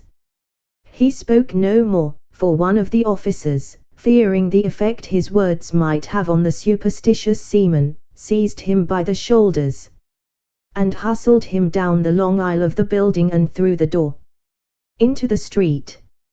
Harry and Roger could not bring themselves to take part in the shocking work of desecration, and were standing some distance away, surveying the scene with disgust, when suddenly above the bestial shouts and uproar came the cry, "Save yourselves, lads, run! There is no time to lose, the church is on fire! Run! Run!" Startled amid their work of destruction, the men paused and looked round to see whence the voice had come, but could not discover its whereabouts. As they looked, however, columns of smoke were seen drifting about the building and issuing from the crevices of the roof and walls. Evidently the alarm was genuine, by whomsoever given, and the sailors made for the doors. Those who had overturned the golden figure still clung to their booty, and, raising it in their arms, half carried and half dragged it away with them by main force. It was a scene of the most utter confusion. Some staggered away, overladen with gold and silver cups, others with costly silks and fabrics, whatever most appealed to their erratic taste. When nearly all were out of the building, Roger and his friend awoke to the fact that they were being left alone, and ran forward to escape while there was time, but, even as they turned to go, the ground seemed to fall from beneath their feet, and they plunged down, until they struck the hard ground below, the shock causing them to lose consciousness. Chapter 16. In the hands of the Inquisition. We must now move forward for a period of 4 months, during which time many changes have occurred. When the men had escaped from the burning cathedral, Cavendish had mustered them in the plaza opposite, and found none missing except Roger and Harry. These two were great favourites with the ship's company, and many willing hands had gone back to bring them out of the smoking edifice, but no traces of them could be found. It was then thought that they might have missed their way on the road down from the fort, and search was made in that direction, but without success. The town was then thoroughly searched, yet the two friends still remained missing. Eventually, therefore, Cavendish was most reluctantly compelled to sail without them, and many were the conjectures as to what fate could possibly have befallen them. Since that time Cavendish had taken his fleet round the Horn, and sailed up the western coast of Spanish South America, arriving eventually off the coast of Peru.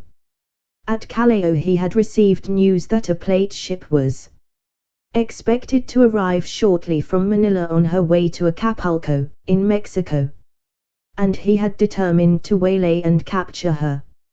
And, at the date to which this history has now arrived, he had just intercepted and captured her off the Mexican coast, and taken out of her all her vast treasure, the finest, richest prize that has ever been taken either before or since.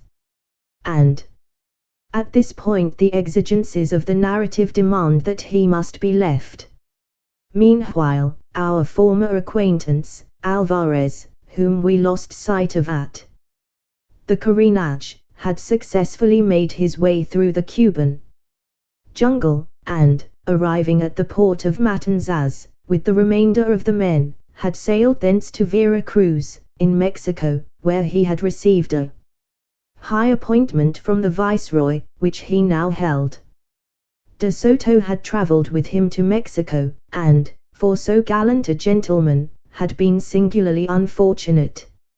Alvarez had found it impossible to disabuse his mind of the idea that De Soto had the cryptogram in his possession, and, remembering what had been said by him about the Holy Office, had brought the fact before the notice of that body, repeating De Soto's remarks and denouncing him as a heretic. The unfortunate man was thereupon seized, thrown into prison, and, under the direction of the villain Alvarez, dreadfully tortured, ostensibly to compel him to retract his words against the Inquisition, but really to enable Alvarez to wring from De Soto the cipher, as the price of his release from prison and torture. The persistent and unwavering assertions of De Soto that he had not the paper, and knew naught of its whereabouts, were received with incredulity, and the unhappy man was tortured again and again to force from him the disclosure of its hiding place. The supposed burning of the cathedral at La Guira had been merely a ruse to get rid of the spoilers. Several of the priests had hit upon the ingenious idea of setting fire to large quantities of damp straw in certain secluded parts of the building, and the smoke, drifting hither and thither through the interior, had caused the English to believe that the place was indeed on fire, and had occasioned their hasty flight. The disappearance of Harry and Roger, on the other hand, was purely due to chance, and had not, as might be imagined, been brought about by design. The explanation was simple enough. It happened that the paving of one of the aisles had been undergoing repair at the time of Cavendish's attack upon the town. One of the large paving slabs was loose, and Harry and Roger, in their haste to escape, had trodden on it, causing it to tilt, and they had fallen into the vault below, their unconscious bodies being soon afterwards discovered by the priests, when the latter went to extinguish the burning straw upon the departure of the raiders. They were recognized by the priest who had been present in the building during its spoliation, and who had uttered the warning to the sailors, and he hastened to impart the good news that two of the pirate heretics had fallen into their hands.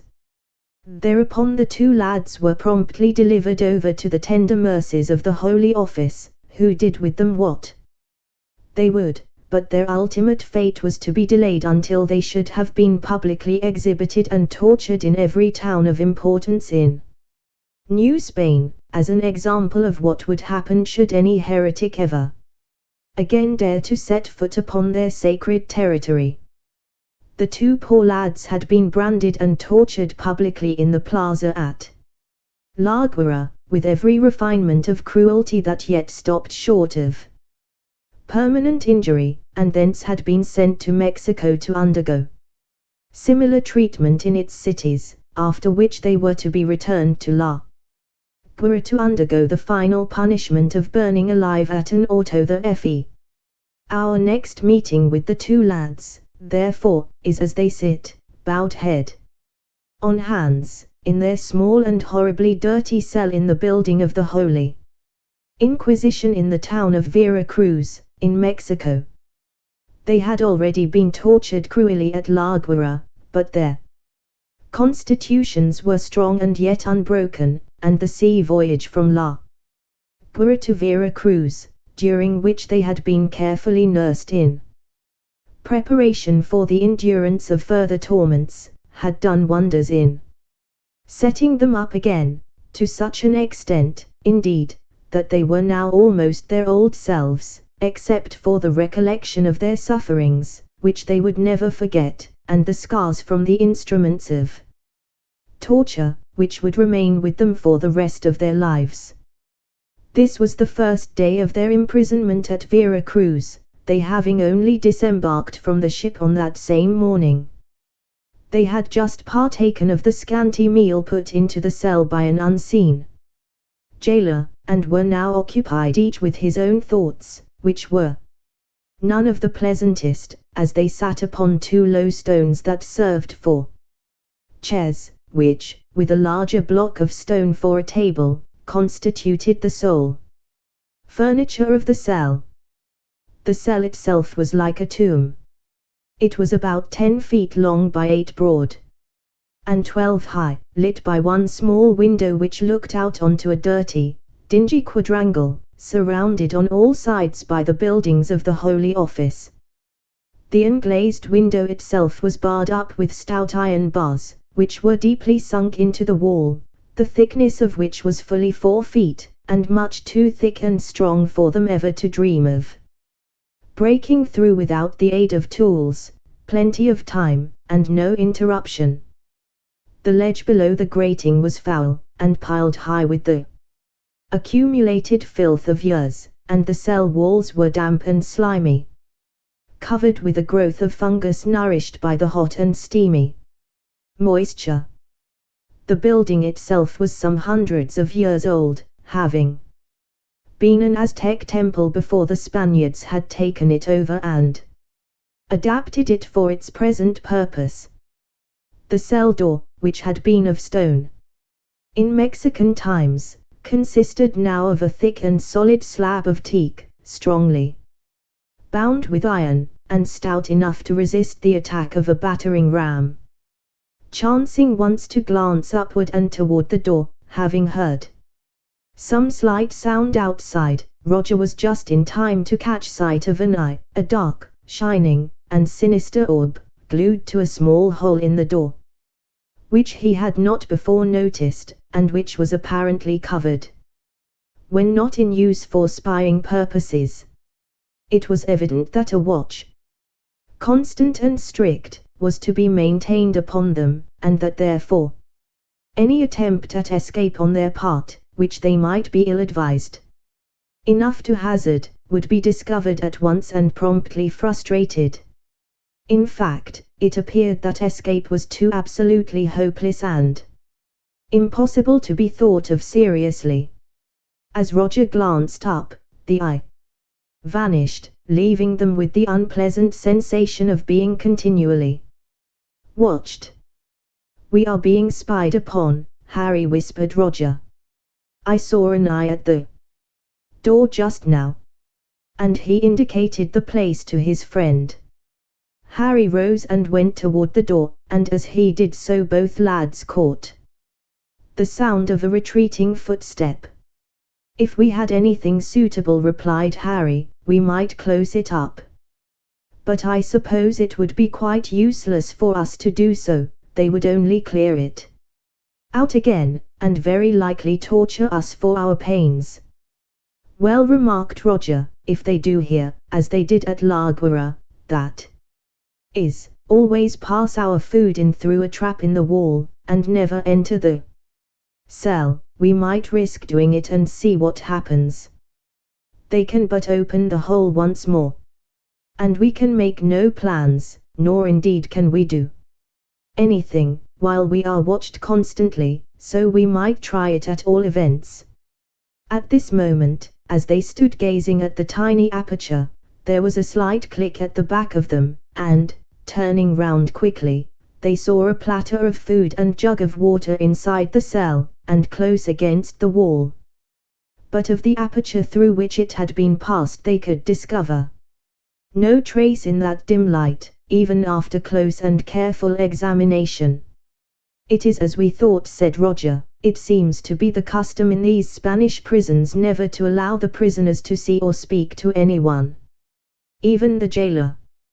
You may depend upon it that we shall never have anyone entering this cell until they come to conduct us to the torture chamber." And he shuddered. The recollection associated with the word torture was exceedingly unpleasant. "In that case," agreed Harry, "we will try the effect of plugging that hole, and see what happens. But first we had better take our meal while we have the chance." Their dinner consisted of a slab of some kind of coarse, dark-colored, ill-flavored bread, and a bowl of maize meal porridge such as has constituted the staple food of the natives of that part of the world for centuries. They ate their food, but, hungry as they were, found great difficulty in swallowing the porridge, so exceedingly unpalatable was it. Hunger, however, provides an excellent sauce, and they managed between them to finish the supply, and then emptied the water pitcher forthwith, as they were very thirsty. "Now to hit upon a good way to stop up that villainous spy hole," said Harry, and looked around the cell for something which would answer the purpose.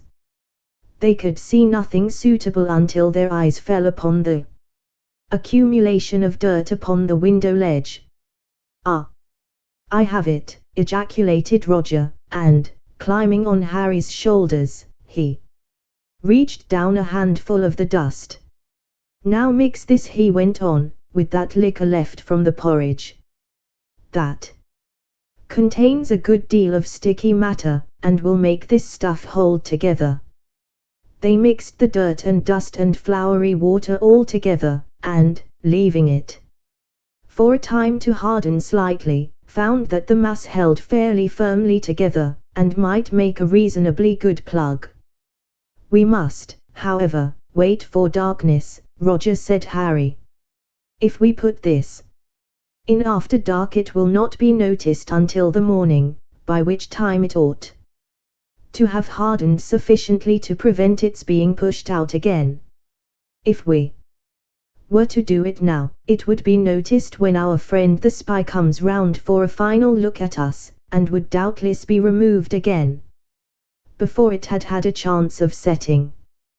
Darkness soon fell, and then the two silently and carefully pushed in the already nearly solid plug of earth. They had sufficient to fill the little opening completely, for they heard some of it patter down onto the stone floor outside. There, said Harry, when they had finished, if they do not find that before morning, it should be hard, and then I doubt whether they will trouble to bore it out again after it has set, but we shall see. It was now perfectly dark in the cell, for even on the most brilliant moonlight nights the light could not reach the cell, because of the high walls all round the quadrangle outside, which prevented the rays from streaming in. Being exceedingly tired, and rather sleepy, the two friends spread their jerkins on the block of stone forming the table, as it was far too damp to lie on the floor, and were soon fast asleep in one another's arms. They were awakened the next morning by the sound of the trap shutting. After the morning's supply of food had been put in, and their first thought, before even glancing at the meal, was to see if the plug had been disturbed. To their great joy, so far as they could tell, it had not been touched, and, upon testing it, it proved to be perfectly hard and quite immovable. It will take them a little time to get that out, even if they try to do so, said Roger, but I trust that they will not attempt it. If they do not, we are at least safe from observation, if not from being overheard. But, to be on the safe side, I think it would be wisdom on our part to converse only in whispers. I quite agree with you there, replied Harry, one never knows who may be listening. And now let us turn our attention to breakfast, and see whether we have anything different this morning from that miserable and tasteless meal porridge and black bread. They examined the food and found that, this time, instead of the porridge, a bunch of bananas had been provided, but, for the rest, the black bread and water were there as before, and nothing beside. However, they ate heartily of what they found, and finished it all, feeling much refreshed after it.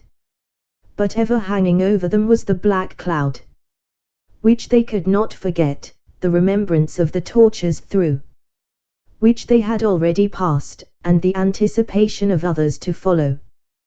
They made a further careful examination of the cell, and this time, by dint of patient search, they located the aperture through which their food was thrust every day.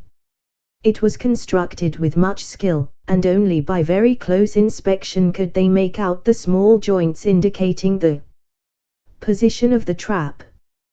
Before they found it, some vague idea had formed itself in their minds of watching for the time when it should be opened to pass in their meals, and endeavoring to scramble through before it was closed again.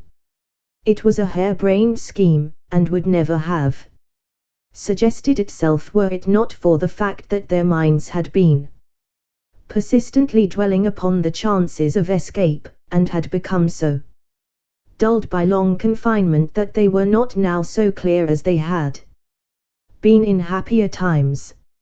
A second glance served to prove to them the utter futility of any attempt at escape by that means, as the size of the opening was insufficient to permit the passage of their bodies.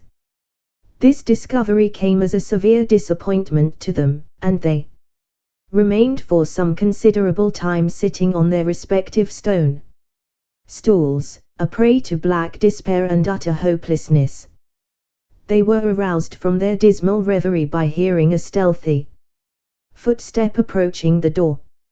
It stopped outside, and, by leaning their heads against the woodwork, and listening intently, they heard a slight creaking sound, as of wood against wood, which, to their now alert senses, indicated that the watcher was gently pushing back the slide which concealed the spy hole.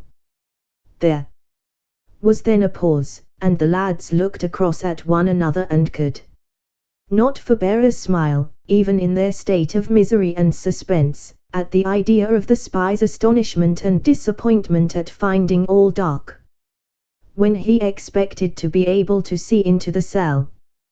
Presently there ensued a slight scratching, and they knew that the spy was attempting to remove the obstruction. Their plug, however, answered its purpose well, and showed no signs of budging. Then the scratching noise began afresh, and somewhat more loudly, as the man became impatient of the delay, and dispensed with caution. After several ineffectual efforts on the spy's part, the noise ceased, and the stealthy footsteps were heard receding in the distance.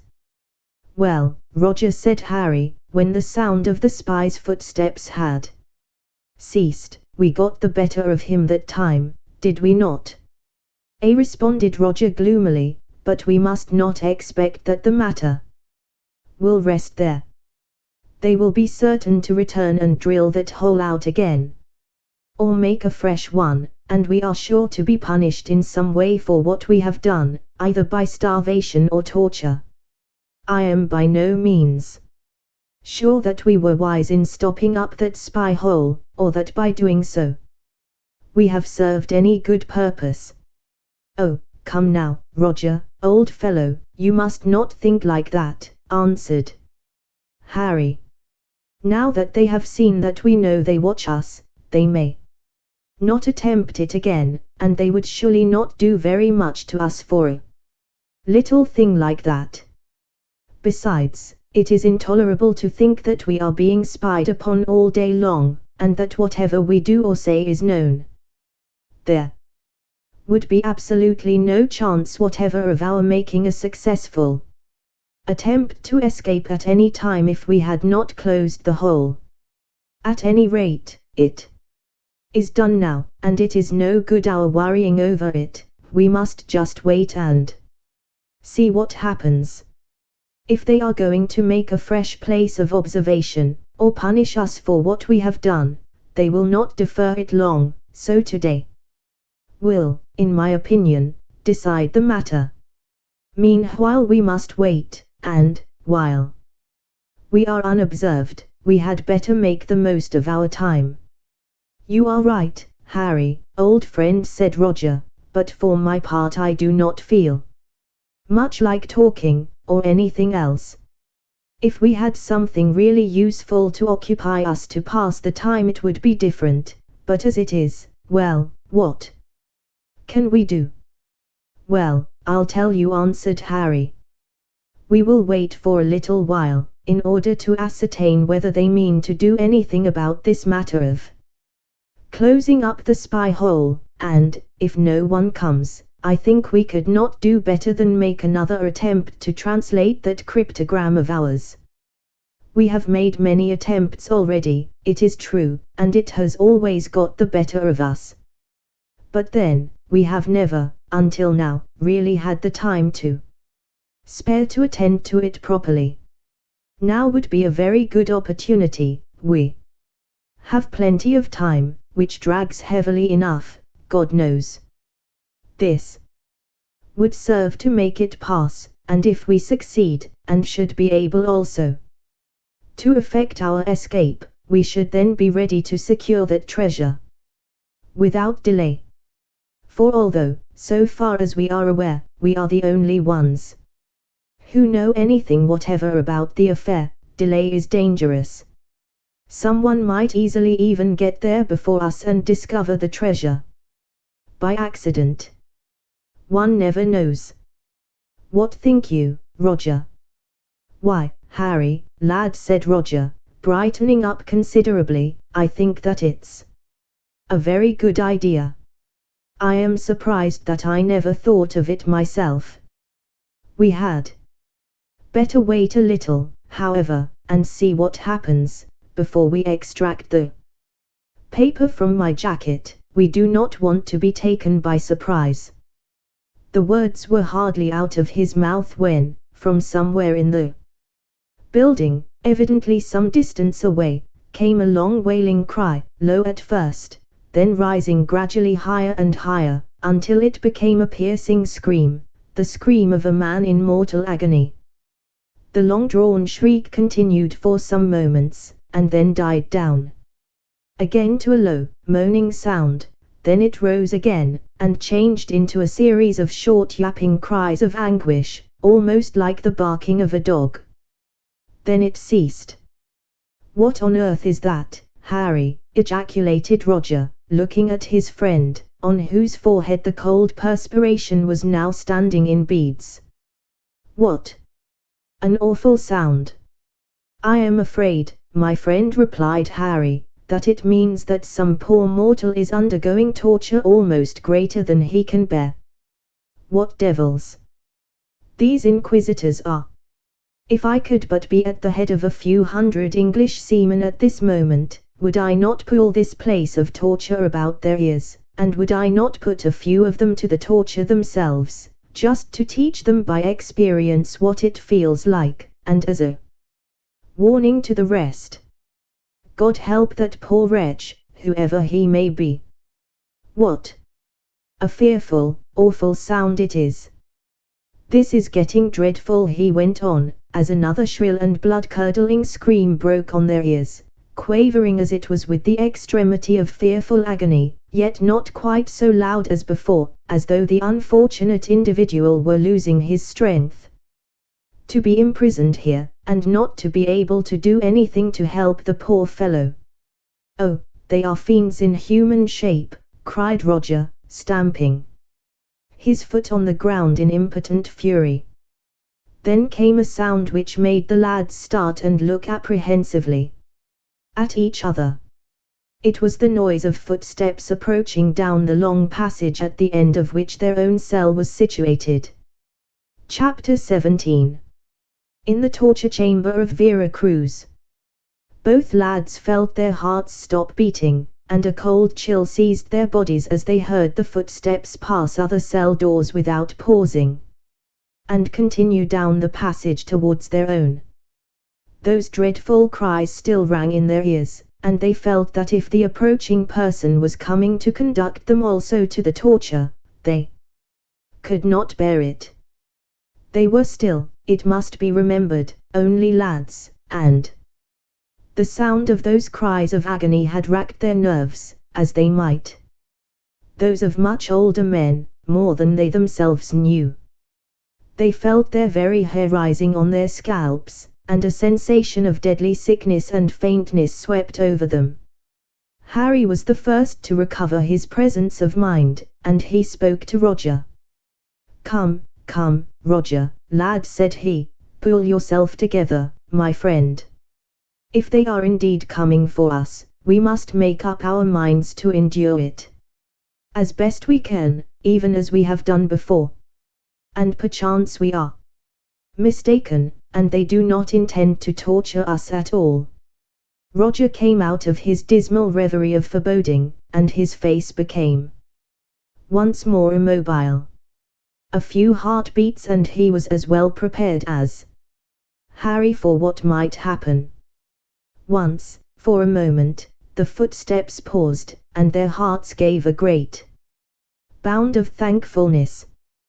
The messenger, then, was not coming for them, after all. Their sensation of relief, however, was of but brief duration. After a pause, lasting but a few moments, those inexorable footsteps resumed their approach once more, and nearer they came. Toward the door of the last cell. Roger and Harry glanced at one another, rose from their respective stools, and stood upright facing the door.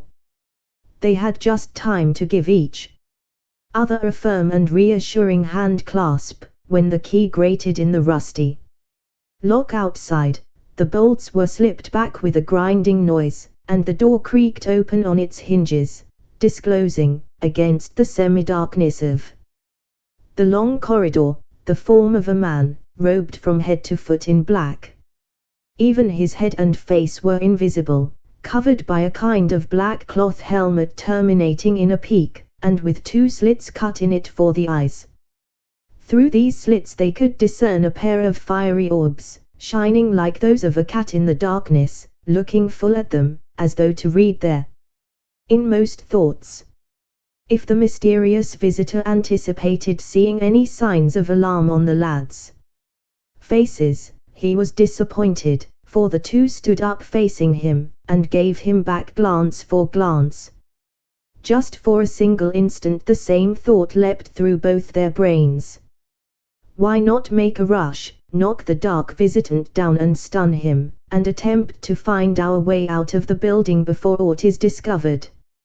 Indeed, they both exchanged glances at that instant. It seemed, however, as though the masked man read their thoughts, for, stepping to one side of the door, he pointed silently down the corridor, and there they saw what at first they had not observed, namely, a file of similarly masked figures on each side of the passage, standing against the walls, with naked swords in their hands. It was of no use. Escape that way was, on the face of it, hopeless.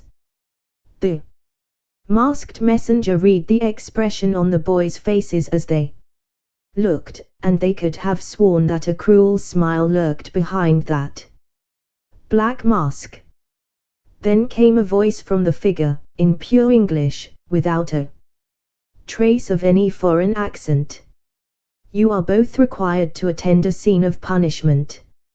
It is the order of the Grand Inquisitor, and you are required to witness it as earnest of what you yourselves will undergo here should you be foolish enough to disobey, or in any way attempt to thwart, the wishes or designs of the Holy Inquisition." Here he crossed himself.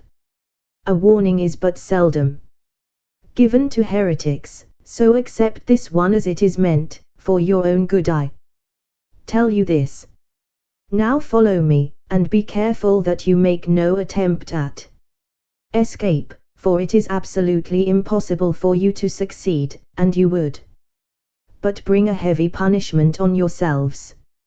And, above all, whatever you see or hear, keep a still tongue in your heads, do not presume to speak to anyone where you are going. If you obey implicitly, it may be that you will be leniently dealt with. The masked man turned, beckoning over his shoulder for them to follow, and then preceded them up the passage. They were a great deal relieved to find that they were not to be this time tortured, but they knew only too well what punishment it was that they were to witness, and they felt their hearts sicken within them.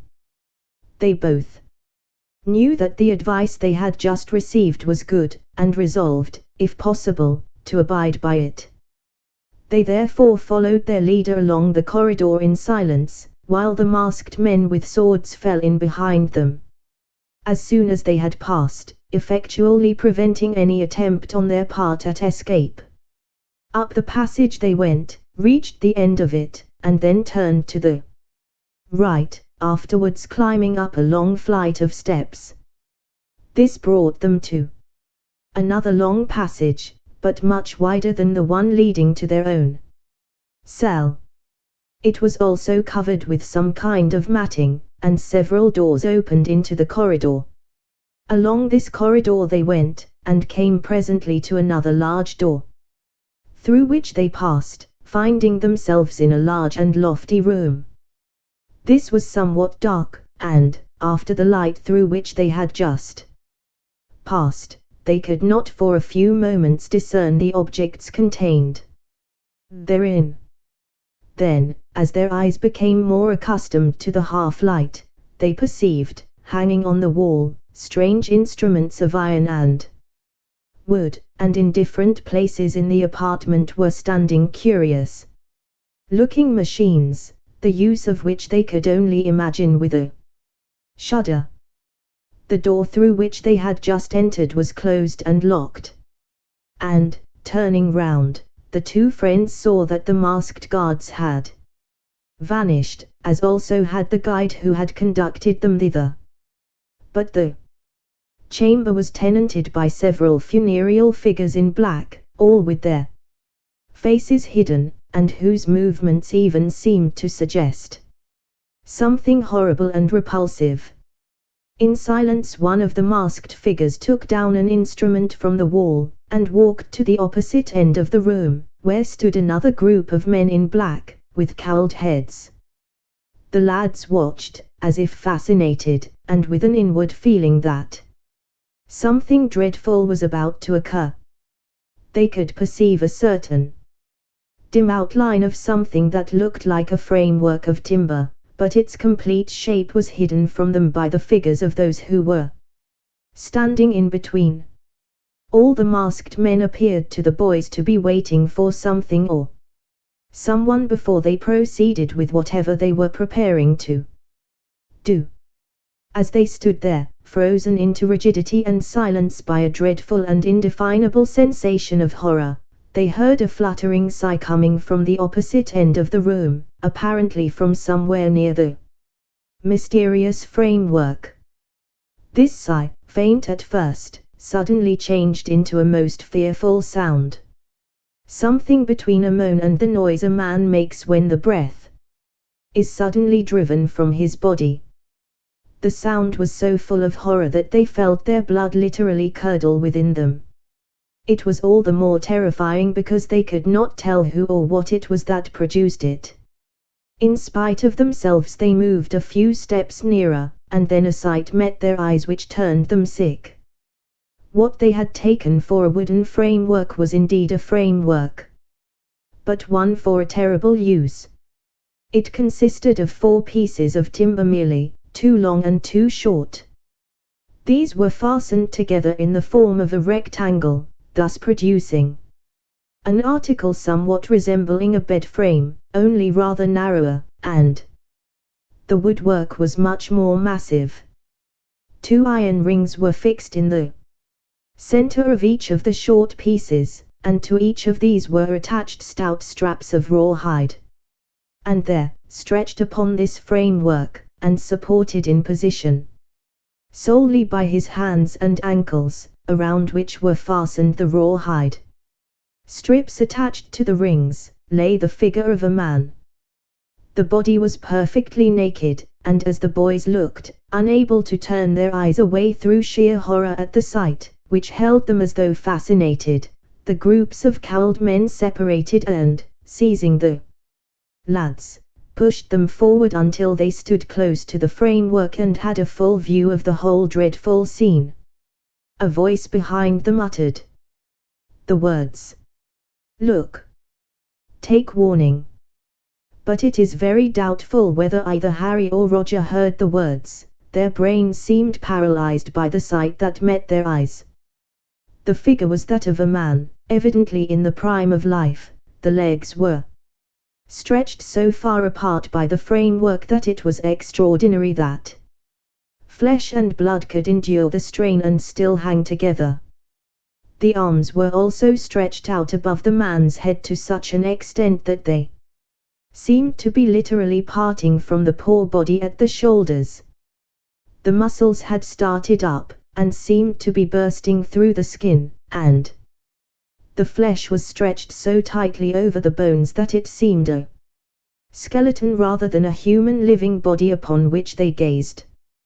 But it was not this sight of a living, breathing, sentient human body strained and stretched to the point of being torn asunder that excited the lads' commiseration and horror, and caused them inwardly to register a solemn and awful vow of vengeance upon the human fiends around them.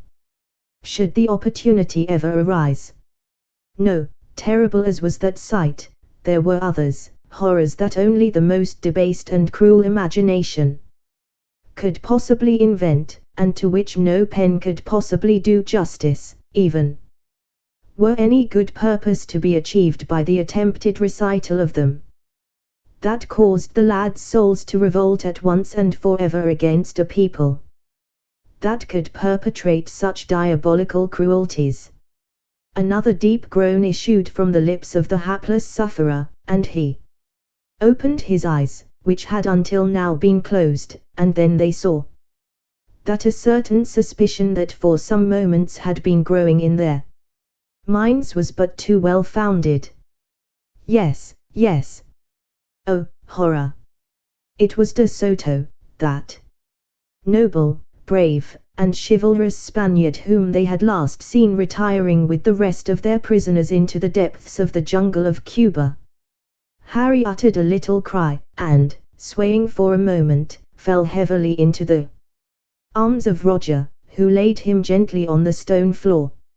At this, one of the cowled inquisitors stepped forward, but at that moment a door opened and a man entered, clad in rich and costly vestments, his identity unconcealed in any way by cowl or cloak.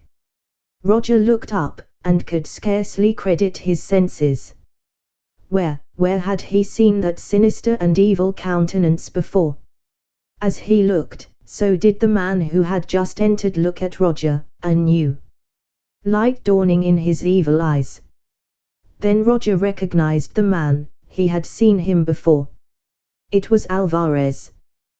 The newcomer spoke in Spanish, has the man yet confessed? And one of the masked men replied, No, Your Excellency, he has not as yet. But we hope that during the next torture he will speak, he is but now only just recovering from the last.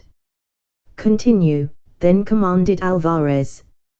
But first remove those two boys to their cell, and I charge you, on your lives, to see that they escape not.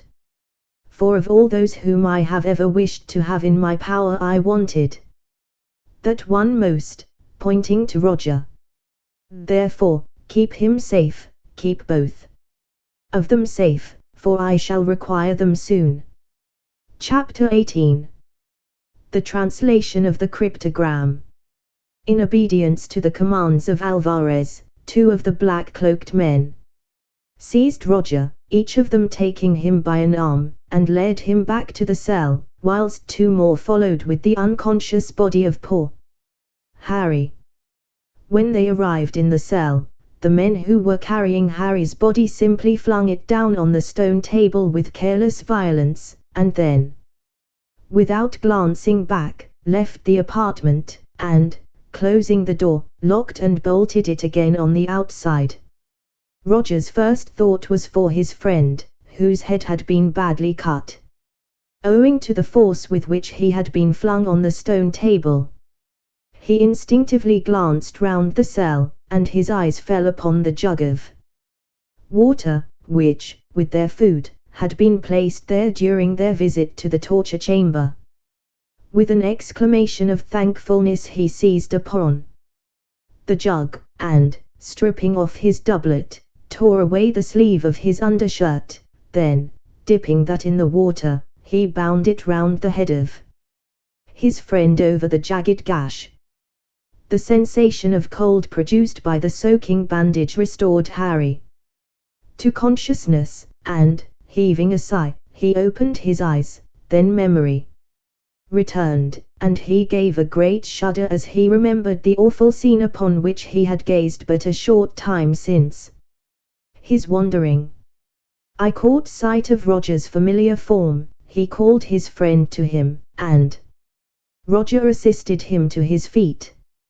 Harry quickly recovered, but said that he felt rather sick and faint after what he had seen, and his head was aching rather badly. Oh, Roger, what fiends in human shape are those men, he exclaimed.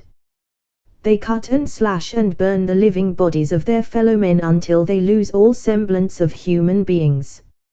Surely some judgment from heaven will some day fall upon them for committing such awful deeds. Doubtless it will, though not, perhaps, in this world, answered Roger.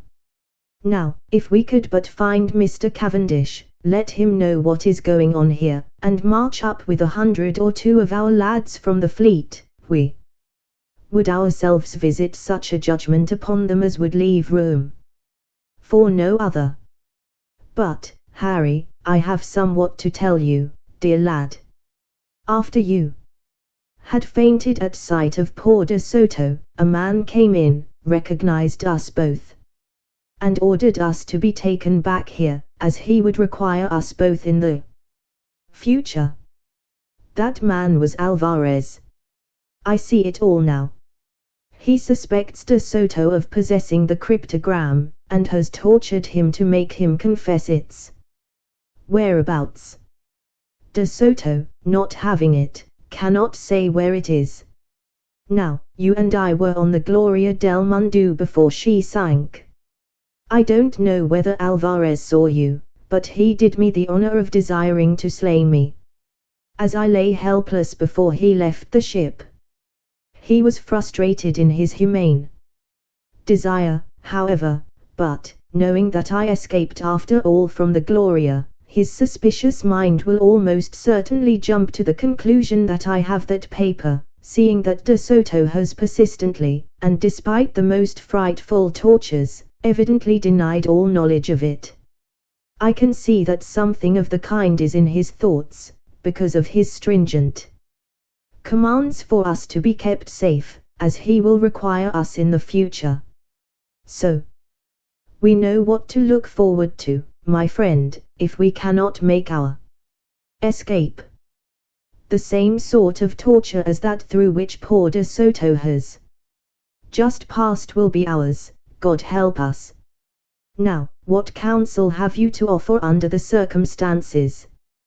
Well, my friend, answered Harry, I should say that our best plan would be to endeavor to translate that cryptogram, commit its meaning to memory, and then destroy the paper.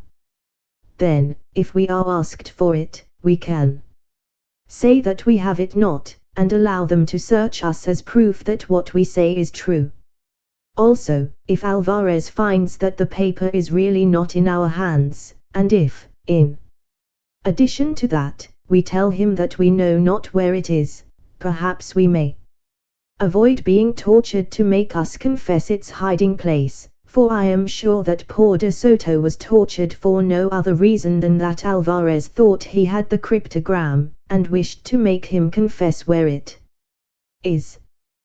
That's my advice to you, Roger, and the sooner we set about trying to translate that cipher, the sooner we shall finish and be able to destroy it. And the safer we shall be. How fortunate it is that they have not decided to bore out that spy hole again. We shall now be able to work at the paper without danger of being seen. Let us, then, start on the matter at once, replied Roger, and, as our food has only recently been brought to us, we shall not be interrupted again for some hours, unless, of course, Alvarez should send for us, but I do not think he will want to question us today. He has not yet finished with that poor wretch De Soto. Now, Harry, just rip up the seam of my jerkin, and get that paper out, and let us start the business at once. Harry took out his knife, which, strangely enough, he had been permitted to retain, and, carefully cutting the stitches, removed the paper, unfolded it, and laid it open upon the stone table. Then both lads leant over the document and concentrated all their energies on the task before them. First of all, said Roger, what language is it most likely to be written in? José Leyo was himself a Spaniard, it is true, but from what I could gather from that man William Evans, about whom I told you, his crew was invariably made up for the most part of Englishmen, so it is reasonable to assume that English would be the language he would have to employ on board his ship. He had been sailing the high seas as a pirate for a good many years, so one would imagine that at the time when he wrote that cipher he would know probably more English than Spanish. What, therefore, more natural than that he should write his secret in English? At any rate, I think we should not be far wrong in assuming that it is written in English, and so we will take it for granted that such is the case. And if we find that we are wrong, we will try some other language, say Spanish. But the language is not all important, it is the finding what signs or letters those figures stand for that will be the difficulty. Now let us have a look at the paper. There is the first line of figures. 1581, 2227, 18, 19, 19, 19, 2622, 18, 20, 1335, 1138, 19, 18. Let us take that first, and see what we can make of it. I should say that the first number, standing, as it is, by itself, is the year in which it was written, that is to say, the year 1581. Now, you observe that these figures are all in groups of 4. We will say that each figure represents a letter, which is not very likely, as not all the words could possibly consist of 4 letters each, but they might be the initial letters of certain words, giving sufficient of the word to enable one to guess the rest. Now there are 26 letters in the alphabet, taking A as being 1, B as 2, C as 3, and so on up to Z as 26. Let us apply this to the cipher. By doing this with the first group, we get BBBG, or, if we take the figures in groups of 2, V, something else, but there is no letter corresponding to the number 27, so that hypothesis fails. Again, BBBG is no whole word, nor even the beginning of one, evidently, therefore, we are not right in that surmise. Now let us add together the first and second pair of figures in every group, for it is only by testing every possible combination of these exasperating figures that we shall arrive at their meaning. By doing this we get 4 and 9, which correspond to D and I. Now that looks more promising, so let us take the next group 18, 19. These, added, make 9 and 10, corresponding to I and J. This gives us DIIJ. That again, Harry, does not seem to mean very much, does it? No, replied Harry, it certainly does not.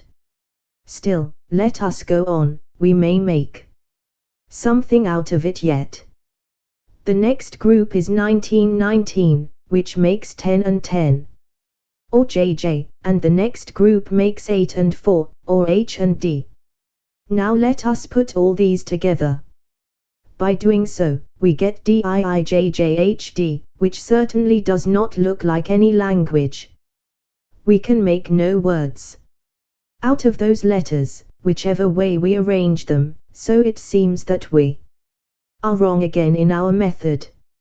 Never mind, my friend, said Roger, let us still go on, it will not do to be discouraged so soon. There certainly is some translation to that mass of figures, I feel certain, and I am determined to find it. Now, how can we go about it next? I have it. Let us take each group as representing one letter, instead of 2 or 4, as we did before. What shall we then get? We now have 13, 19, 20, 12, 11, 12, 13, 19 for our first line, representing, in letters, MSTLKLMS. This, again, conveys no meaning, nor can any words be formed, whichever way we arrange the letters. Now, instead of adding each figure separately, let us add each set of 2, that is, 22 and 27 and 18 and 19, then 19 and 19, and so on, and see what we get then. But objected Harry, if we do that, we shall get numbers which have no corresponding letters. I mean that by doing as you suggest we should have 49, 37, 38, and our numbers corresponding to letters only go up as far as 26, which stands for Z, so that method cannot be right. It seems to me that this thing is beyond us, Roger. I do not see what we can make of such an awful jumble of figures. Gently, my lad, gently remonstrated Roger, we will not give it up. We may as well be worrying over this cryptogram as doing nothing, and better, because it helps to pass the time, and keeps our thoughts from other things. He ended rather lamely. For a few moments they remained silent and cogitating. Do what they would to distract their minds from dwelling upon that ghastly scene in the torture chamber, the picture was constantly intruding itself upon their imaginations, nor could they forget the ominous words of Alvarez when he instructed the guard to keep them safely, as he would require them in the future. But, after some little time spent in this dreary form of reverie, Roger started up once more. Come, Harry, said he, it is of no use for us to give way to these miserable forebodings. Let us get back to the cipher again. It will keep us from thinking, and, besides, we may not have another such favorable opportunity in the future. Harry did not reply, but dismissed his gloomy thoughts, though evidently with an effort, and once again the two leant over their precious paper and cudgelled their brains in the effort to find the proper translation. Now, resumed Roger, it seems to me that we may possibly be on the correct track after all with our last grouping of the figures, that is to say, adding the first 2 and last 2 figures in each group to one another, and getting a certain number. It looks to me more likely than any of the other methods we tried. I confess that I am unable to see it, answered Harry.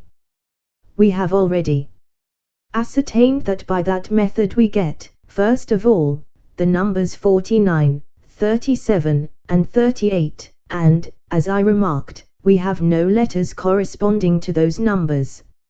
No, I agree with you there, replied Roger. But how are we to know that?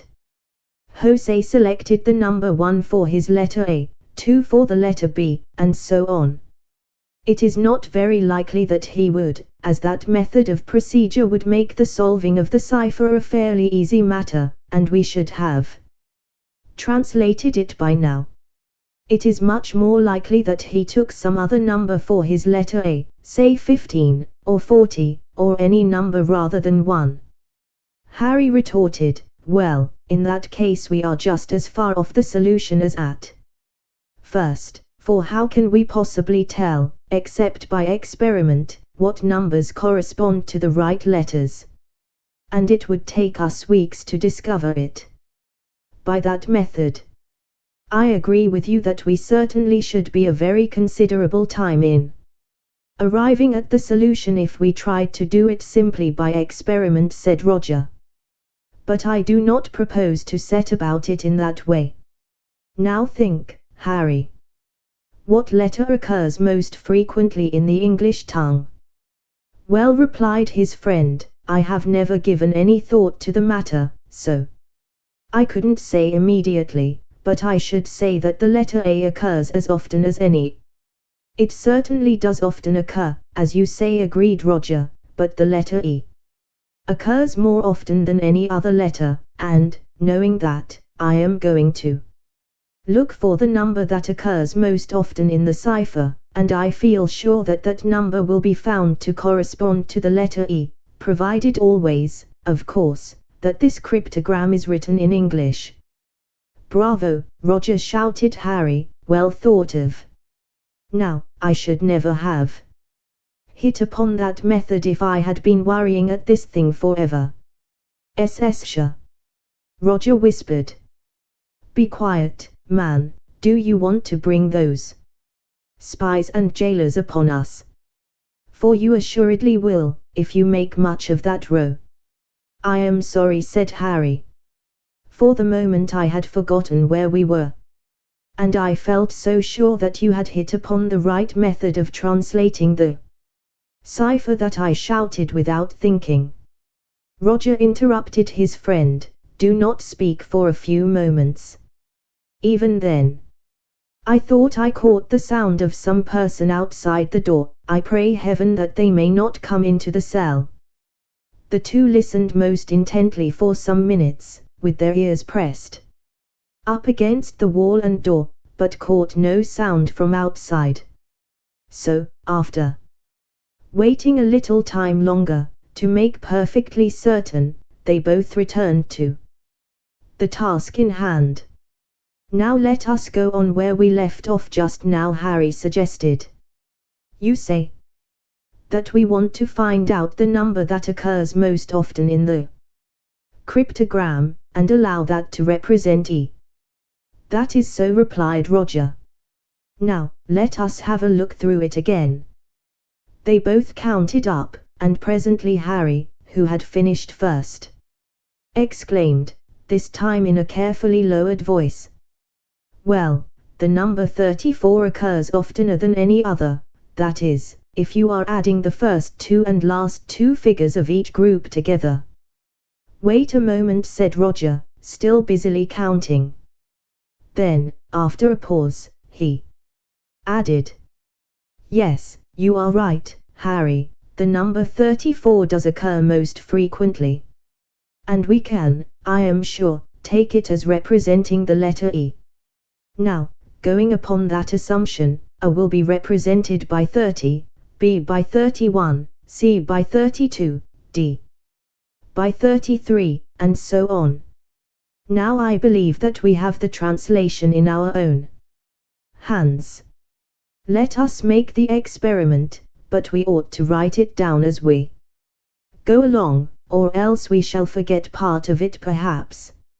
There is the difficulty, said Harry, we have no writing materials and nothing which we can use instead of them. Not so fast, lad, his friend replied. That is a difficulty which we must find means to overcome. Let us have a look round, and first see if there is anything that we can use for a pen.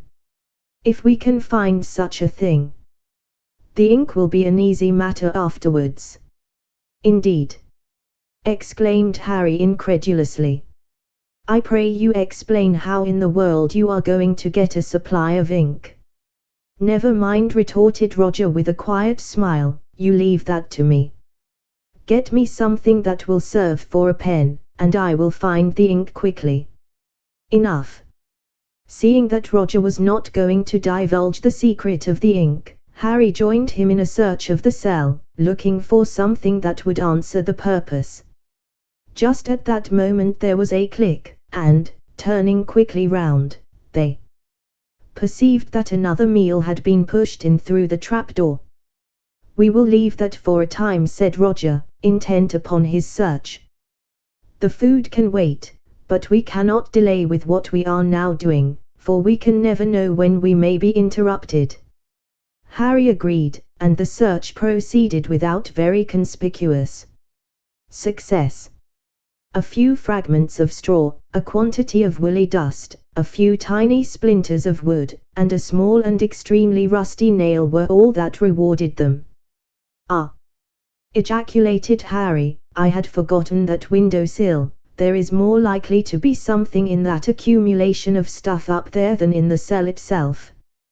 Come and stand below it, so that I can mount on your shoulders, Roger, and then I can rake about there and see if I can find anything for our purpose. And, now that I come to think of it, we have never yet had a look out of that window. We can only see those high walls. There may be something to interest us below there, in the courtyard, or whatever it may be. Roger moved quickly to the other end of the cell, and, standing below the grated opening, allowed Harry to clamber up his body and finally to stand upon his shoulders.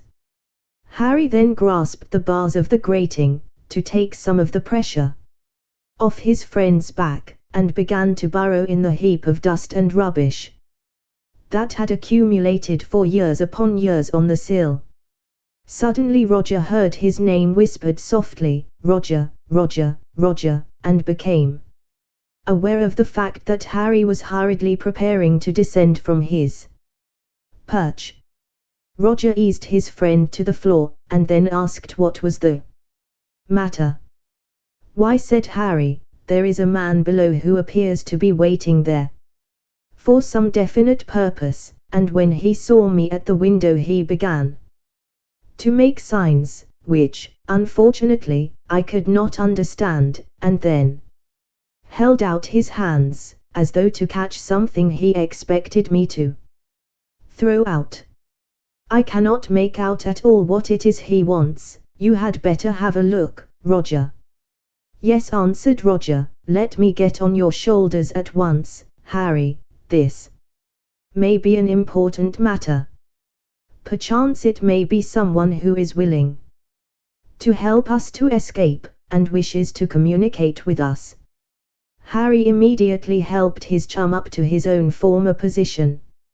Roger stood there for some considerable time, looking out, and then whispered to Harry to let him descend. "Well, did you see him?" enquired Harry, when Roger had got down. "Yes," replied Roger. "I just caught a glimpse of him as he vanished.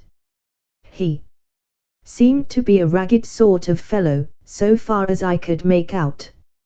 I wish he had remained a little longer, but I suspect that something must have alarmed him, and so caused him to move away. I wonder what it is he wanted." "Are you certain that it was to you he was making those signs?" "Quite certain," Harry answered. "He was looking directly at me, and when he saw that I had noticed him, he, as I said, held out his hands, so as though to catch something that I was to throw out. But what could he have wanted us to give him? There is nothing in this cell which we could fling to him, except our meal, which, by the way, we have not yet touched. I wonder if he expected us to write anything, and throw it out to him." "I don't see how he could expect that," said Roger. "If we had not chanced to look out, we should never have been aware that he was there, so why should we have anything to write to an individual of whose existence we were unaware until a few moments ago?" "True," responded Harry. "I cannot make it out at all. Did you notice which way he went?" "Yes," answered Roger, "I did notice that. You know that the court below is enclosed by those four walls of the building. Well, there is a small gateway on the right-hand side looking from here, in the wall directly opposite, and I was just in time to see him vanish through that. It may be that he will return again, however. If it is really some person who is anxious to assist us to escape, and I cannot imagine that it would be any other, he will be sure to come back as soon as it is safe for him to do so. But I must confess that I cannot understand why he seemed to be waiting for a message. If he had been trying to get a paper or message to us, it would have been a different matter, for the first arrangements for escape must come from outside, and not from us. We could do nothing without first learning what arrangements can be made by our supposititious friend outside. Left to ourselves, we can contrive no plan of escape. But the man has disappeared for the time being, and we can do naught until we get into communication with him, so let us get on with that cipher. I have found something that will do nicely for a pen. While I was standing on your shoulders, and after the mysterious man had gone, I had a look among that stuff on the windowsill, and was lucky enough to find this feather. It has been a long time there, judging by its appearance, and must have been dropped by some bird which by this time is doubtless dead. I should say that some other prisoner was once in the habit of feeding birds from this grating, and probably it was one of them that dropped this feather, which will be of so much service to us. We can cut it into a pen, and I will now tell you where we can find our ink. Just take this knife of yours, make a small cut in my arm, and there is plenty of ink for us, although it is red, but that does not matter. With the knife Roger then carefully trimmed the quill of the small feather down into a fairly effective pen, and then turned his attention once more to the cipher. Harry, who for some time past had been feeling the pangs of hunger, rather severely remonstrated with his friend. Look here, Roger, said he, let us eat our dinner before going on with that translation. I am feeling very hungry. No, my friend, replied Roger, there is no time like the present. For aught we know, we may never have another opportunity to work on this cryptogram. Our food can wait, and we shall relish it the more when we have time to eat it, but let us get finished with this matter first. Harry saw the wisdom of his chum's remark, and, casting one more longing glance at the food, rejoined Roger at the stone table, and both lads began to pore over the paper again. Now, remarked Roger, you will notice that the lines of figures are far enough apart to allow us to write the letters corresponding to each group of them directly underneath, and that will be a great help to us, but we will write nothing until we are quite certain that we have hit upon the correct method of solving this cryptogram. You will remember, Harry, that by going over all the figures, we deduced that the number 34 represented the letter E.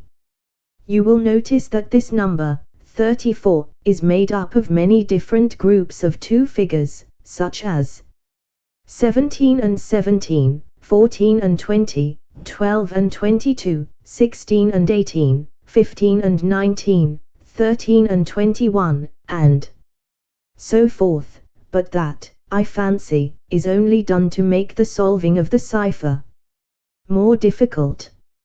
Now, assuming the letter A to be 30, B to be 31, C to be 32, D to be 33, E, as we have reckoned, 34, let us apply this method to the figures and see what we get.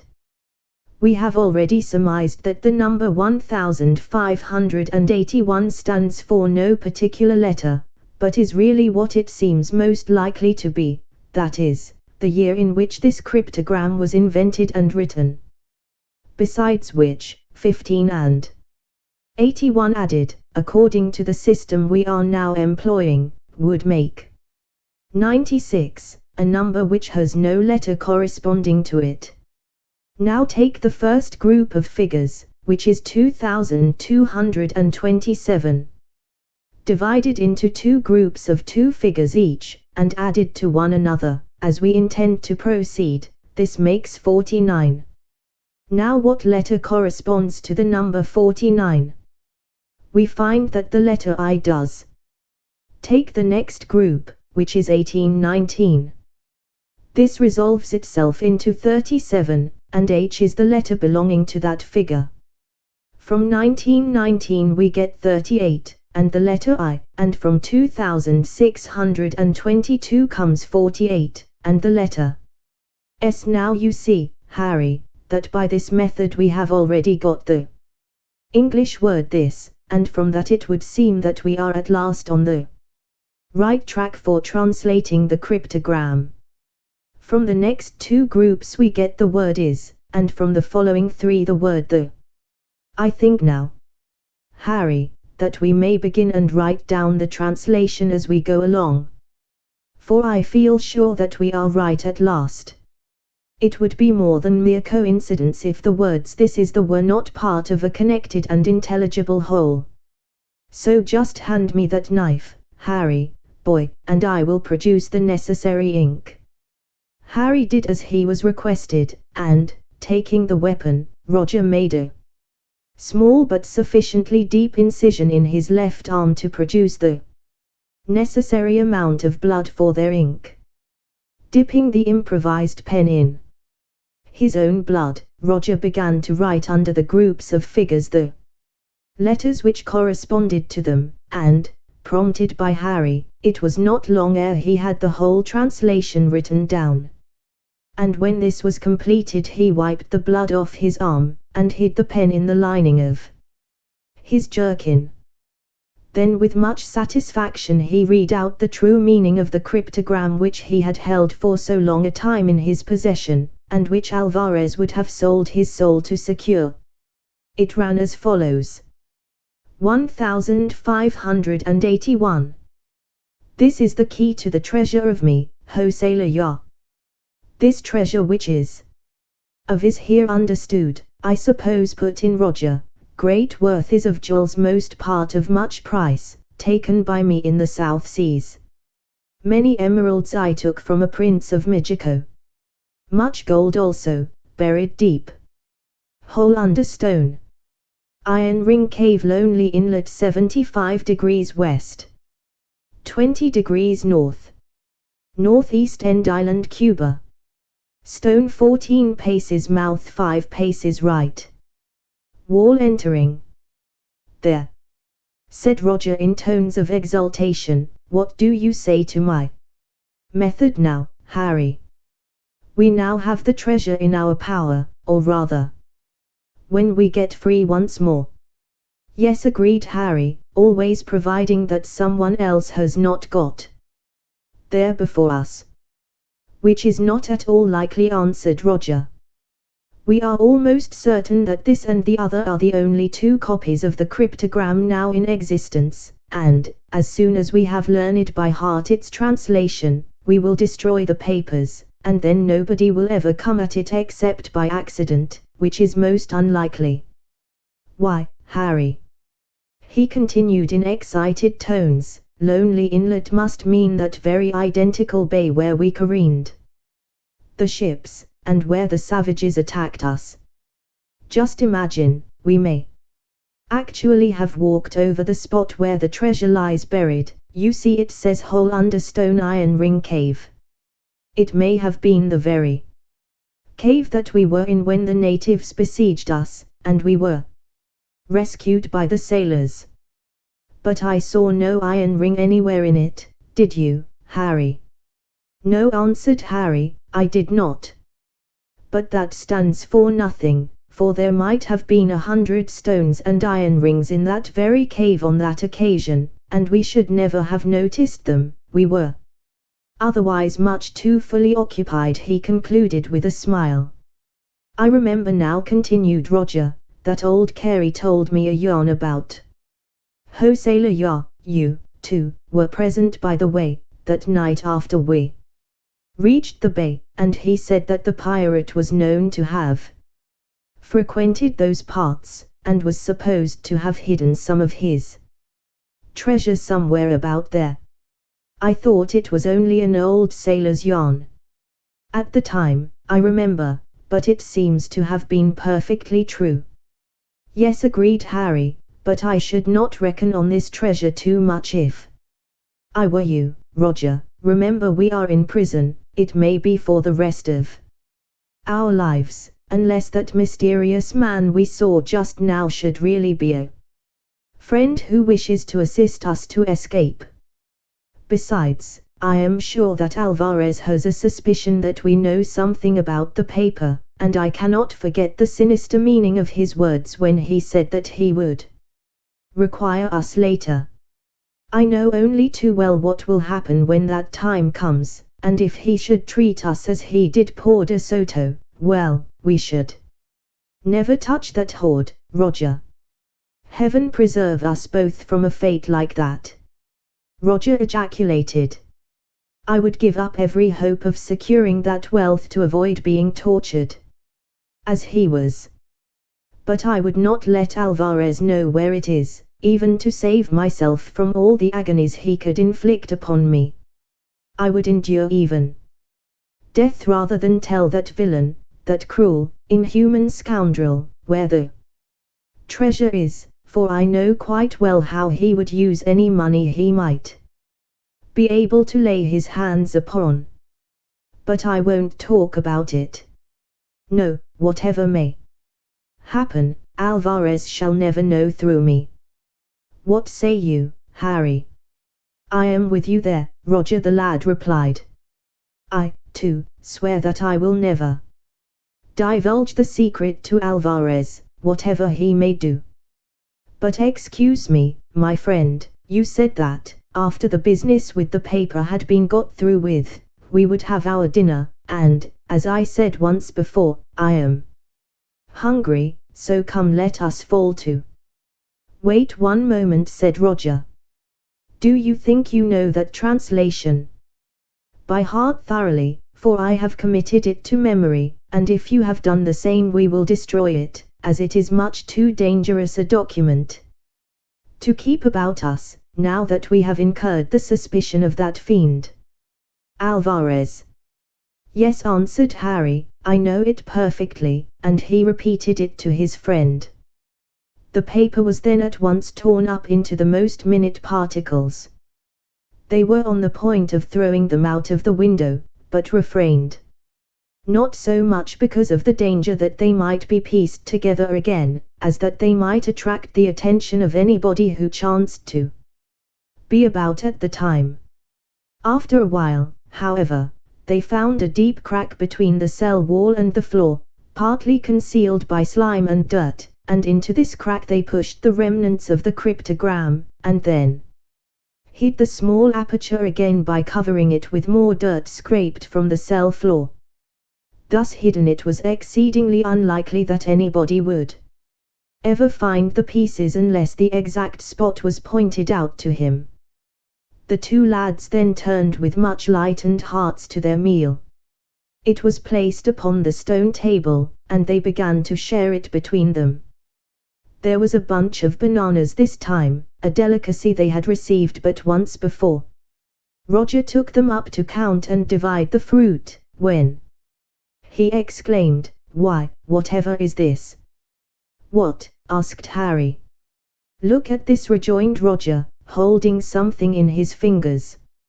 It was a piece of paper which had been skillfully hidden in the fruit, and on it a few lines of writing were to be seen. Chapter 19. Help from an unexpected quarter, plans made for escape. With wildly beating hearts, and with no further thoughts for their food, which was tumbled unceremoniously onto the floor, the lads tore open the folded paper, and eagerly scanned its contents. It ran as follows. To the two Englishmen at present imprisoned in the Inquisition at Vera Cruz. It is known all through the city here that the man Alvarez, who calls himself governor of the town and viceroy of the province, intends to have you both burnt alive at an auto the fe in the plaza 5 days from now. It was intended that you should be exhibited and tortured in public here, and sent back to La Guerra for final execution, but the news has come that your countryman, Cavendish, has captured a plate fleet of 19 ships near Acapulco, and the populace demand that you should both be sacrificed in revenge, to which Alvarez has consented.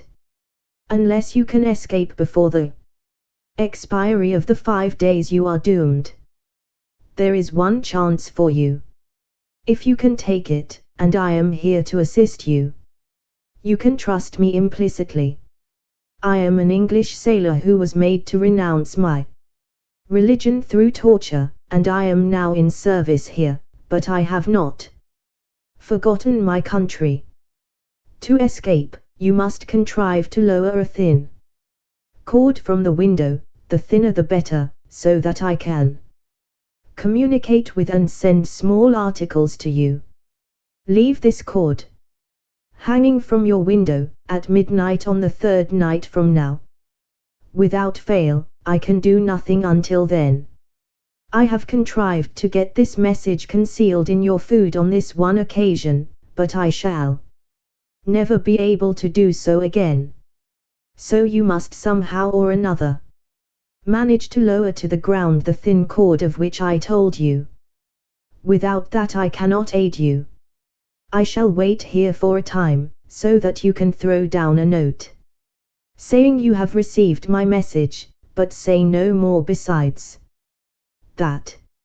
If I do not hear from you now, I shall return on the third night, and the cord must be in its place by then.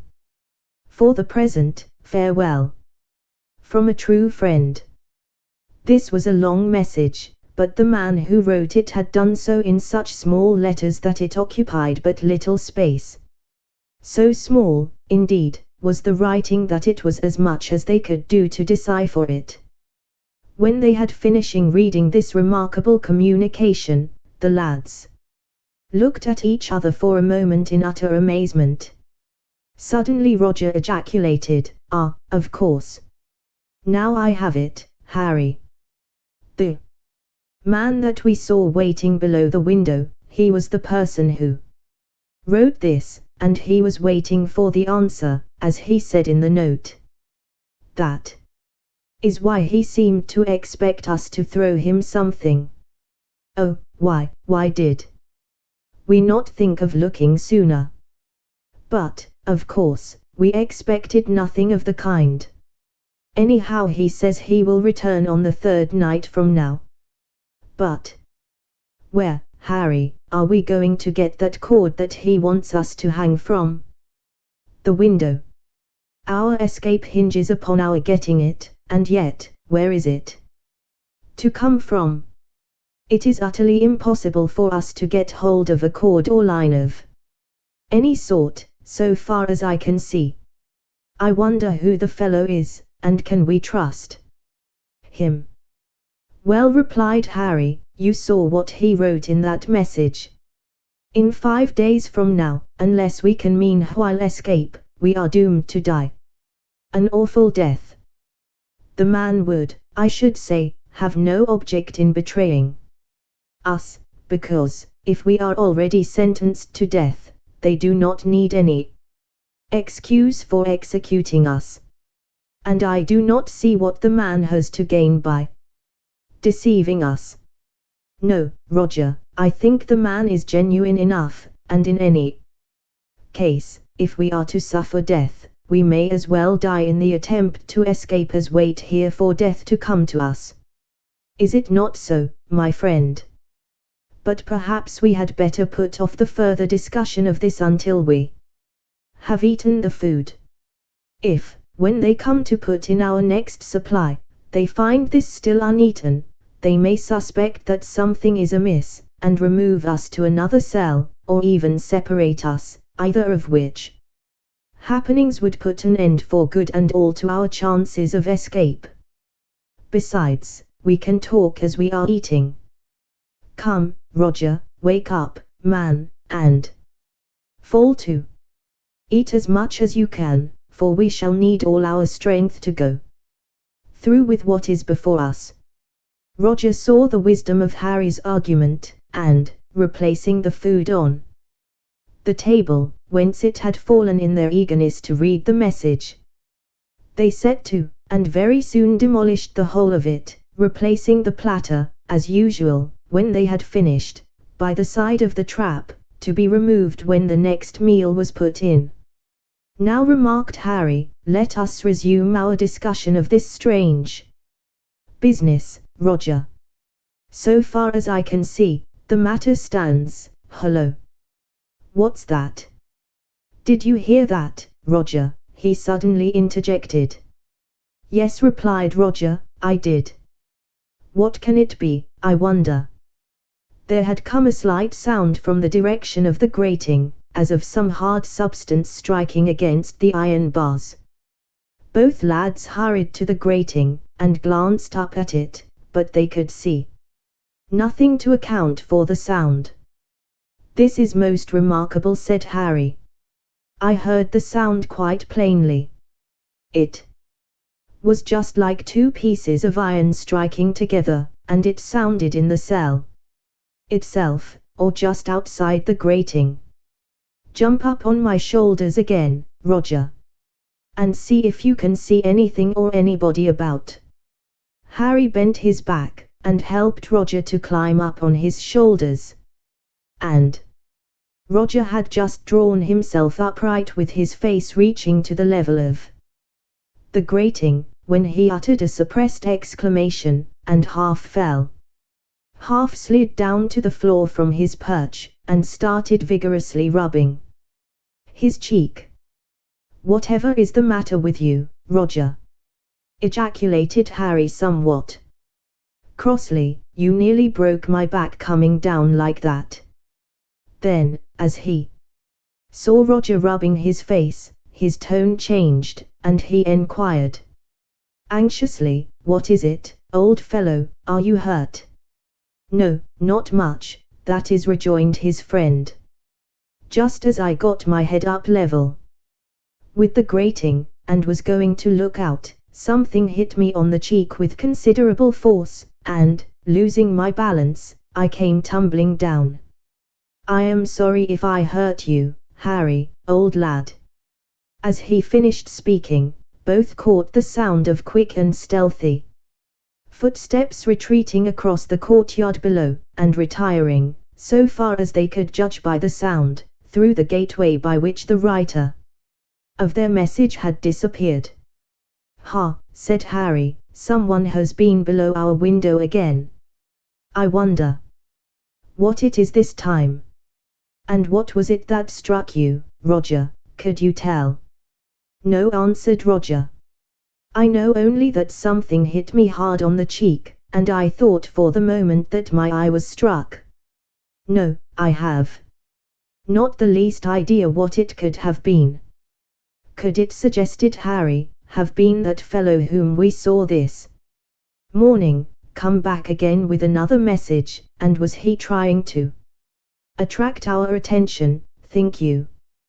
"That I cannot say," answered Roger, "but I certainly heard footsteps disappearing just now." "Did not you?" "Yes, I did," answered Harry, "but I did not attach very much significance to the matter until the individual had gone." "Well, we do not know what it was, and we have no time to waste, so let us give our whole attention to the matter of that message. Have you got the paper? Well, when we have finished with it, you had better hide it away somewhere safely, or, better still, destroy it altogether, for we never know when we may be searched. They may take it into their heads to do so at any moment." "We will do so," agreed Roger. "'Twill, as you say, be safer. But go on with what you were about to say before that interruption came." "Well," resumed Harry, "as I was saying, it seems to stand like this. Alvarez, it would appear, has doomed us to die at an auto the Fe, 5 days hence, in order to satisfy the demand of the people of this town for revenge, their desire for which has been aroused by the capture by Mr. Cavendish of the Plate Fleet off Acapulco. This fact is known by everybody in the town, and consequently has come to the ears of this man, who says he is an English sailor. I should say that he is probably a man, one of the very few that the Dons have ever taken, captured during some action, and tortured to make him recant. He apparently did so in order to spare himself further pain, as men have done on several occasions, and he is now possibly a serving man, or something of the kind, in the employ of some Spanish grandee or another. But he has not forgotten the fact that he is an Englishman, and, hearing that 2 of his fellow countrymen are to be put to a painful death at an auto the FE in the plaza in 5 days' time, has made up his mind to save our lives, if possible. If successful, I should say. That he himself will try to get away with us. At very considerable risk, and doubtless with great difficulty, he has been able to get one message to us, but will not be able to do so again. So he wishes us to procure a piece of cord thin enough to escape easy detection, and hang it from our window, so that he can communicate with us as may be necessary, and so that he can perhaps send up to us certain small articles. For some reason he cannot come again until 3 days hence, when he will be waiting below our grating at midnight for us to lower the line to him, when we may expect another message, and probably instructions what to do so that we may escape. Why he cannot come until midnight on the 3rd night I cannot guess, but evidently there is something very weighty and important to prevent his doing so. Otherwise, knowing that there are but 5 days altogether before our execution, he would commence at once to arrange for our escape without losing any time, for a delay of 3 days now may make all the difference whether we are to live or die. All this we learn from his letter, and my opinion is that we must just trust this man, and hope that he will be able to succeed in his efforts, for until we hear again from him, as to what he wishes us to do to assist him, we can do nothing, absolutely nothing. Now, the first difficulty that confronts us is the matter of that line of which he speaks, and without which, he tells us, escape is impossible. How in the world can we secure a rope or cord of any sort? We never even see our jailer, much less talk to him, so that we have no opportunity of attempting to bribe him, and it is most unlikely that we could do so, even if we could speak to him. There is nothing in the cell that we can possibly turn to account, so I do not see at all what we can do. It seems very hard to lose our lives just because we are at a loss for a small thing like a piece of cord or rope. For my own part, said Roger, I wonder somewhat why the man did not make some suggestion as to how we might secure such a thing. Surely he must know that it is utterly impossible for us to procure anything of the kind in prison. I wonder, now, whether that was he or not whose footsteps we heard in the yard a little time ago, and why, Harry, what if that thing that hit me in the face should be another message wrapped round something to make it carry up to the window? Roger, exclaimed Harry in great jubilation, I believe you have hit upon the very thing. The man said he could not get another message conveyed for him. The cord is not in position so that he can send anything up by that. What more likely than that he should try to throw a note up to us through the bars? In fact, it is the only way. Let us look at once. It must have fallen somewhere in the cell, I should say, since it struck you in the face. That fact shows that it came between the bars, and it would hardly rebound outside again. And in the now fast failing light both lads dropped on their hands and knees and began a feverish search for what might very easily make all the difference to them between living and dying a horrible and painful death. Round and round the fast darkening cell they crawled, but not a sign of anything could they find, until Harry, who was searching a corner where the faint light from the grating could not reach, suddenly placed his hand upon something hard, which rolled under the pressure. Clasping it tight in his fist, he rushed to the grating and looked at the article.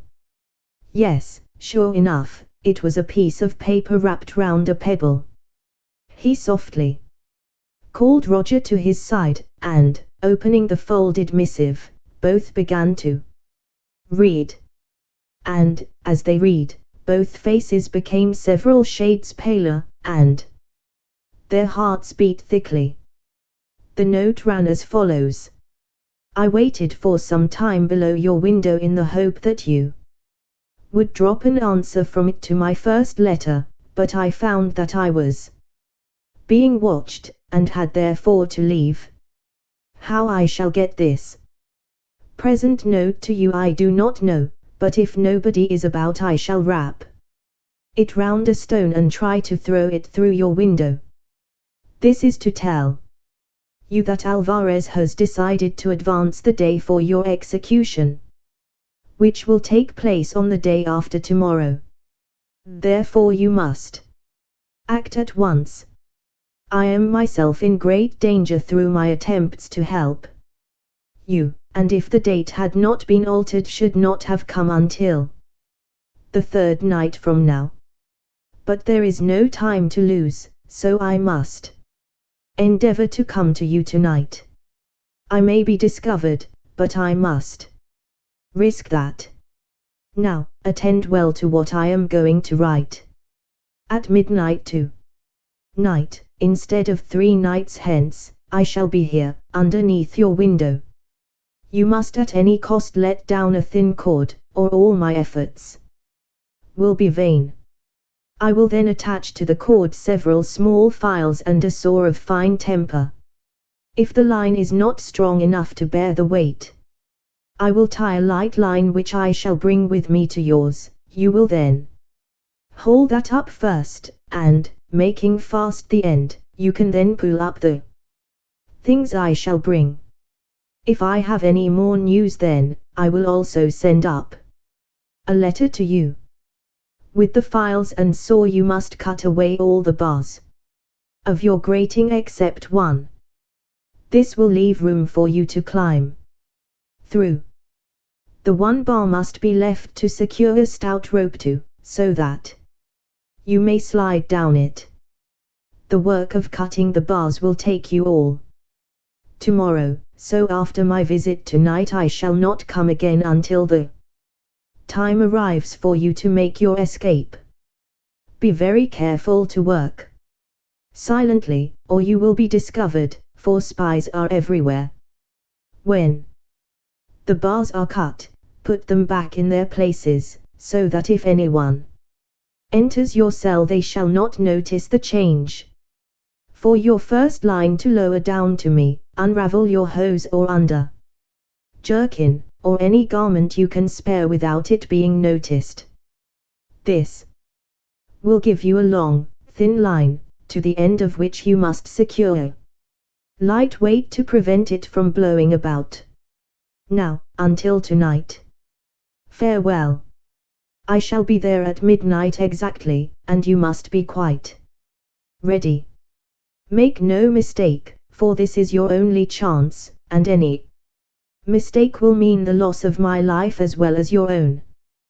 This ended the letter, and Roger immediately took it from Harry's hand, and concealed it, with the first missive, in the lining of his jerkin. Now, Harry, said he, we must act at once, for, as the fellow says, there is no time to lose, and it will take us all the time we have left before darkness sets in to unravel a garment to form our line.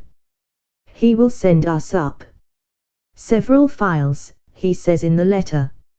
Now, if we can put those 2 stools one on top of the other we shall both be able to stand on them and work together, which is a fortunate thing, as it will take us a long time to cut those bars, so thick are they. I hope the noise will not be heard through the walls, and draw the attention of our jailers, but we must be as silent as we can, and risk the rest. I am more glad than ever now that we closed up that spy hole, for, had we not done so, we should certainly have been discovered already. Now, Harry, we had best begin on this underjerkin of mine. The absence of that will not be noticed if I keep my doublet buttoned well up and over. You begin at one end and I will start at the other corner, so that, if we are pressed for time, we can break the threads off and join yours and mine together, and have twice the length we should get otherwise. Roger stripped his jerkin off, replaced his doublet, and both set to work.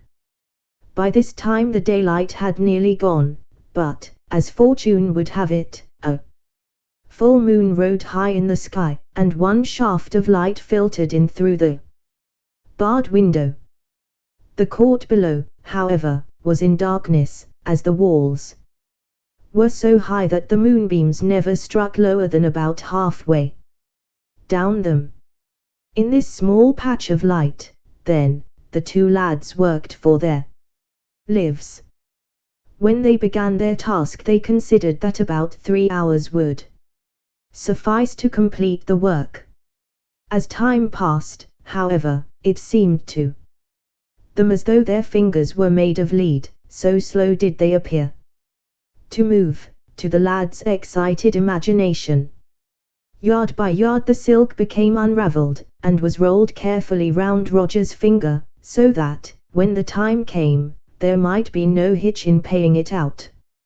Every yard that they unravelled seemed to take them an hour in the process, and so occupied were they that it was some few moments before they became aware that at least 2 small pebbles had been thrown through the window, and then they only noticed it because one of the stones happened to fall directly upon the remnant of the garment upon which they were employed. "Roger, Roger, there he is," whispered Harry in great excitement. "Quick! Quick! Unwind that silk from your finger, and, where can we find anything to tie on the end for a weight?" he added. Roger unwound the silk as fast as he knew how, and Harry desperately searched every nook and cranny of the cell for something to secure to the end. "I have it," said Roger in a low tone, as he finished unwinding the silk and coiled it carefully on the stone table, so that it might run free without being entangled. "I have it. We will secure your knife to the end, Harry. It will bear that weight, I should say, and we can haul it up again when the stouter line is attached." "Very well," answered Harry, producing the article in question, which was soon tied firmly to the end of the unravelled silk. The 2 stools were then dragged to the window, and on these Roger mounted, whilst Harry handed up the knife with the silk tied to it. "God grant that the line may bear the weight," said Roger to himself, as he took the apparatus from Harry. Then he leant forward and extended his arm so far that any person standing below would be able to see it in the moonlight, although the person himself in the courtyard would be hidden in the shadow cast by the high walls of the prison. He allowed his hand to remain for a few moments, shining white in the moonlight, in order to signify to the man below that he was in readiness, and was prepared to let down the line. As if in answer, another small pebble came clattering against the wall just below the grating, and Roger's heart stood still for a moment with deadly fear, lest any unwelcome listener might be about. But there was no sign of such being the case, and the lad lowered carefully away until he felt the knife touch the ground.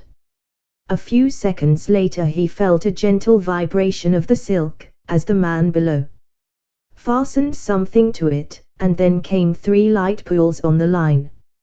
Roger rightly took this for a signal to haul up, and immediately did so. He hauled away with the utmost care, for he knew that his very life depended upon it, and when he had hauled in his own line he found attached to it a cord of stouter proportions, and capable of sustaining a very much heavier burden. To be on the safe side, he at once secured the end of this second line to a bar of the grating, in case it should slip through his fingers, and handed the silken line to Harry, asking him to recoil it for use again should it be required. Then he gave 3 light tugs to the line at his end, as a signal. that he was ready for the next operation. Immediately he had done so, the gentle movement of the line began again, and was followed directly afterward by the 3 signal pulls, but stronger ones this time. Up came the cord, and this time it was evident that there was something quite heavy at the other end. Roger pulled up quickly, and presently a dark bundle made its appearance at the window. He grasped this carefully and handed it to Harry, who placed it upon the cell table. Then the cord was sent down once more.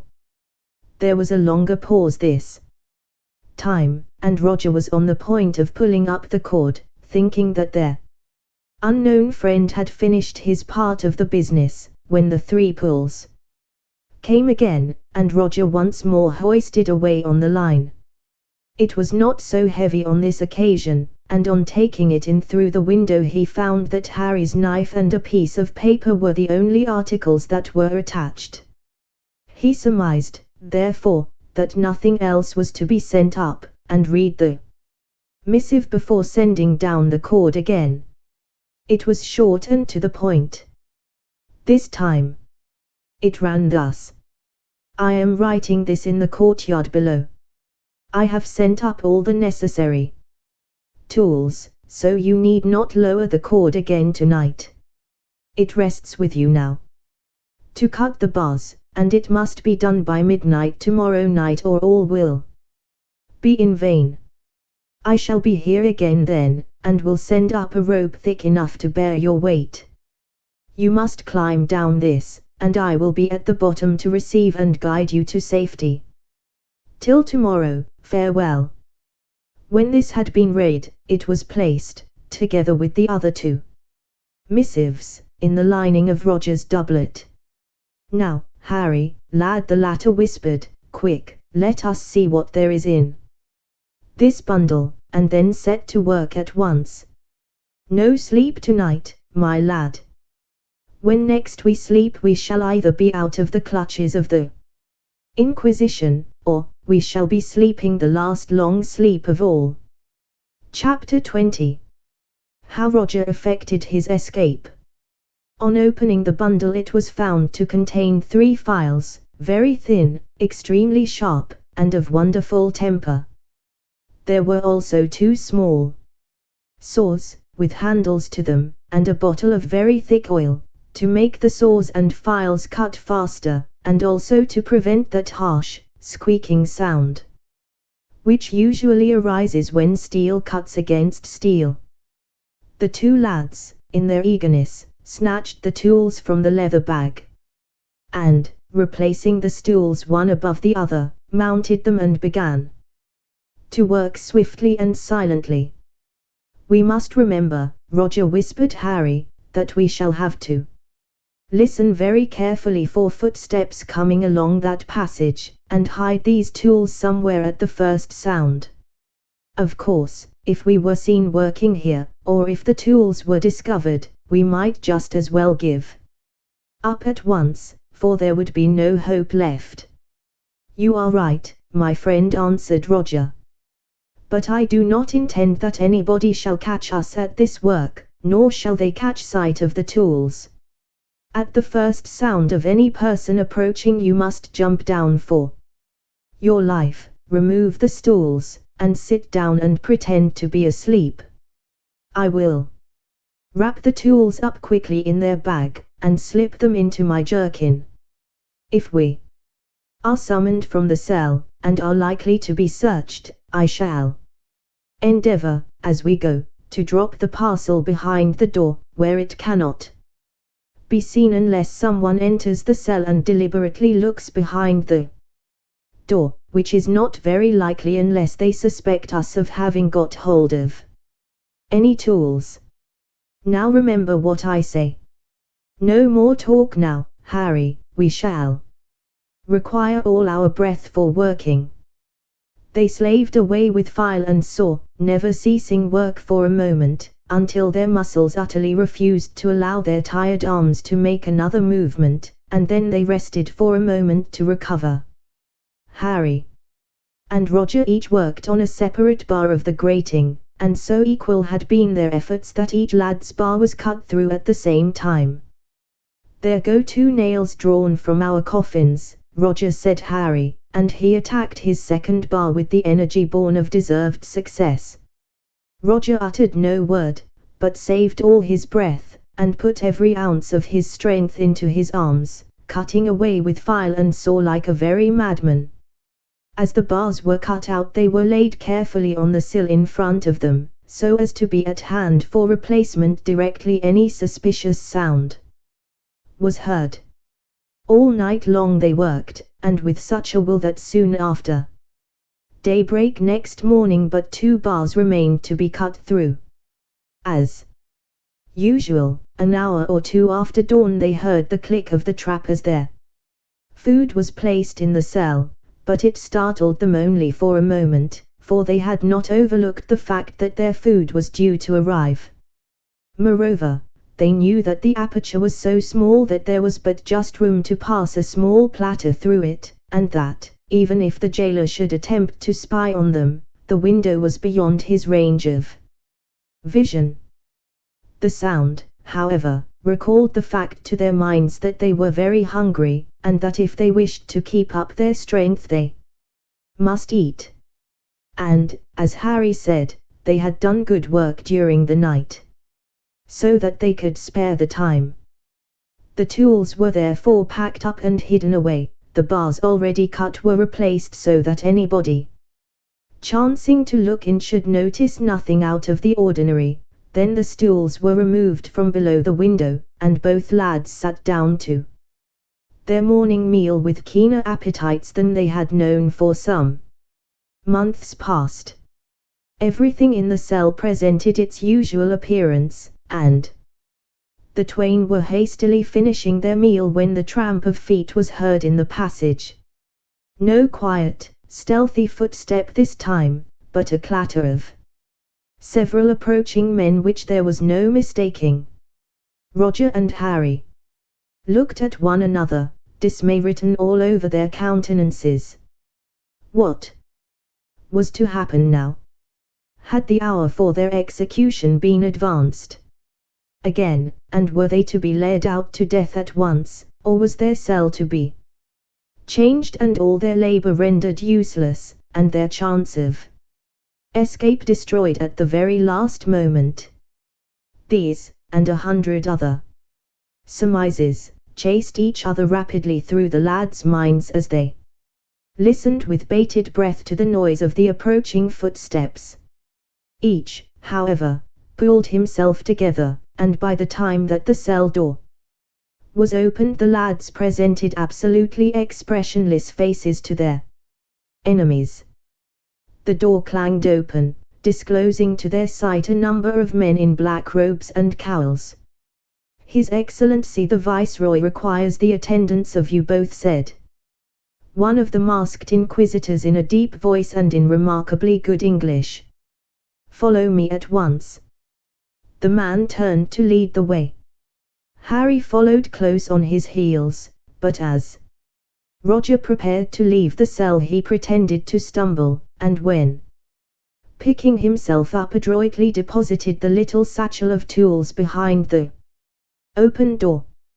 His action, he was much relieved to notice, attracted no attention, and he had the satisfaction of seeing the cell door closed after them, and of knowing, therefore, that the precious implements were safe for the time being. They were led through the self-same passages and corridors by which they had walked to the torture chamber a few days before, and their hearts sank within them, for this second journey seemed to them ominous of evil. Yes, it was but too true.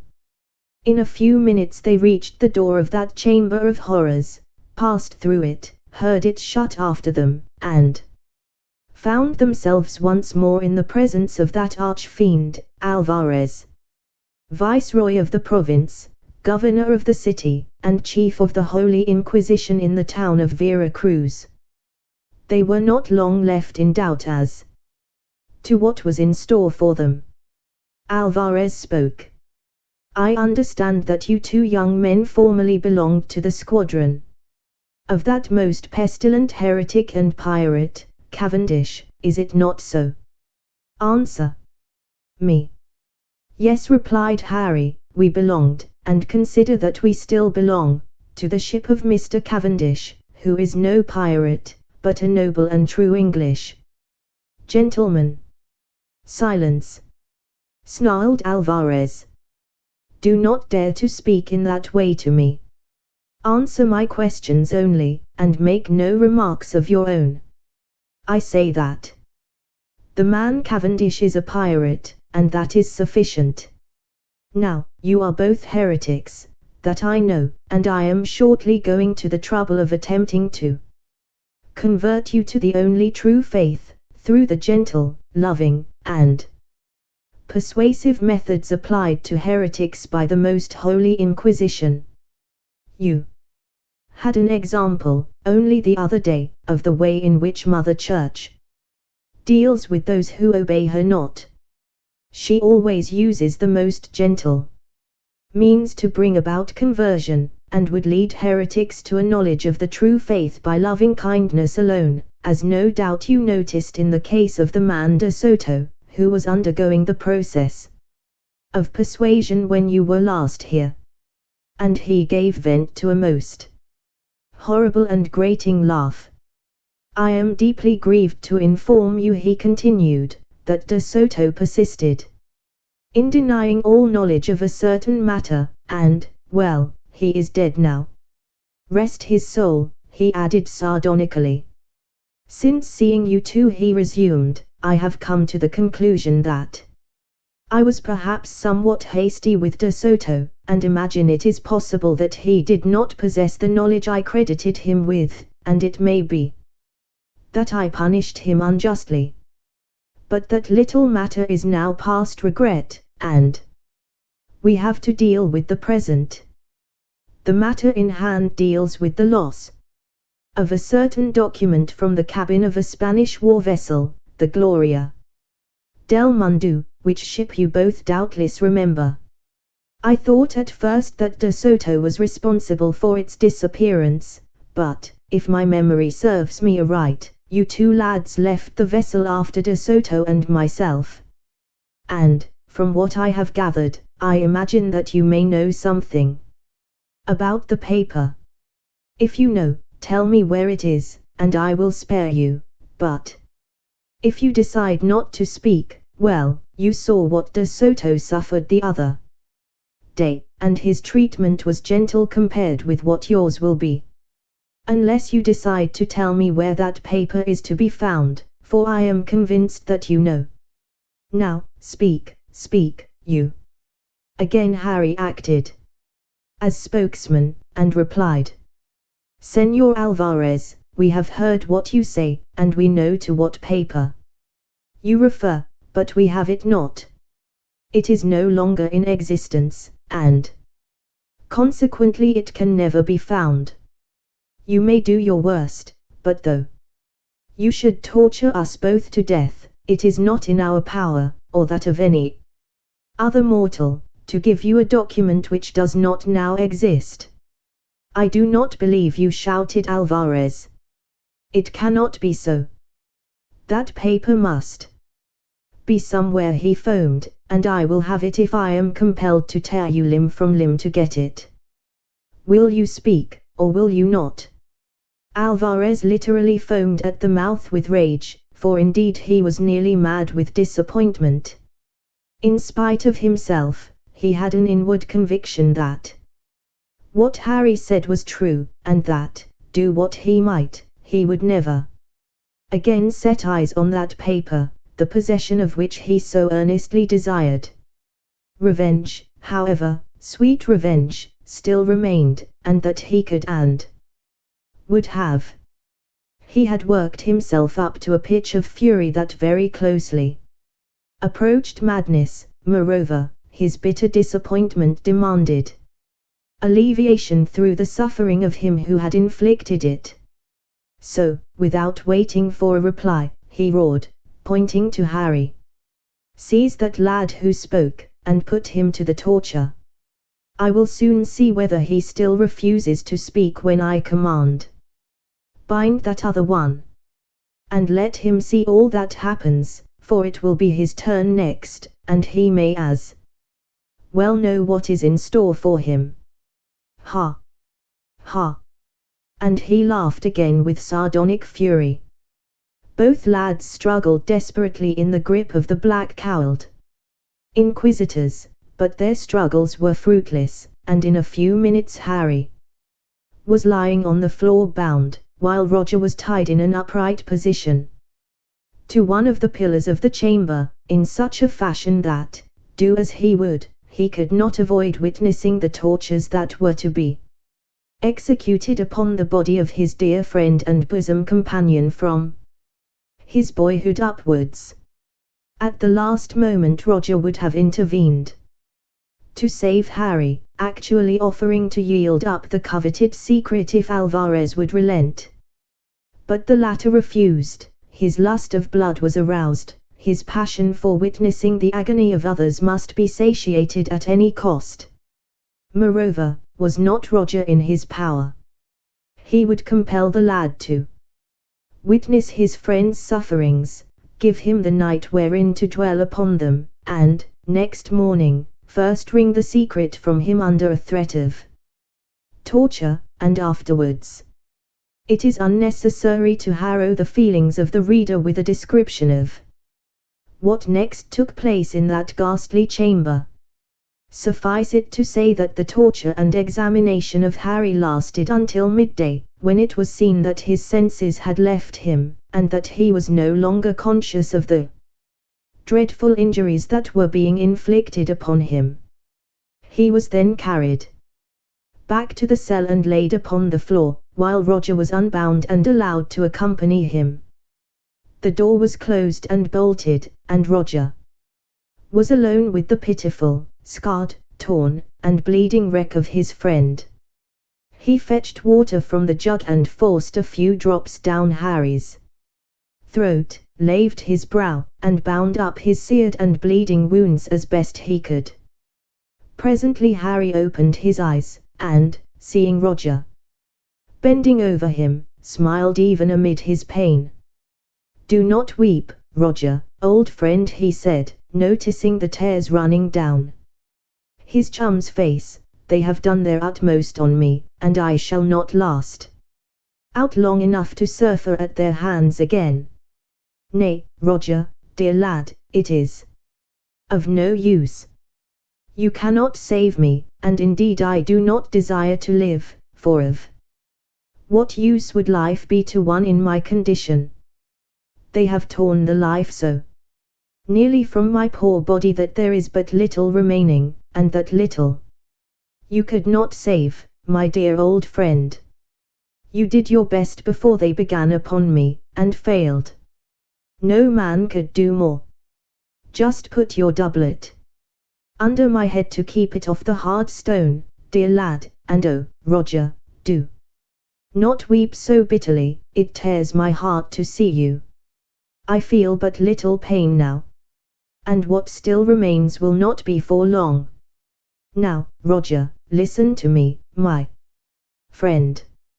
I shall be gone very soon. Do not, I pray you, stay grieving over my body after I am dead, for that will avail me nothing, and only involve you in my fate.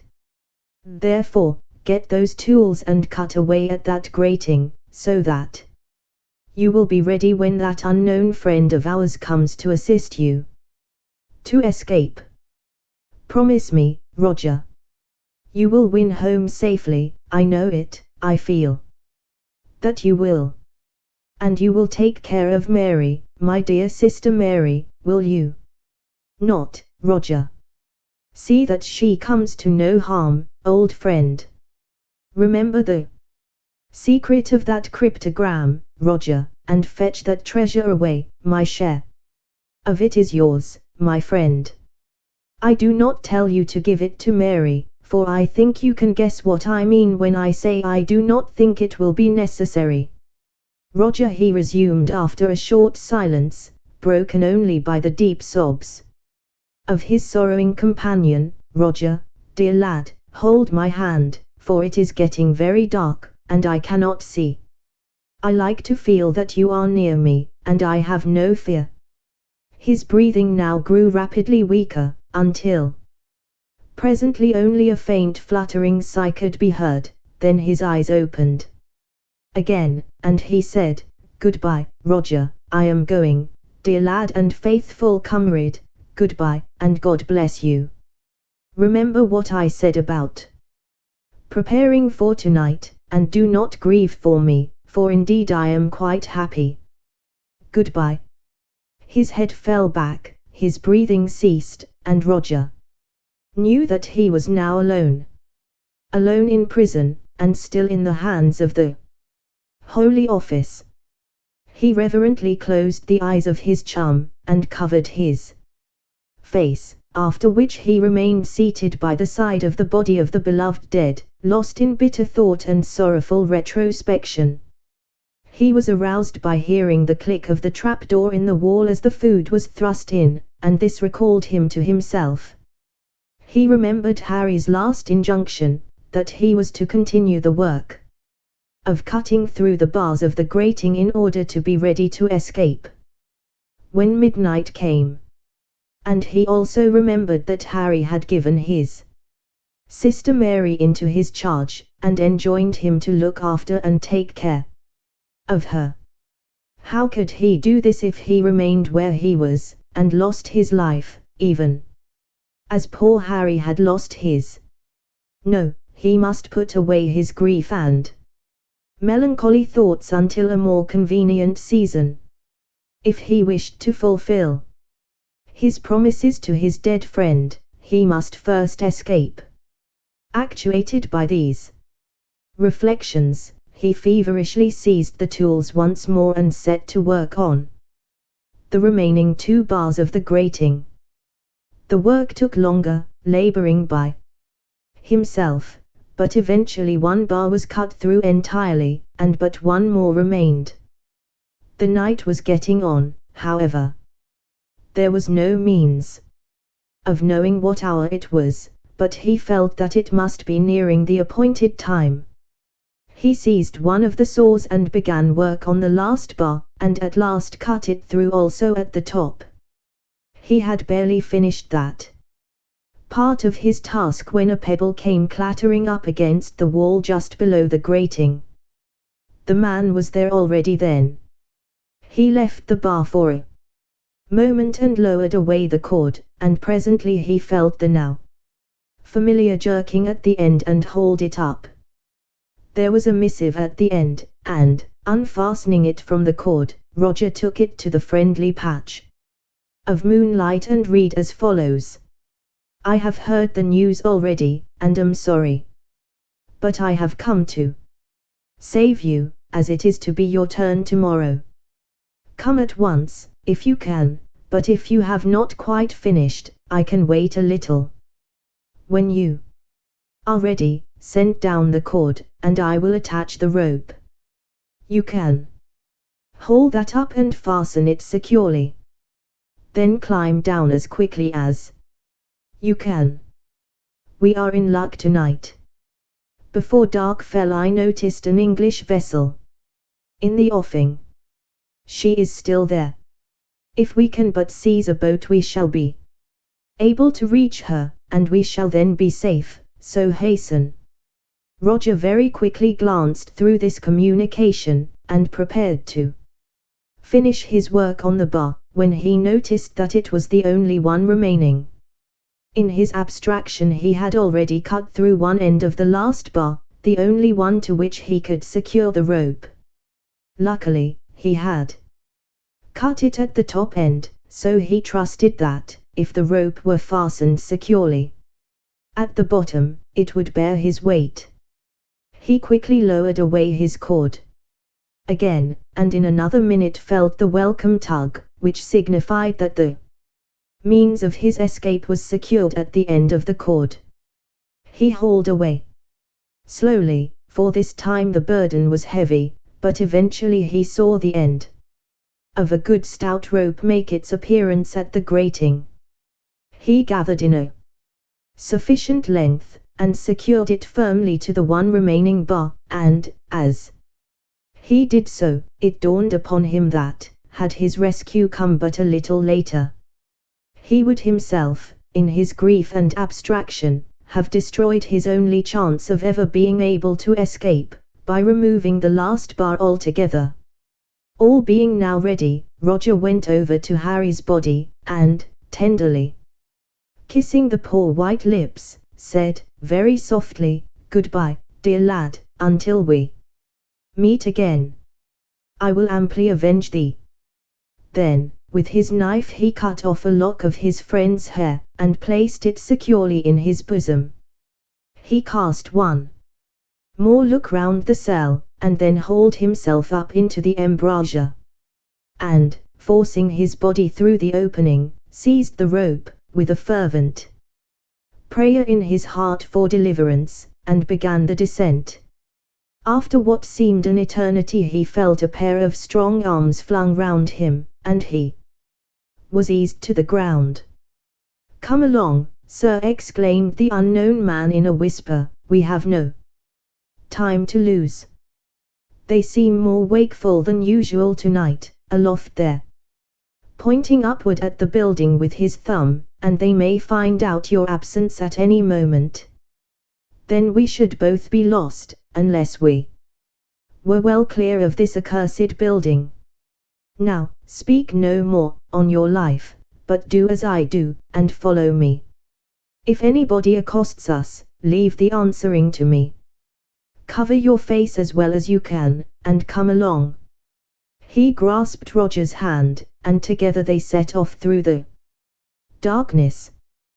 The rope they were obliged to leave as it was, having no means of removing it. Through the little gateway, which Roger had seen this same man pass on one occasion, they went, and found themselves in another and much larger courtyard, planted with all kinds of flowering shrubs and trees. These could only be dimly seen in the darkness, but Roger judged, from their presence, that they were now going through that part of the building where the quarters of the occupants were situated. After a short time, occupied in fast walking, they came to an alleyway, or small avenue, down which they hastened, and at the end of this was a closed door of exceptionally stout and strong construction. Roger believed, seeing it closed, that their attempt at escape had met with a premature end, but no, the guide pressed a handle gently, and the door swung open, and as Roger stepped out he felt the cool salt breeze blowing on his face, and he knew that he was free at last.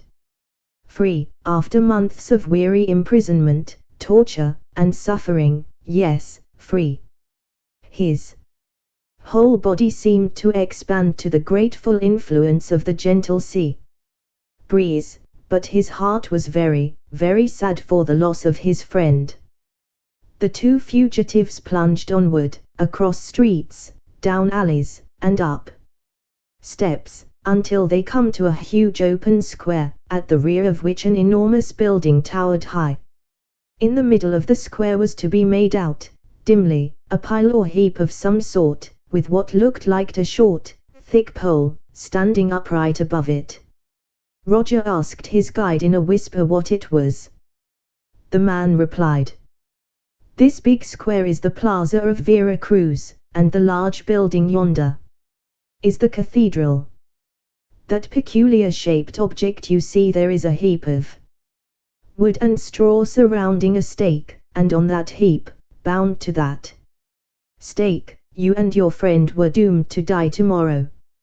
Roger felt his flesh creep, and hurried forward at an increased rate of speed. Presently, after going down a very narrow and steep street, Roger perceived that they had reached the beach, and he heard the dull boom of the surf as it rolled in and broke on the sand. The guide now spoke to him. "Do you see a small light out there, well away in the offing?" "I think I can see something of the kind," replied Roger. "Well," explained the man, That vessel is my old ship, the Elizabeth. I was aboard her last time she came out here, and I was captured during one of her actions. She is one of Mr. Cavendish's vessels. I hear that he left her in these seas to harry the Spaniards, whilst he took the rest of the fleet round the other side, where he has just captured their plate fleet.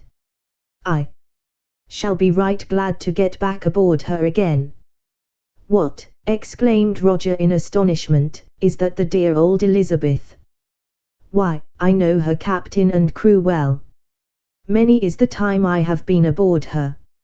"Is that so, sir?" queried the man. "Then you will know old Carey, perhaps, who used to be aboard her?" replied Roger. "I know him well, but he was on the flagship, the Stag Royal, and not the Elizabeth, when I saw him last." "Well," said the sailor, "in any case we must not waste time. Hark, hark! There go the bells. They have discovered your escape.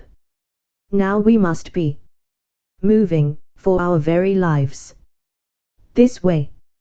And he hurried along a quay wall, which formed one of the arms of a little harbour where small craft might lie.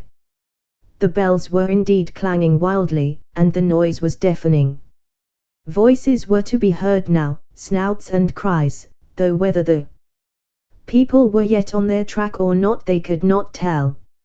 Along the wall they hastened at a run, until they came to a small lateen-rigged vessel, secured to the farthest end of the mole, and with her one huge sail roughly furled round the yard. They dashed on board, cut the ropes through, and the sailor, swarming up the rigging, cut the lashings, and the foot of the lateen sail dropped down on deck. Roger hauled the sheet aft and made it fast, then sprang to the tiller, and the little craft began to move away from the mole under the influence of the breeze. "Lucky we found no one aboard," gasped the sailor, whose name was Matthews, "but then I did not expect that there would be anybody about. They never leave a watch on these little craft." Roger still grasped the helm, and steered through the harbour's mouth for the tiny point of light, which was the beacon of their safety, while Matthews busied himself with the sail, and with making all snug on deck. Although the town of Vera Cruz itself was still in darkness, away to the eastward the first streaks of day were already showing, and the light on the English man-of-war lying in the offing was growing fainter. Away behind them, from the direction of the mole, the two fugitives could hear a sound as of many people in pursuit, and presently a dark patch detached itself from the darkness, and appeared to be following them, and soon they made it out to be the sail of a vessel very similar to the one they had so unceremoniously captured. She was a much larger craft, and after a while there could be no doubt that she was overhauling them. But they were now drawing well out toward the English vessel, although the latter had not yet sighted them, and the issue, so far, hung on the race between the two feluccas. The pursuing vessel crept up closer and ever closer, and Roger and Matthews began to picture themselves as adorning that bonfire in the plaza after all. But now the English ship seemed to awake to what was going forward, and to take in the situation at once. That one felucca was flying and the other pursuing they could see at a glance. There was a puff of white smoke from her side, and a shot flew screaming over their heads and plunged into the water just in front of the pursuing felucca. Still she held on, gaining remorselessly. Her crew began to fire at the fugitives, compelling them to steer in a crouching position below the bulwarks. By an occasional backward glance Roger saw her gradually creeping up, and wondered why the English ship did not fire again. Then he discovered that his own vessel was in the line of fire. The Spaniards had cleverly managed to get exactly behind him, so that the English could not fire without hitting the foremost vessel. Therefore Roger risked his life and liberty in a desperate maneuver. With a sweep of the tiller he put the helm hard over, and the little vessel bounded away on the opposite tack, leaving her pursuer without shelter. The English ship, the crew of which were evidently waiting for something of the sort to happen, took immediate advantage of her opportunity, and let fly her whole broadside, luckily bringing down the pursuer's mast. After that the fugitives were safe, and half an hour later were on board the old Elizabeth, Roger talking to the captain and his fellow officers, and Matthews below, relating marvelous adventures to his former messmates. Roger gave a full and graphic account of all that had happened to himself and Harry, and told of his poor friend's death. Luckily it turned out that the Elizabeth was on her way from the Indies to England, and had only anchored during the night in the hope of sighting one more prize, so it was by the merest chance that Roger escaped after all. The captain now made sail, and pointed his vessel's bows for home. The voyage lasted just 3 months, and they met with no single enemy on the whole way. The ship sailed into Plymouth Sound one bright summer's morning, and after his long absence, Roger looked once more on the country of his birth. Taking leave of the captain and officers the moment that the ship was moored and he was at liberty, he made his way up the river, as once before, to his home. He found all his people alive and well, and great and long continued were the rejoicings at his safe return, but poor Mary Edgeworth remained for a long time quite inconsolable at the loss of her dearly loved brother.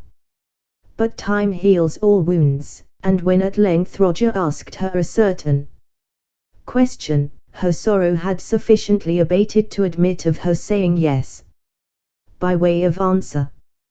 Prior to this, however, Roger fitted out a small expedition on his own account, and sailed for Lonely Inlet, in order to secure the treasure of Hossaler Yah.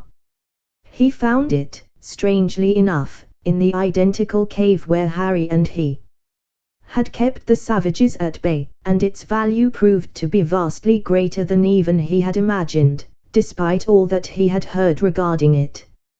Roger remained in those seas only long enough to secure the treasure, upon successfully accomplishing which he turned his bows once again for home, arriving in the summer, even as he had done before. Meanwhile the lapse of time had so far ameliorated Mary's sorrow for the loss of her brother that there was nothing now to prevent the marriage taking place, and on a certain lovely summer's morning Roger and Mary were united in Plympton Church, and their married life was all that their best friends could desire for them. With part of the treasure Roger fitted out a few small ships of his own, which he sent to the Indies to harry the Dons and avenge the death of his friend, but he did not himself go with the expeditions, saying that, unless his country required his services, he would remain at home and take care of Mary. In due course a little son came to them, whom they named Harry, in remembrance of the one who was gone, and with the arrival of the little newcomer all sorrowful memory of the past was finally wiped out, leaving only the future to be looked forward to, bright and rose-colored. Thus, after all the deeds of horror and bloodshed by which the treasure of Hossaler Yah had been accumulated, that same treasure was productive of good at last, for by Roger's judicious use of it, and his generous yet discriminative charity, he healed as many hurts perhaps as had been inflicted in the accumulation of it. The story of those expeditions fitted out by Roger against his hated enemies the Spaniards, and of the dire and terrible vengeance that they wrought upon Alvarez, constitute in themselves a very complete history, teeming with adventure, which the present chronicler hopes some day to place upon record. Chapter 1, Chapter 2, Chapter 3, Chapter 4, Chapter 5, Chapter 6, Chapter 7. Chapter 8, Chapter 9, Chapter 10, Chapter 11, Chapter 12, Chapter 13, Chapter 14, Chapter 15, Chapter 16, Chapter 17, Chapter 18, Chapter 19, Chapter 20. End of Project Gutenberg's Across the Spanish Main, by Harry Collingwood. Asterisk asterisk asterisk end of this Project Gutenberg ebook Across the Spanish Main asterisk asterisk asterisk. Asterisk asterisk asterisk asterisk asterisk this file should be named 24454h.html or 24454h.zip asterisk asterisk asterisk asterisk asterisk.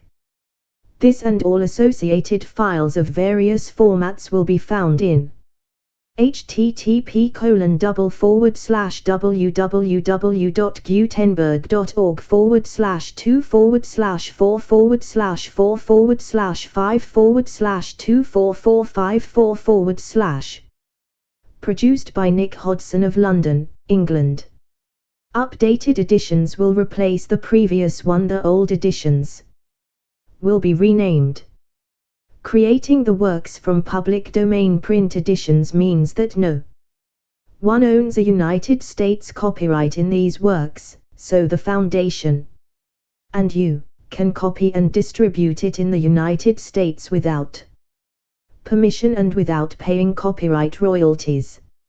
Special rules set forth in the general terms of use part of this license apply to copying and distributing Project Gutenberg TM electronic works. To protect the Project Gutenberg TM concept and trademark. Project Gutenberg is a registered trademark, and may not be used if you charge for the ebooks, unless you receive specific permission.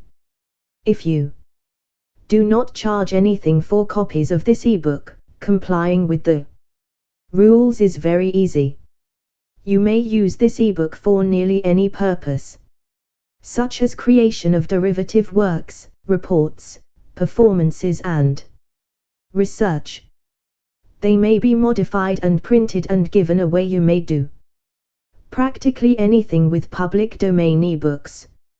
Redistribution is subject to the trademark license, especially commercial redistribution. Asterisk asterisk asterisk start, full license asterisk asterisk asterisk. The full Project Gutenberg license.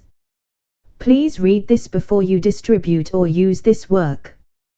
To protect the Project Gutenberg TM mission of promoting the free distribution of electronic works, by using or distributing this work, or any other work associated in any way with the phrase Project Gutenberg, you agree to comply with all the terms of the full Project Gutenberg TM license, available with this file or online at http://gutenberg.org/license right parenthesis.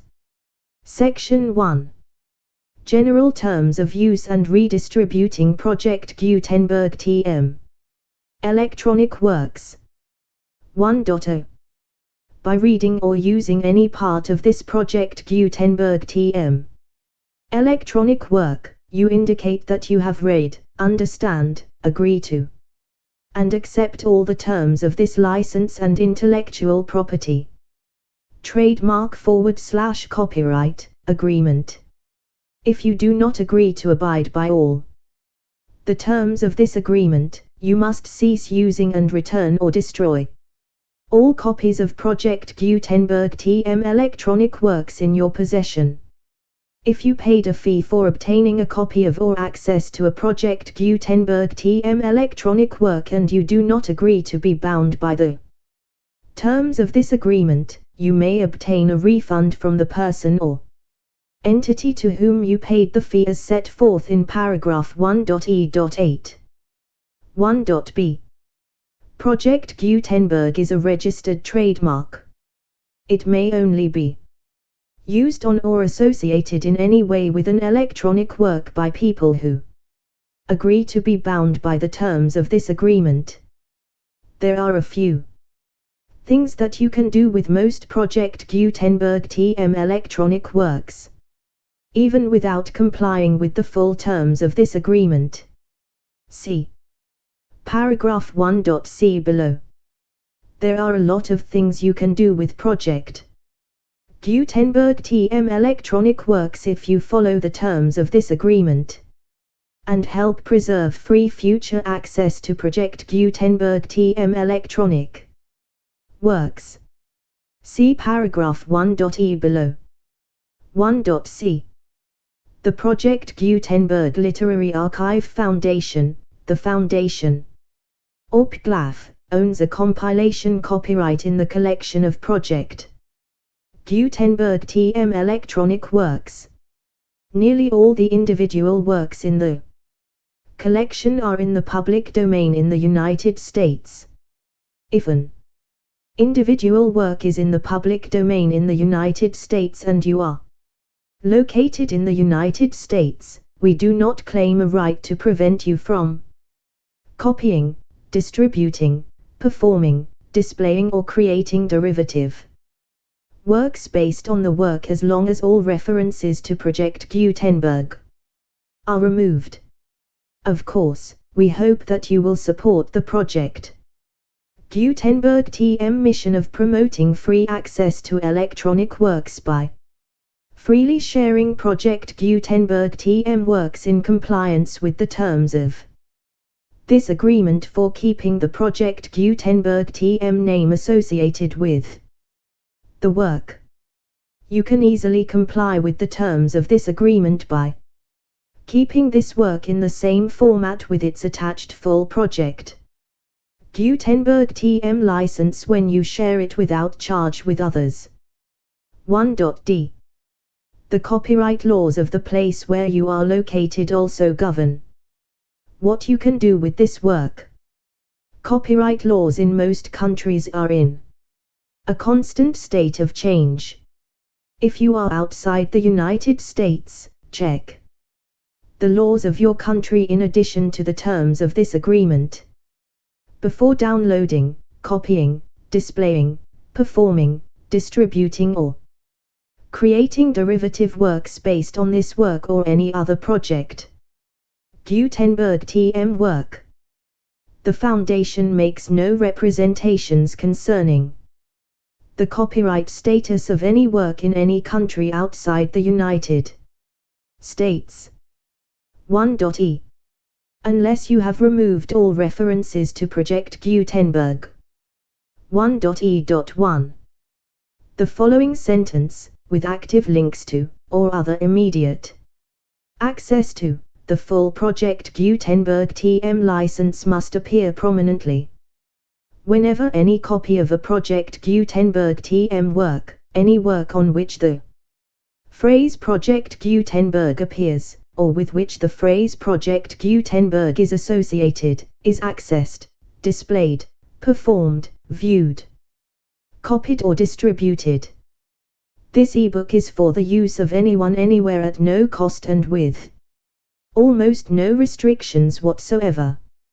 You may copy it, give it away or reuse it under the terms of the Project Gutenberg license included with this ebook or online at www.gutenberg.org. 1.e.2. If an individual Project Gutenberg TM electronic work is derived from the public domain, does not contain a notice indicating that it is posted with permission of the copyright holder, the work can be copied and distributed to anyone in the United States without paying any fees or charges.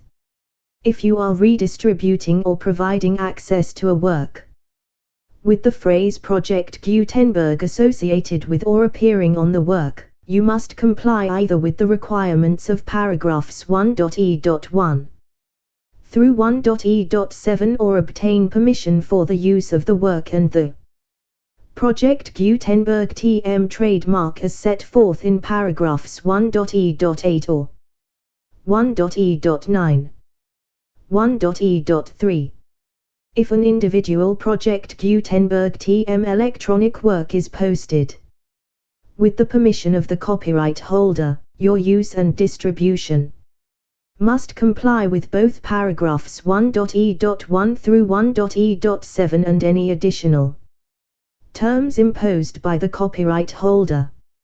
Additional terms will be linked to the Project Gutenberg TM license for all works posted with the permission of the copyright holder found at the beginning of this work.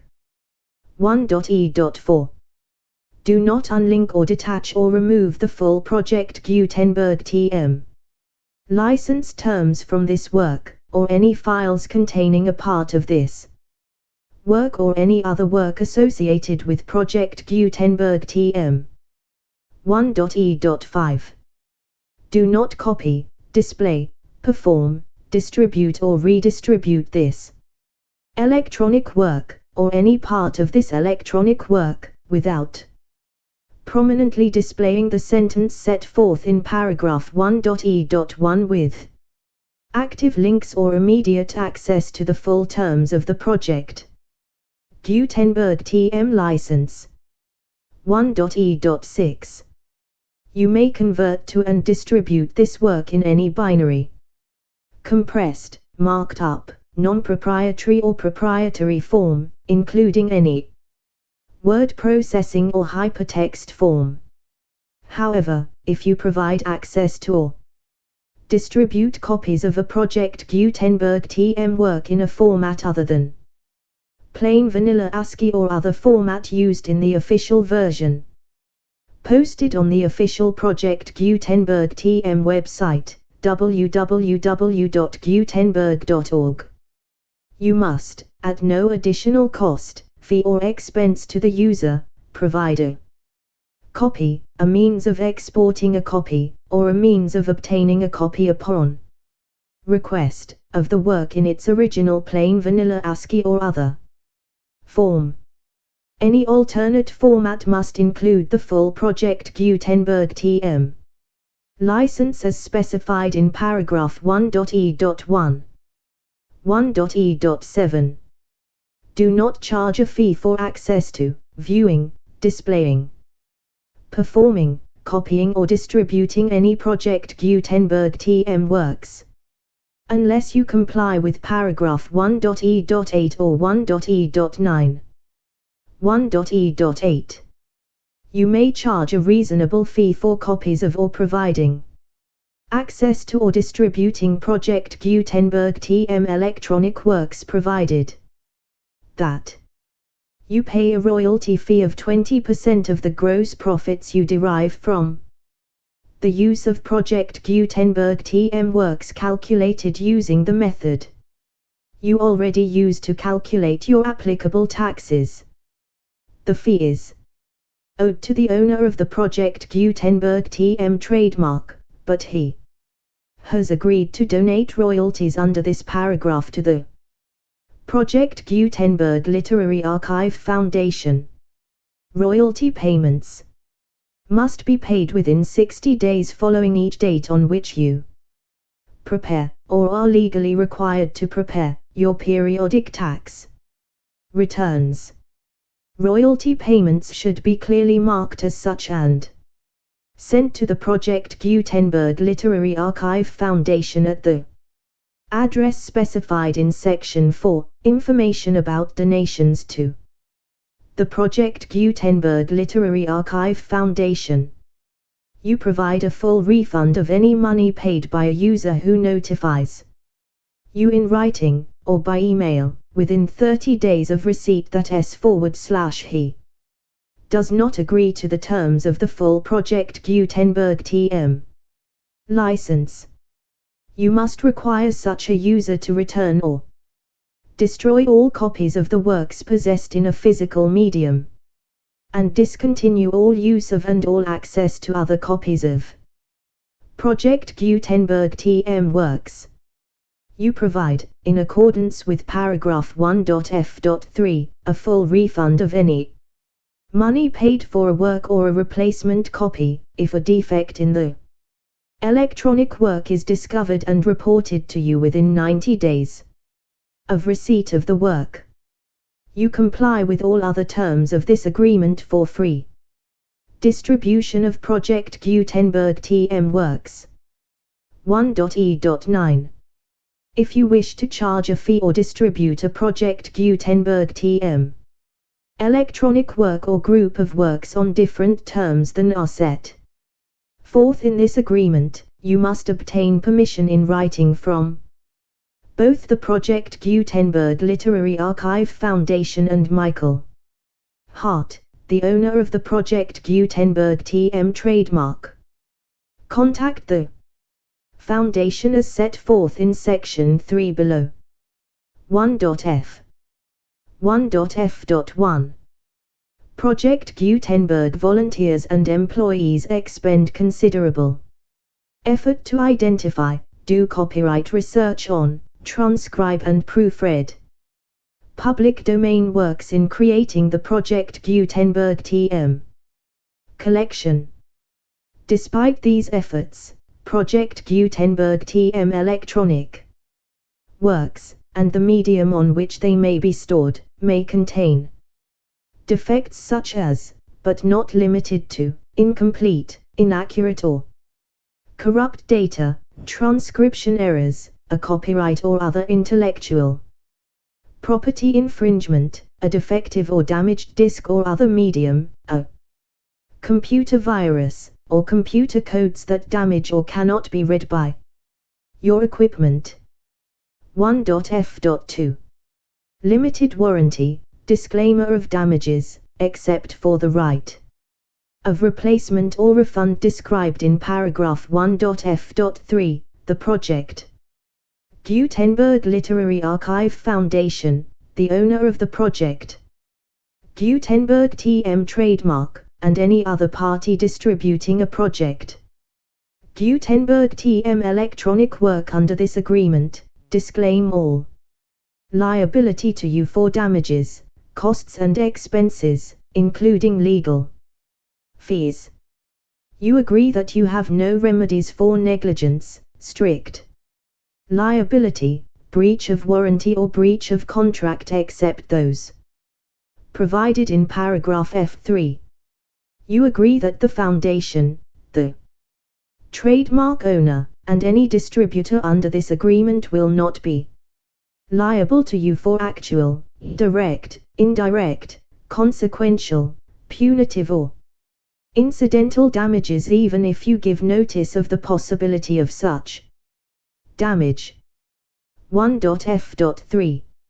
Limited right of replacement or refund, if you discover a defect in this electronic work within 90 days of receiving it, you can receive a refund of the money, if any, you paid for it by sending a written explanation to the person you received the work from. If you received the work on a physical medium, you must return the medium with your written explanation. The person or entity that provided you with the defective work may elect to provide a replacement copy in lieu of a refund. If you received the work electronically, the person or entity providing it to you may choose to give you a second opportunity to receive the work electronically in lieu of a refund. If the second copy is also defective, you may demand a refund in writing without further opportunities to fix the problem. 1.f.4.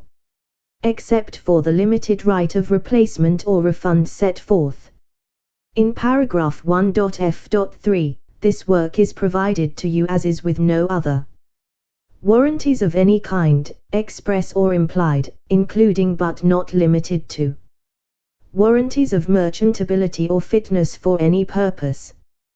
1.f.5. Some states do not allow disclaimers of certain implied warranties or the exclusion or limitation of certain types of damages. If any disclaimer or limitation set forth in this agreement violates the law of the state applicable to this agreement, the agreement shall be Interpreted to make the maximum disclaimer or limitation permitted by the applicable state law. The invalidity or unenforceability of any provision of this agreement shall not void the remaining provisions. 1.f.6 Indemnity. You agree to indemnify and hold the foundation, the trademark owner, any agent or employee of the foundation, anyone providing copies of Project Gutenberg TM electronic works in accordance with this agreement, and any volunteers associated with the production, promotion and distribution of Project Gutenberg TM electronic works, harmless from all liability, costs and expenses, including legal fees, that arise directly or indirectly from any of the following which you do or cause to occur: a. Distribution of this or any Project Gutenberg TM work, b. Alteration, modification, or additions or deletions to any Project Gutenberg TM work, and c. Any defect you cause. Section 2. Information about the mission of Project Gutenberg TM. Project Gutenberg TM is synonymous with the free distribution of electronic works in formats readable by the widest variety of computers, including obsolete, old, middle-aged and new computers. It exists because of the efforts of hundreds of volunteers and donations from people in all walks of life. Volunteers and financial support to provide volunteers with the assistance they need is critical to reaching Project Gutenberg TM's goals and ensuring that the Project Gutenberg TM collection will remain freely available for generations to come. In 2001, the Project Gutenberg Literary Archive Foundation was created to provide a secure and permanent future for Project Gutenberg TM and future generations.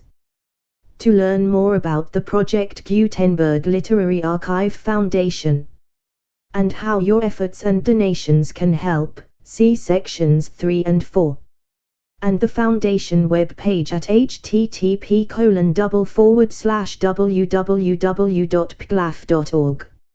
Section 3. Information about the Project Gutenberg Literary Archive Foundation. The Project Gutenberg Literary Archive Foundation is a non-profit 501(c)(3) educational corporation organized under the laws of the State of Mississippi and granted tax-exempt status by the Internal Revenue Service. The Foundation's IN or Federal Tax Identification number is 64-6221541. Its 501(c)(3) letter is posted at http://pglaf.org/fundraising. Contributions to the Project Gutenberg Literary Archive Foundation are tax-deductible to the full extent permitted by U.S. federal laws and your state's laws. The Foundation's principal office is located at 4557 Mellon Drs.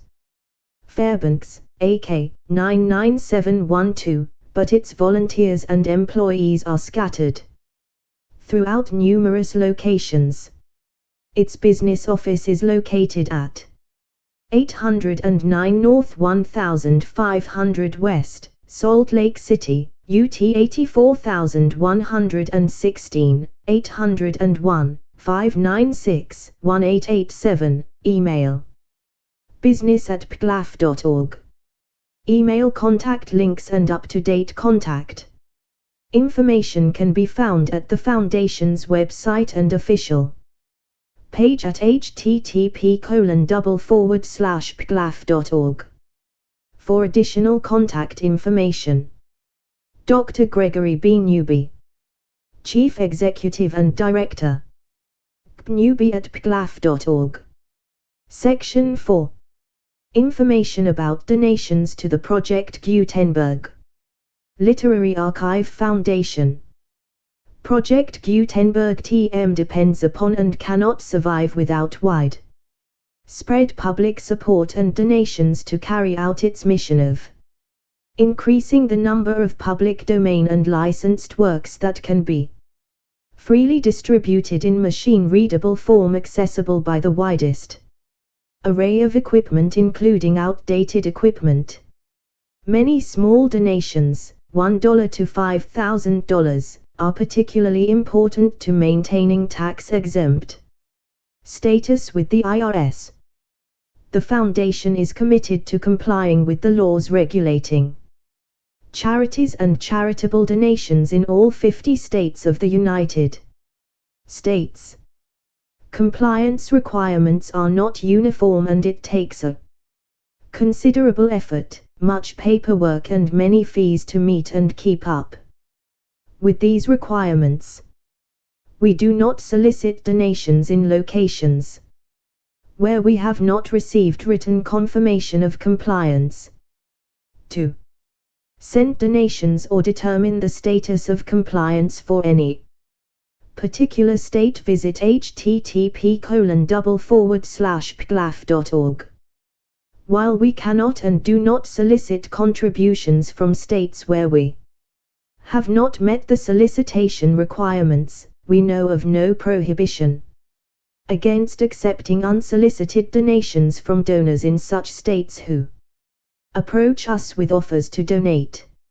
International donations are gratefully accepted, but we cannot make any statements concerning tax treatment of donations received from outside the United States. U.S. laws alone swamp our small staff. Please check the Project Gutenberg web pages for current donation methods and addresses. Donations are accepted in a number of other ways including checks, online payments and credit card donations. To donate, please visit http://pglaf.org/donate. Section 5. General information about Project Gutenberg TM electronic works. Professor Michael S. Hart is the originator of the Project Gutenberg TM concept of a library of electronic works that could be freely shared with anyone. For 30 years, he produced and distributed Project Gutenberg TM ebooks with only a loose network of volunteer support.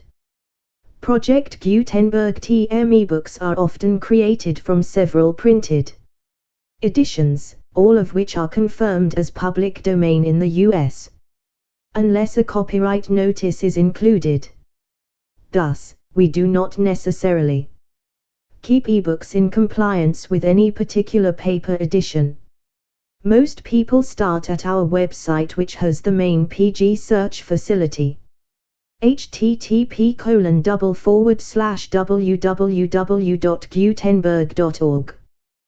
This website includes information about Project Gutenberg TM, including how to make donations to the Project Gutenberg Literary Archive Foundation, how to help produce our new ebooks, and how to subscribe to our email newsletter to hear about new ebooks.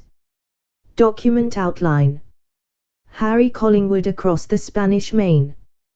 Chapter 1. How Roger Trevose and Harry Edgeworth made a certain compact. Chapter 2. How they left Plymouth at dawn on the 21st day of July, 1586. Chapter 3. How Roger and Harry took part in their first sea fight. Chapter 4. What happened to Roger on board the Gloria del Mundo. Chapter 5. They encounter a storm at sea, and reach the island of Cuba. Chapter 6. How they investigated a certain cipher and met with some adventures. Chapter 7.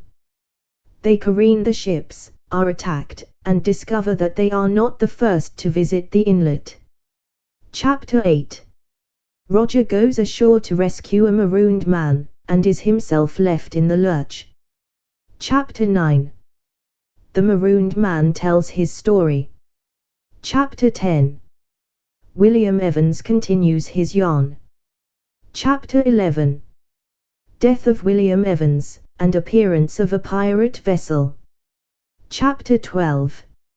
Narrow escapes of the castaways, the squadron heaves in sight again. Chapter 13. They are rescued at last, capture of the pirate ship Black Pearl and her captain, Hosea Yah. Chapter 14. Execution of the pirates, a reconnaissance by night off La Guayra. Chapter 15. Capture of the Plate Fleet and sack of La Guayra, disappearance of Roger and Harry. Chapter 16. In the hands of the Inquisition.